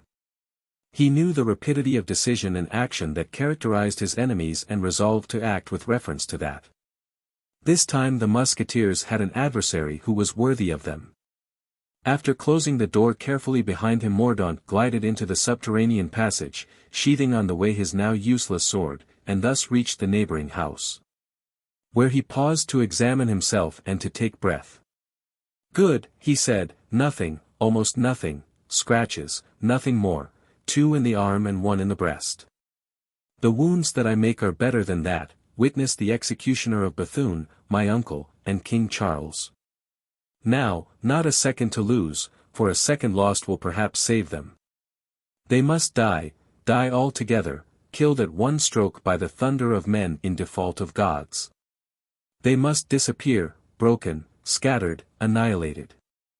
I will run, then, till my legs no longer serve, till my heart bursts in my bosom, but I will arrive before they do." Mordaunt proceeded at a rapid pace to the nearest cavalry barracks, about a quarter of a league distant. He made that quarter of a league in 4 or 5 minutes. Arrived at the barracks, he made himself known, took the best horse in the stables, mounted, and gained the high road. A quarter of an hour later he was at Greenwich. "There is the port," he murmured. "That dark point yonder is the Isle of Dogs. Good. I am half an hour in advance of them, an hour, perhaps. Fool that I was. I have almost killed myself by my needless haste. Now," he added, rising in the stirrups and looking about him, "which, I wonder, is the lightning?" At this moment, as if in reply to his words, a man lying on a coil of cables rose and advanced a few steps toward him. Mordaunt drew a handkerchief from his pocket, and tying a knot at each corner, the signal agreed upon, waved it in the air, and the man came up to him. He was wrapped in a large rough cape, which concealed his form and partly his face. "Do you wish to go on the water, sir?" said the sailor. "Yes, just so. Along the Isle of Dogs. And perhaps you have a preference for one boat more than another. You would like one that sails as rapidly as—" "Lightning," interrupted Mordaunt. "Then mine is the boat you want, sir. I'm your man. I begin to think so, particularly if you have not forgotten a certain signal. Here it is, sir," and the sailor took from his coat a handkerchief, tied at each corner.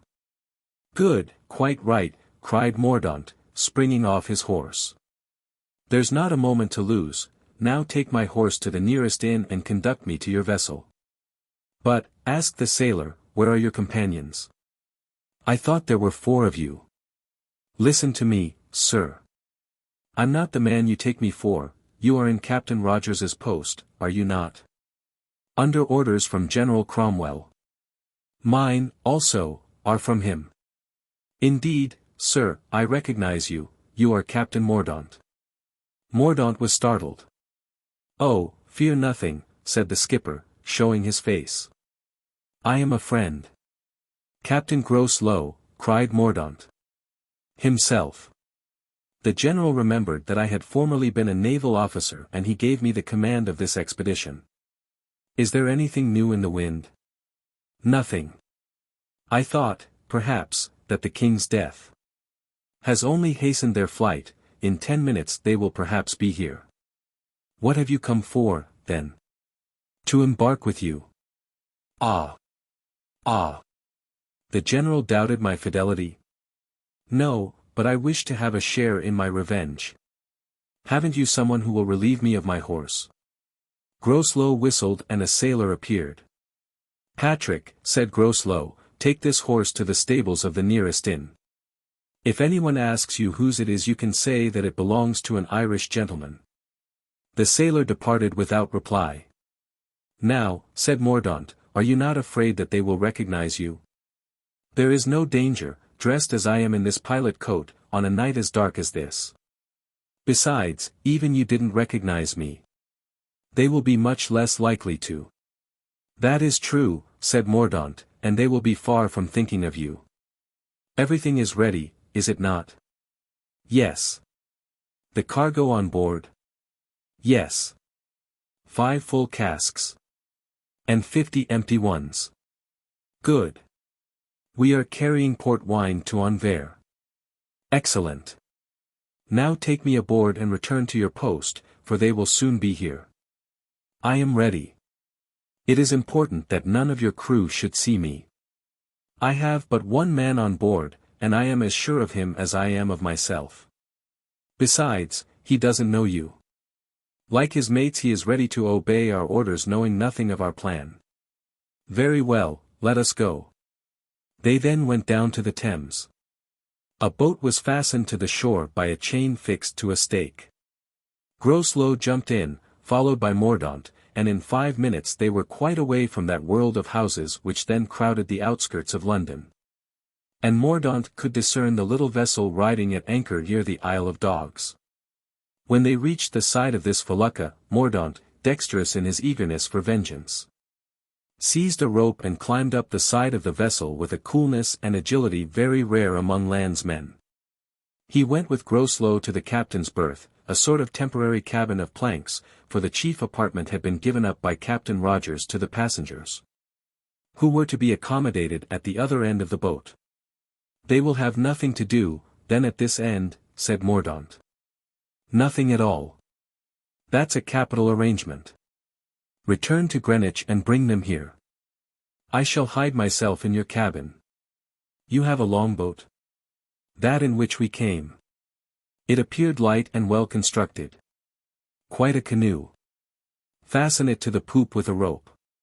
Put the oars into it, so that it may follow in the track, and there will be nothing to do except to cut the cord.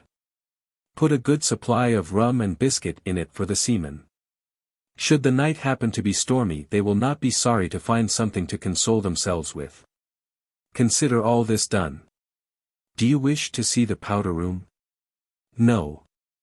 When you return I will set the fuse myself, but be careful to conceal your face, so that you cannot be recognized by them. Never fear. There's 10 o'clock striking at Greenwich. Groslow, then, having given the sailor on duty an order to be on the watch with more than usual vigilance, went down into the longboat and soon reached Greenwich. The wind was chilly and the jetty was deserted, as he approached it, but he had no sooner landed than he heard a noise of horses galloping upon the paved road. These horsemen were our friends, or rather, an avant-garde, composed of D'Artagnan and Athos. As soon as they arrived at the spot where Groslow stood they stopped, as if guessing that he was the man they wanted. Athos alighted and calmly opened the handkerchief tied at each corner, whilst D'Artagnan, ever cautious, remained on horseback, one hand upon his pistol, leaning forward watchfully. On seeing the appointed signal, Groslow, who had at first crept behind one of the cannons planted on that spot, walked straight up to the gentleman. He was so well wrapped up in his cloak that it would have been impossible to see his face even if the night had not been so dark as to render precaution superfluous. Nevertheless, the keen glance of Athos perceived at once it was not Rogers who stood before them. "What do you want with us?" he asked of Groslow. "I wish to inform you, my lord," replied Groslow, with an Irish accent, feigned of course, "that if you are looking for Captain Rogers you will not find him. He fell down this morning and broke his leg. But I'm his cousin. He told me everything and desired me to watch instead of him, and in his place to conduct, wherever they wished to go, the gentleman who should bring me a handkerchief tied at each corner. Like that one which you hold and one which I have in my pocket." And he drew out the handkerchief. "Was that all he said?" inquired Athos. "No, my lord. He said you had engaged to pay £70 if I landed you safe and sound at Boulogne or any other port you choose in France. What do you think of all this?" said Athos, in a low tone to D'Artagnan, after explaining to him in French what the sailor had said in English. "It seems a likely story, to me. And to me, too. Besides, we can but blow out his brains if he proves false," said the Gascon, "and you, Athos, you know something of everything and can be our captain." I dare say you know how to navigate, should he fail us. My dear friend, you guess well. My father meant me for the navy and I have some vague notions about navigation. You see, cried D'Artagnan. They then summoned their friends, who with Blaisois, Mousqueton and Grimaud, promptly joined them, leaving Parry behind them. Who was to take back to London the horses of the gentlemen and of their lackeys, which had been sold to the host in settlement of their account with him. Thanks to this stroke of business the four friends were able to take away with them a sum of money which, if not large, was sufficient as a provision against delays and accidents. Parry parted from his friends regretfully. They had proposed his going with them to France, but he had straightway declined. It is very simple, Mousqueton had said, he is thinking of Groslow. It was Captain Groslow, the reader will remember, who had broken Parry's head. D'Artagnan resumed immediately the attitude of distrust that was habitual with him. He found the wharf too completely deserted, the night too dark, the captain too accommodating. He had reported to Aramis what had taken place, and Aramis, not less distrustful than he, had increased his suspicions. A slight click of the tongue against his teeth informed Athos of the Gascon's uneasiness. "We have no time now for suspicions," said Athos. "The boat is waiting for us, come." "Besides," said Aramis, "what prevents our being distrustful and going aboard at the same time? We can watch the skipper. And if he doesn't go straight I will crush him, that's all." "Well said, Porthos," replied D'Artagnan. "Let us go, then. You first, Mousqueton," and he stopped his friends, directing the valets to go first, in order to test the plank leading from the pier to the boat. The three valets passed without accident. Athos followed them, then Porthos, then Aramis. D'Artagnan went last, still shaking his head. "What in the devil is the matter with you, my friend?" said Porthos. "Upon my word you would make Caesar afraid." "The matter is," replied D'Artagnan, "that I can see upon this pier neither inspector nor sentinel nor exciseman." "And you complain of that?" said Porthos. "Everything goes as if in flowery paths." "Everything goes too well, Porthos. But no matter, we must trust in God." As soon as the plank was withdrawn the captain took his place at the tiller and made a sign to one of the sailors, who, boat-hook in hand, began to push out from the labyrinth of boats in which they were involved. The other sailor had already seated himself on the port side and was ready to row. As soon as there was room for rowing, his companion rejoined him and the boat began to move more rapidly. "At last we are off," exclaimed Porthos. "Alas," said Athos, "we depart alone." "Yes, but all four together and without a scratch, which is a consolation." "We are not yet at our destination," observed the prudent D'Artagnan, "beware of misadventure." "Ah, my friend," cried Porthos, "like the crows, you always bring bad omens. Who could intercept us on such a night as this, pitch dark, when one does not see more than 20 yards before one?" "Yes, but tomorrow morning." "Tomorrow we shall be at Boulogne." "I hope so, with all my heart," said the Gascon, "and I confess my weakness." "Yes, Athos, you may laugh, but as long as we were within gunshot of the pier or of the vessels lying by it I was looking for a frightful discharge of musketry which would crush us." "But," said Porthos, with great wisdom, "that was impossible, for they would have killed the captain and the sailors." "Bah! Much Monsieur Mordaunt would care. You don't imagine he would consider a little thing like that?" "At any rate," said Porthos, "I am glad to hear D'Artagnan admit that he is afraid." "I not only confess it, but am proud of it," returned the Gascon. "I'm not such a rhinoceros as you are." "Oh ho! What's that?" "The lightning," answered the captain, "our felucca." "So far, so good," laughed Athos.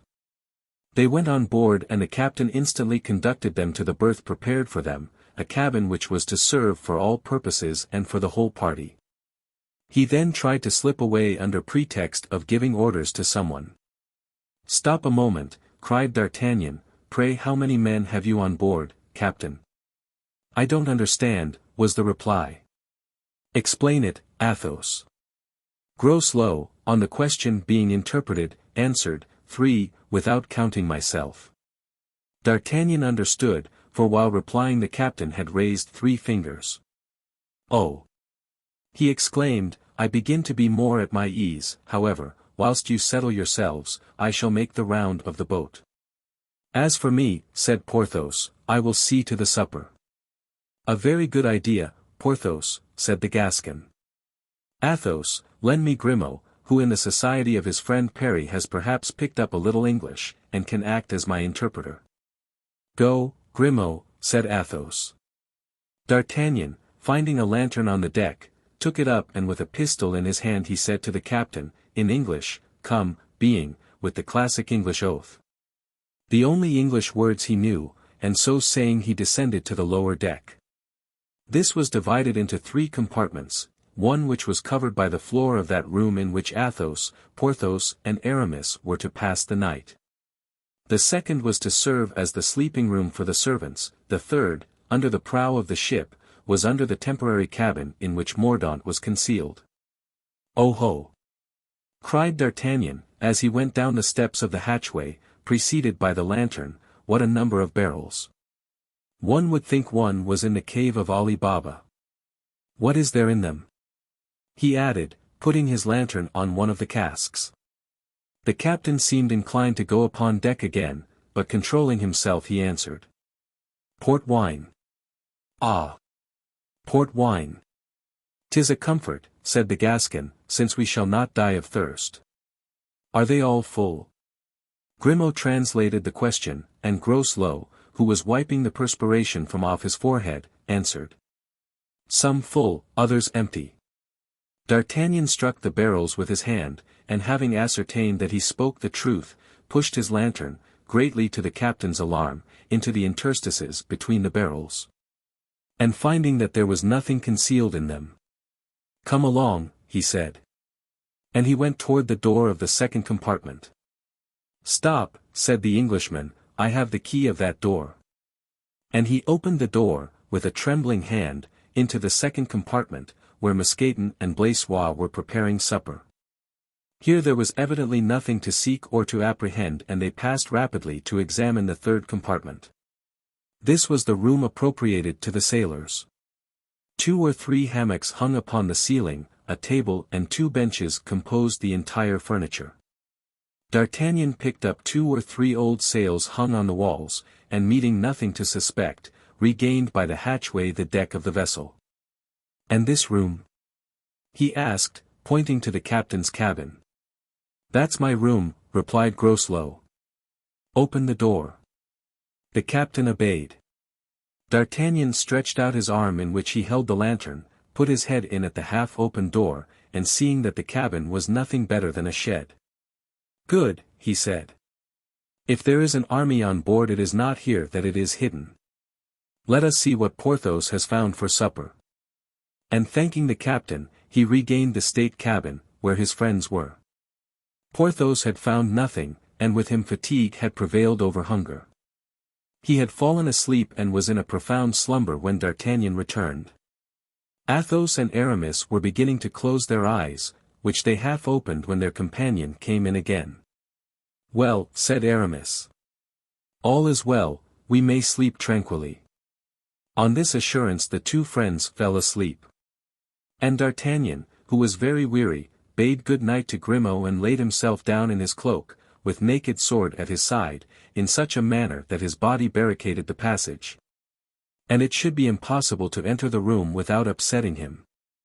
Chapter 71. Port wine. In 10 minutes the masters slept, not so the servants, hungry, and more thirsty than hungry. Blaisois and Mousqueton set themselves to preparing their bed, which consisted of a plank and a valise. On a hanging table, which swung to and fro with the rolling of the vessel, were a pot of beer and 3 glasses. This cursed rolling, said Blaisois. I know it will serve me as it did when we came over.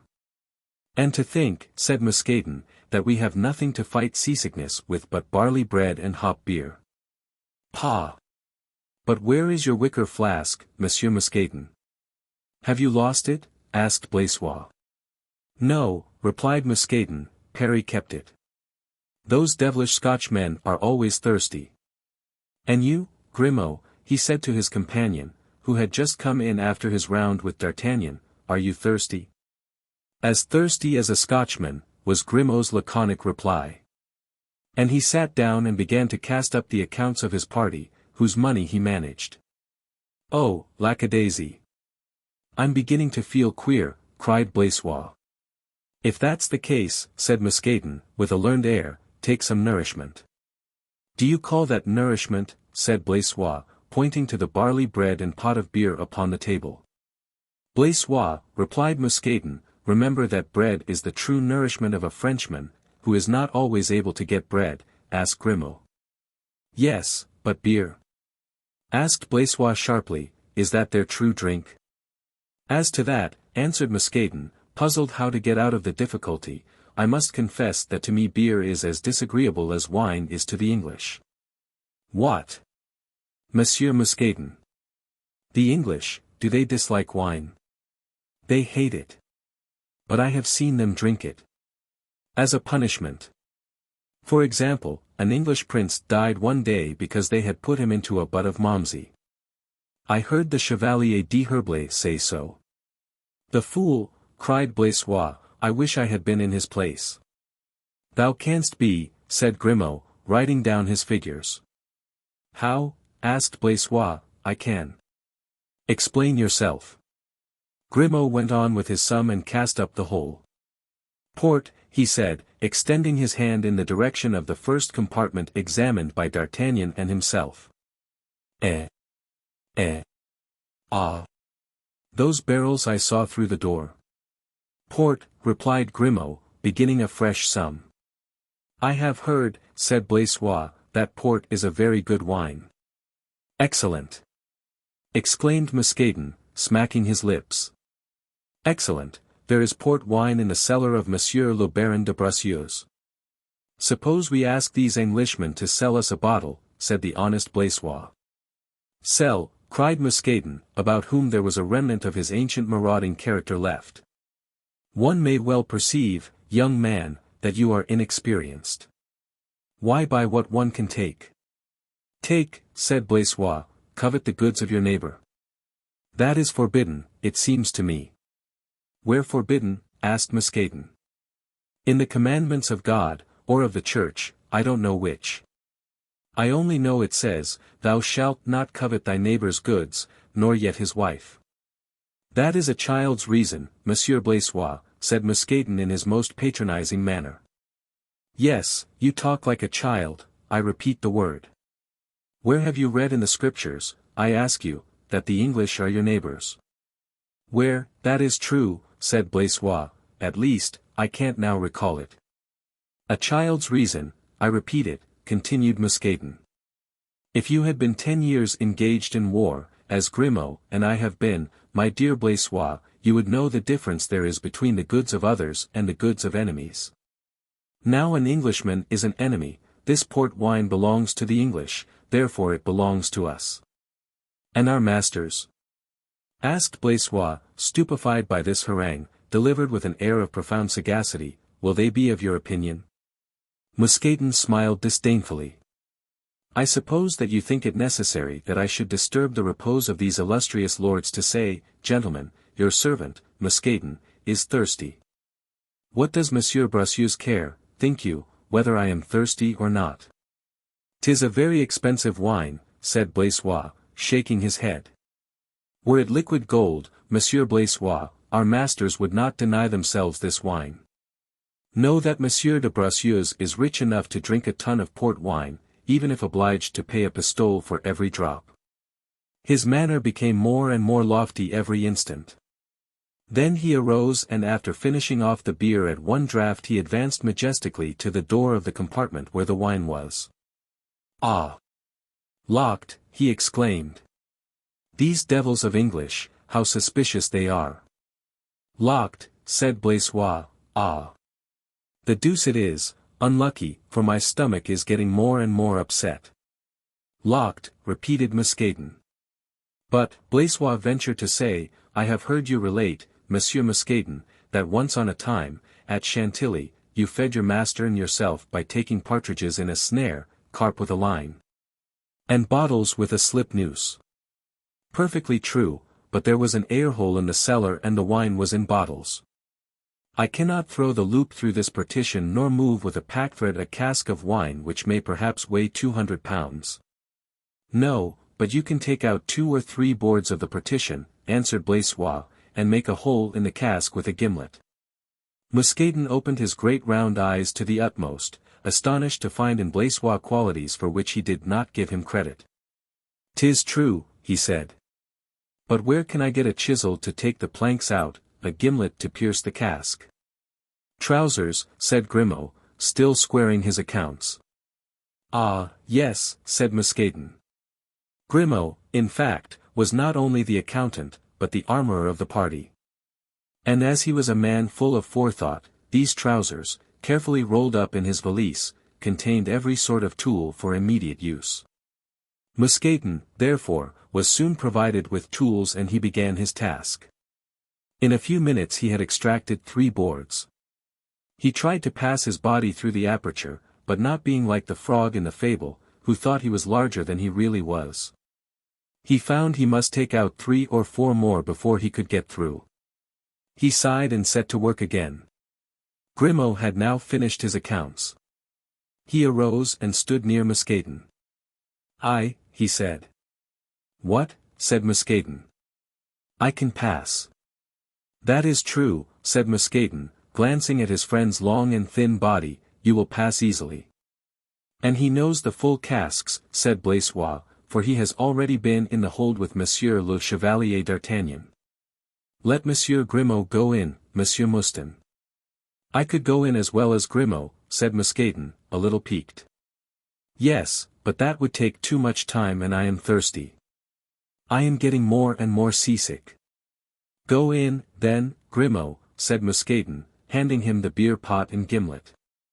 "Rinse the glasses," said Grimaud. Then with a friendly gesture toward Muscadin, that he might forgive him for finishing an enterprise so brilliantly begun by another, he glided like a serpent through the opening and disappeared. Blaisois was in a state of great excitement, he was in ecstasies. Of all the exploits performed since their arrival in England by the extraordinary men with whom he had the honor to be associated, this seemed without question to be the most wonderful. "You are about to see," said Muscadin, looking at Blaisois with an expression of superiority which the latter did not even think of questioning, "you are about to see, Blaisois, how we old soldiers drink when we are thirsty." "My cloak," said Grimaud, from the bottom of the hold. "What do you want?" asked Blaisois. "My cloak, stop up the aperture with it." "Why?" asked Blaisois. "Simpleton," exclaimed Muscadin. "Suppose anyone came into the room." "Ah, true," cried Blaisois, with evident admiration, "but it will be dark in the cellar." "Grimaud always sees, dark or light, night as well as day," answered Muscadin. "That is lucky," said Blaisois. "As for me, when I have no candle I can't take 2 steps without knocking against something." "That's because you haven't served," said Muscadin. "Had you been in the army you would have been able to pick up a needle on the floor of a closed oven. But hark! I think someone is coming." Muscadin made, with a low whistling sound, the sign of alarm well known to the lackeys in the days of their youth, resumed his place at the table and made a sign to Blaisois to follow his example. Blaisois obeyed. The door of their cabin was opened. 2 men, wrapped in their cloaks, appeared. "Oh ho," said they, "not in bed at 11:15. That's against all rules. In 1/4 of an hour let everyone be in bed and snoring." These 2 men then went toward the compartment in which Grimaud was secreted, opened the door, entered and shut it after them. "Ah!" cried Blaisois, "he is lost." "Grimaud's a cunning fellow," murmured Muscadin. They waited for 10 minutes, during which time no noise was heard that might indicate that Grimaud was discovered, and at the expiration of that anxious interval the 2 men returned, closed the door after them, and repeating their orders that the servants should go to bed and extinguish their lights, disappeared. "Shall we obey?" asked Blaisois. All this looks suspicious. They said a quarter of an hour. We still have 5 minutes, replied Musketon. Suppose we warn the masters. Let's wait for Grimaud. But perhaps they have killed him. Grimaud would have cried out. You know he is almost dumb. We should have heard the blow, then. But if he doesn't return? Here he is. At that very moment Grimaud drew back the cloak which hid the aperture and came in with his face livid, his eyes staring wide open with terror, so that the pupils were contracted almost to nothing. With a large circle of white around them. He held in his hand a tankard full of a dark substance, and approaching the gleam of light shed by the lamp he uttered this single monosyllable, "Oh!" with such an expression of extreme terror that Musketon started, alarmed, and Blaisois was near fainting from fright. Both, however, cast an inquisitive glance into the tankard. It was full of gunpowder. Convinced that the ship was full of powder instead of having a cargo of wine, Grimaud hastened to awake D'Artagnan, who had no sooner beheld him than he perceived that something extraordinary had taken place. Imposing silence, Grimaud put out the little night lamp, then knelt down and poured into the lieutenant's ear a recital melodramatic enough not to require play of feature to give it pith. This was the gist of his strange story. The first barrel that Grimaud had found on passing into the compartment he struck, it was empty. He passed on to another, it, also, was empty, but the third which he tried was, from the dull sound it gave out, evidently full. At this point Grimaud stopped and was preparing to make a hole with his gimlet, when he found a spigot. He therefore placed his tankard under it and turned the spout. Something, whatever it was the cask contained, fell silently into the tankard. Whilst he was thinking that he should first taste the liquor which the tankard contained before taking it to his companions, the door of the cellar opened and a man with a lantern in his hands and enveloped in a cloak, came and stood just before the hogshead, behind which Grimaud, on hearing him come in, instantly crept. This was Groslow. He was accompanied by another man, who carried in his hand something long and flexible rolled up, resembling a washing line. His face was hidden under the wide brim of his hat. Grimaud, thinking that they had come, as he had, to try the port wine, effaced himself behind his cask and consoled himself with the reflection that if he were discovered the crime was not a great one. "Have you the wick?" asked the one who carried the lantern. "Here it is," answered the other. At the voice of this last speaker, Grimaud started and felt a shudder creeping through his very marrow. He rose gently, so that his head was just above the round of the barrel, and under the large hat he recognized the pale face of Mordaunt. "How long will this fuse burn?" asked this person. "About 5 minutes," replied the captain. That voice also was known to Grimaud. He looked from one to the other and after Mordaunt he recognized Groslow. "Then tell the men to be in readiness, don't tell them why now. When the clock strikes a quarter after midnight collect your men. Get down into the longboat. That is, when I have lighted the match. I will undertake that. I wish to be sure of my revenge. Are the oars in the boat? Everything is ready. 'Tis well." Mordaunt knelt down and fastened one end of the train to the spigot, in order that he might have nothing to do but to set it on fire at the opposite end with the match. He then arose. "You hear me, at a quarter past midnight, in fact, in 20 minutes. "I understand all perfectly, sir," replied Groslow, "but allow me to say there is great danger in what you undertake. Would it not be better to entrust one of the men to set fire to the train?" "My dear Groslow," answered Mordaunt, "you know the French proverb, nothing one does not do oneself is ever well done. I shall abide by that rule." Grimaud had heard all this, if he had not understood it.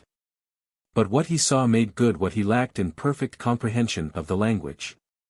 He had seen the two mortal enemies of the Musketeers, had seen Mordaunt adjust the fuse, he had heard the proverb, which Mordaunt had given in French. Then he felt and felt again the contents of the tankard he held in his hand. And, instead of the lively liquor expected by Blaisois and Musketon, he found beneath his fingers the grains of some coarse powder. Mordaunt went away with the captain. At the door he stopped to listen. "Do you hear how they sleep?" he asked. In fact, Porthos could be heard snoring through the partition. "'Tis God who gives them into our hands," answered Groslow. "This time the devil himself shall not save them," rejoined Mordaunt. And they went out together. Chapter 72. End of the port wine mystery.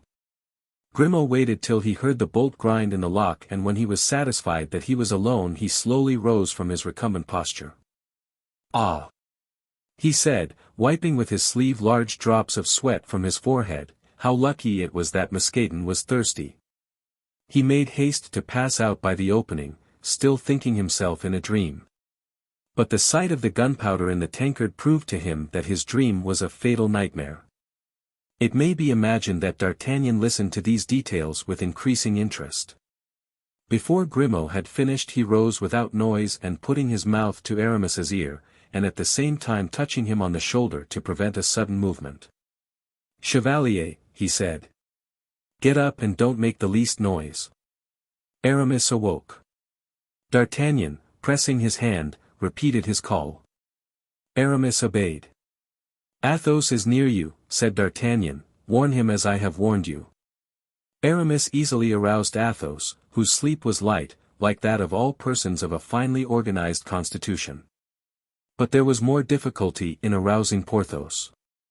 He was beginning to ask full explanation of that breaking in on his sleep, which was very annoying to him, when D'Artagnan, instead of explaining, closed his mouth with his hand. Then our Gascon, extending his arms, drew to him the heads of his three friends till they almost touched one another. "Friends," he said, "we must leave this craft at once or we are dead men." "Bah," said Athos, "are you still afraid? Do you know who is captain of this vessel?" "No." "Captain Groslow." The shudder of the Three Musketeers showed to D'Artagnan that his words began to make some impression on them. "Groslow," said Aramis, "the devil." "Who is this Groslow?" asked Porthos. "I don't remember him." "Groslow is the man who broke Perry's head and is now getting ready to break ours." "Oh. Oh. And do you know who is his lieutenant?" "His lieutenant? There is none," said Athos. "They don't have lieutenants in a felucca manned by a crew of 4. "Yes, but Monsieur Groslow is not a captain of the ordinary kind. He has a lieutenant, and that lieutenant is Monsieur Mordaunt." This time the musketeers did more than shudder, they almost cried out. Those invincible men were subject to a mysterious and fatal influence which that name had over them, the mere sound of it filled them with terror. "What shall we do?" said Athos. "We must seize the felucca," said Aramis. "And kill him," said Porthos. "The felucca is mine," said D'Artagnan. "Those casks which I took for casks of port wine are filled with powder. When Mordaunt finds himself discovered he will destroy all, friends and foes, and on my word he would be bad company in going either to heaven or to hell." "You have some plan, then?" asked Athos. "Yes." "What is it? Have you confidence in me?" "Give your orders," said the Three Musketeers. "Very well, come this way." D'Artagnan went toward a very small, low window, just large enough to let a man through. He turned it gently on its hinges. "There," he said, "is our road." "The deuce! It is a very cold one, my dear friend," said Aramis. "Stay here, if you like, but I warn you, 'twill be rather too warm presently. But we cannot swim to the shore. The longboat is yonder, lashed to the felucca. We will take possession of it and cut the cable. Come, my friends." "A moment's delay," said Athos, "our servants." "Here we are," they cried. Meantime the three friends were standing motionless before the awful sight which D'Artagnan, in raising the shutters, had disclosed to them through the narrow opening of the window. Those who have once beheld such a spectacle know that there is nothing more solemn, more striking, than the raging sea, rolling, with its deafening roar. Its dark billows beneath the pale light of a wintry moon. "Gracious heaven, we are hesitating," cried D'Artagnan. "If we hesitate, what will the servants do?" "I do not hesitate, you know," said Grimaud. "Sir," interposed Blaisois, I warn you that I can only swim in rivers." "And I not at all," said Mousqueton.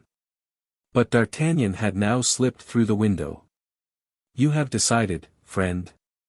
said Athos. "Yes," the Gascon answered, "Athos.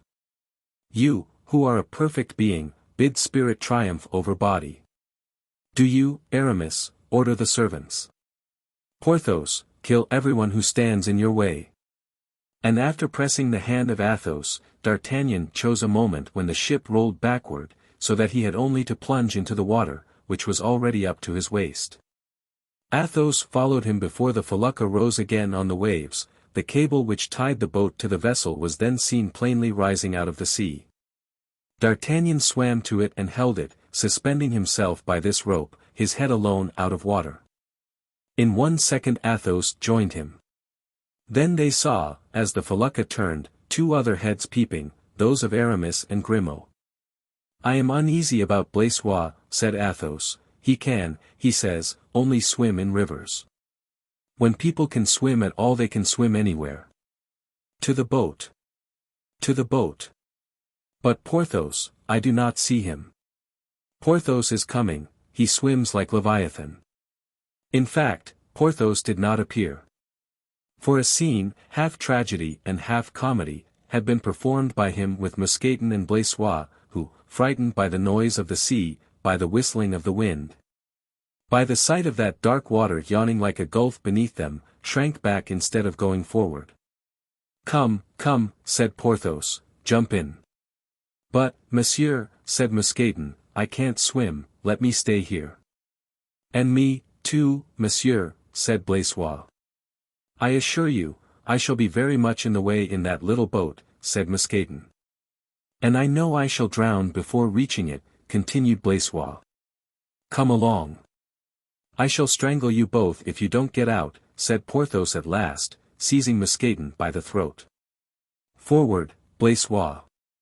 A groan, stifled by the grasp of Porthos, was all the reply of poor Blaisois, for the giant, taking him neck and heels, plunged him into the water head foremost, pushing him out of the window as if he had been a plank. "Now, Mousqueton," he said, "I hope you don't mean to desert your master." "Ah, sir," replied Mousqueton, his eyes filling with tears, "why did you re-enter the army? We were all so happy in the Château de Pierrefonds." And without any other complaint, passive and obedient, either from true devotion to his master or from the example set by Blaisois, Mousqueton leaped into the sea head foremost. A sublime action, at all events, for Mousqueton looked upon himself as dead. But Porthos was not a man to abandon an old servant, and when Mousqueton rose above the water, blind as a newborn puppy, he found he was supported by the large hand of Porthos and that he was thus enabled, without having occasion even to move, to advance toward the cable with the dignity of a very Triton. In a few minutes Porthos had rejoined his companions, who were already in the boat. But when, after they had all got in, it came to his turn, there was great danger that in putting his huge leg over the edge of the boat he would upset the little vessel. Athos was the last to enter. "Are you all here?" he asked. "Ah! Have you your sword, Athos?" cried D'Artagnan. "Yes." "Cut the cable, then." Athos drew a sharp poniard from his belt and cut the cord. The felucca went on, the boat continued stationary, rocked only by the swashing waves. "Come, Athos," said D'Artagnan, giving his hand to the Count. "You are going to see something curious," added the Gascon. Chapter 73. Fatality. Scarcely had D'Artagnan uttered these words when a ringing and sudden noise was heard resounding through the felucca, which had now become dim in the obscurity of the night.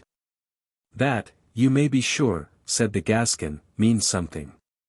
They then at the same instant perceived a large lantern carried on a pole appear on the deck, defining the forms of shadows behind it. Suddenly a terrible cry, a cry of despair, was wafted through space. And as if the shrieks of anguish had driven away the clouds, the veil which hid the moon was cleated away and the grey sails and dark shrouds of the felucca were plainly visible beneath the silvery light. Shadows ran, as if bewildered, to and fro on the vessel, and mournful cries accompanied these delirious walkers. In the midst of these screams they saw Mordaunt upon the poop with a torch in hand. The agitated figures, apparently wild with terror, consisted of Groslow, who at the hour fixed by Mordaunt had collected his men and the sailors. Mordaunt, after having listened at the door of the cabin to hear if the musketeers were still asleep, had gone down into the cellar, convinced by their silence that they were all in a deep slumber. Then he had run to the train, impetuous as a man who is excited by revenge, and full of confidence, as are those whom God blinds, he had set fire to the wick of nitre. All this while Groslow and his men were assembled on deck. "Haul up the cable and draw the boat to us," said Groslow. One of the sailors got down the side of the ship, seized the cable, and drew it. It came without the least resistance. "The cable is cut," he cried, "no boat." "How? No boat?" exclaimed Groslow. "It is impossible." "'Tis true, however," answered the sailor, "there's nothing in the wake of the ship, besides, here's the end of the cable." "What's the matter?" cried Mordaunt, who, coming up out of the hatchway, rushed to the stern, waving his torch. "Only that our enemies have escaped, they have cut the cord and gone off with the boat." Mordaunt bounded with one step to the cabin and kicked open the door. "Empty," he exclaimed, "the infernal demons." "We must pursue them," said Groslow, "they can't be gone far, and we will sink them, passing over them." "Yes, but the fire," ejaculated Mordaunt, "I have lighted it." 10,000 devils!" cried Groslow, rushing to the hatchway, "perhaps there is still time to save us." Mordaunt answered only by a terrible laugh, threw his torch into the sea and plunged in after it. The instant Groslow put his foot upon the hatchway steps the ship opened like the crater of a volcano. A burst of flame rose toward the skies with an explosion like that of 100 cannon. The air burned, ignited by flaming embers, then the frightful lightning disappeared, the brands sank, one after another, into the abyss, where they were extinguished. And save for a slight vibration in the air, after a few minutes had elapsed one would have thought that nothing had happened. Only, the felucca had disappeared from the surface of the sea and Groslow and his 3 sailors were consumed. The 4 friends saw all this, not a single detail of this fearful scene escaped them. At one moment, bathed as they were in a flood of brilliant light, which illumined the sea for the space of a league, they might each be seen. Each by his own peculiar attitude and manner expressing the awe which, even in their hearts of bronze, they could not help experiencing. Soon a torrent of vivid sparks fell around them, then, at last, the volcano was extinguished, then all was dark and still, the floating bark and heaving ocean. They sat silent and dejected. "By heaven," at last said Athos, the first to speak, "by this time, I think, all must be over. Here, my lords. Save me. Help!" cried a voice, whose mournful accents, reaching the 4 friends, seemed to proceed from some phantom of the ocean. All looked around, Athos himself stared.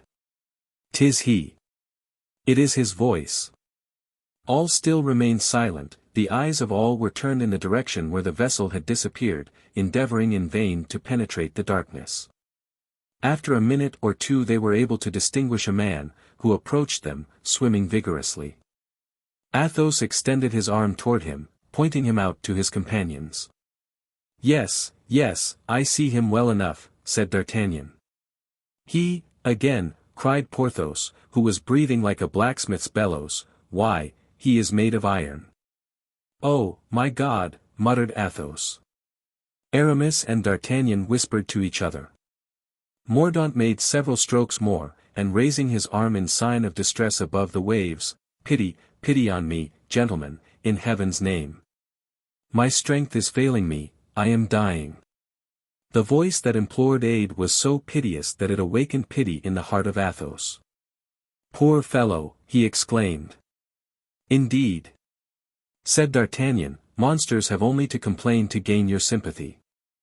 I believe he's swimming toward us. Does he think we are going to take him in? Row, Porthos, row." And setting the example he ploughed his oar into the sea, 2 strokes took the bark on 20 fathoms further. Oh! You will not abandon me. You will not leave me to perish. You will not be pitiless, cried Mordaunt. Ah! Ah, said Porthos to Mordaunt, I think we have you now, my hero. And there are no doors by which you can escape this time but those of hell. Oh! Porthos! Murmured the Comte de la Fere. Oh, pray, for mercy's sake, don't fly from me. For pity's sake! Cried the young man, whose agony-drawn breath at times, when his head went under water, under the wave, exhaled and made the icy waters bubble. D'Artagnan, however, who had consulted with Aramis, spoke to the poor wretch. Go away, he said, your repentance is too recent to inspire confidence. See! The vessel in which you wish to fry us is still smoking. And the situation in which you are is a bed of roses compared to that in which you wish to place us and in which you have placed Monsieur Groslow and his companions. Sir! Replied Mordaunt, in a tone of deep despair, my penitence is sincere. Gentlemen, I am young, scarcely 23 years old. I was drawn on by a very natural resentment to avenge my mother. You would have done what I did. Mordaunt wanted now only 2 or 3 fathoms to reach the boat, for the approach of death seemed to give him supernatural strength. Alas! He said, I am then to die. You are going to kill the son, as you killed the mother. Surely, if I am culpable and if I ask for pardon, I ought to be forgiven. Then, as if his strength failed him, he seemed unable to sustain himself above the water and a wave passed over his head, which drowned his voice. Oh! This is torture to me, cried Athos. Mordaunt reappeared. For my part, said D'Artagnan, I say this must come to an end, murderer, as you were, of your uncle. Executioner, as you were, of King Charles. Incendiary. I recommend you to sink forthwith to the bottom of the sea, and if you come another fathom nearer, I'll stave your wicked head in with this oar. D'Artagnan! D'Artagnan! Cried Athos, my son, I entreat you, the wretch is dying, and it is horrible to let a man die without extending a hand to save him. I cannot resist doing so, he must live. Zounds! Replied D'Artagnan, why don't you give yourself up directly, feet and hands bound, to that wretch? Ah! Comte de la Fere, you wish to perish by his hands. I, your son, as you call me, I will not let you. 'Twas the first time D'Artagnan had ever refused a request from Athos. Aramis calmly drew his sword, which he had carried between his teeth as he swam. If he lays his hand on the boat's edge I will cut it off, regicide that he is. And I, said Porthos. Wait. What are you going to do? Asked Aramis. Throw myself in the water and strangle him. Oh, gentlemen, cried Athos, be men. Be Christians. See. Death is depicted on his face. Ah! Do not bring on me the horrors of remorse. Grant me this poor wretch's life. I will bless you, I am dying, cried Mordaunt, come to me. Come to me. D'Artagnan began to be touched. The boat at this moment turned around, and the dying man was by that turn brought nearer Athos. Monsieur the Comte de la Fere, he cried, I supplicate you. Pity me. I call on you, where are you? I see you no longer, I am dying, help me. Help me. Here I am, sir, said Athos, leaning and stretching out his arm to Mordaunt with that air of dignity and nobility of soul habitual to him. Here I am, take my hand and jump into our boat. Mordaunt made a last effort, rose, seized the hand thus extended to him and grasped it with the vehemence of despair. That's right, said Athos. Put your other hand here. And he offered him his shoulder as another stay and support, so that his head almost touched that of Mordaunt. And these two mortal enemies were in as close an embrace as if they had been brothers. Now, sir, said the Count, you are safe, calm yourself. Ah! My mother, cried Mordaunt, with eyes on fire with a look of hate impossible to paint, I can only offer thee one victim, but it shall at any rate be the one thou wouldst thyself have chosen. And whilst D'Artagnan uttered a cry, Porthos raised the oar, and Aramis sought a place to strike. A frightful shake given to the boat precipitated Athos into the sea. Whilst Mordaunt, with a shout of triumph, grasped the neck of his victim, and in order to paralyze his movements, twined arms and legs around the musketeer. For an instant, without an exclamation, without a cry for help, Athos tried to sustain himself on the surface of the waters, but the weight dragged him down. He disappeared by degrees. Soon nothing was to be seen except his long, floating hair. Then both men disappeared, and the bubbling of the water, which, in its turn, was soon effaced, alone indicated the spot where these two had sunk. Mute with horror, the three friends had remained open-mouthed, their eyes dilated, their arms extended like statues, and, motionless as they were, the beating of their hearts was audible. Porthos was the first who came to himself. He tore his hair. "Oh," he cried, "Athos! Athos! Thou man of noble heart, woe is me! I have let thee perish." At this instant, in the midst of the silver circle illumined by the light of the moon, the same whirlpool which had been made by the sinking men was again obvious, and first were seen. Rising above the waves, a wisp of hair, then a pale face with open eyes, yet, nevertheless, the eyes of death. Then a body, which, after rising of itself even to the waist above the sea, turned gently on its back, according to the caprice of the waves, and floated. In the bosom of this corpse was plunged a poniard, the gold hilt of which shone in the moonbeams. "Mordaunt! Mordaunt!" cried the three friends, "'tis Mordaunt!" "But Athos!" exclaimed D'Artagnan. Suddenly the boat leaned on one side beneath a new and unexpected weight, and Grimaud uttered a shout of joy. Everyone turned around and beheld Athos, livid, his eyes dim and his hands trembling, supporting himself on the edge of the boat. 8 vigorous arms lifted him up immediately and laid him in the boat, where directly Athos was warmed and reanimated, reviving with the caresses and cares of his friends, who were intoxicated with joy. "You are not hurt?" asked D'Artagnan. "No," replied Athos, "and he? Oh, he! Now we may say at last, thank heaven. He is really dead. Look!" And D'Artagnan, obliging Athos to look in the direction he pointed, showed him the body of Mordaunt floating on its back, which, sometimes submerged, sometimes rising, seemed still to pursue the four friends with looks of insult and mortal hatred. At last he sank. Athos had followed him with a glance in which the deepest melancholy and pity were expressed. "Bravo!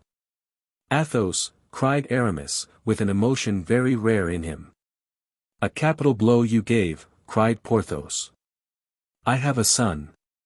"I wish to live," said Athos. "In short," said D'Artagnan, "this has been the will of God." "It was not I who killed him," said Athos in a soft, low tone, "'twas destiny." Chapter 74. How Mousqueton, after being very nearly roasted, had a narrow escape of being eaten. A deep silence reigned for a long time in the boat after the fearful scene described. The moon, which had shone for a short time, disappeared behind the clouds. Every object was again plunged in the obscurity that is so awful in the deserts, and still more so in that liquid desert, the ocean. And nothing was heard save the whistling of the west wind driving along the tops of the crested billows. Porthos was the first to speak. "I have seen," he said, "many dreadful things, but nothing that ever agitated me so much as what I have just witnessed. Nevertheless, even in my present state of perturbation, I protest that I feel happy. I have 100 pounds weight less upon my chest. I breathe more freely." In fact, Porthos breathed so loud as to do credit to the free play of his powerful lungs. "For my part," observed Aramis, "I cannot say the same as you do, Porthos. I am still terrified to such a degree that I scarcely believe my eyes. I look around the boat, expecting every moment to see that poor wretch holding between his hands the poniard plunged into his heart. Oh! "I feel easy," replied Porthos. The poniard was pointed at the sixth rib and buried up to the hilt in his body. "I do not reproach you, Athos, for what you have done. On the contrary, when one aims a blow, that is the regulation way to strike. So now, I breathe again, I am happy." "Don't be in haste to celebrate a victory, Porthos," interposed D'Artagnan. "Never have we incurred a greater danger than we are now encountering. Men may subdue men, they cannot overcome the elements. We are now on the sea, at night, without any pilot, in a frail bark. Should a blast of wind upset the boat, we are lost." Mousqueton heaved a deep sigh. "You are ungrateful, D'Artagnan," said Athos. "Yes, ungrateful to Providence, to whom we owe our safety in the most miraculous manner. Let us sail before the wind, and unless it changes we shall be drifted either to Calais or Boulogne. Should our bark be upset, we are 5 of us good swimmers, able enough to turn it over again, or if not, to hold on by it. Now we are on the very road which all the vessels between Dover and Calais take. 'Tis impossible but that we should meet with a fisherman who will pick us up. But should we not find any fisherman, and should the wind shift to the north?" "That," said Athos, "would be quite another thing. And we should never more see land until we were upon the other side of the Atlantic." "Which implies that we may die of hunger," said Aramis. "'Tis more than possible," answered the Comte de la Fère. Mousqueton sighed again, more deeply than before. "What is the matter?" "What ails you?" asked Porthos. "I am cold, sir," said Mousqueton. "Impossible.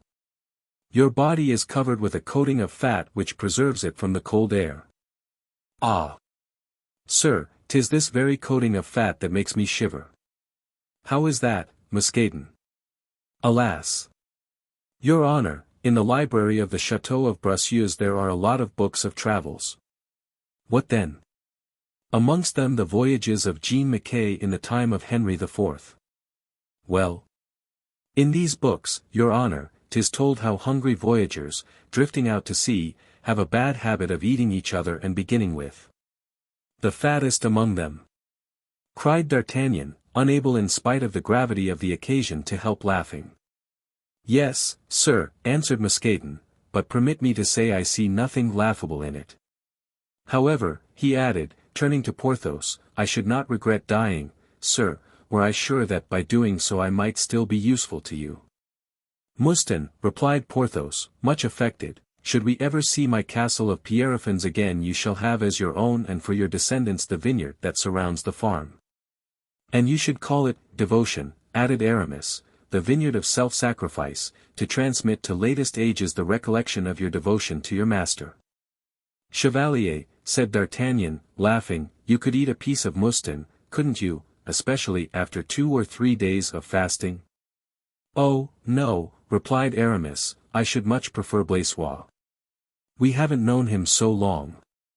One may readily conceive that during these jokes which were intended chiefly to divert Athos from the scene which had just taken place, the servants, with the exception of Grimaud, were not silent.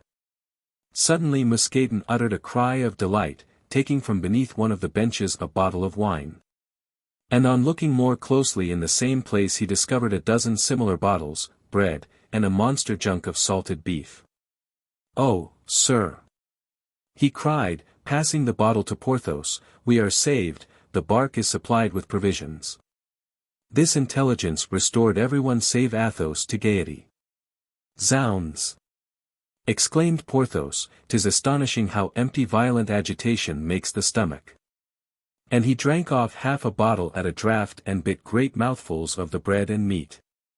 "Now," said Athos, "sleep, or try to sleep, my friends, and I will watch." In a few moments, notwithstanding their wet clothes, the icy blast that blew and the previous scene of terror, these hardy adventurers, with their iron frames, inured to every hardship, threw themselves down, intending to profit by the advice of Athos, who sat at the helm, pensively wakeful, guiding the little bark the way it was to go, his eyes fixed on the heavens, as if he sought to verify not only the road to France, but the benign aspect of protecting Providence. After some hours of repose the sleepers were aroused by Athos. Dawn was shedding its pallid, placid glimmer on the purple ocean, when at the distance of a musket shot from them was seen a dark grey mass, above which gleamed a triangular sail. Then masters and servants joined in a fervent cry to the crew of that vessel to hear them and to save. "A bark," all cried together. It was, in fact, a small craft from Dunkirk bound for Boulogne. A quarter of an hour afterward the rowboat of this craft took them all aboard. Grimaud tendered 20 guineas to the captain, and at 9 o'clock in the morning, having a fair wind, our Frenchmen set foot on their native land. "Egad! How strong one feels here!" said Porthos, almost burying his large feet in the sands. "Zounds! I could defy a nation." "Be quiet, Porthos," said D'Artagnan, "we are observed." "We are admired, i' faith," answered Porthos. "These people who are looking at us are only merchants," said Athos, "and are looking more at the cargo than at us." "I shall not trust to that," said the lieutenant, "and I shall make for the Dunes 6 as soon as possible." The party followed him and soon disappeared with him behind the hillocks of sand unobserved. Here, after a short conference, they proposed to separate. "And why separate?" asked Athos. "Because," answered the Gascon, "we were sent, Porthos and I, by Cardinal Mazarin to fight for Cromwell. Instead of fighting for Cromwell we have served Charles I, not the same thing by any means.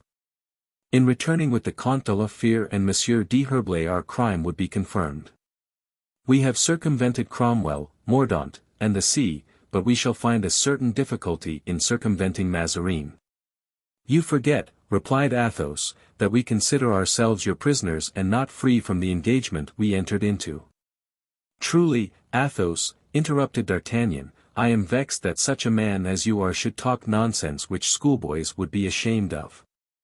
Chevalier," he continued, addressing Aramis, who, leaning proudly on his sword, seemed to agree with his companion, "Chevalier, Porthos and I run no risk. Besides, should any ill luck happen to two of us, will it not be much better that the other two should be spared to assist those who may be apprehended? Besides, who knows whether, divided, we may not obtain a pardon, you from the Queen, we from Mazarin, which, were we all four together, would never be granted. Come, Athos and Aramis, go to the right, Porthos, come with me to the left, these gentlemen should file off into Normandy, whilst we, by the nearest road, reach Paris." He then gave his friends minute directions as to their route. "Ah! My dear friend," exclaimed Athos, "how I should admire the resources of your mind did I not stop to adore those of your heart." And he gave him his hand. "Isn't this fox a genius, Athos?" asked the Gascon. "No. He knows how to crunch fowls, to dodge the huntsman and to find his way home by day or by night, that's all." "Well, is all said?" "All." "Then let's count our money and divide it." "Ah! Hurrah! There's the sun. A merry morning to you, sunshine. 'Tis a long time since I saw thee." "Come, come, D'Artagnan," said Athos, "do not affect to be strong-minded, there are tears in your eyes. Let us be open with each other and sincere." "What?" cried the Gascon, "do you think, Athos, we can take leave, calmly, of two friends at a time not free from danger to you and Aramis?" "No," answered Athos, "embrace me, my son." "Zounds!" said Porthos, sobbing, "I believe I'm crying, but how foolish all this is." Then they embraced. At that moment their fraternal bond of union was closer than ever, and when they parted, each to take the route agreed on, they turned back to utter affectionate expressions, which the echoes of the dunes repeated. At last they lost sight of each other. "Sacrebleu!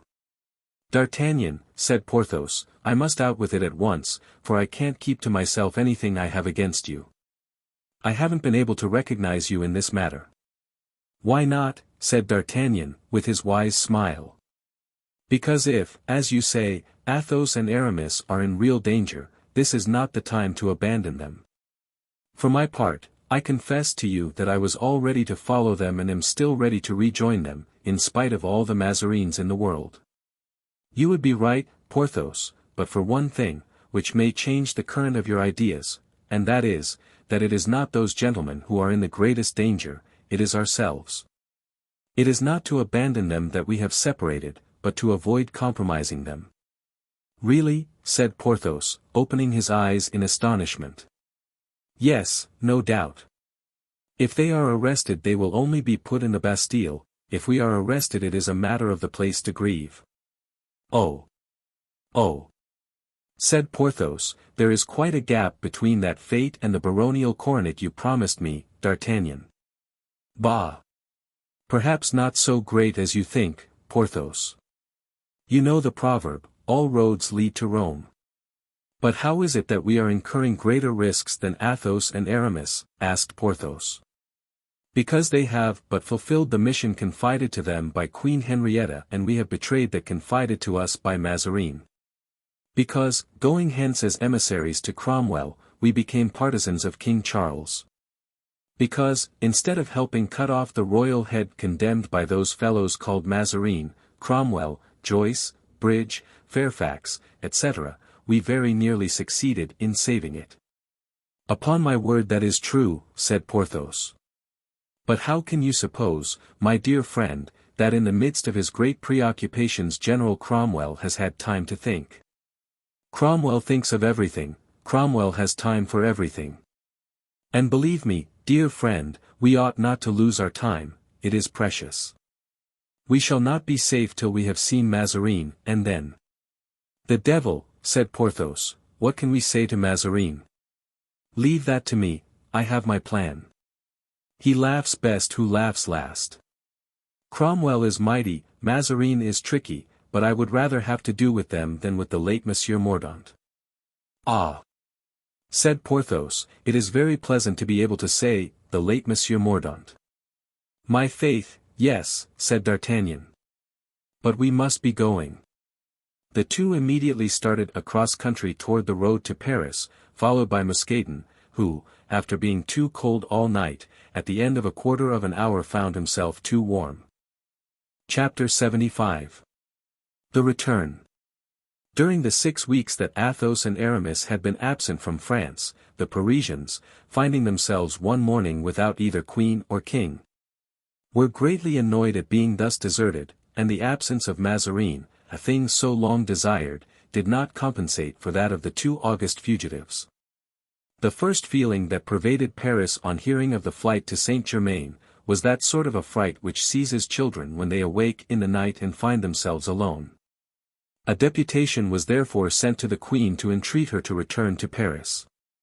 But she not only declined to receive the deputies, but sent an intimation by Chancellor Seguier, implying that if the Parliament did not humble itself before Her Majesty by negativing all the questions that had been the cause of the quarrel, Paris would be besieged the very next day.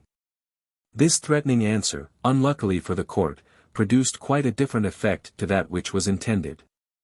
It wounded the pride of the Parliament, which, supported by the citizens, replied by declaring that Cardinal Mazarin was the cause of all the discontent, denounced him as the enemy both of the king and the state, and ordered him to retire from the court that same day and from France within a week afterward, enjoining, in case of disobedience on his part, all the subjects of the king to pursue and take him. Mazarin being thus placed beyond the pale of the protection of the law, preparations on both sides were commenced, by the Queen, to attack Paris, by the citizens, to defend it. The latter were occupied in breaking up the pavement and stretching chains across the streets, when, headed by the coadjutor, appeared the Prince de Conti, the brother of the Prince de Condé, and the Duc de Longueville, his brother-in-law. This unexpected band of auxiliaries arrived in Paris on the 10th of January and the Prince of Conti was named, but not until after a stormy discussion, generalissimo of the army of the king, out of Paris. As for the Duc de Beaufort, he arrived from Vendôme, according to the annals of the day, bringing with him his high bearing and his long and beautiful hair. Qualifications which gained him the sovereignty of the marketplaces.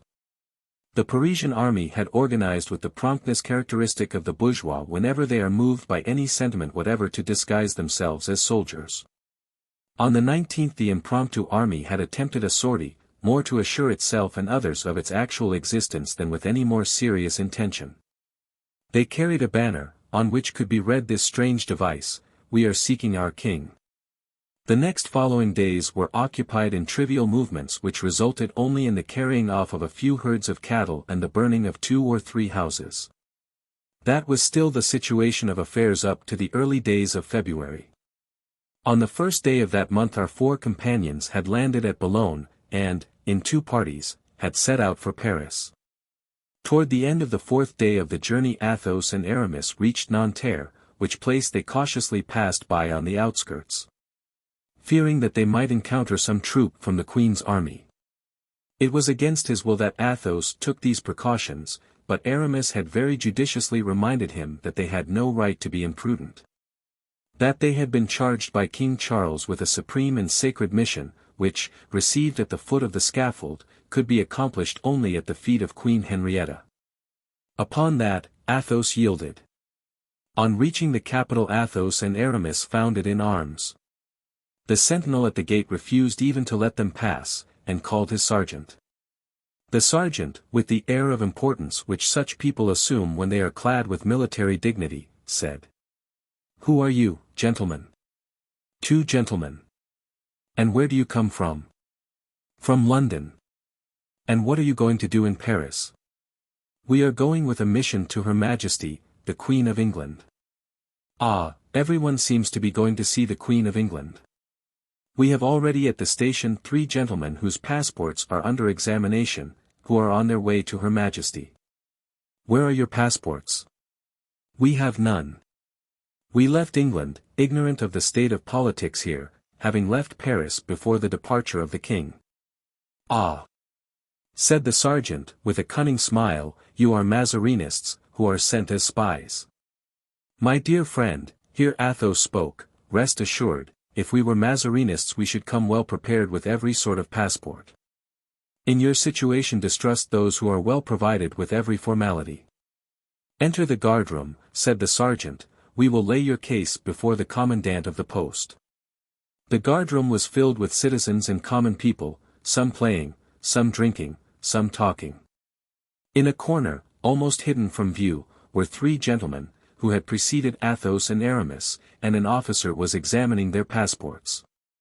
The first impulse of these 3, and of those who last entered, was to cast an inquiring glance at each other. The first arrivals wore long cloaks, in whose drapery they were carefully enveloped. One of them, shorter than the rest, remained pertinaciously in the background. When the sergeant on entering the room announced that in all probability he was bringing in 2 Mazarinists, it appeared to be the unanimous opinion of the officers on guard that they ought not to pass. "Be it so," said Athos, "yet it is probable, on the contrary, that we shall enter, because we seem to have to do with sensible people. There seems to be only one thing to do, which is, to send our names to Her Majesty the Queen of England, and if she engages to answer for us I presume we shall be allowed to enter." On hearing these words the shortest of the other 3 men seemed more attentive than ever to what was going on, wrapping his cloak around him more carefully than before. "Merciful goodness!" whispered Aramis to Athos, "did you see?" "What?" asked Athos. "The face of the shortest of those 3 gentlemen?" "No. He looked to me, but 'tis impossible." At this instant the sergeant, who had been for his orders, returned, and pointing to the 3 gentlemen in cloaks, said: "The passports are in order, let these 3 gentlemen pass." The 3 gentlemen bowed and hastened to take advantage of this permission. Aramis looked after them, and as the last of them passed close to him he pressed the hand of Athos. "What is the matter with you, my friend?" asked the latter. Doubtless I am dreaming, tell me, sir," he said to the sergeant, "do you know those 3 gentlemen who are just gone out?" "Only by their passports, they are 3 Frondists, who are gone to rejoin the Duc de Longueville." "'Tis strange," said Aramis, almost involuntarily. "I fancied that I recognized Mazarin himself." The sergeant burst into a fit of laughter. He cried, he venture himself amongst us, to be hung. Not so foolish as all that. Ah! Muttered Athos, I may be mistaken, I haven't the unerring eye of D'Artagnan. Who is speaking of Monsieur d'Artagnan? Asked an officer who appeared at that moment upon the threshold of the room. What? Cried Aramis and Athos, what? Planchet.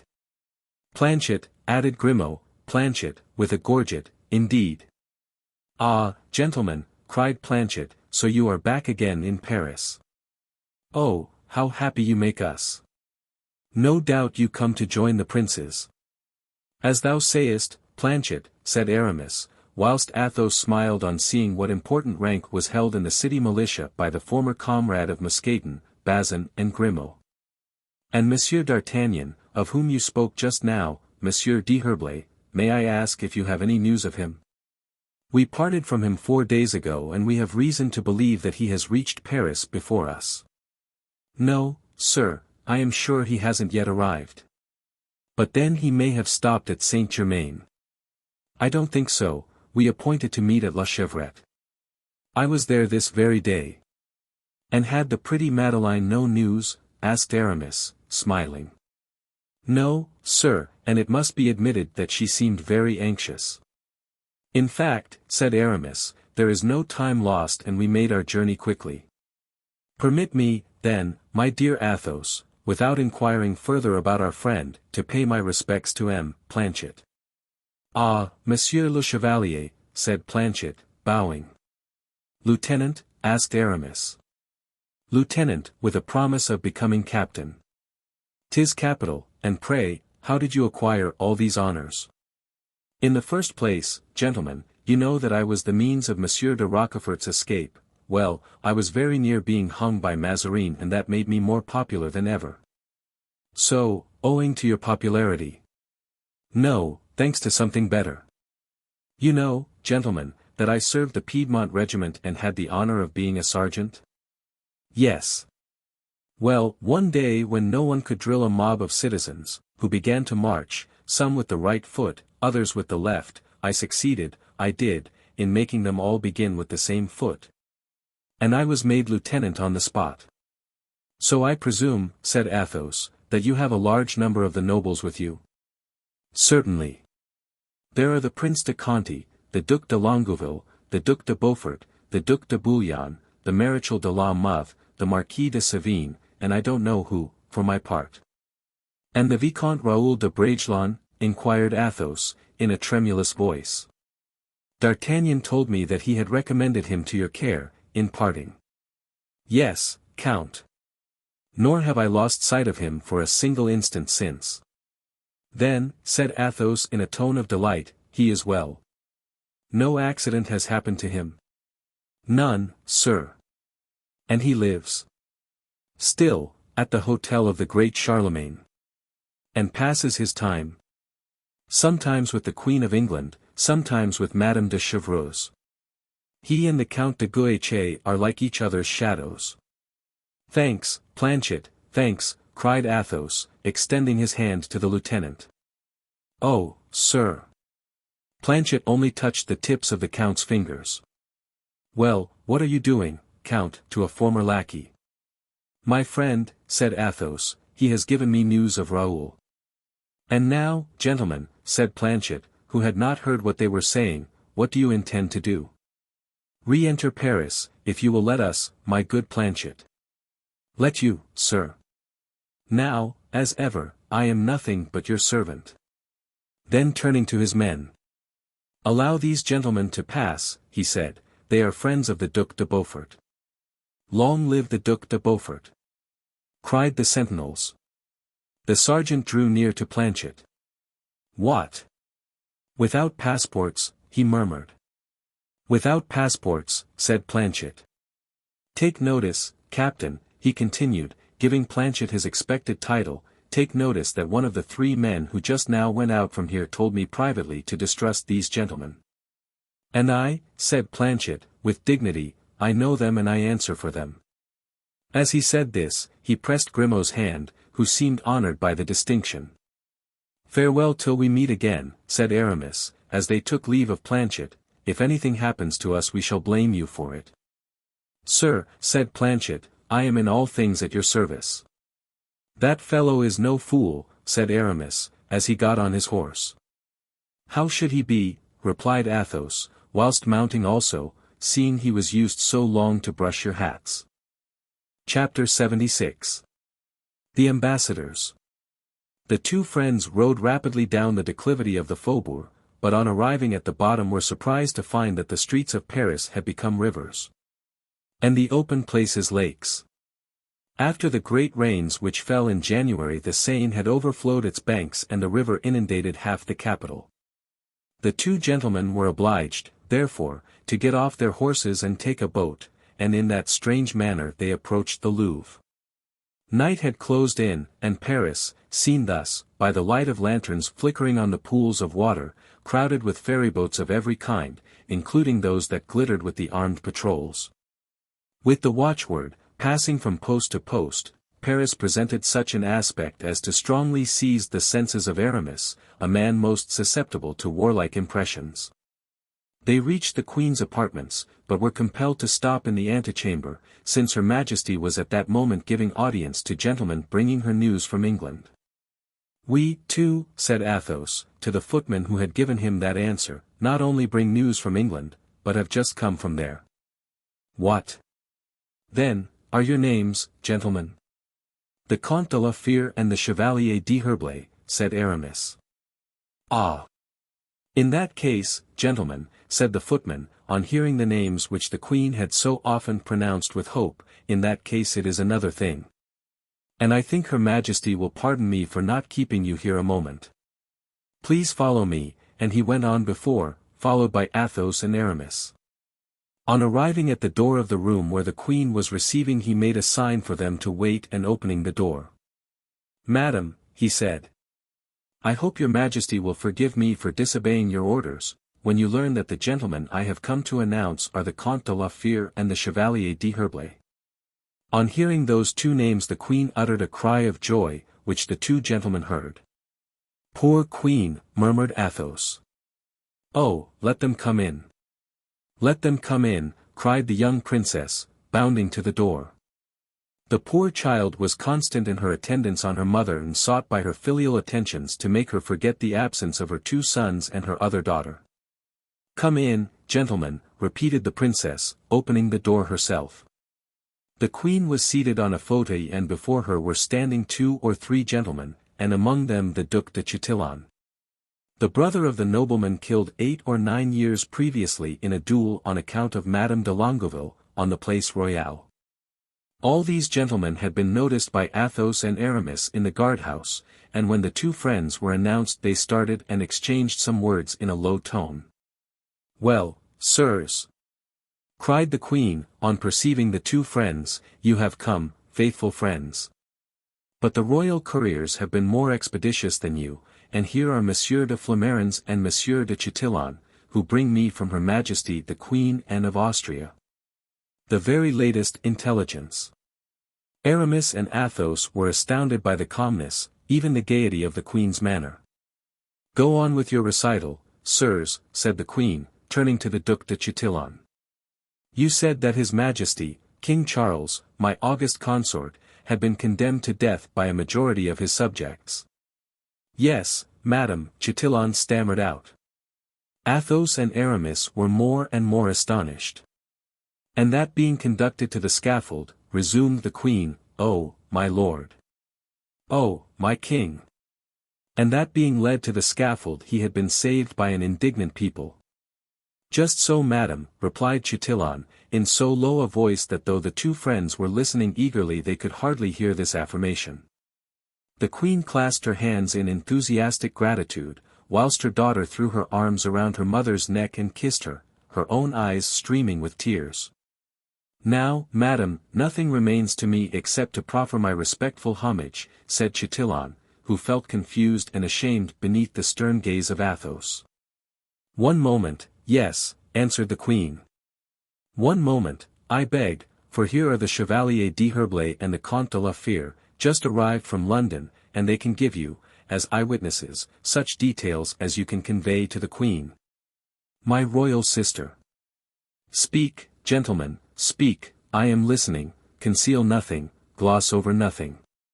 Since His Majesty still lives, since the honor of the throne is safe, everything else is a matter of indifference to me. Athos turned pale and laid his hand on his heart. Well, exclaimed the Queen, who remarked this movement and his paleness.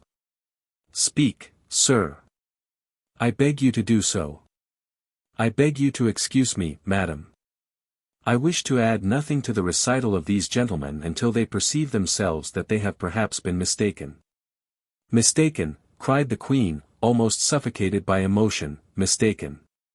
What has happened, then? Sir, interposed Monsieur de Flamarens to Athos, if we are mistaken the error has originated with the Queen. I do not suppose you will have the presumption to set it to rights, that would be to accuse Her Majesty, Queen Anne, of falsehood. With the Queen, sir. Replied Athos, in his calm, vibrating voice.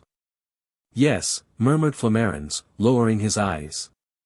Athos sighed deeply. Or rather, sir, said Aramis, with his peculiar irritating politeness, the error of the person who was with you when we met you in the guardroom.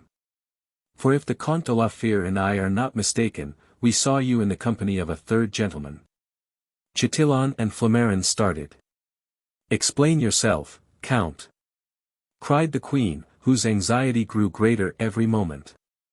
On your brow I read despair, your lips falter ere you announce some terrible tidings, your hands tremble. Oh, my God! My God! What has happened? Lord, ejaculated the young princess, falling on her knees, have mercy on us. Sir, said Chatillon, if you bring bad tidings it will be cruel in you to announce them to the Queen. Aramis went so close to Chatillon as almost to touch him.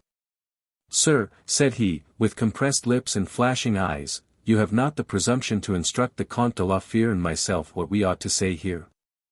During this brief altercation Athos, with his hands on his heart, his head bent low, approached the Queen and in a voice of deepest sorrow said. Madam.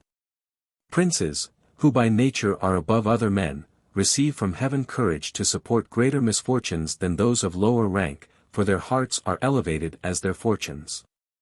We ought not, therefore, I think, to act toward a queen so illustrious as your Majesty as we should act toward a woman of our lowlier condition. Queen, destined as you are to endure every sorrow on this earth, hear the result of our unhappy mission. Athos, kneeling down before the Queen, trembling and very cold, drew from his bosom, enclosed in the same case, the order set in diamonds which the Queen had given to Lord de Winter and the wedding ring which Charles I before his death had placed in the hands of Aramis. Since the moment he had first received these two mementos Athos had never parted with them. He opened the case and offered them to the Queen with deep and silent anguish. The Queen stretched out her hand, seized the ring, pressed it convulsively to her lips, and without being able to breathe a sigh, to give vent to a sob, she extended her arms, became deadly pale, and fell senseless in the arms of her attendants and her daughter. Athos kissed the hem of the robe of the widowed Queen and rising, with a dignity that made a deep impression on those around. I, the Comte de la Fere, a gentleman who has never deceived any human being, swear before God and before this unhappy Queen, that all that was possible to save the King of England was done whilst we were on English ground. Now, Chevalier, he added, turning to Aramis, let us go. Our duty is fulfilled. Not yet, said Aramis, we have still a word to say to these gentlemen. And turning to Chatillon, sir, be so good as not to go away without giving me an opportunity to tell you something I cannot say before the Queen. Chatillon bowed in token of assent and they all went out, stopping at the window of a gallery on the ground floor. Sir, said Aramis, you allowed yourself just now to treat us in a most extraordinary manner. That would not be endurable in any case, and is still less so on the part of those who came to bring the Queen the message of a liar. Sir, cried de Chatillon. What have you done with Monsieur de Bruy? Has he by any possibility gone to change his face which was too like that of Monsieur de Mazarin? There is an abundance of Italian masks at the Palais Royal, from Harlequin even to Pantaloon. Chevalier. Chevalier, said Athos. Leave me alone, said Aramis impatiently. You know well that I don't like to leave things half finished. Conclude, then, sir, answered de Chatillon, with as much hauteur as Aramis. Gentlemen, resumed Aramis, anyone but the Comte de la Fere and myself would have had you arrested, for we have friends in Paris, but we are contented with another course. Come and converse with us for just 5 minutes, sword in hand, upon this deserted terrace. One moment, gentlemen, cried Flamarens. I know well that the proposition is tempting, but at present it is impossible to accept it. And why not? Said Aramis, in his tone of raillery. Is it Mazarin's proximity that makes you so prudent? Oh, you hear that, Flamarens, said Chatillon. Not to reply would be a blot on my name and my honor. That is my opinion, said Aramis. You will not reply, however, and these gentlemen, I am sure, will presently be of my opinion. Aramis shook his head with a motion of indescribable insolence. Chatillon saw the motion and put his hand to his sword. Willingly, replied de Chatillon. Duke, said Flamarens, you forget that tomorrow you are to command an expedition of the greatest importance, projected by the prince, assented to by the queen. Until tomorrow evening you are not at your own disposal. Let it be then the day after tomorrow, said Aramis. Tomorrow, rather, said de Chatillon, if you will take the trouble of coming so far as the gates of Charenton. How can you doubt it, sir? For the pleasure of a meeting with you I would go to the end of the world. Very well, tomorrow, sir. I shall rely on it. Are you going to rejoin your cardinal? Swear first, on your honor, not to inform him of our return. Conditions? Why not? Because it is for victors to make conditions, and you are not yet victors, gentlemen. Then let us draw on the spot. It is all one to us who do not command tomorrow's expedition. Chatillon and Flamarens looked at each other. There was such irony in the words and in the bearing of Aramis that the duke had great difficulty in bridling his anger. But at a word from Flamarens he restrained himself and contented himself with saying, You promise, sir, that's agreed, that I shall find you tomorrow at Charenton. Oh, don't be afraid, sir, replied Aramis, and the two gentlemen shortly afterward left the Louvre. For what reason is all this fume and fury? Asked Athos. What have they done to you? Did you not see what they did? No. They laughed when we swore that we had done our duty in England. Now, if they believed us, they laughed in order to insult us. If they did not believe it they insulted us all the more. However, I'm glad not to fight them until tomorrow. I hope we shall have something better to do tonight than to draw the sword. What have we to do? Egad! To take Mazarin. Athos curled his lip with disdain. These undertakings do not suit me, as you know, Aramis. Why? Because it is taking people unawares. Really, Athos, you would make a singular general. You would fight only by broad daylight, warn your foe before an attack, and never attempt anything by night lest you should be accused of taking advantage of the darkness. Athos smiled. You know one cannot change his nature, he said. Besides, do you know what is our situation, and whether Mazarin's arrest wouldn't be rather an encumbrance than an advantage? Say at once you disapprove of my proposal. I think you ought to do nothing, since you exacted a promise from these gentlemen not to let Mazarin know that we were in France. I have entered into no engagement and consider myself quite free. Come. Where? Either to seek the Duc de Beaufort or the Duc de Bouillon, and to tell them about this. Yes, but on one condition, that we begin by the coadjutor. He is a priest, learned in cases of conscience, and we will tell him ours. It was then agreed that they were to go first to Monsieur de Bouillon, as his house came first, but first of all Athos begged that he might go to the Hôtel du Grand Charlemagne, to see Raoul. They re-entered the boat which had brought them to the Louvre and thence proceeded to the Halles, and taking up Grimaud and Blaisois, they went on foot to the Rue Guénégaud. But Raoul was not at the Hôtel du Grand Charlemagne. He had received a message from the prince, to whom he had hastened with Olivain the instant he had received it. Chapter 77. The Three Lieutenants of the Generalissimo. The night was dark, but still the town resounded with those noises that disclose a city in a state of siege. Athos and Aramis did not proceed 100 steps without being stopped by sentinels placed before the barricades, who demanded the watchword. And on their saying that they were going to Monsieur de Bouillon on a mission of importance, a guide was given them under pretext of conducting them, but in fact as a spy over their movements. On arriving at the Hôtel de Bouillon they came across a little troop of 3 cavaliers, who seemed to know every possible password. For they walked without either guide or escort, and on arriving at the barricades had nothing to do but to speak to those who guarded them, who instantly let them pass with evident deference, due probably to their high birth. On seeing them Athos and Aramis stood still. "Oh," cried Aramis, "do you see, Count?" "Yes," said Athos. "Who do these 3 cavaliers appear to you to be?"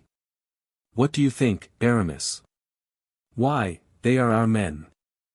"You are not mistaken, I recognize Monsieur de Flamarens." "And I, Monsieur de Chatillon." "As to the cavalier in the brown cloak, it is the cardinal. In person. How the devil do they venture so near the Hôtel de Bouillon?" Athos smiled, but did not reply. 5 minutes afterward they knocked at the prince's door. This door was guarded by a sentinel and there was also a guard placed in the courtyard, ready to obey the orders of the Prince de Conti's lieutenant. Monsieur de Bouillon had the gout, but notwithstanding his illness, which had prevented his mounting on horseback for the last month, that is, since Paris had been besieged, he was ready to receive the Comte de la Fère and the Chevalier d'Herblay. He was in bed, but surrounded with all the paraphernalia of war. Everywhere were swords, pistols, cuirasses, and arquebuses. And it was plain that as soon as his gout was better Monsieur de Bouillon would give a pretty tangle to the enemies of the Parliament to unravel. Meanwhile, to his great regret, as he said, he was obliged to keep his bed. "Ah, gentlemen," he cried, as the 2 friends entered, "you are very happy. You can ride, you can go and come and fight for the cause of the people. But I, as you see, am nailed to my bed, ah! This demon, gout, this demon, gout." "My lord," said Athos, "we are just arrived from England and our first concern is to inquire after your health." "Thanks, gentlemen, thanks. As you see, my health is but indifferent. But you come from England. And King Charles is well, as I have just heard." "He is dead, my lord," said Aramis. "Pooh," said the duke, too much astonished to believe it true. "Dead on the scaffold, condemned by Parliament. Impossible. And executed in our presence." "What, then, has Monsieur de Flamarens been telling me?" "Monsieur de Flamarens?" "Yes, he has just gone out." Athos smiled. "With 2 companions," he said. "With 2 companions, yes," replied the duke. Then he added with a certain uneasiness, "Did you meet them?" "Why, yes, I think so, in the street," said Athos, and he looked smilingly at Aramis, who looked at him with an expression of surprise. "The devil take this gout!" cried Monsieur de Bouillon, evidently ill at ease. "My lord," said Athos, "we admire your devotion to the cause you have espoused, in remaining at the head of the army whilst so ill, in so much pain." "One must," replied Monsieur de Bouillon, "sacrifice one's comfort to the public good, but I confess to you I am now almost exhausted. My spirit is willing, my head is clear, but this demon, the gout, o'ercrows me. I confess, if the court would do justice to my claims and give the head of my house the title of prince, and if my brother de Turenne were reinstated in his command, I would return to my estates and leave the court and parliament to settle things between themselves as they might." "You are perfectly right, my lord." "You think so?" "At this very moment the court is making overtures to me, hitherto I have repulsed them. But since such men as you assure me that I am wrong in doing so, I've a good mind to follow your advice and to accept a proposition made to me by the Duc de Chatillon just now." "Accept it, my lord, accept it," said Aramis. "Faith. Yes. I am even sorry that this evening I almost repulsed, but there will be a conference tomorrow and we shall see." The two friends saluted the duke. "Go, gentlemen," he said, "you must be much fatigued after your voyage." Poor King Charles! But, after all, he was somewhat to blame in all that business, and we may console ourselves with the reflection that France has no cause of reproach in the matter and did all she could to serve him. "Oh! As to that," said Aramis, "we are witnesses. Mazarin especially. Yes, do you know, I am very glad to hear you give that testimony. The cardinal has some good in him, and if he were not a foreigner, well, he would be more justly estimated. Oh! The devil take this gout." Athos and Aramis took their leave, but even in the antechamber they could still hear the duke's cries. He was evidently suffering the tortures of the damned. When they reached the street, Aramis said, "Well, Athos, what do you think?" "Of whom?" "Pardieu." "Of Monsieur de Bouillon. My friend, I think that he is much troubled with gout. You noticed that I didn't breathe a word as to the purpose of our visit? You did well, you would have caused him an access of his disease. Let us go to Monsieur de Beaufort." The two friends went to the Hôtel de Vendôme. It was 10 o'clock when they arrived. The Hôtel de Vendôme was not less guarded than the Hôtel de Bouillon, and presented as warlike an appearance. There were sentinels, a guard in the court, stacks of arms, and horses saddled. Two horsemen going out as Athos and Aramis entered were obliged to give place to them. "Ah! Ah! Gentlemen," said Aramis, "decidedly it is a night for meetings. We shall be very unfortunate if, after meeting so often this evening, we should not succeed in meeting tomorrow." "Oh, as to that, sir," replied Chatillon, for it was he who, with Flamarens, was leaving the Duc de Beaufort, "you may be assured. For if we meet by night without seeking each other, much more shall we meet by day when wishing it." "I hope that is true," said Aramis. "As for me, I am sure of it," said the duke. The Flamarens and the Chatillon continued on their way and Athos and Aramis dismounted. Hardly had they given the bridles of their horses to their lackeys and rid themselves of their cloaks when a man approached them. And after looking at them for an instant by the doubtful light of the lantern hung in the center of the courtyard, he uttered an exclamation of joy and ran to embrace them. "Comte de la Fere," the man cried out, "Chevalier d'Herblay. How does it happen that you are in Paris?" "Rochefort," cried the two friends. "Yes. We arrived 4 or 5 days ago from the Vendomois, as you know, and we are going to give Mazarin something to do." "You are still with us, I presume?"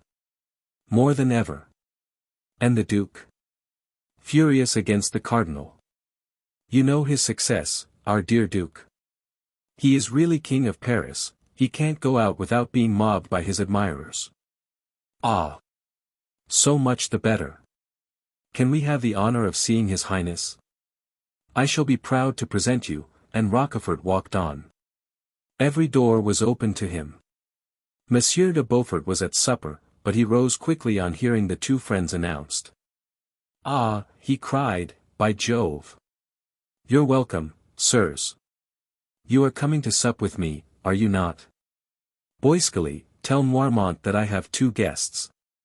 You know Noirmont, do you not? The successor of Father Marteau, who makes the excellent pies you know of. Boiscali, let him send one of his best, but not such a one as he made for Aramis. Thank God. We don't want either rope ladders or gag pears now." "My lord," said Athos, "do not let us disturb you. We came merely to inquire after your health and to take your orders. As to my health, since it has stood 5 years of prison, with Monsieur de Chavigny to boot, 'tis excellent. As to my orders, since everyone gives his own commands in our party, I shall end, if this goes on, by giving none at all." "In short, my lord," said Athos, glancing at Aramis, "Your Highness is discontented with your party?" "Discontented, sir. Say my Highness is furious. To such a degree, I assure you, though I would not say so to others, that if the Queen, acknowledging the injuries she has done me, would recall my mother and give me the reversion of the Admiralty, which belonged to my father and was promised me at his death, well, it would not be long before I should be training dogs to say that there were greater traitors in France than the Cardinal Mazarin." At this Athos and Aramis could not help exchanging not only a look but a smile, and had they not known it for a fact, this would have told them that de Chatillon and de Flamarens had been there. "My lord," said Athos, "we are satisfied. We came here only to express our loyalty and to say that we are at your lordship's service and his most faithful servants." "My most faithful friends, gentlemen, my most faithful friends, you have proved it. And if ever I am reconciled with the court I shall prove to you, I hope, that I remain your friend, as well as that of, what the devil are their names, D'Artagnan and Porthos." "D'Artagnan and Porthos. Ah, yes. You understand, then, Comte de la Fere, you understand, Chevalier d'Herblay, that I am altogether and always at your service." Athos and Aramis bowed and went out. "My dear Athos," cried Aramis, "I think you consented to accompany me only to give me a lesson, God forgive me." "Wait a little, Aramis. It will be time for you to perceive my motive when we have paid our visit to the coadjutor." "Let us then go to the archiepiscopal palace," said Aramis. They directed their horses to the city. On arriving at the cradle from which Paris sprang they found it inundated with water, and it was again necessary to take a boat.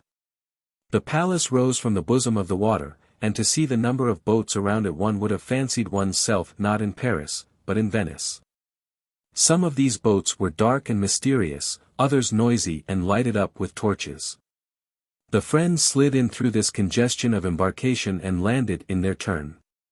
The palace was surrounded with water, but a kind of staircase had been fixed to the lower walls, and the only difference was, that instead of entering by the doors, people entered by the windows. Thus did Athos and Aramis make their appearance in the antechamber, where about a dozen noblemen were collected in waiting. "Good heavens!" said Aramis to Athos, "does the coadjutor intend to indulge himself in the pleasure of making us cool our hearts off in his antechamber? My dear friend, we must take people as we find them. The coadjutor is at this moment one of the 7 kings of Paris, and has a court.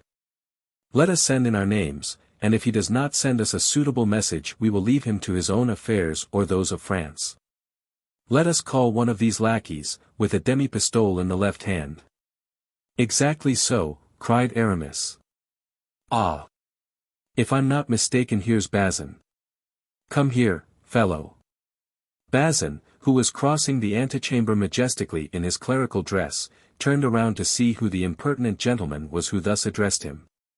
But seeing his friends he went up to them quickly and expressed delight at seeing them. "A truce to compliments," said Aramis, "we want to see the coadjutor, and instantly, as we are in haste."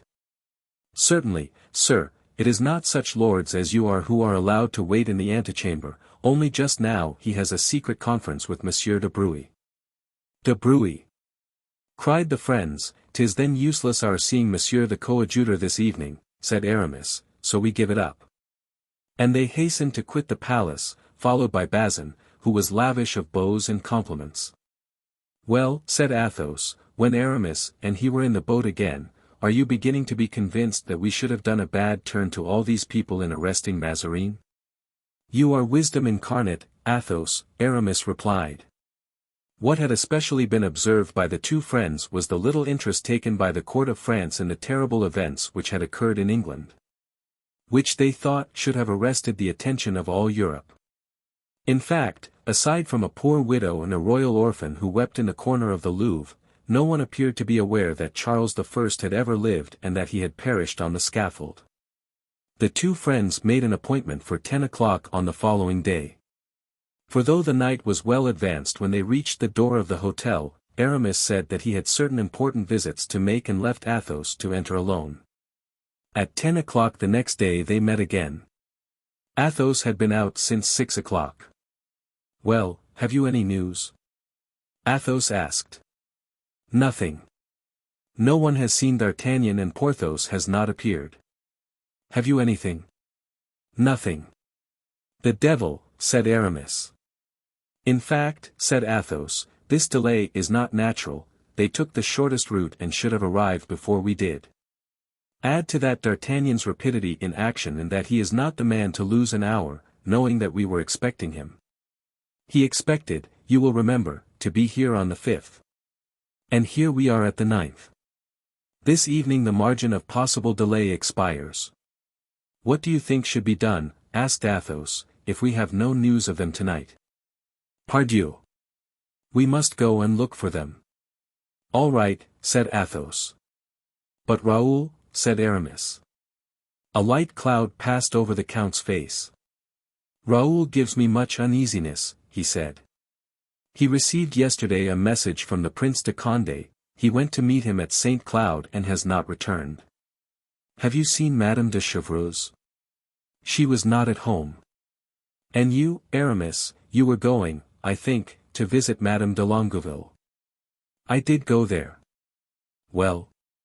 She was no longer there, but she had left her new address. Where was she? Guess. I give you 1,000 chances. How should I know where the most beautiful and active of the Frondists was at midnight? For I presume it was when you left me that you went to visit her. At the Hôtel de Ville, my dear fellow. What? At the Hôtel de Ville?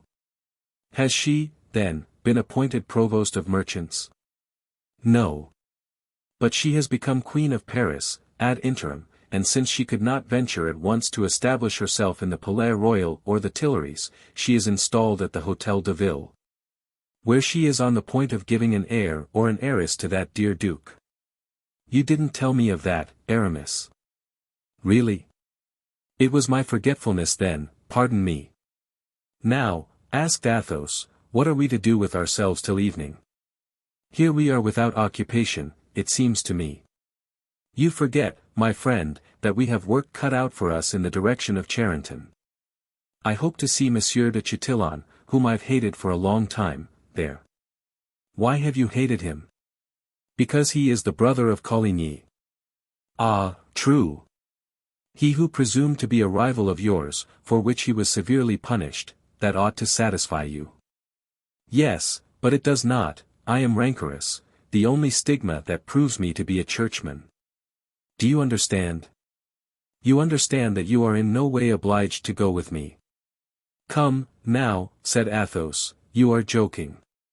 In that case, my dear friend, if you are resolved to accompany me there is no time to lose, the drum beats, I observed cannon on the road. I saw the citizens in order of battle on the place of the Hôtel de Ville, certainly the fight will be in the direction of Charenton, as the Duc de Chatillon said. I supposed, said Athos, that last night's conferences would modify those warlike arrangements. No doubt, but they will fight, none the less, if only to mask the conferences. Poor creatures! Said Athos, who are going to be killed, in order that Monsieur de Bouillon may have his estate at Sedan restored to him, that the reversion of the Admiralty may be given to the Duc de Beaufort. And that the coadjutor may be made a cardinal. Come, come, dear Athos, confess that you would not be so philosophical if your Raoul were to be involved in this affair. Perhaps you speak the truth, Aramis. Well, let us go, then, where the fighting is, for that is the most likely place to meet with D'Artagnan, Porthos, and possibly even Raoul. Stop, there are a fine body of citizens passing. Quite attractive, by Jupiter. And their captain, see. He has the true military style. What, ho, said Grimaud. What, asked Athos. Planchet, sir. Lieutenant yesterday, said Aramis, captain today, colonel, doubtless, tomorrow, in a fortnight the fellow will be Marshal of France. Question him about the fight, said Athos. Planchet, prouder than ever of his new duties, deigned to explain to the two gentlemen that he was ordered to take up his position on the Place Royale with 200 men, forming the rear of the army of Paris, and to march on Charenton when necessary. This day will be a warm one, said Planchet, in a warlike tone. No doubt, said Aramis, but it is far from here to the enemy. Sir, the distance will be diminished, said a subordinate. Aramis saluted, then turning toward Athos. I don't care to camp on the Place Royale with all these people, he said. Shall we go forward? We shall see better what is going on. And then Monsieur de Chatillon will not come to the Place Royale to look for you. Come, then, my friend, we will go forward. Haven't you something to say to Monsieur de Flamarens on your own account? My friend, said Athos, I have made a resolution never to draw my sword save when it is absolutely necessary. And how long ago was that? When I last drew my poniard. Ah! Good! Another souvenir of Monsieur Mordaunt. Well, my friend, nothing now is lacking except that you should feel remorse for having killed that fellow. Hush, said Athos, putting a finger on his lips, with the sad smile peculiar to him. Let us talk no more of Mordaunt, it will bring bad luck. And Athos set forward toward Charenton, followed closely by Aramis. Chapter 78. The Battle of Charenton. As Athos and Aramis proceeded, and passed different companies on the road, they became aware that they were arriving near the field of battle. Ah! My friend, cried Athos, suddenly, where have you brought us? I fancy I perceive around us faces of different officers in the royal army. Is not that the Duc de Chatillon himself coming toward us with his brigadiers? Good day, sirs, said the Duke, advancing. You are puzzled by what you see here, but one word will explain everything. There is now a truce and a conference. The Prince, Monsieur de Retz, the Duc de Beaufort, the Duc de Bouillon, are talking over public affairs. Now one of two things must happen, either matters will not be arranged, or they will be arranged, in which last case I shall be relieved of my command and we shall still meet again. Sir, said Aramis, you speak to the point. Allow me to ask you a question, where are the plenipotentiaries? At Charenton, in the second house on the right on entering from the direction of Paris. And was this conference arranged beforehand? No, gentlemen, it seems to be the result of certain propositions which Mazarin made last night to the Parisians. Athos and Aramis exchanged smiles. For they well knew what those propositions were, to whom they had been made and who had made them. And that house in which the plenipotentiaries are, asked Athos, belongs to Monsieur de Chanleu, who commands your troops at Charenton. I say your troops, for I presume that you gentlemen are Frondeurs. Yes, almost, said Aramis. We are for the king and the princes, added Athos. We must understand each other, said the Duke. The king is with us and his generals are the Duke of Orleans and the Prince de Condé, although I must add, 'tis almost impossible now to know to which party anyone belongs. Yes, answered Athos, but his right place is in our ranks, with the Prince de Conti, de Beaufort, d'Elbeuf, and de Bouillon. But, sir, supposing that the conference is broken off, are you going to try to take Charenton? Such are my orders. Sir, since you command the cavalry. Pardon me, I am commander-in-chief. So much the better. You must know all your officers, I mean those more distinguished. Why, yes, very nearly. Will you then kindly tell me if you have in your command the Chevalier d'Artagnan, lieutenant in the Musketeers? No, sir, he is not with us. He left Paris more than 6 weeks ago and is believed to have gone on a mission to England. I knew that, but I supposed he had returned. No, sir, no one has seen him. I can answer positively on that point, for the Musketeers belong to our forces and Monsieur de Cambon, the substitute for Monsieur d'Artagnan, still holds his place. The two friends looked at each other. You see, said Athos. It is strange, said Aramis. It is absolutely certain that some misfortune has happened to them on the way. If we have no news of them this evening, tomorrow we must start. Athos nodded affirmatively, then turning. And Monsieur de Bragelonne, a young man 15 years of age, attached to the Prince de Condé, has he the honor of being known to you? he inquired, diffident in allowing the sarcastic Aramis to perceive how strong were his paternal feelings. Yes, surely, he came with the prince, a charming young man. He is one of your friends then, Monsieur le Comte? Yes, sir, answered Athos, agitated, so much so that I wish to see him if possible. Quite possible, sir. Do me the favor to accompany me and I will conduct you to headquarters. Hullo, there, cried Aramis, turning around, what a noise behind us. A body of cavaliers is coming toward us, said Chatillon. I recognize the coadjutor by his Frondist hat. And I the Duc de Beaufort by his white plume of ostrich feathers. They are coming, full gallop, the prince is with them, ah! He is leaving them. They are beating the rappel, cried Chatillon, we must discover what is going on. In fact, they saw the soldiers running to their arms, the trumpet sounded, the drums beat, the Duc de Beaufort drew his sword. On his side the prince sounded a rappel and all the officers of the royalist army, mingling momentarily with the Parisian troops, ran to him. Gentlemen, cried Chatillon, the truce is broken, that is evident, they are going to fight, go, then, into Charenton, for I shall begin in a short time, there's a signal from the prince. The cornet of a troop had in fact just raised the standard of the prince. Farewell, till the next time we meet, cried Chatillon, and he set off, full gallop. Athos and Aramis turned also and went to salute the coadjutor and the Duc de Beaufort. As to the Duc de Bouillon, he had such a fit of gout as obliged him to return to Paris in a litter. But his place was well filled by the Duc d'Elbeuf and his 4 sons, ranged around him like a staff. Meantime, between Charenton and the royal army was left a space which looked ready to serve as a last resting place for the dead. Gentlemen, cried the coadjutor, tightening his sash, which he wore, after the fashion of the ancient military prelates, over his archiepiscopal simar, there's the enemy approaching. Let us save them half of their journey. And without caring whether he were followed or not he set off. His regiment, which bore the name of the Regiment of Corinth, from the name of his archbishopric, darted after him and began the fight. Monsieur de Beaufort sent his cavalry, toward Étampes, and Monsieur de Chanleu, who defended the place, was ready to resist an assault, or if the enemy were repulsed, to attempt a sortie. The battle soon became general and the coadjutor performed miracles of valor. His proper vocation had always been the sword and he was delighted whenever he could draw it from the scabbard, no matter for whom or against whom.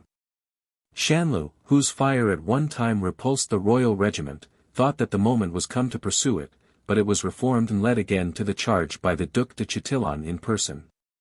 This charge was so fierce, so skillfully conducted, that Chanleu was almost surrounded. He commanded a retreat, which began, step by step, foot by foot. Unhappily, in an instant he fell, mortally wounded. De Chatillon saw him fall and announced it in a loud voice to his men, which raised their spirits and completely disheartened their enemies.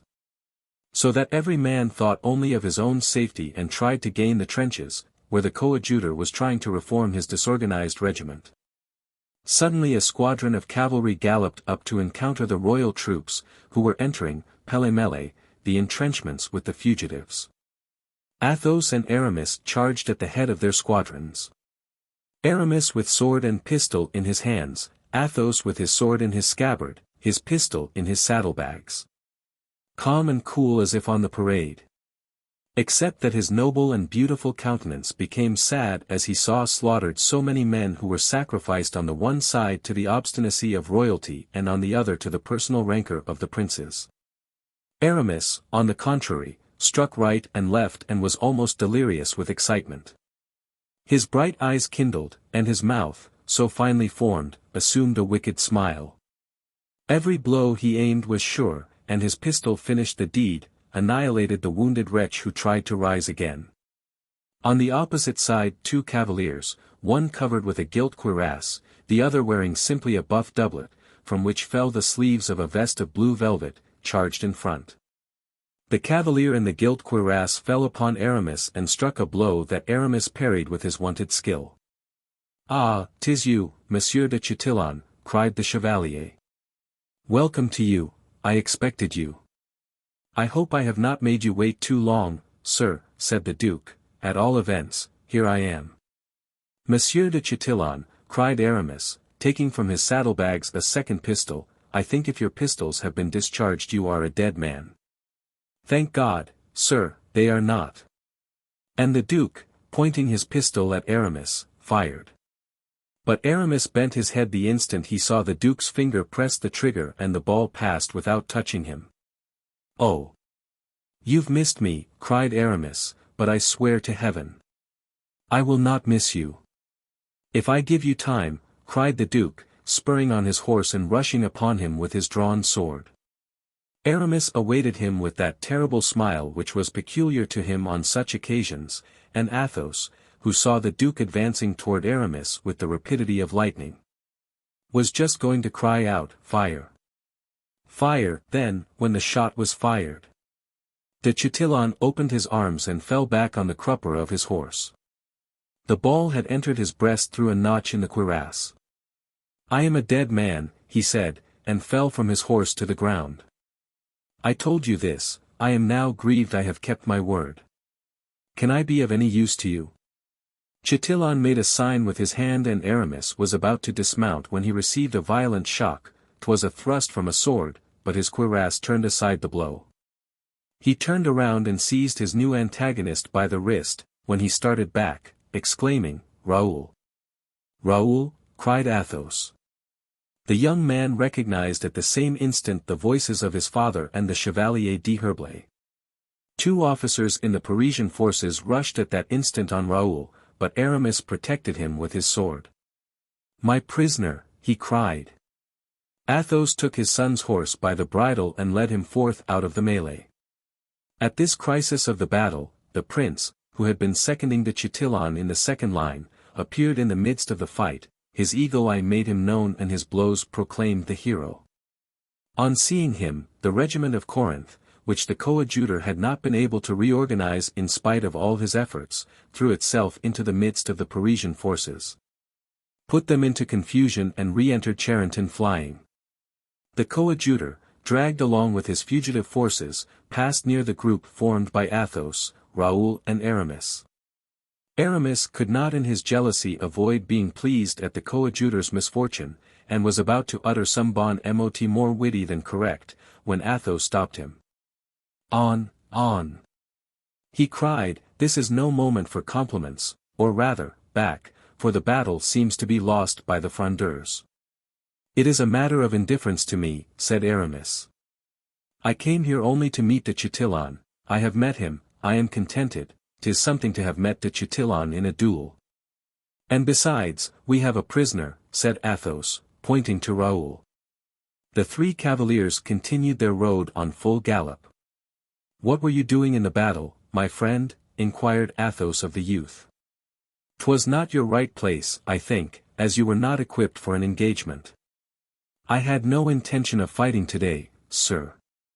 I was charged, indeed, with a mission to the cardinal and had set out for Rouen, when, seeing Monsieur de Chatillon charge, an invincible desire possessed me to charge at his side. It was then that he told me 2 cavaliers of the Parisian army were seeking me and named the Comte de la Fere." "What? You knew we were there and yet wished to kill your friend the Chevalier?" "I did not recognize the Chevalier in armor, sir," said Raoul, blushing, "though I might have known him by his skill and coolness in danger." "Thank you for the compliment, my young friend," replied Aramis, "we can see from whom you learned courtesy. Then you were going to Rouen?" "Yes. I have a dispatch from the prince to his eminence." "You must still deliver it," said Athos. "No false generosity, Count. The fate of our friends, to say nothing of our own, is perhaps in that very dispatch." "This young man must not, however, fail in his duty," said Athos. "In the first place, Count, this youth is our prisoner, you seem to forget that. What I propose to do is fair in war. The vanquished must not be dainty in the choice of means. Give me the dispatch, Raoul." The young man hesitated and looked at Athos as if seeking to read in his eyes a rule of conduct. "Give him the dispatch, Raoul. You are the Chevalier's prisoner." Raoul gave it up reluctantly. Aramis instantly seized and read it. "You," he said, "you, who are so trusting, read and reflect that there is something in this letter important for us to see." Athos took the letter, frowning, but an idea that he should find something in this letter about D'Artagnan conquered his unwillingness to read it. "My lord, I shall send this evening to your eminence in order to reinforce the troop of Monsieur de Comminges, the 10 men you demand. They are good soldiers, fit to confront the 2 violent adversaries whose address and resolution your eminence is fearful of." "Oh," cried Athos. "Well," said Aramis, "what think you about these 2 enemies whom it requires, besides Comminges's troop, 10 good soldiers to confront? Are they not as like as 2 drops of water to D'Artagnan and Porthos?" "We'll search Paris all day long," said Athos, "and if we have no news this evening we will return to the road to Picardy. And I feel no doubt that, thanks to D'Artagnan's ready invention, we shall then find some clue which will solve our doubts. Yes, let us search Paris and especially inquire of Planchet if he has yet heard from his former master. That poor Planchet. You speak of him very much at your ease, Aramis. He has probably been killed. All those fighting citizens went out to battle and they have been massacred." It was, then, with a sentiment of uneasiness whether Planchet, who alone could give them information, was alive or dead, that the friends returned to the Place Royale. To their great surprise they found the citizens still encamped there, drinking and bantering each other, although, doubtless, mourned by their families. Who thought they were at Charenton in the thickest of the fighting. Athos and Aramis again questioned Planchet, but he had seen nothing of D'Artagnan. They wished to take Planchet with them, but he could not leave his troop, who at 5 o'clock returned home, saying that they were returning from the battle. Whereas they had never lost sight of the bronze equestrian statue of Louis XIII. Chapter 79. The road to Picardy. On leaving Paris, Athos and Aramis well knew that they would be encountering great danger. But we know that for men like these there could be no question of danger. Besides, they felt that the denouement of this second odyssey was at hand and that there remained but a single effort to make. Besides, there was no tranquillity in Paris itself. Provisions began to fail, and whenever one of the Prince de Conti's generals wished to gain more influence he got up a little popular tumult, which he put down again. And thus for the moment gained a superiority over his colleagues. In one of these risings, the Duc de Beaufort pillaged the house and library of Mazarin, in order to give the populace, as he put it, something to gnaw at. Athos and Aramis left Paris after this coup d'état, which took place on the very evening of the day in which the Parisians had been beaten at Charenton.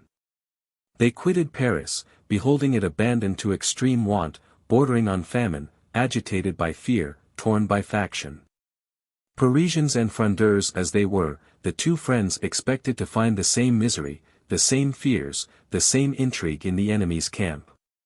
But what was their surprise, after passing Saint Denis, to hear that at Saint Germain people were singing and laughing, and leading generally cheerful lives. The 2 gentlemen travelled by byways in order not to encounter the Mazarinists scattered about the Isle of France, and also to escape the Frondeurs, who were in possession of Normandy and who never failed to conduct captives to the Duc de Longueville, in order that he might ascertain whether they were friends or foes. Having escaped these dangers, they returned by the main road to Boulogne, at Abbeville, and followed it step by step, examining every track. Nevertheless, they were still in a state of uncertainty. Several inns were visited by them, several innkeepers questioned, without a single clue being given to guide their inquiries. When at Montreal Athos felt upon the table that something rough was touching his delicate fingers. He turned up the cloth and found these hieroglyphics carved upon the wood with a knife. Port d'Ar. February 2nd. This is capital. Said Athos to Aramis, we were to have slept here, but we cannot, we must push on. They rode forward and reached Abbeville. There the great number of inns puzzled them, they could not go to all.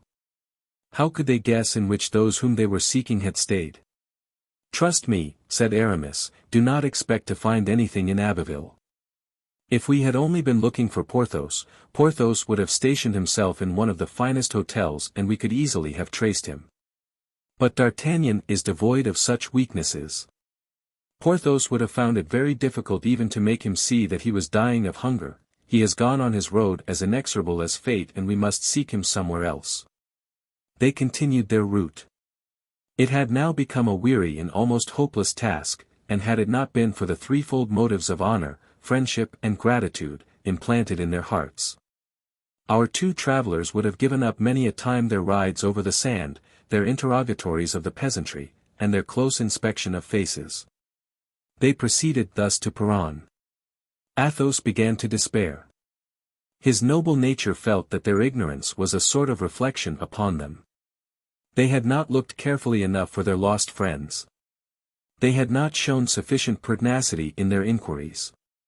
They were willing and ready to retrace their steps, when, in crossing the suburb which leads to the gates of the town, upon a white wall which was at the corner of a street turning around the rampart, Athos cast his eyes upon a drawing in black chalk, which represented, with the awkwardness of a first attempt, two cavaliers riding furiously.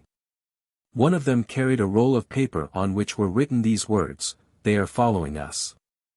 "Oh," exclaimed Athos, "here it is, as clear as day."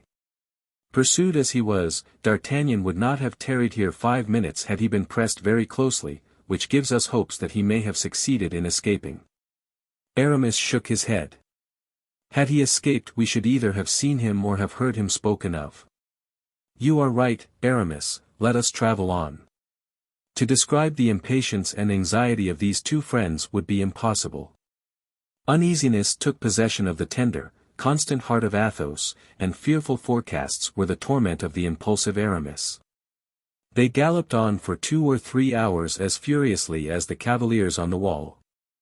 All at once, in a narrow pass, they perceived that the road was partially barricaded by an enormous stone.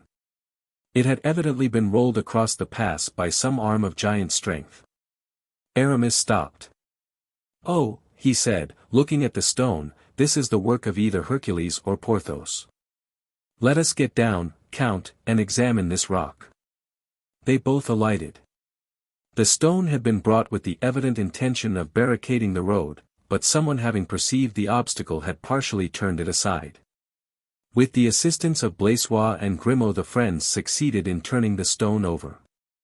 Upon the side next the ground were scratched the following words: 8 of the light dragoons are pursuing us. If we reach Compiègne we shall stop at the Peacock. It is kept by a friend of ours. At last we have something definite, said Athos, let us go to the Peacock. Yes, answered Aramis, but if we are to get there we must rest our horses, for they are almost broken-winded. Aramis was right, they stopped at the first tavern and made each horse swallow a double quantity of corn steeped in wine. They gave them 3 hours' rest and then set off again. The men themselves were almost dead with fatigue, but hope supported them. In 6 hours they reached Compiègne and alighted at the Peacock. The host proved to be a worthy man, as bald as a Chinaman. They asked him if some time ago he had not received in his house 2 gentlemen who were pursued by dragoons. Without answering he went out and brought in the blade of a rapier. Do you know that? He asked. Athos merely glanced at it. 'Tis D'Artagnan's sword, he said. Does it belong to the smaller or to the larger of the 2? Asked the host. To the smaller. I see that you are the friends of these gentlemen. Well, what has happened to them? They were pursued by 8 of the light dragoons, who rode into the courtyard before they had time to close the gate. 8, said Aramis. It surprises me that 2 such heroes as Porthos and D'Artagnan should have allowed themselves to be arrested by 8 men. The 8 men would doubtless have failed had they not been assisted by 20 soldiers of the regiment of Italians in the king's service, who are in garrison in this town, so that your friends were overpowered by numbers. Arrested, were they? Inquired Athos. Is it known why? No, sir, they were carried off instantly, and had not even time to tell me why. But as soon as they were gone I found this broken sword blade, as I was helping to raise 2 dead men and 5 or 6 wounded ones. 'Tis still a consolation that they were not wounded, said Aramis. Where were they taken? Asked Athos. Toward the town of Louvres, was the reply. The two friends having agreed to leave Blaisois and Grimaud at Compiègne with the horses, resolved to take post horses, and having snatched a hasty dinner they continued their journey to Louvres. Here they found only one inn, in which was consumed a liqueur which preserves its reputation to our time and which is still made in that town. Let us alight here, said Athos. D'Artagnan will not have let slip an opportunity of drinking a glass of this liqueur, and at the same time leaving some trace of himself. They went into the town and asked for 2 glasses of liqueur, at the counter, as their friends must have done before them. The counter was covered with a plate of pewter. Upon this plate was written with the point of a large pin, Roule. D. They went to Roule, cried Aramis. Let us go to Roule, said Athos. It is to throw ourselves into the wolf's jaws, said Aramis. Had I been as great a friend of Jonah as I am of D'Artagnan, I should have followed him even into the inside of the whale itself. And you would have done the same, Aramis. Certainly, but you make me out better than I am, dear Count. Had I been alone I should scarcely have gone to Roule without great caution. But where you go, I go. They then set off for Roule. Here the deputies of the Parliament had just arrived, in order to enter upon those famous conferences which were to last 3 weeks, and produced eventually that shameful peace. At the conclusion of which the prince was arrested. Roule was crowded with advocates, presidents and councillors, who came from the Parisians, and, on the side of the court, with officers and guards. It was therefore easy, in the midst of this confusion, to remain as unobserved as anyone might wish. Besides, the conferences implied a truce, and to arrest 2 gentlemen, even Frondeurs, at this time, would have been an attack on the rights of the people. The 2 friends mingled with the crowd and fancied that everyone was occupied with the same thought that tormented them. They expected to hear some mention made of D'Artagnan or of Porthos, but everyone was engrossed by articles and reforms. It was the advice of Athos to go straight to the minister. My friend, said Aramis, take care, our safety lies in our obscurity. If we were to make ourselves known we should be sent to rejoin our friends in some deep ditch, from which the devil himself could not take us out. Let us try not to find them out by accident, but from our notions. Arrested at Compiègne, they have been carried to Roule. At Roule they have been questioned by the cardinal, who has either kept them near him or sent them to Saint-Germain. As to the Bastille, they are not there, though the Bastille is especially for the Frondeurs. They are not dead, for the death of D'Artagnan would make a sensation. As for Porthos, I believe him to be eternal, like God, although less patient. Do not let us despond, but wait at Roule, for my conviction is that they are at Roule. But what ails you? You are pale. It is this, answered Athos, with a trembling voice. I remember that at the castle of Roule the Cardinal Richelieu had some horrible oubliettes constructed. Oh! Never fear, said Aramis. Richelieu was a gentleman, our equal in birth, our superior in position. He could, like the king, touch the greatest of us on the head, and touching them make such heads shake on their shoulders. But Mazarin is a low-born rogue, who can at the most take us by the collar, like an archer. Be calm, for I am sure that D'Artagnan and Porthos are at Roule, alive and well. But, resumed Athos, I recur to my first proposal. I know no better means than to act with candor. I shall seek, not Mazarin, but the queen, and say to her, Madam, restore to us your 2 servants and our 2 friends. Aramis shook his head.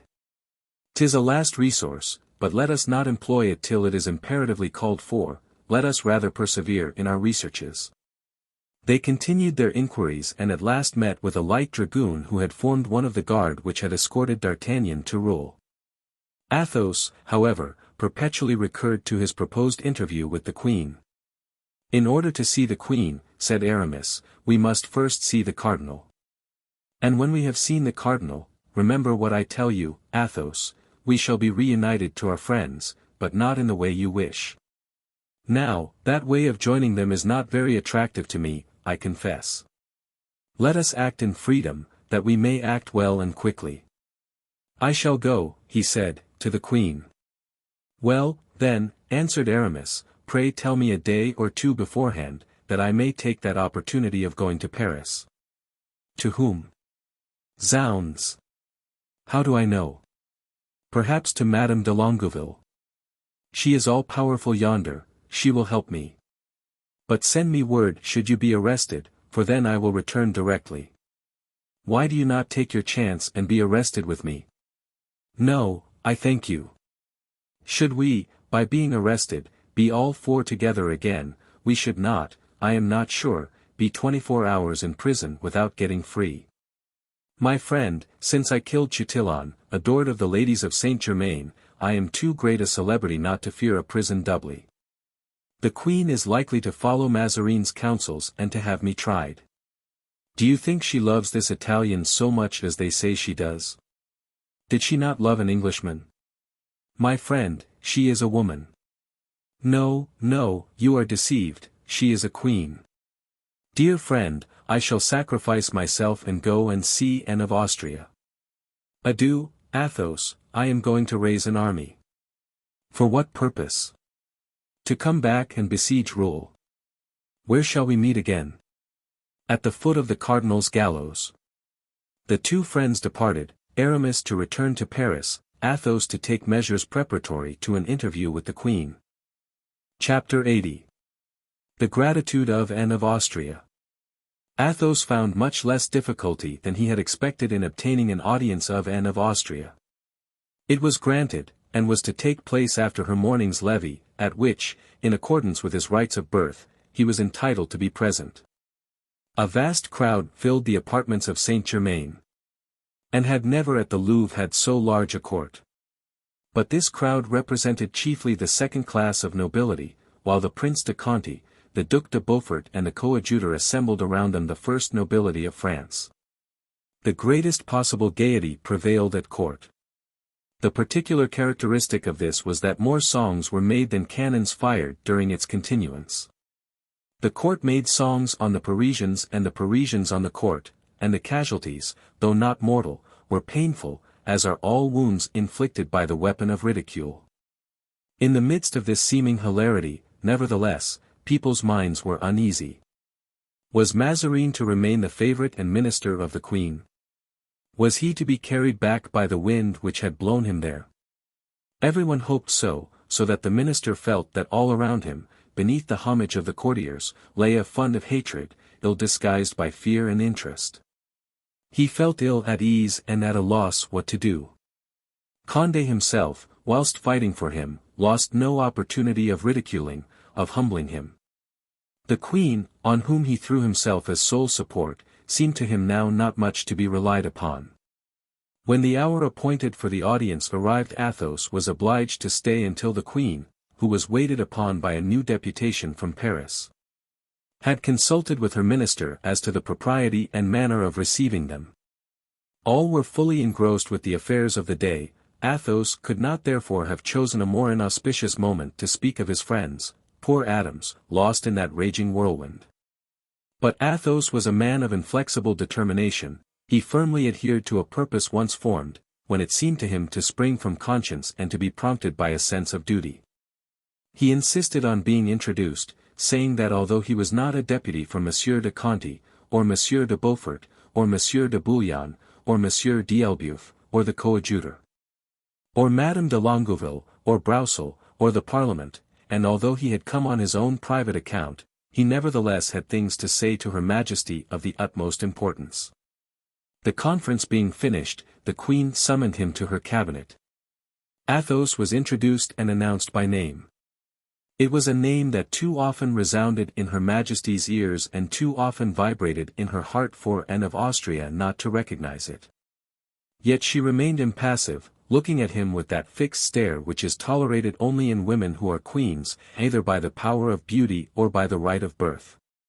"It is then a service which you propose to render us, Count?" asked Anne of Austria, after a moment's silence. "Yes, madam, another service," said Athos, shocked that the queen did not seem to recognize him. Athos had a noble heart and made, therefore, but a poor courtier. And frowned. Mazarin, who was sitting at a table folding up papers, as if he had only been a Secretary of State, looked up. "Speak," said the Queen. Mazarin turned again to his papers. "Madame," resumed Athos, "two of my friends, named D'Artagnan and Monsieur du Vallon, sent to England by the Cardinal, suddenly disappeared when they set foot on the shores of France. No one knows what has become of them." "Well," said the Queen. "I address myself, therefore, first to the benevolence of your Majesty, that I may know what has become of my friends, reserving to myself, if necessary, the right of appealing hereafter to your justice." "Sir," replied Anne, with a degree of haughtiness which to certain persons became impertinence, "this is the reason that you trouble me in the midst of so many absorbing concerns. An affair for the police. Well, sir, you ought to know that we no longer have a police, since we are no longer at Paris. I think your Majesty will have no need to apply to the police to know where my friends are. But that if you will deign to interrogate the Cardinal he can reply without any further inquiry than into his own recollections." "But, God forgive me," cried Anne, with that disdainful curl of the lips peculiar to her, "I believe that you are yourself interrogating." "Yes, madame, here I have a right to do so, for it concerns Monsieur D'Artagnan." "D'Artagnan," he repeated, in such a manner as to bow the regal brow with recollections of the weak and erring woman. The Cardinal saw that it was now high time to come to the assistance of Anne. "Sir," he said, "I can tell you what is at present unknown to Her Majesty. These individuals are under arrest. They disobeyed orders." "I beg of your Majesty, then," said Athos, calmly and not replying to Mazarin, "to quash these arrests of Messrs. D'Artagnan and du Vallon." "What you ask is merely an affair of discipline and does not concern me," said the Queen. "Monsieur D'Artagnan never made such an answer as that when the service of your Majesty was concerned," said Athos, bowing with great dignity. He was going toward the door when Mazarin stopped him. "You, too, have been in England, sir," he said, making a sign to the Queen, who was evidently going to issue a severe order. "I was a witness of the last hours of Charles I, poor king. Culpable, at the most, of weakness, how cruelly punished by his subjects. Thrones are at this time shaken and it is to little purpose for devoted hearts to serve the interests of princes. This is the second time that Monsieur D'Artagnan has been in England. He went the first time to save the honor of a great queen, the second, to avert the death of a great king. Sir," said Anne to Mazarin, with an accent from which daily habits of dissimulation could not entirely chase the real expression, "see if we can do something for these gentlemen." "I wish to do, madame, all that your Majesty pleases." "Do what Monsieur de la Fère requests, that is your name, is it not, sir?" "I have another name, madame, I am called Athos." "Madame," said Mazarin, with a smile, "you may rest easy, your wishes shall be fulfilled." "You hear, sir," said the Queen. "Yes, madame, I expected nothing less from the justice of your Majesty. May I not go and see my friends?" "Yes, sir, you shall see them. But, apropos, you belong to the Fronde, do you not?" "Madame, I serve the king." "Yes, in your own way." "My way is the way of all gentlemen, and I know only one way," answered Athos, haughtily. "Go, sir, then," said the Queen, "you have obtained what you wish and we know all we desire to know." Scarcely, however, had the tapestry closed behind Athos when she said to Mazarin, "Cardinal, desire them to arrest that insolent fellow before he leaves the court." "Your Majesty," answered Mazarin, "desires me to do only what I was going to ask you to let me do. These bravos who resuscitate in our epoch the traditions of another reign are troublesome. Since there are two of them already there, let us add a third." Athos was not altogether the Queen's dupe, but he was not a man to run away on suspicion, above all, when distinctly told that he should see his friends again. He waited, then, in the antechamber with impatience, till he should be conducted to them. He walked to the window and looked into the court. He saw the deputation from the Parisians enter it. They were coming to assign the definitive place for the conference and to make their bow to the Queen. A very imposing escort awaited them without the gates. Athos was looking on attentively, when someone touched him softly on the shoulder. "Ah! Monsieur de Comminges," he said. "Yes, Count, and charged with a commission for which I beg of you to accept my excuses." "What is it?" "Be so good as to give me up your sword, Count." Athos smiled and opened the window. "Aramis," he cried. A gentleman turned around. Athos fancied he had seen him among the crowd. It was Aramis. He bowed with great friendship to the Count. "Aramis," cried Athos, "I am arrested." "Good," replied Aramis, calmly. "Sir," said Athos, turning to Comminges and giving him politely his sword by the hilt, "here is my sword. Have the kindness to keep it safely for me until I quit my prison. I prize it, it was given to my ancestor by King Francis I. In his time they armed gentlemen, not disarmed them. Now, whither do you conduct me?" "Into my room first," replied Comminges, "the Queen will ultimately decide your place of domicile." Athos followed Comminges without saying a single word. Chapter 81. Cardinal Mazarin as King. The arrest produced no sensation, indeed was almost unknown, and scarcely interrupted the course of events. To the deputation it was formally announced that the Queen would receive it. Accordingly, it was admitted to the presence of Anne, who, silent and lofty as ever, listened to the speeches and complaints of the deputies. But when they had finished their harangues not one of them could say, so calm remained her face, whether or no she had heard them. On the other hand, Mazarin, present at that audience, heard very well what those deputies demanded. It was purely and simply his removal, in terms clear and precise. The discourse being finished, the Queen remained silent. "Gentlemen," said Mazarin, "I join with you in supplicating the Queen to put an end to the miseries of her subjects. I have done all in my power to ameliorate them, and yet the belief of the public, you say, is that they proceed from me, an unhappy foreigner, who has been unable to please the French. Alas! I have never been understood, and no wonder. I succeeded a man of the most sublime genius that ever upheld the sceptre of France. The memory of Richelieu annihilates me. In vain, were I an ambitious man, should I struggle against such remembrances as he has left, but that I am not ambitious I am going to prove to you. I own myself conquered. I shall obey the wishes of the people. If Paris has injuries to complain of, who has not some wrongs to be redressed? Paris has been sufficiently punished. Enough blood has flowed, enough misery has humbled a town deprived of its king and of justice. 'Tis not for me, a private individual, to disunite a queen from her kingdom. Since you demand my resignation, I retire." "Then," said Aramis, in his neighbor's ear, "the conferences are over.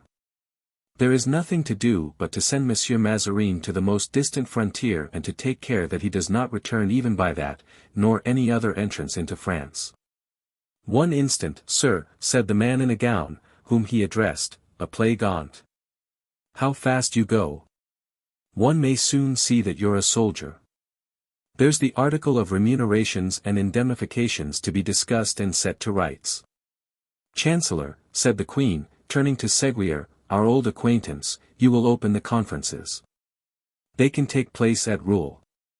The Cardinal has said several things which have agitated me, therefore I will not speak more fully now. As to his going or staying, I feel too much gratitude to the Cardinal not to leave him free in all his actions, he shall do what he wishes to do." A transient pallor overspread the speaking countenance of the Prime Minister, he looked at the Queen with anxiety. Her face was so passionless, that he, as everyone else present, was incapable of reading her thoughts. "But," added the Queen, "in awaiting the Cardinal's decision let there be, if you please, a reference to the King only." The deputies bowed and left the room. "What?" exclaimed the Queen, when the last of them had quitted the apartment, "you would yield to these limbs of the law, these advocates?" "To promote your Majesty's welfare, madam," replied Mazarin, fixing his penetrating eyes on the Queen, "there is no sacrifice that I would not make." and dropped her head and fell into one of those reveries so habitual with her. A recollection of Athos came into her mind. His fearless deportment, his words, so firm, yet dignified, the shades which by one word he had evoked, recalled to her the past in all its intoxication of poetry and romance, youth, beauty. The éclat of love at 20 years of age, the bloody death of Buckingham, the only man whom she had ever really loved. And the heroism of those obscure champions who had saved her from the double hatred of Richelieu and the king. Mazarin looked at her, and whilst she deemed herself alone and freed from the world of enemies who sought to spy into her secret thoughts, he read her thoughts in her countenance. As one sees in a transparent lake clouds pass, reflections, like thoughts, of the heavens. Must we, then, asked Anne of Austria, yield to the storm, by peace, and patiently and piously await better times?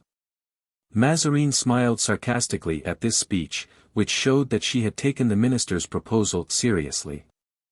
Anne's head was bent down, she had not seen the Italian smile. But finding that her question elicited no reply, she looked up. "Well, you do not answer, Cardinal, what do you think about it?" "I am thinking, madam, of the allusion made by that insolent gentleman, whom you have caused to be arrested. To the Duke of Buckingham, to him whom you allowed to be assassinated, to the Duchess de Chevreuse, whom you suffered to be exiled, to the Duc de Beaufort, whom you imprisoned. But if he made allusion to me, it was because he is ignorant of the relation in which I stand to you." And drew up, as she always did, when anything touched her pride. She blushed, and that she might not answer, clasped her beautiful hands till her sharp nails almost pierced them. "That man has sagacity, honor and wit, not to mention likewise that he is a man of undoubted resolution. You know something about him, do you not, madam? I shall tell him, therefore, and in doing so I shall confer a personal favor on him, how he is mistaken in regard to me. What is proposed to me would be, in fact, almost an abdication, and an abdication requires reflection." "An abdication," repeated Anne, "I thought, sir, that it was kings alone who abdicated." "Well," replied Mazarin, "and am I not almost a king, indeed, of France? Thrown over the foot of the royal bed, my samar, madam, looks not unlike the mantle worn by kings." This was one of the humiliations which Mazarin made and undergo more frequently than any other, and one that bowed her head with shame. Queen Elizabeth and Catherine II of Russia are the only two monarchs of their set on record who were at once sovereigns and lovers. Anne of Austria looked with a sort of terror at the threatening aspect of the cardinal. His physiognomy in such moments was not destitute of a certain grandeur. "Sir," she replied, "did I not say, and did you not hear me say to those people, that you should do as you pleased?" "In that case," said Mazarin, "I think it must please me best to remain. Not only on account of my own interest, but for your safety." "Remain, then, sir, nothing can be more agreeable to me, only do not allow me to be insulted." "You are referring to the demands of the rebels and to the tone in which they stated them." "Patience. They have selected a field of battle on which I am an abler general than they, that of a conference. No, we shall beat them by merely temporizing. They want food already. They will be 10 times worse off in a week." "Ah, yes. Good heavens. I know it will end in that way, but it is not they who taunt me with the most wounding reproaches, but—" "I understand. You mean to allude to the recollections perpetually revived by these 3 gentlemen. However, we have them safe in prison, and they are just sufficiently culpable for us to keep them in prison as long as we find it convenient. One only is still not in our power and braves us. But, devil take him. We shall soon succeed in sending him to join his boon companions. We have accomplished more difficult things than that. In the first place, I have as a precaution shut up at Rouen, near me, under my own eyes, within reach of my hand, the 2 most intractable ones. Today the 3rd will be there also. As long as they are in prison all will be well," said Anne, "but one of these days they will get out." "Yes, if your Majesty releases them." "Ah!" exclaimed Anne, following the train of her own thoughts. "On such occasions, one regrets Paris. Why so? On account of the Bastille, sir, which is so strong and so secure. Madam, these conferences will bring us peace. When we have peace we shall regain Paris, with Paris, the Bastille, and our 4 bullies shall rot therein. And frowned slightly when Mazarin, in taking leave, kissed her hand. Mazarin, after this half-humble, half-gallant attention, went away.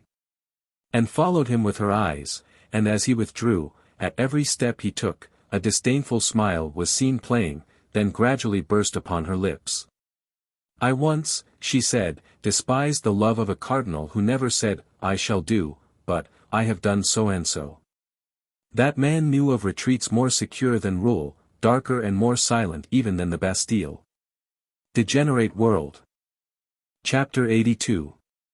Precautions. After quitting Anne, Mazarin took the road to Rouen, where he usually resided. In those times of disturbance he went about with numerous followers and often disguised himself. In military dress he was, indeed, as we have stated, a very handsome man. In the court of the old chateau of Saint-Germain he entered his coach, and reached the Seine at Chatou. The prince had supplied him with 50 light horse. Not so much by way of guard as to show the deputies how readily the Queen's generals dispersed their troops and to prove that they might be safely scattered at pleasure. Athos, on horseback, without his sword and kept in sight by Comminges, followed the cardinal in silence.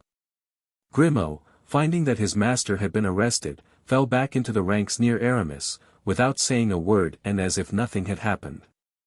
Grimaud had, indeed, during 22 years of service, seen his master extricate himself from so many difficulties that nothing less than Athos's imminent death was likely to make him uneasy.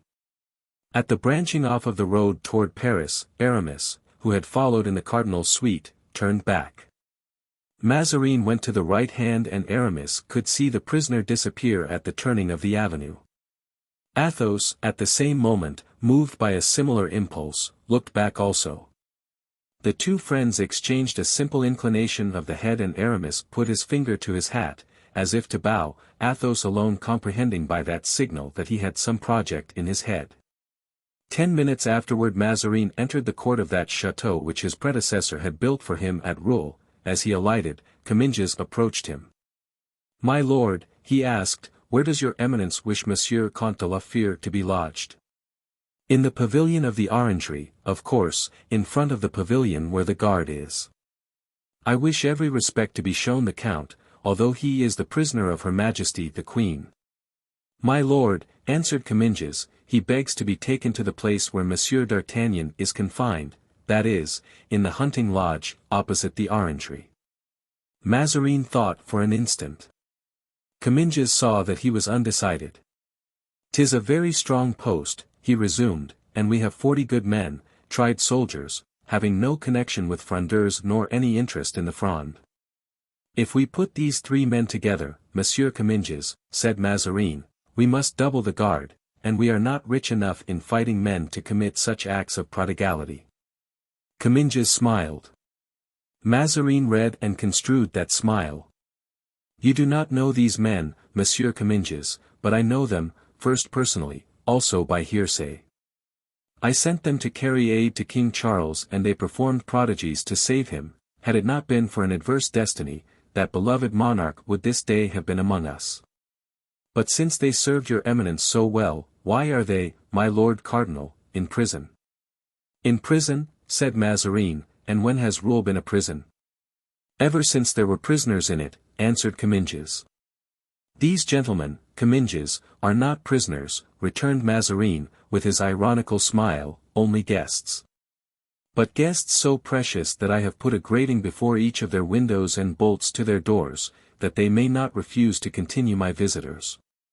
So much do I esteem them that I am going to make the Comte de la Fere a visit, that I may converse with him tête-à-tête, and that we may not be disturbed at our interview you must conduct him. As I said before, to the pavilion of the Orangery. That, you know, is my daily promenade. Well, while taking my walk I will call on him and we will talk. Although he professes to be my enemy I have sympathy for him, and if he is reasonable perhaps we shall arrange matters. Comminges bowed, and returned to Athos, who was awaiting with apparent calmness, but with real anxiety, the result of the interview. "Well?" he said to the lieutenant. "Sir," replied Comminges, "it seems that it is impossible." "Monsieur de Comminges," said Athos, "I have been a soldier all my life and I know the force of orders. But outside your orders there is a service you can render me." "I will do it with all my heart," said Comminges, "for I know who you are and what service you once performed for Her Majesty. I know, too, how dear to you is the young man who came so valiantly to my aid when that old rogue of a Broussel was arrested. I am entirely at your service, except only for my orders." "Thank you, sir, what I am about to ask will not compromise you in any degree." "If it should even compromise me a little," said Monsieur de Comminges, with a smile, "still make your demand. I don't like Mazarin any better than you do. I serve the Queen and that draws me naturally into the service of the Cardinal, but I serve the one with joy and the other against my will. Speak, then, I beg of you, I wait and listen." "Since there is no harm," said Athos, "in my knowing that D'Artagnan is here, I presume there will be none in his knowing that I am here.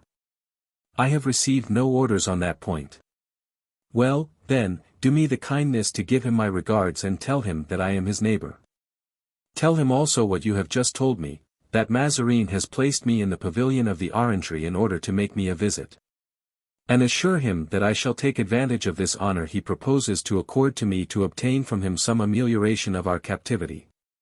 "Which cannot last," interrupted Comminges, "the Cardinal said so, there is no prison here." "But there are oubliettes," replied Athos, smiling. "Oh! That's a different thing." "Yes, I know there are traditions of that sort," said Comminges. "It was in the time of the other cardinal, who was a great nobleman, but our Mazarin, impossible. An Italian adventurer would not dare to go such lengths with such men as ourselves. Oubliettes are employed as a means of kingly vengeance, and a low-born fellow such as he is would not have recourse to them. Your arrest is known, that of your friends will soon be known. And all the nobility of France would demand an explanation of your disappearance. No, no, be easy on that score. I will, however, inform Monsieur d'Artagnan of your arrival here." Comminges then led the Count to a room on the ground floor of a pavilion, at the end of the Orangery. They passed through a courtyard as they went, full of soldiers and courtiers. In the center of this court, in the form of a horseshoe, were the buildings occupied by Mazarin, and at each wing the pavilion, or smaller building, where D'Artagnan was confined, and that level with the Orangery, where Athos was to be. From the ends of these two wings extended the park. Athos, when he reached his appointed room, observed through the gratings of his window, walls and roofs. And was told, on inquiry, by Comminges, that he was looking on the back of the pavilion where D'Artagnan was confined. "Yes, 'tis too true," said Comminges, "'tis almost a prison. But what a singular fancy this is of yours, Count, you, who are the very flower of our nobility, to squander your valor and loyalty amongst these upstarts, the Frondists. Really, Count, if ever I thought that I had a friend in the ranks of the royal army, it was you. A Frondeur. You, the Comte de la Fere, on the side of Broussel, Blancmesnil and Viole. For shame! You, a Frondeur." "On my word of honor," said Athos, "one must be either a Mazarinist or a Frondeur. For a long time I had these words whispered in my ears, and I chose the latter. At any rate, it is a French word. And now, I am a Frondeur, not of Broussel's party, nor of Blancmesnil's, nor am I with Viole, but with the Duc de Beaufort, the Ducs de Bouillon and d'Elbeuf. With princes, not with presidents, councillors and low-born lawyers. Besides, what a charming outlook it would have been to serve the cardinal. Look at that wall, without a single window, which tells you fine things about Mazarin's gratitude." "Yes," replied de Comminges, "more especially if it could reveal how Monsieur d'Artagnan for this last week has been anathematizing him." "Poor D'Artagnan," said Athos, with the charming melancholy that was one of the traits of his character, "so brave, so good, so terrible to the enemies of those he loves. You have two unruly prisoners there, sir. Unruly, Comminges smiled, you wish to terrify me, I suppose. When he came here, Monsieur d'Artagnan provoked and braved the soldiers and inferior officers, in order, I suppose, to have his sword back. That mood lasted some time. But now he's as gentle as a lamb and sings Gascon songs, which make one die of laughing. And Du Vallon? Asked Athos. Ah, he's quite another sort of person, a formidable gentleman, indeed. The first day he broke all the doors in with a single push of his shoulder, and I expected to see him leave Rouen in the same way as Samson left Gaza. But his temper cooled down, like his friends. He not only gets used to his captivity, but jokes about it. So much the better, said Athos. Do you think anything else was to be expected of them?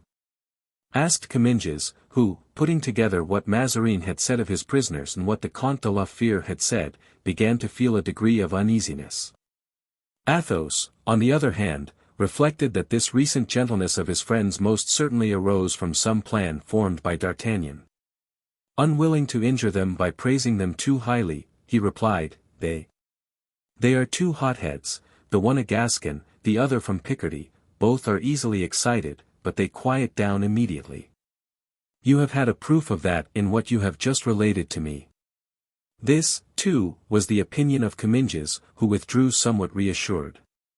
Athos remained alone in the vast chamber, where, according to the cardinal's directions, he was treated with all the courtesy due to a nobleman. He awaited Mazarin's promised visit to get some light on his present situation. Chapter 83. Strength and Sagacity. Now let us pass the orangery to the hunting lodge. At the extremity of the courtyard, where, close to a portico formed of Ionic columns, were the dog kennels, rose an oblong building, the pavilion of the orangery, a half-circle, enclosing the court of honor. It was in this pavilion, on the ground floor, that D'Artagnan and Porthos were confined, suffering interminable hours of imprisonment in a manner suitable to each different temperament. D'Artagnan was pacing to and fro like a caged tiger, with dilated eyes, growling as he paced along by the bars of a window looking upon the yard of servants' offices. Porthos was ruminating over an excellent dinner he had just demolished. The one seemed to be deprived of reason, yet he was meditating. The other seemed to meditate, yet he was more than half asleep. But his sleep was a nightmare, which might be guessed by the incoherent manner in which he sometimes snored and sometimes snorted. Look, said D'Artagnan, day is declining. It must be nearly 4 o'clock. We have been in this place nearly 83 hours. Hem, muttered Porthos, with a kind of pretense of answering.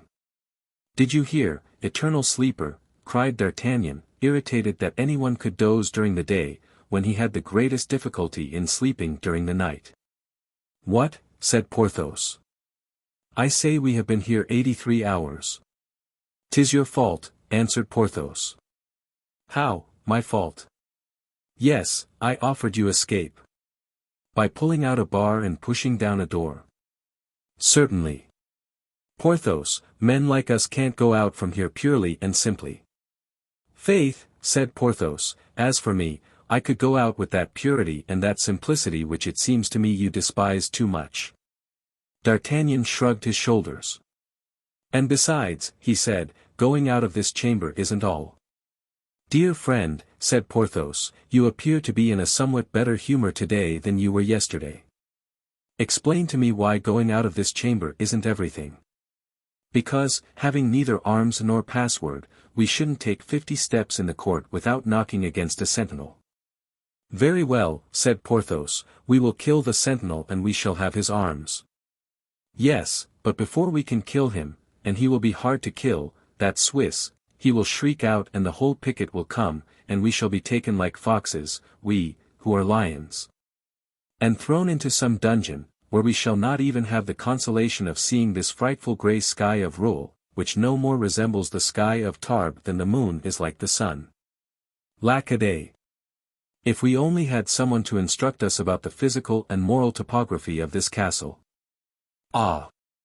When one thinks that for 20 years, during which time I did not know what to do with myself, it never occurred to me to come to study rule. What difference does that make? Said Porthos. We shall go out all the same. Do you know, my dear fellow, why master pastry cooks never work with their hands? No, said Porthos, but I should be glad to be informed. It is because in the presence of their pupils they fear that some of their tarts or creams may turn out badly cooked. What then? Why, then they would be laughed at, and a master pastry cook must never be laughed at. And what have master pastry cooks to do with us? We ought, in our adventures, never to be defeated or give anyone a chance to laugh at us. In England, lately, we failed, we were beaten, and that is a blemish on our reputation. By whom, then, were we beaten? Asked Porthos. By Mordaunt. Yes, but we have drowned Monsieur Mordaunt. That is true, and that will redeem us a little in the eyes of posterity, if posterity ever looks at us. But listen, Porthos, though Monsieur Mordaunt was a man not to be despised, Mazarin is not less strong than he, and we shall not easily succeed in drowning him. We must, therefore, watch and play a close game, for, he added with a sigh, we too are equal, perhaps, to 8 others, but we are not equal to the 4 that you know of. That is true, said Porthos, echoing D'Artagnan's sigh. Well, Porthos, follow my examples, walk back and forth till some news of our friends reaches us or till we are visited by a good idea. But don't sleep as you do all the time, nothing dulls the intellect like sleep. As to what may lie before us, it is perhaps less serious than we at first thought. I don't believe that Monsieur de Mazarin thinks of cutting off our heads, for heads are not taken off without previous trial. A trial would make a noise, and a noise would get the attention of our friends, who would check the operations of Monsieur de Mazarin. How well you reason, said Porthos, admiringly. Well, yes, pretty well, replied D'Artagnan, and besides, you see, if they put us on trial, if they cut off our heads, they must meanwhile either keep us here or transfer us elsewhere. Yes, that is inevitable, said Porthos. Well, it is impossible but that Master Aramis, that keen-scented bloodhound, and Athos, that wise and prudent nobleman, will discover our retreat. Then, believe me, it will be time to act. Yes, we will wait. We can wait the more contentedly, that it is not absolutely bad here, but for one thing, at least. What is that? Did you observe, D'Artagnan, that 3 days running they have brought us braised mutton? No, but if it occurs a 4th time I shall complain of it, so never mind. And then I feel the loss of my house, 'tis a long time since I visited my castles. Forget them for a time, we shall return to them, unless Mazarin razes them to the ground. Do you think that likely? No, the other cardinal would have done so, but this one is too mean a fellow to risk it. You reconcile me, D'Artagnan. Well, then, assume a cheerful manner, as I do, we must joke with the guards, we must gain the goodwill of the soldiers, since we can't corrupt them. Try, Porthos, to please them more than you are wont to do when they are under our windows. Thus far you have done nothing but show them your fist. And the more respectable your fist is, Porthos, the less attractive it is. Ah, I would give much to have 500 louis, only. So would I, said Porthos, unwilling to be behind D'Artagnan in generosity, I would give as much as 100 pistoles. The 2 prisoners were at this point of their conversation when Comminges entered, preceded by a sergeant and 2 men, who brought supper in a basket with 2 handles, filled with basins and plates. What? Exclaimed Porthos, mutton again.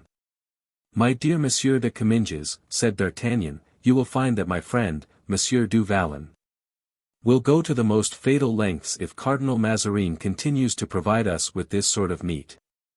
Mutton every day. I declare, said Porthos, I shall eat nothing if they do not take it away. Remove the mutton, cried Comminges. I wish Monsieur du Vallon to sup well, more especially as I have news to give him that will improve his appetite. Is Mazarin dead? Asked Porthos. No. I am sorry to tell you he is perfectly well. So much the worse, said Porthos. What is that news? Asked D'Artagnan. News in prison is a fruit so rare that I trust, Monsieur de Comminges, you will excuse my impatience, the more eager since you have given us to understand that the news is good. Should you be glad to hear that the Comte de la Fere is well? Asked de Comminges. D'Artagnan's penetrating grey eyes were opened to the utmost. Glad, he cried, I should be more than glad. Happy, beyond measure. Well, I am desired by him to give you his compliments and to say that he is in good health. D'Artagnan almost leaped with joy. A quick glance conveyed his thought to Porthos. If Athos knows where we are, if he opens communication with us, before long Athos will act. Porthos was not very quick to understand the language of glances, but now since the name of Athos had suggested to him the same idea, he understood. Do you say, asked the Gascon, timidly, that the Comte de la Fere has commissioned you to give his compliments to Monsieur du Vallon and myself? Yes, sir. Then you have seen him? Certainly I have. Where? If I may ask without indiscretion. Near here, replied de Comminges, smiling. So near that if the windows which look on the orangery were not stopped up you could see him from where you are. He is wandering about the environs of the castle, thought D'Artagnan. Then he said aloud, you met him, I dare say, in the park, hunting, perhaps. No, nearer still. Look, behind this wall, said de Comminges, knocking against the wall. Behind this wall. What is there, then, behind this wall? I was brought here by night, so devil take me if I know where I am. Well, said Comminges, suppose one thing. I will suppose anything you please. Suppose there were a window in this wall. Well? From that window you would see Monsieur de la Fere at his. The Count, then, is in the chateau? Yes. For what reason? The same as yourself. Athos, a prisoner? You know well, replied de Comminges, that there are no prisoners at Rouen, because there is no prison. Don't let us play upon words, sir. Athos has been arrested. Yesterday, at Saint-Germain, as he came out from the presence of the Queen. The arms of D'Artagnan fell powerless by his side. One might have supposed him thunderstruck. A paleness ran like a cloud over his dark skin, but disappeared immediately. A prisoner, he reiterated. A prisoner, repeated Porthos, quite dejected. Suddenly D'Artagnan looked up and in his eyes there was a gleam which scarcely even Porthos observed, but it died away and he appeared more sorrowful than before. Come, said Comminges, who, since D'Artagnan, on the day of Broussels' arrest, had saved him from the hands of the Parisians, had entertained a real affection for him, don't be unhappy. I never thought of bringing you bad news. Laugh at the chance which has brought your friend near to you and Monsieur du Vallon, instead of being in the depths of despair about it. But D'Artagnan was still in a desponding mood. And how did he look? Asked Porthos, who, perceiving that D'Artagnan had allowed the conversation to drop, profited by it to put in a word or two.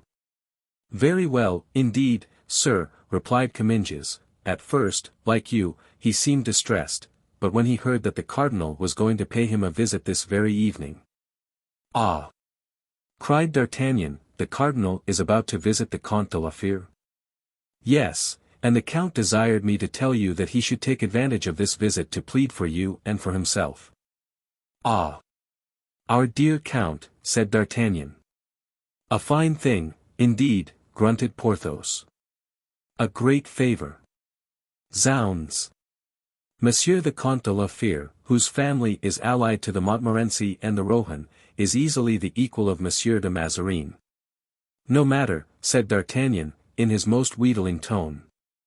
On reflection, my dear du Vallon, it is a great honor for the Comte de la Fere, and gives good reason to hope. In fact, it seems to me so great an honor for a prisoner that I think Monsieur de Comminges must be mistaken. What? I am mistaken. Monsieur de Mazarin will not come to visit the Comte de la Fere, but the Comte de la Fere will be sent for to visit him. No, said Comminges, who made a point of having the facts appear exactly as they were. I clearly understood what the cardinal said to me. He will come and visit the Comte de la Fere. D'Artagnan tried to gather from the expression of his eyes whether Porthos understood the importance of that visit, but Porthos did not even look toward him. "It is, then, the cardinal's custom to walk in his orangery?" asked D'Artagnan. "Every evening he shuts himself in there. That, it seems, is where he meditates on state affairs." "In that case," said D'Artagnan, "I begin to believe that Monsieur de la Fere will receive the visit of his Eminence. He will, of course, have an escort." "Yes, 2 soldiers."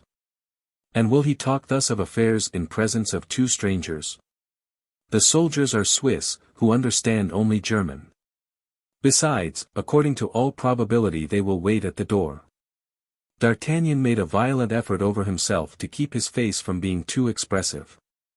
"Let the cardinal take care of going alone to visit the Comte de la Fere," said D'Artagnan. "For the count must be furious." Comminges began to laugh. "Oh, oh. Why, really, one would say that you 4 were anthropophagi. The count is an affable man, besides, he is unarmed." At the first word from his Eminence the 2 soldiers about him would run to his assistance. "2 soldiers," said D'Artagnan, seeming to remember something, "2 soldiers, yes. That, then, is why I hear 2 men called every evening and see them walking sometimes for half an hour, under my window. That is it. They are waiting for the cardinal, or rather for Bernouin, who comes to call them when the cardinal goes out." "Fine-looking men, upon my word," said D'Artagnan. "They belong to the regiment that was at Lens, which the prince assigned to the cardinal." "Ah, monsieur," said D'Artagnan, as if to sum up in a word all that conversation, "if only his Eminence would relent and grant to Monsieur de la Fere our liberty." "I wish it with all my heart," said Comminges. "Then, if he should forget that visit, you would find no inconvenience in reminding him of it?" "Not at all." "Ah, that gives me more confidence." This skillful turn of the conversation would have seemed a sublime maneuver to anyone who could have read the Gascon's soul. "Now," said D'Artagnan, "I've one last favor to ask of you, Monsieur de Comminges." "At your service, sir." "You will see the Count again?" "Tomorrow morning." "Will you remember us to him and ask him to solicit for me the same favor that he will have obtained?" "You want the cardinal to come here?" "No, I know my place and am not so presumptuous. Let his Eminence do me the honor to give me a hearing, that is all I want." "Oh," muttered Porthos, shaking his head, "never should I have thought this of him. How misfortune humbles a man!" "I promise you it shall be done," answered de Comminges. "Tell the Count that I am well, that you found me sad, but resigned." "I am pleased, sir, to hear that. And the same, also, for Monsieur du Vallon." "Not for me," cried Porthos, "I am not by any means resigned." "But you will be resigned, my friend." "Never." "He will become so, monsieur. I know him better than he knows himself. Be silent, dear du Vallon, and resign yourself." "Adieu, gentlemen," said de Comminges, "sleep well." "We will try." De Comminges went away, D'Artagnan remaining apparently in the same attitude of humble resignation. But scarcely had he departed when he turned and clasped Porthos in his arms with an expression not to be doubted. "Oh," cried Porthos, "what's the matter now? Have you gone mad, my dear friend?" "What is the matter?" returned D'Artagnan, "we are saved." "I don't see that at all," answered Porthos. "I think we are all taken prisoners, except Aramis, and that our chances of getting out are lessened since one more of us is caught in Mazarin's mousetrap. Which is far too strong for 2 of us, but not strong enough for 3 of us," returned D'Artagnan. "I don't understand," said Porthos. "Never mind. Let's sit down to table and take something to strengthen us for the night." "What are we to do, then, tonight?" "To travel, perhaps." "But sit down, dear friend, to table. When one is eating, ideas flow easily. After supper, when they are perfected, I will communicate my plans to you." So Porthos sat down to table without another word and ate with an appetite that did honor to the confidence that was ever inspired in him by D'Artagnan's inventive imagination.